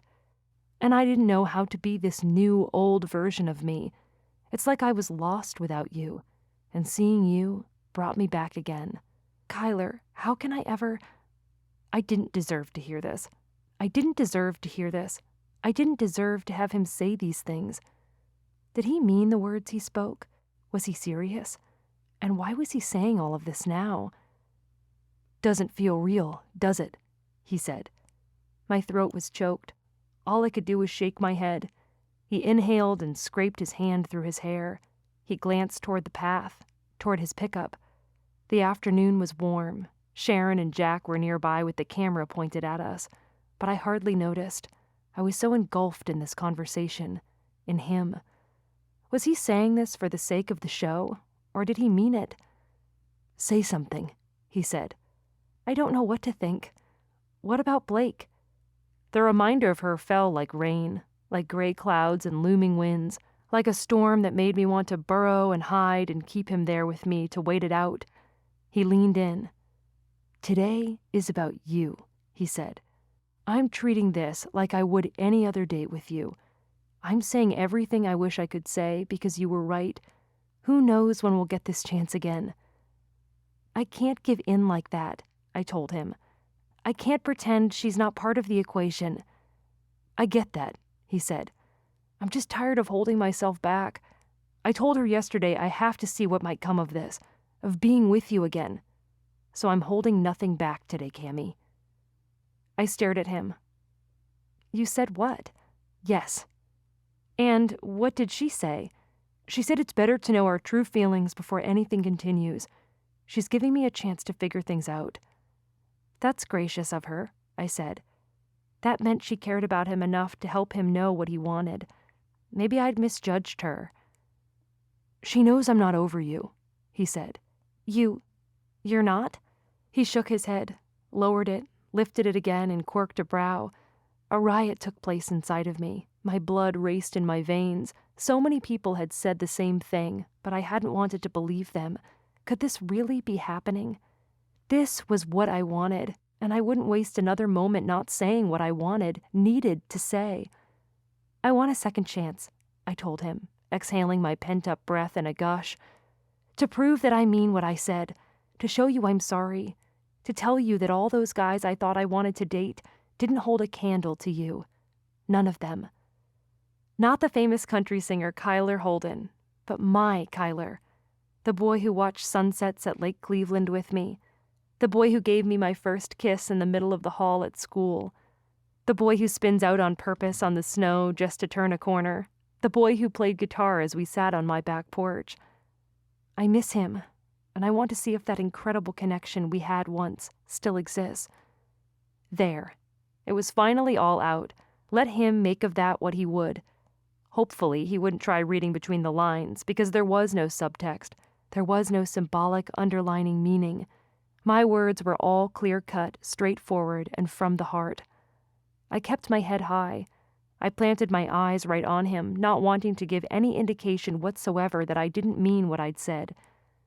Fists at my sides, stomach in my throat, lungs beating against my ribs. What would I say? What would he do now? He tucked his hands into his pockets and stepped closer to me, looking down like his glance had the power to cement me in place. I've never known anyone like you, Cammy. I've never been with anyone like you. I want the life we were supposed to have. My heart stopped beating right there.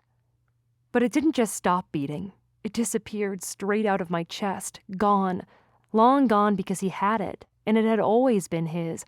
And with him standing right there, looking at me like that, saying these things, like a dog coming to the sound of its master's whistle, it wagged its tail and darted off, leaving me behind. And I realized just what he was risking by saying all of this, because he was baring his heart to me, like I'd hoped he would. I was falling to pieces, one flickering sound at a time, and he was right there, picking up everything that crumbled, holding it in his arms and putting me back together again. Was this even possible? Could he really still feel this way?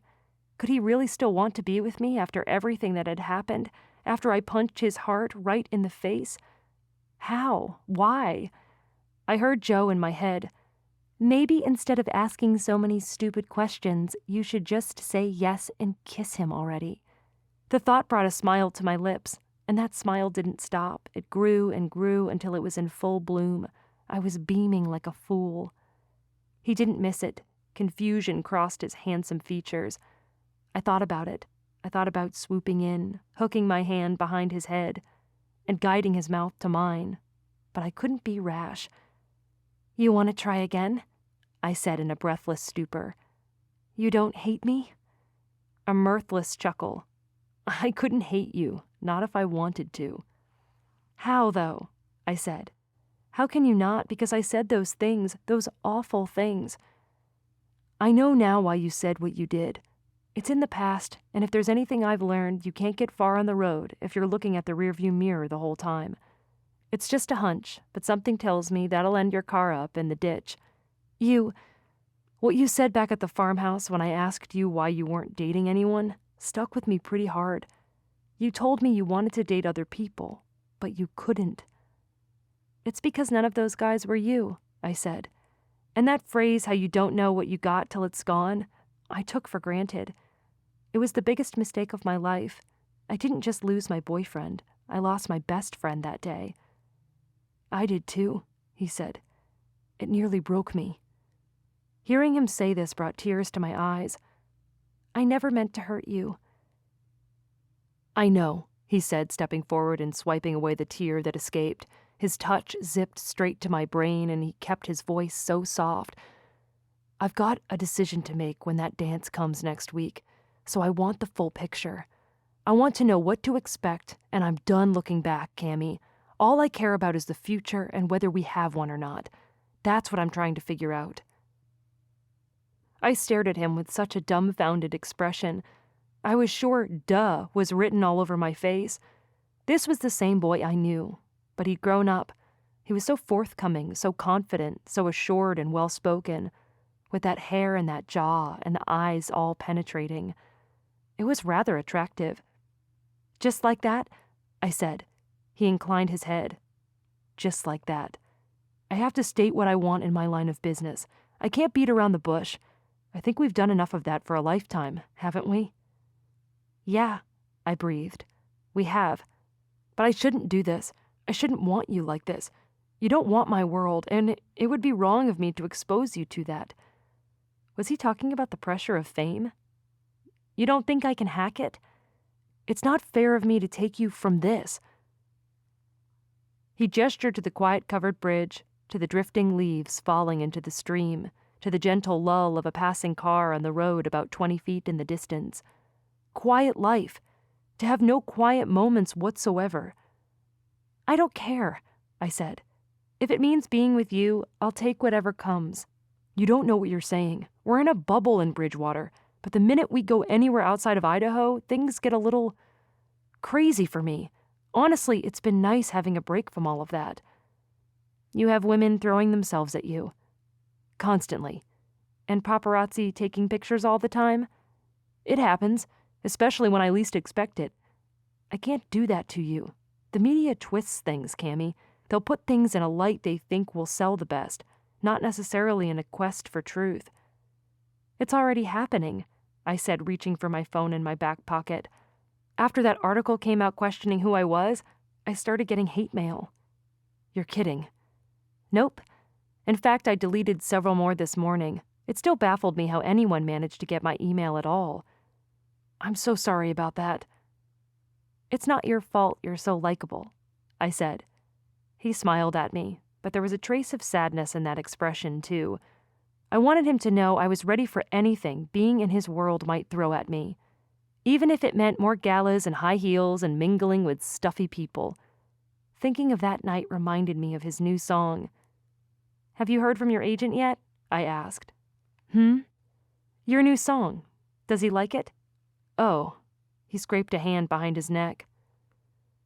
"That bad? I thought the song was amazing." "It's not that. I haven't heard anything yet." "Is that typical?" He inhaled and stared out at the stream. "Not usually, Most of the time I hear from him right away. So do you think he doesn't like the song? He lifted a shoulder. I don't really know. What would make him take this long? He lowered his head. He could be running it past people at the record company. There's a lot riding on me with this new album, and he's threatened to make me seek new representation. I couldn't believe his agent would drop him just like that. Didn't they have a contract that prevented things like that from happening? The people at the record company and your agent are idiots if they don't like that song, I said. It was amazing. I had it in my head for days after hearing you sing it. Yeah? Yeah. What happens if they like it? Then I'll be on tour. He stuffed his hands into his pockets. You should know it's tough to have a family with that lifestyle. He was really pulling out the big guns. Then again, we talked about sharing our lives before the breakup. He really was picking right up again where we'd left off, testing the waters to see if I was the one he wanted to pick. Because I didn't doubt that Blake would be 100% okay with that lifestyle. But other famous people do it, don't they? I could travel with you, couldn't I? Yeah. Then I'm not worried. We'll make it work. If God is behind this, behind us, then we can withstand anything. The Almighty had shown me that time and time again. He'd been there with me through the dark moments of my parents' divorce, and all throughout college, too. He'd guided me every step of the way. I'd turned to him after the whole Kyler debacle first began, and he'd been there for me even with the stupid choices I'd made. He was the same yesterday, today, and forever, which meant he would do that again. Kyler's gaze was fixed, calculating. So, you'd be in. Really? Even knowing everything you'd be getting yourself into? It's you, Kai. I'm so in. A pause lingered between us. Something shifted on his face. He looked boyish, shy even. He lowered his hand and we stood there, staring at one another, not touching, basking in the other person's proximity, and, if he was waiting in the same euphoria I was, trying to get a grip on something that felt more real than anything else had in years, and consequently didn't feel real all at the same time, because it was too good to be true. But no matter how many times I blinked, there he was, which meant this was so true. I broke the silence first, hooking my fingers in my belt loops. I didn't dare touch him, though I swore I could feel the energy emanating from his body, even through the inches separating us. So now what? Do we kiss yet? He laughed, tipped his head back and belted out the jolliest noise that you ever did hear. I chewed my lip and fought back a smile of my own, and I shrugged. Might as well be honest. I've thought about kissing you again from that first moment at the Mercantile, where we shared so many great kisses before. And when you were there at Bell's during the tornado, talk about a missed opportunity. He ran that hand behind his neck again. We were pretty good at that too, weren't we? Yearning pooled, first in my stomach. It climbed up into my throat, filling me with the longing that I'd been fighting since we stood shoulders touching at the bridge window. Yeah, I said, not gonna lie. He dipped his chin to his chest, but I didn't miss the smile painting his lips as he did so, and my chest filled with the tiniest amount of pride because I was pretty sure his memory of kissing me caused that smile. I'd caused that smile. My fingers folded against my palms. I held my breath, watching him, waiting, wondering. Would he sweep me into his arms now like I hoped? Would he give in and answer the call of this chemistry that had never really gone away? He gazed at me. His eyes flicked to my lips. Heat pooled through my core, filling me with outrageous desire. He was a contact force. His magnetism localized and directed right at me. Let's take it slow, he said. Do you have time for that? He lifted a brow. Honey, they're waiting on my call. I got all the time in the world. Cut! Sharon called out from behind us, and then her boots hit the planks. I was shaken. Once more, I'd forgotten she was there at all. I exhaled a breath. Kyler grimaced at me and then turned to her. Did you get enough footage? He asked. I'd like to have some time with Cammy on our own. My hands went to my cheeks. We just had a really personal conversation, and she'd captured it all on camera. Her brows lifted. "Oh, sure, we have enough for now. You two go on. Though I'd like some footage of you at the lake, seeing the two of you swimming together, some romantic shots of you in the water. Then we'll catch up to you again at dinner." "The lake?" I asked, turning to him. "Another one of our hunts," he said with a grin. "I thought we'd have a picnic at Lake Cleveland and cap off the night at the Elkhorn. What do you say?" My grin refused to be contained. It was just like old times. "I think that sounds great." Even as I said the words, my insides went on red alert. Marrying Kyler was what I'd always wanted. Even the breakup wasn't meant to be a permanent thing. But was that a possibility anymore? He had talked about being on tour, making things hard to start a family. Then again, during his date with Blake yesterday, had he mentioned the same things? Going on tour, starting a family with her? Was she really this understanding about him getting to know me again? Why? I knew she hated me. He had the world at his feet, and I didn't want to be a fling for him. He'd said he was giving everything he could to today. But could I do the same? Should I? It was generally not the best idea to dive into a relationship with someone after their previous one just ended. Maybe with anyone else I would have a little more reservations. But this was Kyler. My Kyler. Sure, 4 years had passed, but he couldn't have changed that much, could he? And wasn't that the point of this, to see if we still even stood a chance together? Why not go for it? Several reasons continued pestering me, but I pushed them aside, hoping I didn't regret that fact later, and knowing I probably would. Chapter 32. Being with Kyler at the lake was both entrancing and confusing. Just how were we supposed to go about this date with our current situation?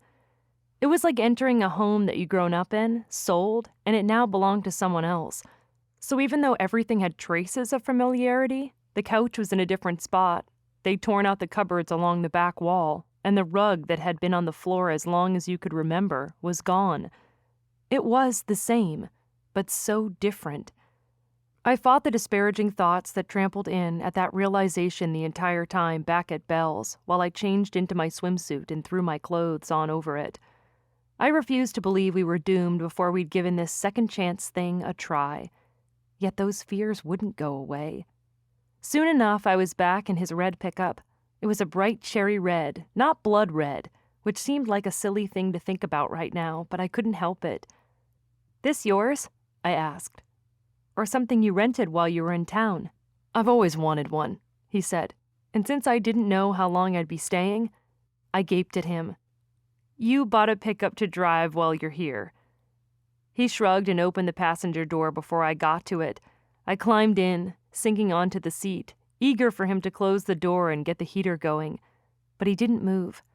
And I suddenly didn't need an external heater, because the air around him grew hotter than any fire.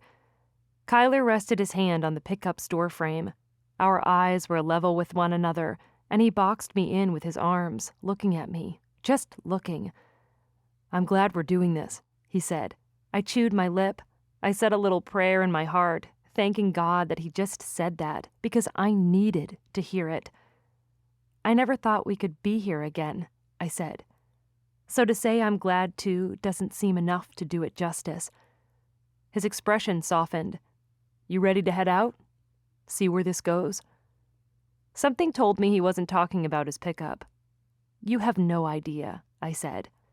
He gave a definitive nod, a grin, and then closed my door and strode to the driver's side door, and we were off. The drive up Mount Harrison was uneventful, unless she mentioned the fact that I was sitting shotgun with the sexiest man alive behind the wheel. Everything this man did was attractive.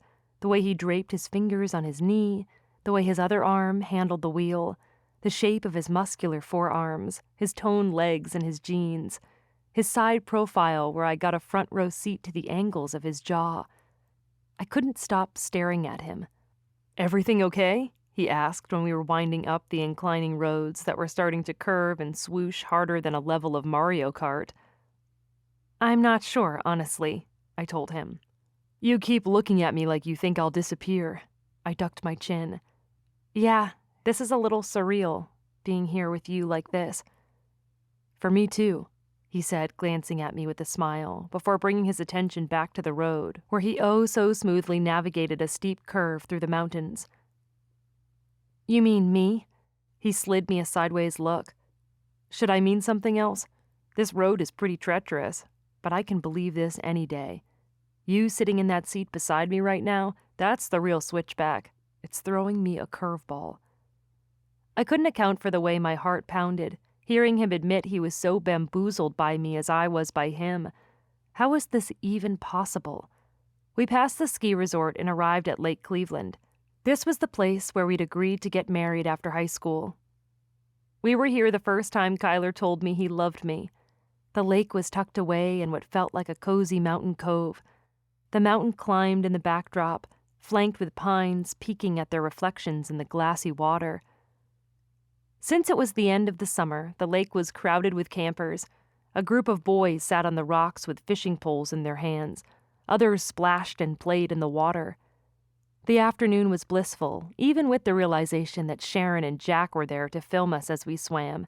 As I checked out Kyler's muscular chest as he took his shirt off, and as he tried not to notice and failed looking at me in my suit. People approached us, waving their arms and begging for autographs. Kyler fist-bumped teens and signed their cups, paper plates, and whatever they pushed at him. We even bumped into a group of people we'd known in high school. I wasn't completely thrilled about that, especially not when Emily Stone fluttered her eyelashes at Kyler and then said loudly, "I just love that you're all over him now that he's famous. It's totally something I would do." The mood between us shifted after that. I told Kyler that wasn't the case more times than I could count, and even though we sat together on the rocks so we could dry off after swimming, clearing away the traces of water, the blaze of that accusation wouldn't leave me alone. Did Kyler still think that was why I was doing this? Would anything I said or did make him think otherwise? "You asked about my song," he said, staring at the pair of birds flitting toward the lake's edge and then up to one of the trees. We'd finished swimming and now sat together beneath our towels on one of the picnic tables. "There's something keeping you from writing it, isn't there?" He smiled sadly at me for only a moment before glancing back toward the water. "I've just been feeling disconnected." "Disconnected?" I asked, pulling my towel tighter around me. "What do you mean? From music?" "From everything," he said. "I guess I feel like I'm off the beaten path. Like I'm not going the way I should be or something. I tried talking to Miles, my agent. He told me I couldn't afford to be adrift. He said we have to build on my fan base and the growth that came from 3 days late, or it will be a huge missed opportunity." "That's why they're pressuring you to write something new," I said. "Yeah, Miles hasn't liked anything I've come up with in the last little while, and I'm just tired of it all.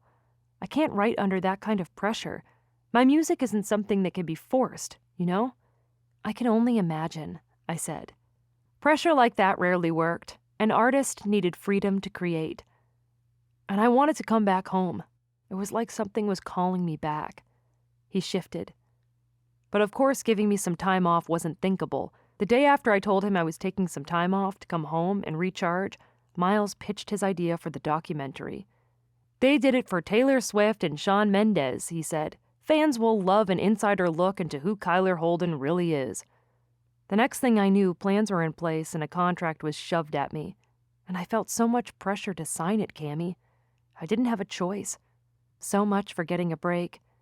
His attention was still on the lake, on the kids who were splashing near the opposite bank. He gazed off as though he were seeing the whole scene play out in front of him again. I wanted to comfort him, but I didn't know what to do. Almost of its own volition, my hand slid to his leg, as if welcoming the touch his hand claimed mine, gripping tightly. I decided not to say anything. Sometimes it was easier to talk if you didn't feel pressured to, and after this confession, I didn't want him to feel anything like that from me. He went on. "Blake insisted on coming with me, and I didn't really see any reason to tell her no. I'd been thinking about marrying her for a while and figured the documentary would be a great way to pop the question. But obviously things didn't turn out how either of us thought they would." Neither of you expected this competition, I said. Neither of us planned on you. His thumb scaled itself across the side of mine. I could hardly function. It was as though my brain disconnected, and the only thing that would bring me back was him.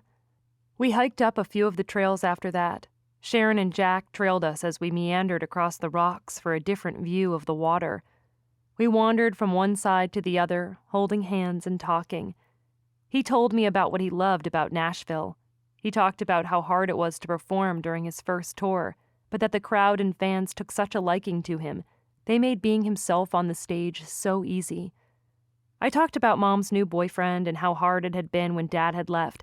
He understood that all too readily, since something similar had happened to his parents when we'd been in high school. We reminisced about some of our favorite memories then, from the classes we'd shared together and the rose he'd sent me on Valentine's Day freshman year, to the time he and his brothers had nearly driven a go-kart into their friend's chicken coop. Once the sun set fully, the air cooled significantly. The drive down the mountain was quieter than the way up had been. I was lost in my thoughts, and I suspected he was too. But he held my hand, not letting go. Several vehicles were parked in front of the Elkhorn once we made it back into town, but Kyler found a space near the corner. We scurried inside where music blared, and the scent of food and the sound of chatter filled the restaurant with its rustic exposed wood walls and low lighting. Still holding hands, Kyler led me to the hostess's stand and requested a table for two. The hostess invited us to sit on the wooden benches to wait, and when we turned, a few teenagers stood directly behind us, but they weren't waiting to be seated. They were looking right at Kyler. The attention was made worse as Sharon and Jack entered the restaurant behind us, and the red light appeared on Jack's camera. I recognized a few of these kids, but I wasn't sure what their names were. One of them I suspected to be Emily Stone's younger brother. He had blonde hair like Emily's and a slim nose like his older sister's. "Kyler?" he said. "Can you sign my napkin?" He lifted one in his hand and gave Kyler a hopeful look. "You bet," Kyler said, and he waited while the young man handed him a pen and turned around. "Would you sign my shirt?" another teenager asked, lifting his lapel and peeling one arm out of its sleeve. The girls with them giggled. "Your shirt?" The teenager lifted his chin, smirking, and Kyler shrugged.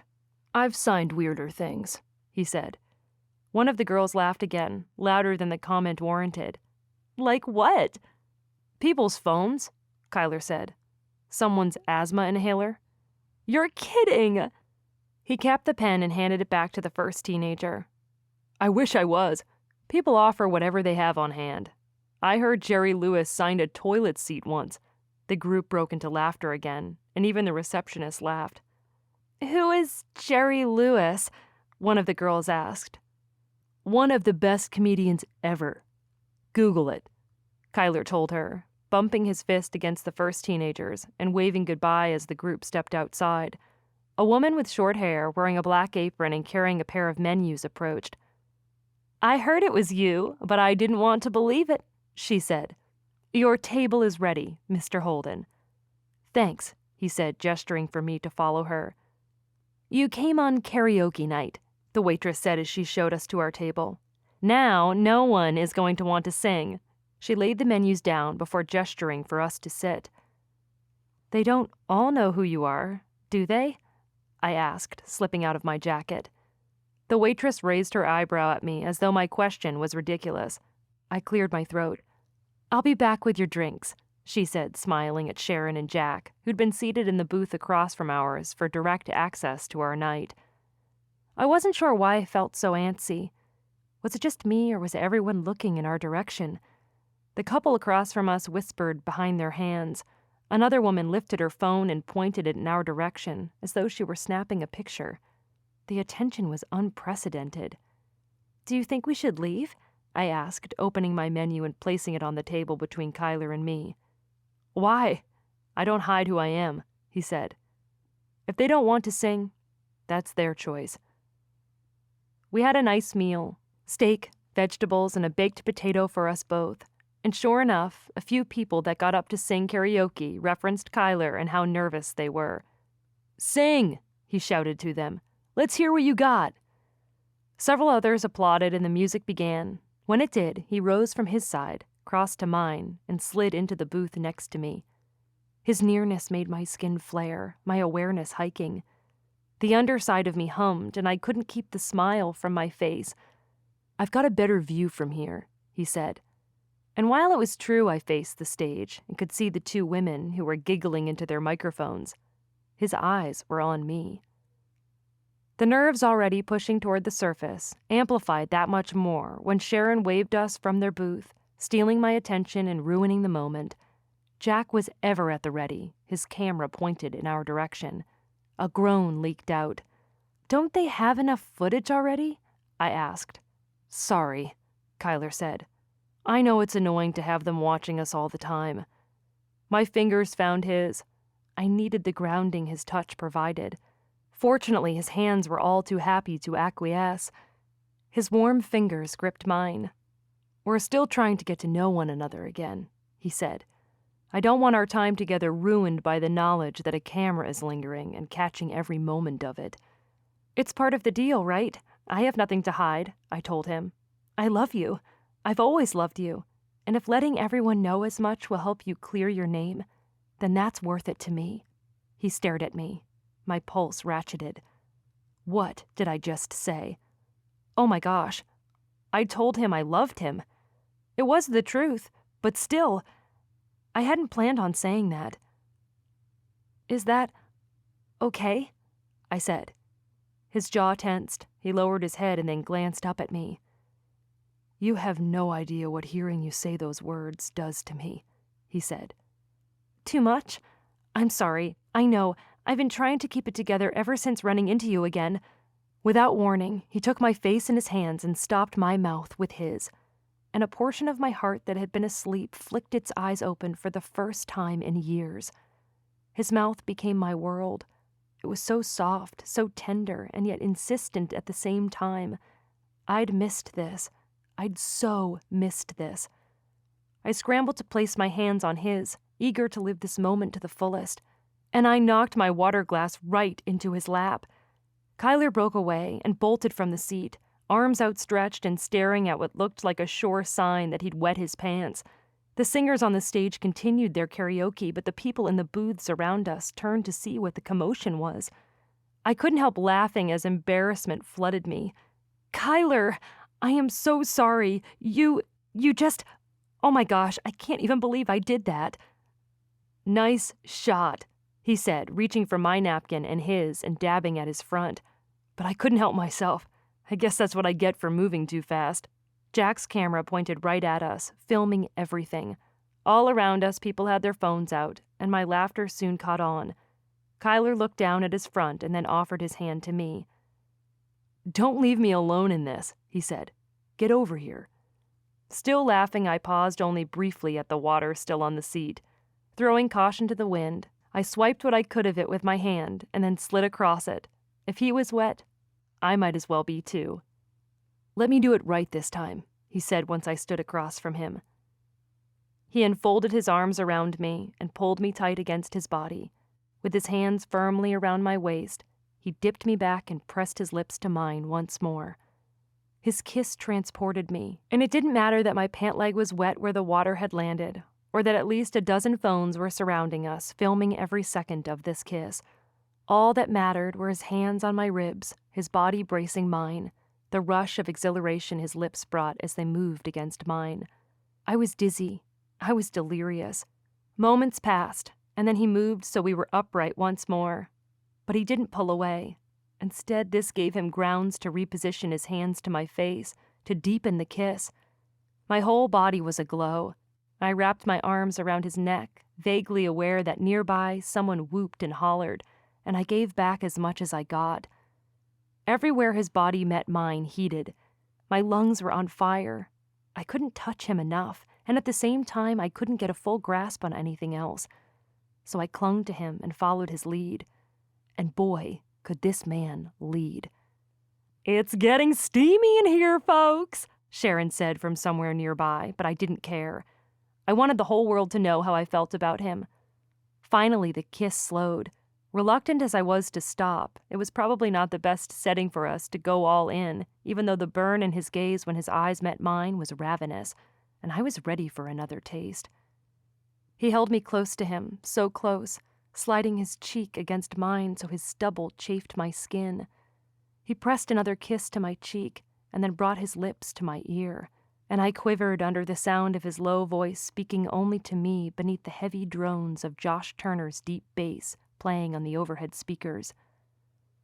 What do you say we get out of here? No cameras. The strength left my knees. I gripped his shoulders as whiteness overtook my vision, and I'd also like to change my pants. I laughed, trembling at the impact of his words. He told Sharon it was time to call it a night. Then he slid his arm around my waist and threw a $100 bill on the table before striding out of the Elkhorn. We made it to his truck. We made it out of the parking lot in front of the small restaurant. We even made it a few miles down Main Street. The instant the field spread, however, Kyler skidded to a stop on the side of the road. He unbuckled, I unbuckled, and then he reached past me, deftly pressing the button to guide my seat back as his mouth crashed hungrily against mine. This kiss was all we needed. We had years to make up for here, and at the same time it was like no time had passed at all. Once my seat was back far enough, Kyler slid over, sharing the passenger seat with me. He clasped me close to him, his mouth slowing and ranging, exploring and covering new ground. His fingers roved, meandering up the back of my neck and digging into my hair. Energy exploded in my brain under that touch. I responded, trailing my fingers across his face, relearning everything I knew about the boy he'd been and the man he was now. He held me close, cradling me, kissing me slowly, sweetly, tenderly. I got you back, he said between kisses. I got you back, I said, losing myself in his mouth. And we still got it, he said. No one kisses like you do. A little noise escaped, and I indulged in his mouth a little longer after that particular compliment. I could say the same thing about him. He knew just how to hold me, just when to deepen things, and when to pull right back again. And I was adrift, anchoring myself to the only stable thing around, him.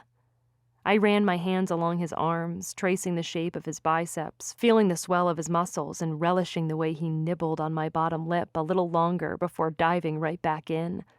He kissed me like this was all he wanted to do, like we had nowhere else to be, which I supposed we didn't, which opened the night up to all kinds of possibilities. His kisses slowed and grew more intentional, his mouth grazed over mine, his hands gentle at my waist. He kissed me slowly, languorously, making up for lost time. Too soon, a knock sounded on the window. We jolted apart like a pair of teenagers who'd been caught somewhere we shouldn't be. I startled, covering my face with my hands. Seriously? I muttered.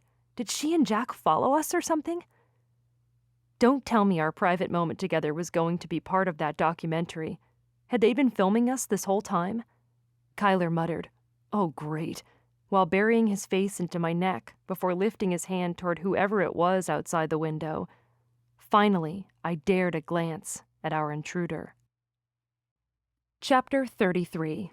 Of all people who could have been standing out there, it had to be Dawson. Figures. At least it wasn't Sharon, and our kiss wasn't going to be displayed for the whole world. I'd take Dawson over that. I'm going to leave him out there, Kyler muttered, planting a kiss on my jaw.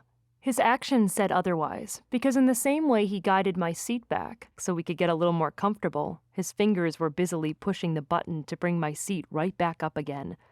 Or I assumed as much, with the way his arm was strewn across my torso, and the way my seat was gradually elevating, bringing me to sit upright once more. Do it, I muttered. Just drive. We can find somewhere else and pick up where we left off. I chanced a glance out the window. Dawson's handsome face was shadowed by the darkness and the brim of his cowboy hat. He knocked on the window again and grinned shamelessly, first at Kyler, then me, like we needed another thing for Dawson to tease us relentlessly for. He wouldn't do that now that we were adults, would he? He would. Kyler swallowed and met my gaze. His eyes glittered in the darkness. If it were anyone else, I would drive off. But I'd better see what he wants. I inhaled, nodding. He was right. I tapped the button to lower the window. Cold air rushed in, and Dawson leaned onto the open frame. "Glad to see you two finally came to your senses. Took you both long enough." "Thanks," I said, unsure if that was a good thing or not. "I recognized your truck," he said, "so I pulled over, thinking you were in some kind of trouble. If only I knew just how much trouble you were in, I would have kept right on driving by." Embarrassed and yet thrilled at the same time, I forced myself to look at Dawson. "Where were you going?" Kyler asked, propping his arm across the seat behind me and looking at his brother. I didn't fail to notice the lazy traces his fingertips made on the nape of my neck, driving me absolutely wild and hinting at what was soon to come as Dawson said what he needed to and left. Was he trying to torture me? Because it was working. The heated memory of his kisses lingered on my lips and in my blood, making sitting still impossible. I was ready to push Dawson away, close the window, and pick up right where we'd left off. "I'm headed out to the farmhouse," Dawson said. "Luke sent me an SOS, and now I know why he couldn't get through to you." He grinned again. That news was enough to help me blink out of Kyler's spell a little quicker. An SOS? "Is everything okay?" I asked. "Belle started having contractions," Dawson said. "Bex sent me out to make sure everything was okay while she stayed with the kids. Paisley's sick, and Sophie won't let anyone near her, so Bex is trying to sort things out." "Contractions?" I asked. "But the baby's not due for at least 6 more weeks." "Yeah, it's not good. Luke asked us there to pray for her. You coming?" "We're right behind you," Kyler said at the same time I asked. "Are the kids okay?" "They're fine. Mom is bringing them with her. Come on." "We're right behind you," Kyler said, waving his brother on. Dawson pounded the side of the pickup a couple of times and then strode away to his pickup, parked just behind us. "He has the worst timing," Kyler said, meeting my gaze for several moments in the darkened cab. "It could have been worse," I muttered. "At least we hadn't taken things any further." The thought made my cheeks heat. Not that we would have. I wanted to save that for marriage, but still we had to be a little more careful if things between us were going to get that heated that quickly. He stroked my face with his fingertips and pressed another soft kiss on my lips. "Let's see what's going on." Kyler headed out onto the road. The turnoff for Havenwood Farm wasn't far. We were going too slow for my liking. I considered texting Belle to get more details, but I didn't want to overwhelm her if she was already dealing with too much. So I waited in suspense, navigating the tree branches looming eerily over the dirt road as Kyler navigated his way up to the farmhouse. The farmyard was full of vehicles, mostly pickups, and it seemed as though every light in the old farmhouse was turned on, making it look as though it was glowing. Kyler held my hand on the way up the porch steps, and my worries grew with every step. Hurriedly, he opened the front door for me without knocking, and we stepped inside. "I'm fine," Belle insisted from the direction of the living room. Luke's voice sounded less assured. "That may be the case, but if you're going into labor right now, then I want as many prayer warriors as we can get." Kyler and I strode past the entryway and the staircase and headed into the hexagon-shaped living room. Belle lay on the couch, while Sylvie knelt on the floor beside her. Bryce sniggered as Dawson whispered in his ear, undoubtedly telling him what he'd caught us doing. Heat climbed to the tips of my ears, but I did the best I could to brush it off and show my concern for Belle instead. "Everything okay?" I asked. Natalie sat on one of the armchairs while Colton stood behind her, resting his hand on her shoulder. Allie lingered near the fireplace, and Deborah had moved the other armchair closer to Belle on the couch. Belle winced, grimacing as though in pain. Luke's face mashed into concern for her. "That was too quick," he said. "They're too sudden. Let's get you to the hospital." "I'm fine," Belle muttered once her face relaxed again. "I hate to agree," Natalie said. "But I think he's right. It wouldn't hurt just to make sure everything is okay." "Everything is fine," Belle muttered. "Even so, everyone is here. Thank you all for coming. Do you all mind joining us in a prayer for Belle and for this little one?" "Luke," Belle muttered, sounding annoyed. "I promise I'm fine." The last word cut off as her face squinched in pain once more. She exhaled through a small part in her lips, waiting for it to pass. "Sure you are," Kyler mumbled under his breath, his hand slipped around my waist, pulling me to his side. Belle glared at him through one eye. "I think she heard you," I whispered. "That might be a good thing," he whispered back. Luke lifted his arm. "If you'd all join me in a word of prayer, I think we need to move now before anything gets worse." One by one, everyone in the room nodded their agreement, and this time Belle's arguments died. Allie and Bryce moved in closer. Kyler took my hand and then reached to clasp hands with Allie. Then the chain continued. Bryce connecting with Natalie to Colton, to Cody, and so on, until we created a giant circle of clasped hands, and we all bowed our heads together as Luke offered a word of prayer. "Dear God, we thank you for the gift of this precious new life coming to our family. We thank you for Belle and for her strength and what a good mother she is. We thank you for modern medical care and that we were able to get the help we need. Father, at this time, we ask that you bless Belle and her new little one, that they both can be strong, that they can rely on you for help. And we ask if this child is to come early into this world, that he can get the care he needs to make it through. In Jesus' name, amen." A chorus of amens made its way through the Holden family. Hugs followed. Allie embraced Kyler first and then found herself in her husband's arms. Natalie moved in, as did Dawson. I was grateful that they all included me, one by one. Natalie whispered in my ear as she hugged me, and it felt as though she hugged me the longest. "So good to see you two together again," she said. "I'll make sure Bex tells Dawson to back off." "Thanks," I said, smiling at the woman, who was as good as a big sister to me already. Last of all, I found myself in Kyler's embrace, and it was my favorite place to be. His heartbeat was steady against my ear, and I settled against his chest, breathing him in and saying a prayer of thanks of my own. I thanked God for this moment, and I added an additional plea for Belle. With a little coercion, Luke convinced Belle to let him accompany her out to the truck. Allie dashed upstairs and returned with the overnight bag Belle already had packed. Sylvie watched with eyes as big as saucers, the worry in her face evident. "We'll keep you all updated," Luke said, bidding everyone goodbye and kissing his daughter. She held his hand, and he bent close and whispered something in her ear. The worries in her face eased, and she smiled at her father. "I'm headed out too," Deborah said. "You need me to bring the kids to my house?" "We're good here," I assured her. "I can stay," Natalie said. "Yeah?" Colton asked. "The two of us can help." I met Natalie's gaze. "It's okay. I've got things under control." "If you're sure," Natalie said. "I'm sure. Thanks, though." Natalie and Colton exchanged a glance and then nodded at me, making their reluctant way toward the door.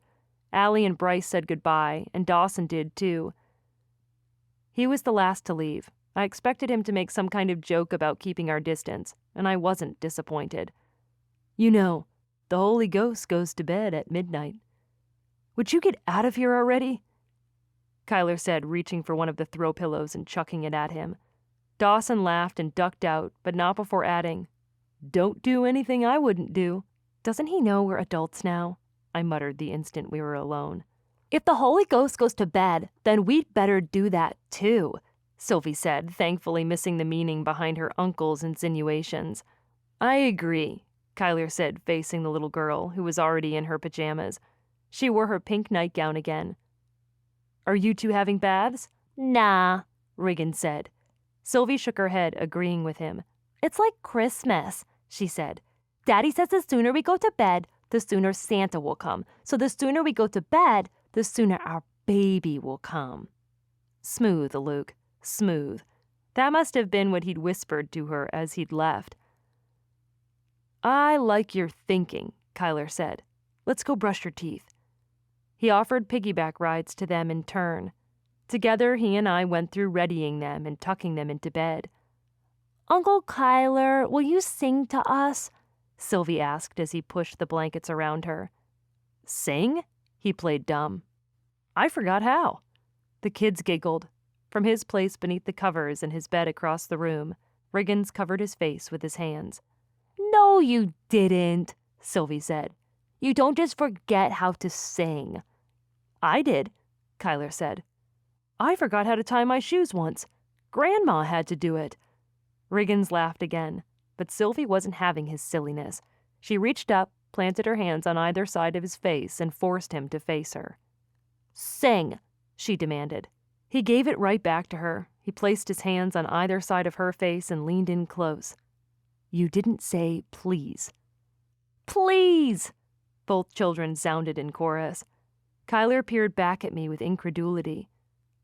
Can you believe these two? I think you'd better give them what they want, I said with a smile, folding my arms and leaning against the doorframe. I loved nothing more than this, probably because in watching him with his niece and nephew, I couldn't help but picture a future time with him just like this.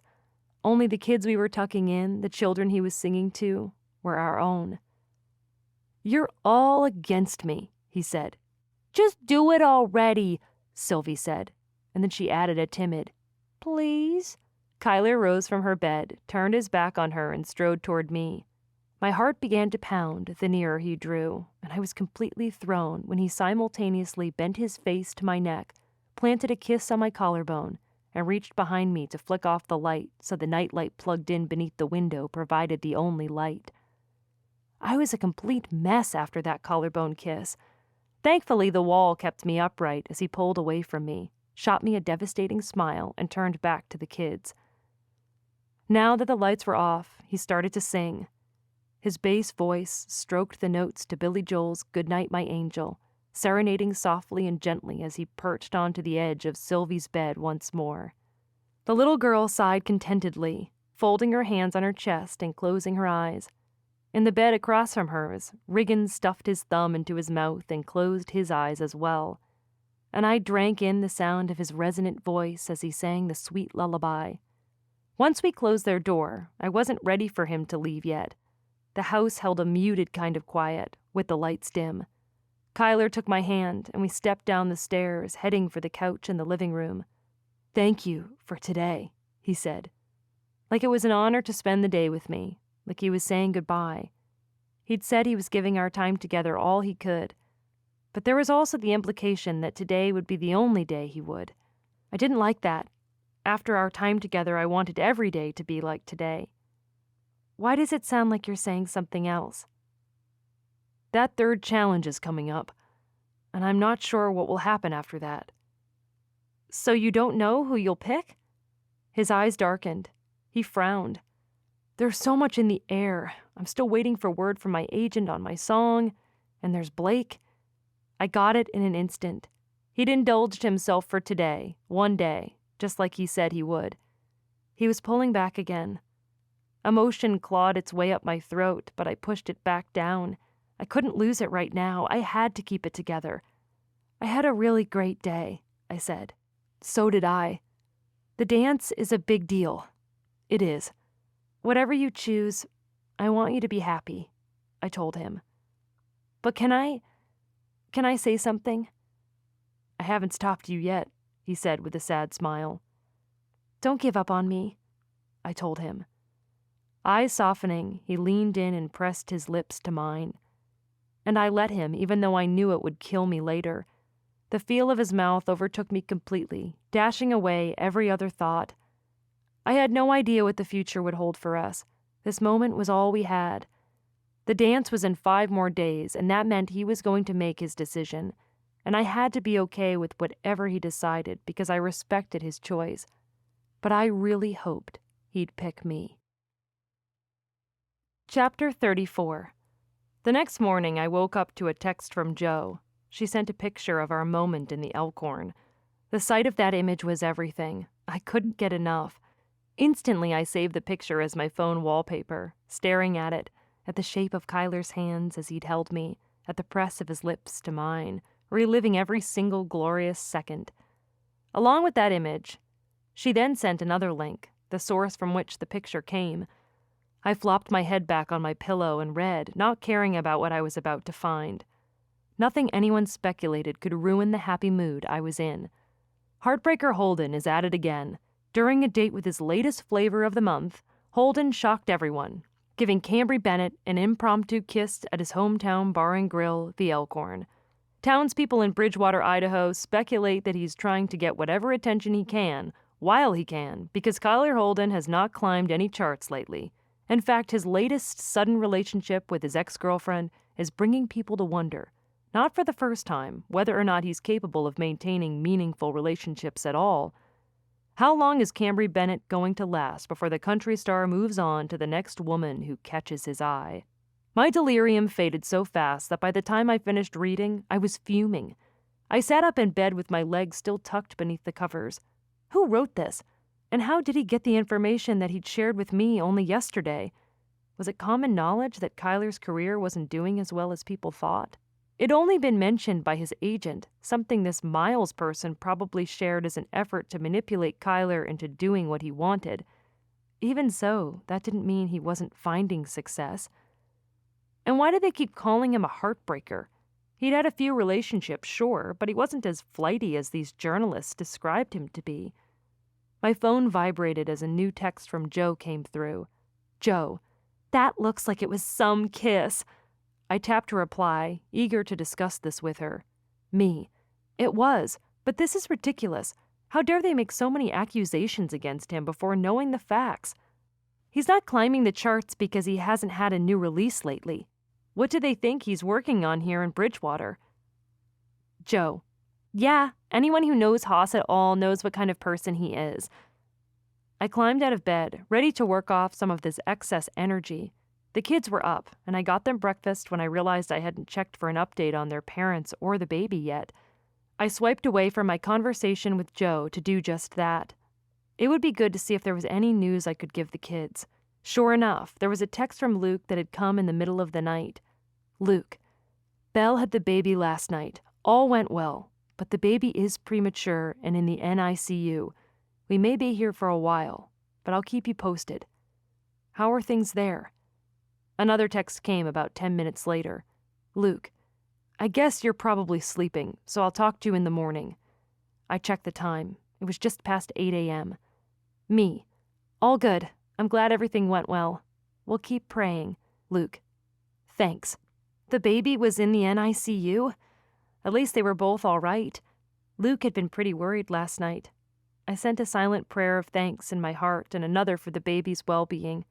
Thank goodness for capable doctors and nurses. Is Mommy coming back today? I'm not sure, I told them both, setting my phone on the hardwood floor and resting my hands on my knees. But guess what? She had the baby. She did? Sylvie's eyes lit up. Riggins, on the other hand, only looked confused. But it's not Halloween yet. The conversation Belle had had with the little boy replayed in my mind. I know, Bud, I said. Your little brother decided he needed to come early. Yay! Sylvie threw her arms around me. So they'll be back today? Not exactly, I told her, explaining the situation the best that I could. But at least the baby is okay, and so is your mom. That seemed to be good enough for them. I got the kids situated with bowls, spoons, and their preferred breakfast cereal. I wasn't sure how soon Luke's version of soon was, but I poured a bowl for myself and ate as well. Once the dishes were placed in the sink and the kids were busy playing, I dashed upstairs to get ready. If we were going to be on camera, then I had to at least brush my teeth and hair, and I tried not to think about the barn dance. Kyler and I met up a few more times in the days that passed. There was more talking, more hand-holding, more kissing, and even though our moments together were sweet, they only added to my agony. Because I knew he could very well have been spending his time with Blake the same way. Finally, the day of the dance arrived. Belle made arrangements for Bex to come pick up the kids before I went to Natalie's. We followed through with those arrangements, and before I knew it, Sharon and the crew, who had helped me during our first day of filming here, were back again, and so was Evelyn, Peter, and the others from Nashville. They shuffled in, carrying bags and gazing at the farmhouse. Evelyn unbuttoned the front of her jacket and shook her dark hair loose as she removed it and placed it on the back of one of the dining chairs. "You're here," I said, hugging her. She hugged me back just as tightly. "I wasn't going to miss this. We got you the most gorgeous dress for your dance tonight. Less stuffy and more country girl. You're going to love it." I can't wait, I said, grinning at her. I sat down and waited, my nerves building. Once they were settled and had their equipment splayed out all over the dining table, they set to work. Soon I was all dressed up in a dress that was far more suited to my style. It was a plaid shirt dress that buttoned all the way down. There were ruffles along the skirt, and the whole ensemble was topped off with a belt, knee-high cowgirl boots, and a hat over my long curls. "If he doesn't choose you tonight," Evelyn said, "he's got a few screws loose." I patted her hand. "Thank you so much." "So gorgeous," Peter said, kissing his fingers as he looked at me. I hugged him too, and then I headed out to my car. I knew the way to Natalie's shop. I'd invited Jo, but she declined coming. Her dad's new farmhand was coming to town at the start of next week, so he still needed her to be there to help work in the field until he got there. "Which sucks," Jo said through the phone when I'd called to tell her I was headed to the dance. "I can't believe I'm going to miss the moment he chooses you." "No one is saying he's going to choose me," I told her, my nervousness twisting in my gut. It was true. I had no guarantees. Even with all the sweet things he'd said, even with the moments and kisses we'd shared, he still could choose Blake. Natalie and Colton lived east of Bridgewater, in the country. I drove to their house, which was in the direction of the wind turbines, all while my nerves tied themselves into knots. Soon, their quaint house came into view. It was a single level, made of brick and surrounded by fields. The new shop Colton and Bryce had built now added an interruption on the horizon. Jack's white van was recognizable enough, as were several of the other vehicles parked around the yard. And just like the day of the first challenge, people were bustling around, walking back and forth from the house to the shop and back again. Their shop had a gray exterior and was large enough to hold several tractors. Its large white door was open, allowing those of us here to come and go. "Oh, good," Sharon said, bustling over to greet me once I parked and made my way to the open door. She wore a denim jacket over a white shirt and black skirt, and she had cowgirl boots on as well. "You're here. We're ready to film soon. Are you ready for this?" "Yes," I told her. I was unequivocally ready to stop the madness of wondering what was going to happen next. I was tired of the unknown, tired of competing. I wanted answers. She smiled at me, squeezed my shoulders, and then turned to Amelia, who'd flown back in for the final showdown. Amelia's streak of purple hair trailed down the side of her face, while the rest of her dark hair was braided back. "We'll be starting soon, so make sure you're in the shop when we do," Sharon said, and I nodded, glancing around. "Where's Kyler?" Even though Natalie and Allie were there with their kids, and they smiled and waved at me, even though several of the Holden brothers were also there, I hadn't seen any sign of Kyler. The shop walls were lined with tools, some new, some used, but the floor was clean. Strings of fat bulbs crisscrossed along the middle of our heads since the ceiling was much too high to drape them from clear up there. Music played softly from a speaker system that had been set up in the corner near a table of refreshments. Chairs had also been set up along the far wall, and several people I didn't recognize occupied them. And finally, I saw him. He stood with Blake near the refreshment table, reaching for a plate of goodies covered with pretzels and small cakes. My stomach squirmed at the sight of him with her. Did our time together mean to him what it had to me? Was he even thinking of me? Blake laughed at something he said and placed her hand on his arm before reaching for a plate of her own. She looked just as dressed up as she did at the gala. She'd gone for silk again, red silk and heels. It wasn't the right fit for a place like this, but I couldn't hold that against her. She was being true to herself, just like I was. Kyler wore a button-down black shirt and jeans that did him all kinds of favors. The belt buckle he'd won rodeoing in high school was in place on his belt. And though he returned her smile, it fell all too quickly the minute she looked away. "Something's wrong," I muttered to myself. I wasn't sure how I knew, but I could see it in his expression, in the uneasiness behind his eyes. Something was bothering him. Sharon checked her phone and faced the crowd. "Are we starting?" Blake asked, elevating her voice over the overhead music's soft guitar strains. Kyler grimaced, shaking his head. He set the plate in his hands down without taking a single bite and faced Sharon, lifting his chin and fisting his hands. Sharon cleared her throat. She inclined her head, and the man standing near the speakers pushed a few buttons on his phone, all but silencing the music. "I'm afraid we have some unfortunate news," Sharon said in the resulting quiet.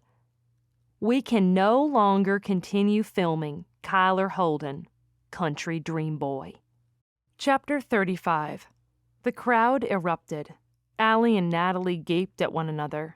Bryce scowled and folded his arms over his chest like a bouncer in a club. "Why not?" Dawson demanded, stepping away from Bryce's side, closer to Sharon. There was something to be said about his reaction. He may be the biggest tease there was, but he really cared about his brother. "I'd like the answer to that myself," Kyler said. He strode to Sharon's side and planted his hands on his hips, staring her down. This was a shock. Did he really not know about this? "Kyler, I'm not sure this is the time or place," Sharon began. She was hesitant. Sharon was never wishy-washy or hesitant about anything. She'd always approached every new angle with confidence. What was going on? I stepped forward. "What's wrong?" I asked. Sharon peered at her phone, signaling to Jack to lower his camera. She then lowered her phone, tucked it under her arm, and wrung her hands. "Kyler's label is no longer representing him. Since they were the ones funding the show, there's no point in continuing to film. His agent is threatening to cut ties as well, which will make things harder to convince another label to take Kyler on." "What?" Blake's voice was shrill. She set her plate down on the refreshment table and clacked her way closer to Sharon and Kyler as well. "I'm afraid so," Sharon said. "Did you know about this?"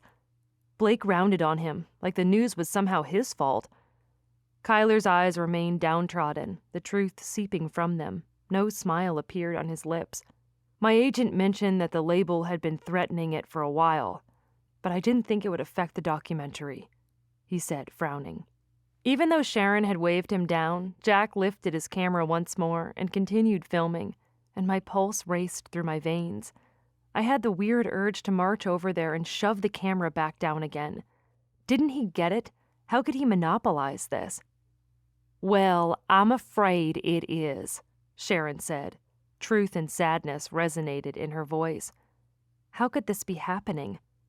"After all you've done to put this documentary together?" Dawson asked, his voice hardening. "After all you've done to pit Cambry and Blake against each other? The show, the rodeo day, the fancy gala? He's just going to call it?" Sharon sniffed and straightened her shoulders. "Kyler was expected to create new songs in time to go with the documentary's release, but this latest song he submitted to the label is unmarketable." Dawson swore. "Nothing Kyler does is unmarketable." Bryce nodded his head, cracking his knuckles like he was going to fly all the way to Nashville and dole out beatings, and I loved those two men for their loyalty to him. Sharon pocketed her phone. "Which means Kyler's documentary is no longer relevant." "So all this time filming," Blake said, holding her hands at her sides like she was an actual Barbie. "It's all been for nothing." I watched Kyler, my worries for him increasing. This must devastate him. He'd worked so hard, and he hadn't even wanted this documentary in the first place. His agent had been the one to insist on it. If Miles and the label had backed off from the start and allowed Kyler to have the respite he'd wanted, then maybe he could have written more songs that the label would have approved of. "I'm sorry to do this on the final night, but we're pulling the plug on this documentary," Sharon said with a tone of finality. "Sorry, Kyler. But he said the label needs someone fresh. You had a good run. No point in filming a has-been, right?" "That's it," Dawson said, but Bryce restrained him, keeping him from charging at her. The rest of the room was silent. Everyone turned to Kyler to see how he would react. My pulse pounded in my ears. What was he going to do now? Find a new label? Blake's heels clacked on the cement as she crossed the few steps to his side. "Kyler, baby, this is just a PR thing, right? You can turn it around." He swallowed. I gave it everything I had. He sounded broken, so broken. Turns out the record's loyalty was only one-sided. Her eyes widened. So you're saying it's over? Your career is just done? Kyler watched her with guarded eyes. He lifted his chin, and I sensed how difficult this was for him. To have it happen at all was awful, but to have it announced so publicly like this? I trembled and stepped closer to him, wanting him to know I was there for him.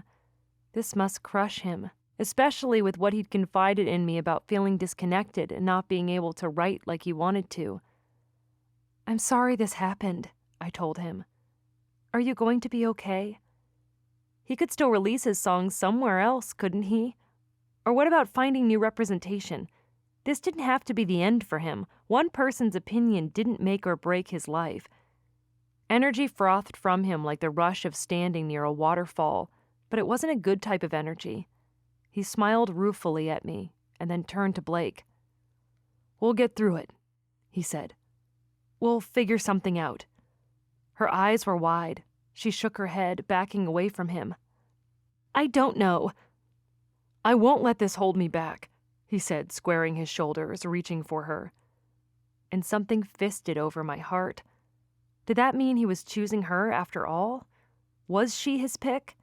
She held up her hands. Look, I've loved being with you, but... Her eyes darted toward the rest of us. Uncertainty crossed her expression, and then she lifted her chin.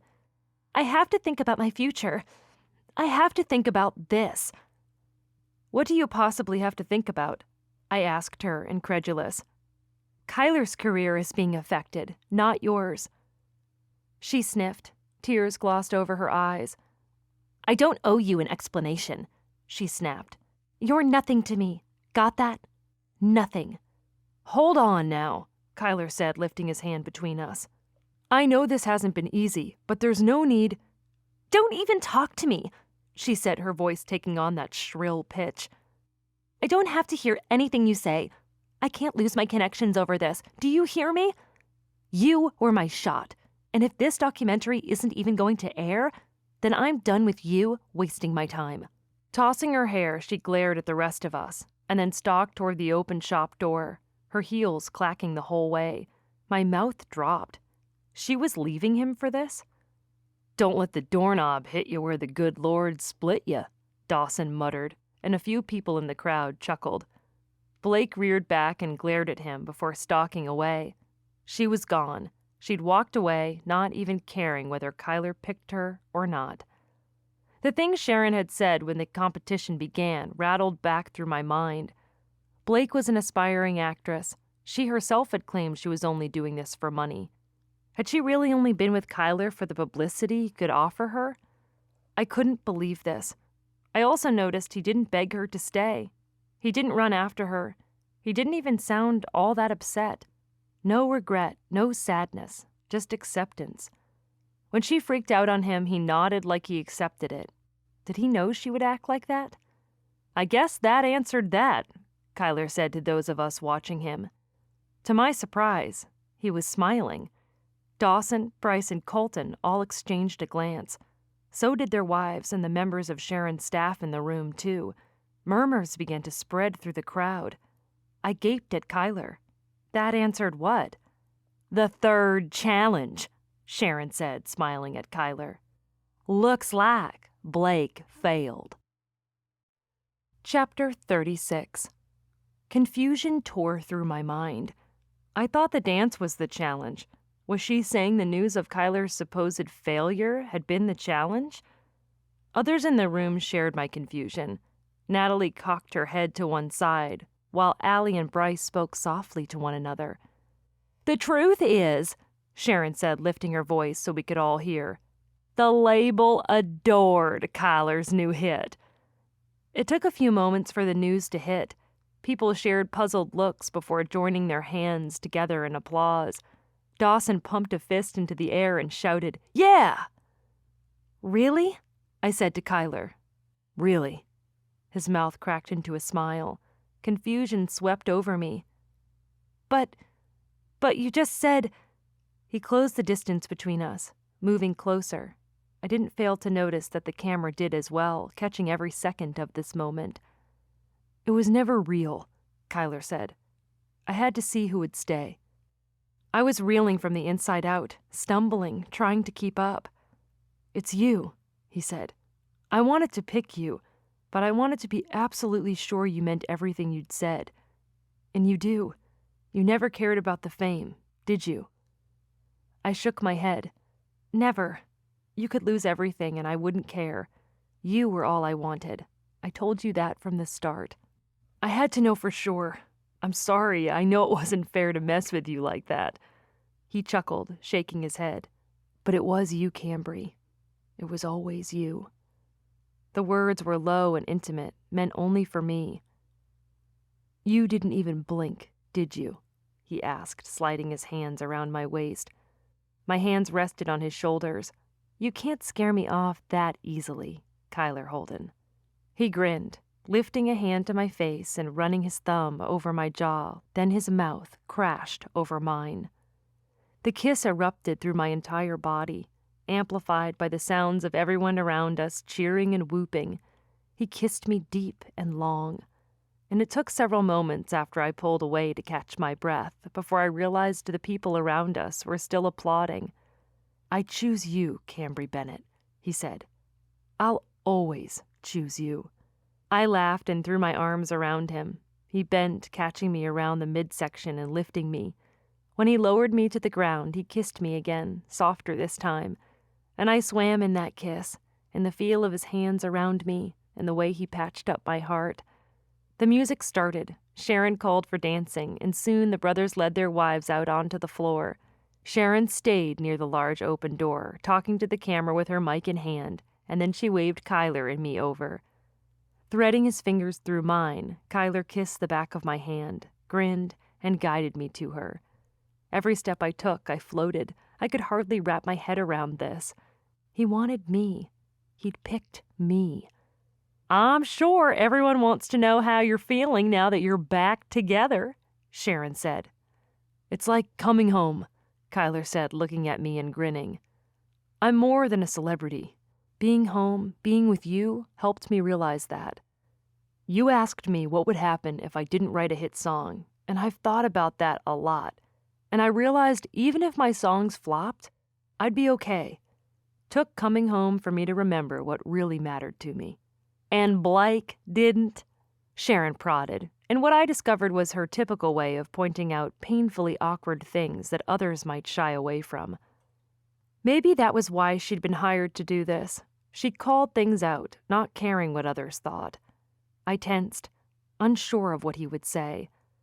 "Blake had her own reasons for coming to Bridgewater," he said with a harder edge in his tone. "I was only a vehicle that she thought would get her what she wanted. I'm sure if you ask her about it, she'll tell you." Did that mean she told him as much? So he knew she would react exactly as she had? Sharon kept her hand around the mic, propping it up between the three of us. "Why such a sudden switch, then? From famous to farm girl? No offense, Cambry, but I know Kyler's audience is dying to know." My choice had nothing to do with status. Not from famous to farm girl. Getting back together with Cambry helped me find something I've been missing for the last 4 years. "What did you find?" Sharon asked. "Myself," he said. "I found myself again the minute I found her." The sound of that was like a melody. Kyler heard it too because his eyes locked with mine once more. "She's my home base. She's everything that makes me who I am. Her rearing grounds were mine too, and she gets me like no one else does. She's home to me." The music from the speakers behind Sharon lingered, filling the space, stopping time, stopping conversation completely. "Sounds like you've got a hit on your hands," Sharon said. His response sounded as though it was for her, but he kept his gaze on me. "Yes, ma'am, I do." "I know, I can't wait, because you two are adorable together." She then turned to the camera. "There you have it, folks. Kyler Holden has nothing but possibility before him. We've seen a glimpse of his hometown, his family life, and from one girlfriend to another, the change that finding the right woman can bring." What does the future hold for Kyler Holden, our very own country dream boy? I guess only time will tell. She beamed at the camera until Jack lowered it. That's a wrap, she said, lowering the mic. Her shoulders lowered as well, as though she'd been carrying a heavy weight and had just delivered it where it needed to go. Amelia clacked over in her heels as well, clapping her hands. Wow, what a show, she said. I had a feeling about you from the start, Sharon said, talking candidly. No mic, no camera, just her looking right at me. It was coincidence that we bumped into you that day at the Mercantile. Kyler's fingers dug into my waist. Nothing is coincidence, he said, and I agreed with him completely. So many things happened in bringing us together, and none of that happened by accident. I thought again of the picture of Jesus on my phone and a small voice saying, "Be still." So I did, because my friend Jesus told me to. Chapter 37. I set 2 alarms because I didn't want to sleep in today. Belle and Luke would be coming home, and since he was done helping with the beet harvest, it was my last day watching the kids. I offered to stay longer. The meds Belle was on had made her extremely tired and loopy, but Luke insisted he could be the help she needed. There was plenty of time to remove my clothes from the drawers and make sure I had everything I'd brought with me. I dressed quickly, gathering my things from the bathroom, and came back into the room that had been mine. Soon my suitcase was packed, the bed was stripped, and I carried my bags downstairs. It didn't take long to set the table and prepare some breakfast for them. I pulled the multicolored eggs from the fridge door, thanks Petunia the chicken, and began cracking them into a large bowl. I then whisked the eggs together, adding a dash of salt, pepper, and milk. Minutes later, I poured the egg mixture into a frying pan on the stove and stirred them around with a spatula. Sylvie meandered down first, smile wide, hair mussed, expression open with anticipation. Riggins followed close behind, scratching his head. "Mommy, you're back?" But Sylvie stopped in her tracks and her excitement fell. "Oh, it's you." "Good morning to you, too," I said, not begrudging her disappointment. She was eager to have her parents back and to meet her new baby brother. Anyone would feel disappointed about that. "Where's Mommy and Daddy?" "They'll be back today," I said. "Do you want some breakfast?" She marched to my side and planted her hands on her hips. "What time? When are they coming?" "I'm not sure," I said. "Your mom just told me—" The front door opened with its telltale sound, which I only heard since visibility was blocked from where I stood in the kitchen. "Mommy," Sylvie said under her breath. She darted out of the kitchen before I managed to answer. I turned the heat off the burner, set the pan of scrambled eggs aside, and hurried after her, wiping my hands on a dish towel as I went. Luke stepped inside first, holding his hand toward Belle and helping her in. She walked just fine, thanking him and then smiling as Sylvie cried out and ran toward her. "You're back! You're back!" Bending, Belle hugged her son and daughter with tears streaming down her face. The scene was not unlike the moment Sylvie and I had shared on my first day here, when the little girl had told me she knew Jesus, and that made everything better. Sylvie wiped the tears from her mother's cheeks. "Why are you crying? Where's the baby?" Belle stroked her daughter's face as though she hadn't seen her in weeks. The moment was touching. "The baby?" Sylvie asked again. The question was hard for Belle. Her tears only fell harder, and a sense of unease made my hands clench. Her stomach was less rounded, though it hadn't completely slimmed down. I suspected that was normal for a woman who'd just given birth. But she placed her hands on her stomach as though the baby was still there. Luke strode over and crouched at Belle's side, taking his daughter's shoulders and turning her to face him. "Baby Daniel had to stay at the hospital. He's too little to come home just yet." "Daniel?" Sylvie asked. "That's his name?" "Yes," Belle said. "Do you like it?" Sylvie considered this for a moment. "It's good," she said. "When does he get to come home?" "We're not sure yet," Luke says. "He needs extra help. Help we can't give him here." Rising to her full height with some effort, Belle strode toward me and took my hand. I haven't even been able to hold him. How frightened he must be in that plastic box. I can hold his hand, but that's it. I'm so sorry, I told her. I'm glad he's here, but I'm sorry it's been so hard. He'll grow, Luke said, going to his wife. He rested his head against hers. He'll grow and we'll have him home soon enough. Home is where he belongs. Right now the hospital is home because it's where he can get better. It's his home because we'll be there with him. And when it's time, he'll come home to stay. There will be time for that, Belle. It's just not right now. His words dug little holes and planted themselves in place. Luke and Belle cuddled their other 2 kids so closely. The kids didn't leave their parents' sides. I spent some time doing the laundry and sorting through groceries that I'd picked up earlier that week, and then I was going to board a plane. Kyler was taking me to Nashville. We were going to see the sights that we weren't able to before. Later, when I told Belle everything that had happened, she nodded knowingly, and then she grinned a little half-heartedly, which was okay because she was not only full of meds, but I knew where the rest of her heart was right now when she missed her baby so much. They talked about it in the group chat, she said. I'm so happy it worked out for you like it did. Were you ready to slap him when he played that prank on you? It wasn't a prank, I said. She raised an eyebrow. What else would you call it? The last challenge? He said he suspected Blake was only interested in him for his status. He worried that was the case with me, too. He said he wanted to pick me, but didn't want another girlfriend who was using him, so he wanted to be sure. I bet he wanted to stick it to her for using him like that, Belle said. Kyler? Nah, that was never his way, Luke muttered, striding through the room. Once again, he was the tree trunk with 2 permanently attached monkeys. His kids didn't seem to want to let go. It could be, though, Belle said. But it worked out for you so perfectly. You got your second chance. I did, I said, beaming at her. Thank you for all our long talks. You've become such a great friend. Friend? More like sister, she smiled tiredly.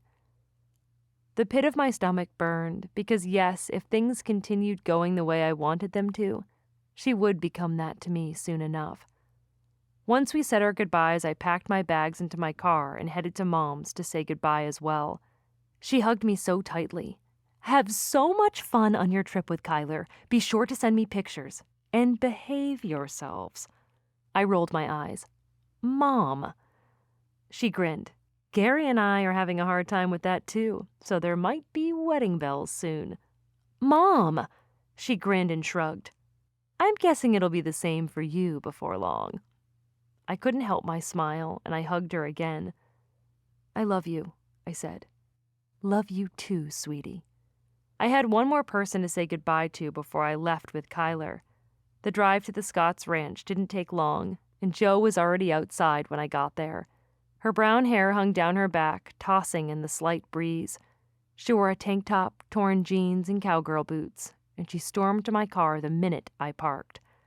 She didn't wait for me to open my door, but instead pried it open and planted one hand on the steering wheel and the other on my seat by my left shoulder, effectively trapping me in. Oh, my heart, I'm so glad you're here. Do you remember that guy I had a thing for? This made me chuckle. There had been so many guys over the years who fit that criterion. Which one? She inched closer to my face, rambling on about the replacement her dad had found. Apparently he'd worked for her dad before and had been one of the many, many farmhands she'd crushed on. While her dad insisted that the farmhands stay away from his daughters, Jo had defied her father's wishes over the years, sneaking out and fooling around with one guy or another. None of them had ever stuck with her like this one, though. This particular farmhand, Tucker Abrams, had been as unforgettable as they came. Tall, dark, and dreamy, with charm that could make a fence post sway. He had a way of getting under Jo's skin and sweet-talking her up one side and down the other. He was also at least 5 years older than she was. When he'd left, I thought that would be the last we'd ever see of him. Apparently, Tucker was back, and John Scott had no idea about their previous interactions because he never would have hired him again otherwise. I wasn't even sure what the extent of their relationship had been before, but it had been enough to rock Joe's world for the past chunk of years since he'd left. "He's aged so well, Cam," Joe said, sighing a little, like he was in his 40s or something rather than just 26 or 27. She gripped both of my arms. "What if he asks me out?" I lifted a single shoulder and twirled my keys. "Your dad can't object now. You're an adult," she whimpered. "What if I object?" This wasn't like her. Why would you? She squealed and danced in place. She took my hands in hers, pinching the keys against my palm. "Because I really like him. I'm older than I was last time. I need commitment." And another glance at the bunkhouse. "And I'm not sure he's a commitment kind of guy." That was true enough. When Joe gave her heart, she held on tight. I guess she and I had that in common. But commitment? She was ready to take that step with someone? What was it about Tucker that made her think he wasn't interested in commitment? "It sounds like you're scared," I said. She faced me, her dark eyes bigger than saucers. "I think I am." I gripped her hands again. "Joe, if you think he's worth trying for, then why not see where it goes? What's the worst that can happen? He finds out he doesn't like me as much as he did senior year? Had it really been that long ago?" "You'll never know unless you try," I told her. "If you like him, it can't hurt to give him a chance." At the same time, a text chimed on my phone. I held it up to see Kyler's name. I'd never get sick of that sight. "Kyler, you ready to head out?" Me. "Just saying goodbye to Joe. I'll meet you at your mom's." Kyler. "Don't make me wait too long." Kissy emoji. Squealing, I held my phone to my chest with one hand and grabbed Joe's wrist with the other. "I've got to go," I told her. "Keep me posted on Tucker?" Without warning, Joe flung her arms around me. "You got it. I'm so happy for you, girl." "Thanks," I said. "I would never have had the courage to go through with that competition if it hadn't been for you. So now I'm giving you the same permission you gave me. You want your cowboy? Take him." She grinned. "I like the sound of that. Have fun in Nashville. How long are you staying for?" "He's recording his new songs and invited me to stay with him until that's all done. So however long that takes." I didn't know for sure, but I didn't have any obligations keeping me here in Idaho regardless. I'd even considered hunting for a kindergarten teacher opening in the Nashville area. If this worked out, I wasn't leaving his side. He and I hadn't discussed that part of things yet, but I didn't think it would be long until we did. "Stay with him?" Joe's left brow twitched upward. "Not like that." I punched her arm. "He has an extra room for me, that's all." She smirked. "You have fun hanging out with a country star." I nudged her shoulder with mine. "And you have fun with your cowboy." Epilogue. It was the first time I'd ever been in a recording studio. A man sat before a soundboard with a pair of headphones.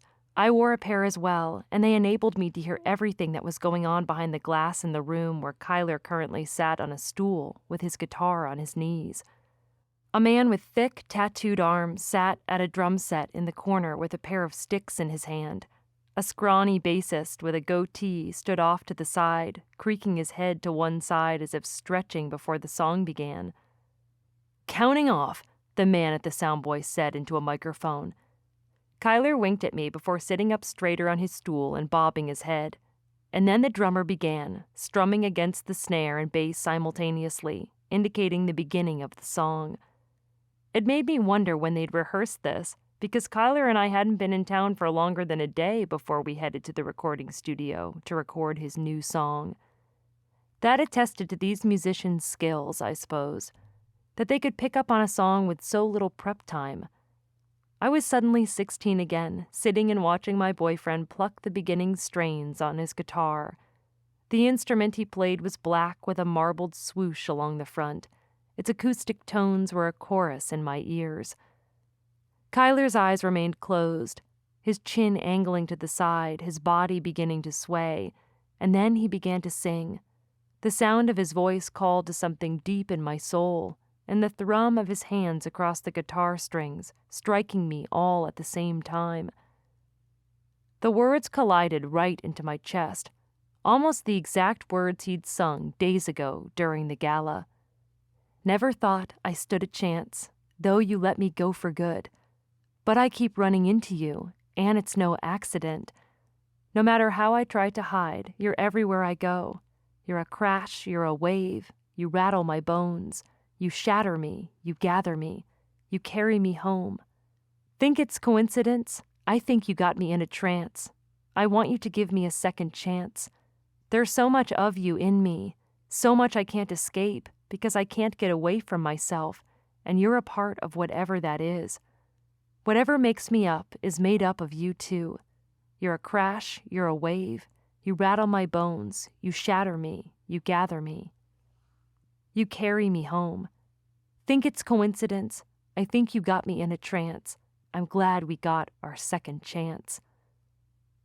Tears stung my eyes, and the world stopped as he lifted his eyes toward me through the pane of glass separating us.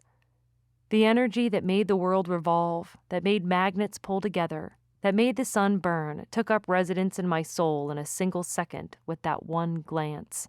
Kyler didn't blink, but he kept right on strumming and singing, casting that little smile I loved in my direction.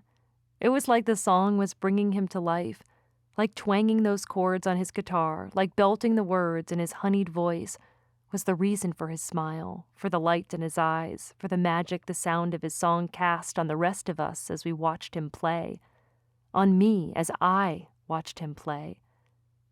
It ended. The recording ended. Kyler took a moment to shake hands with the drummer and the bassist.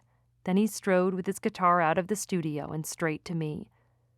The man sitting at the soundboard clicked a few of the knobs.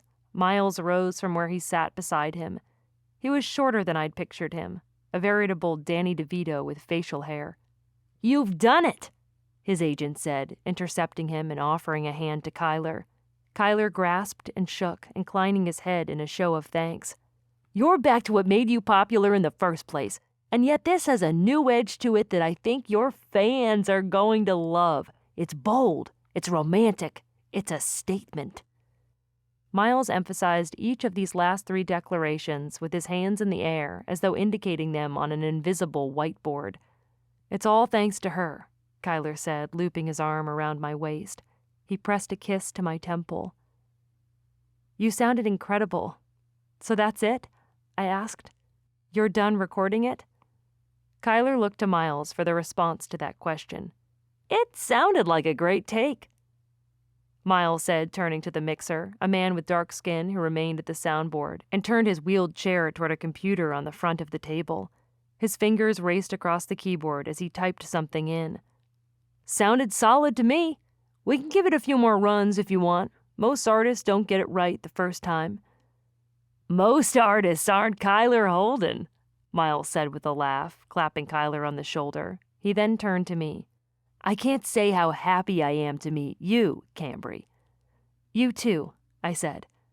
"Thanks for my flight, for letting me come to this." Miles fluttered his lips. "Letting you?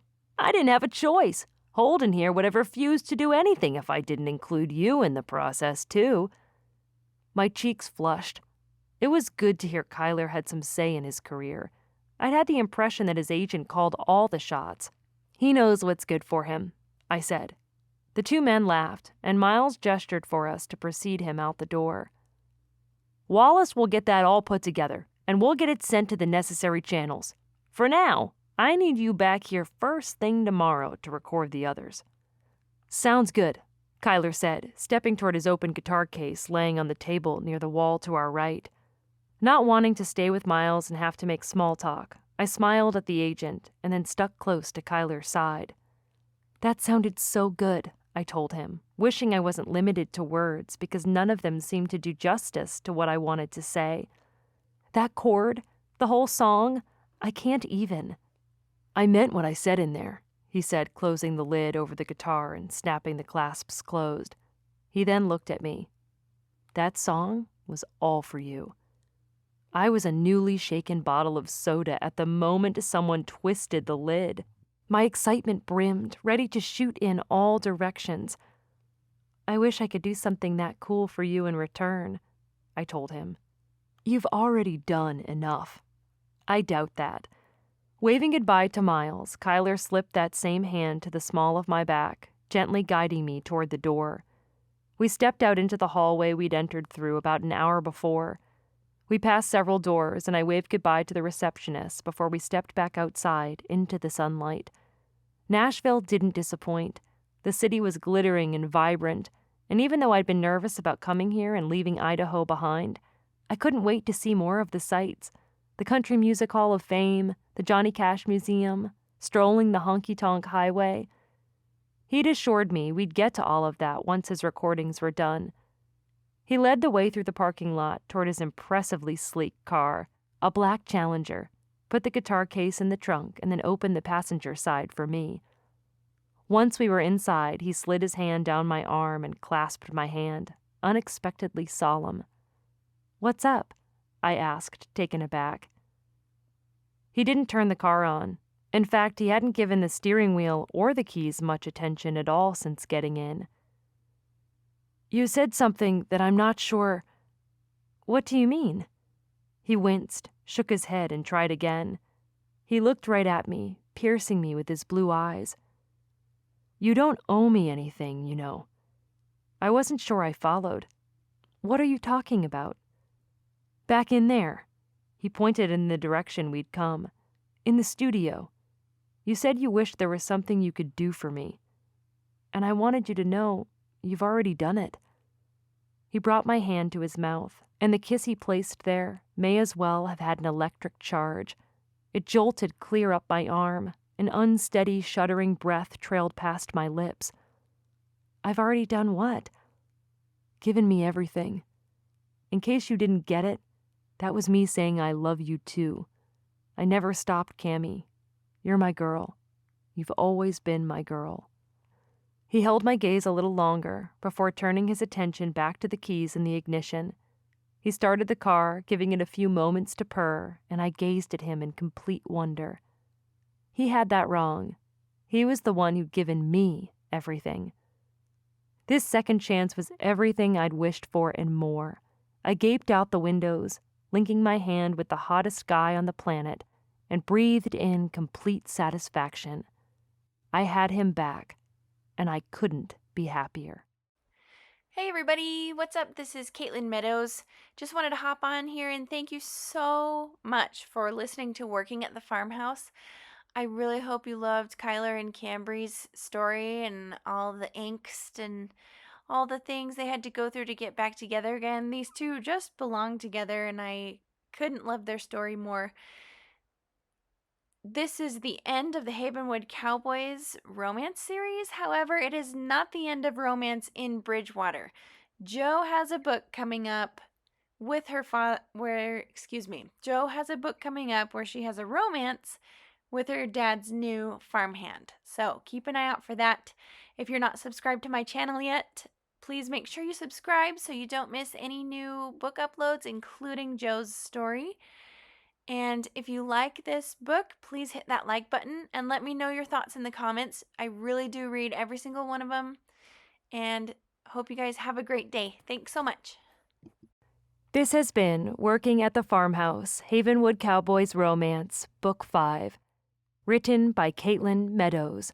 Narrated by Georgia Lee King. Copyright 2025 by Courtney Pearson. Production copyright 2025 by Courtney Pearson.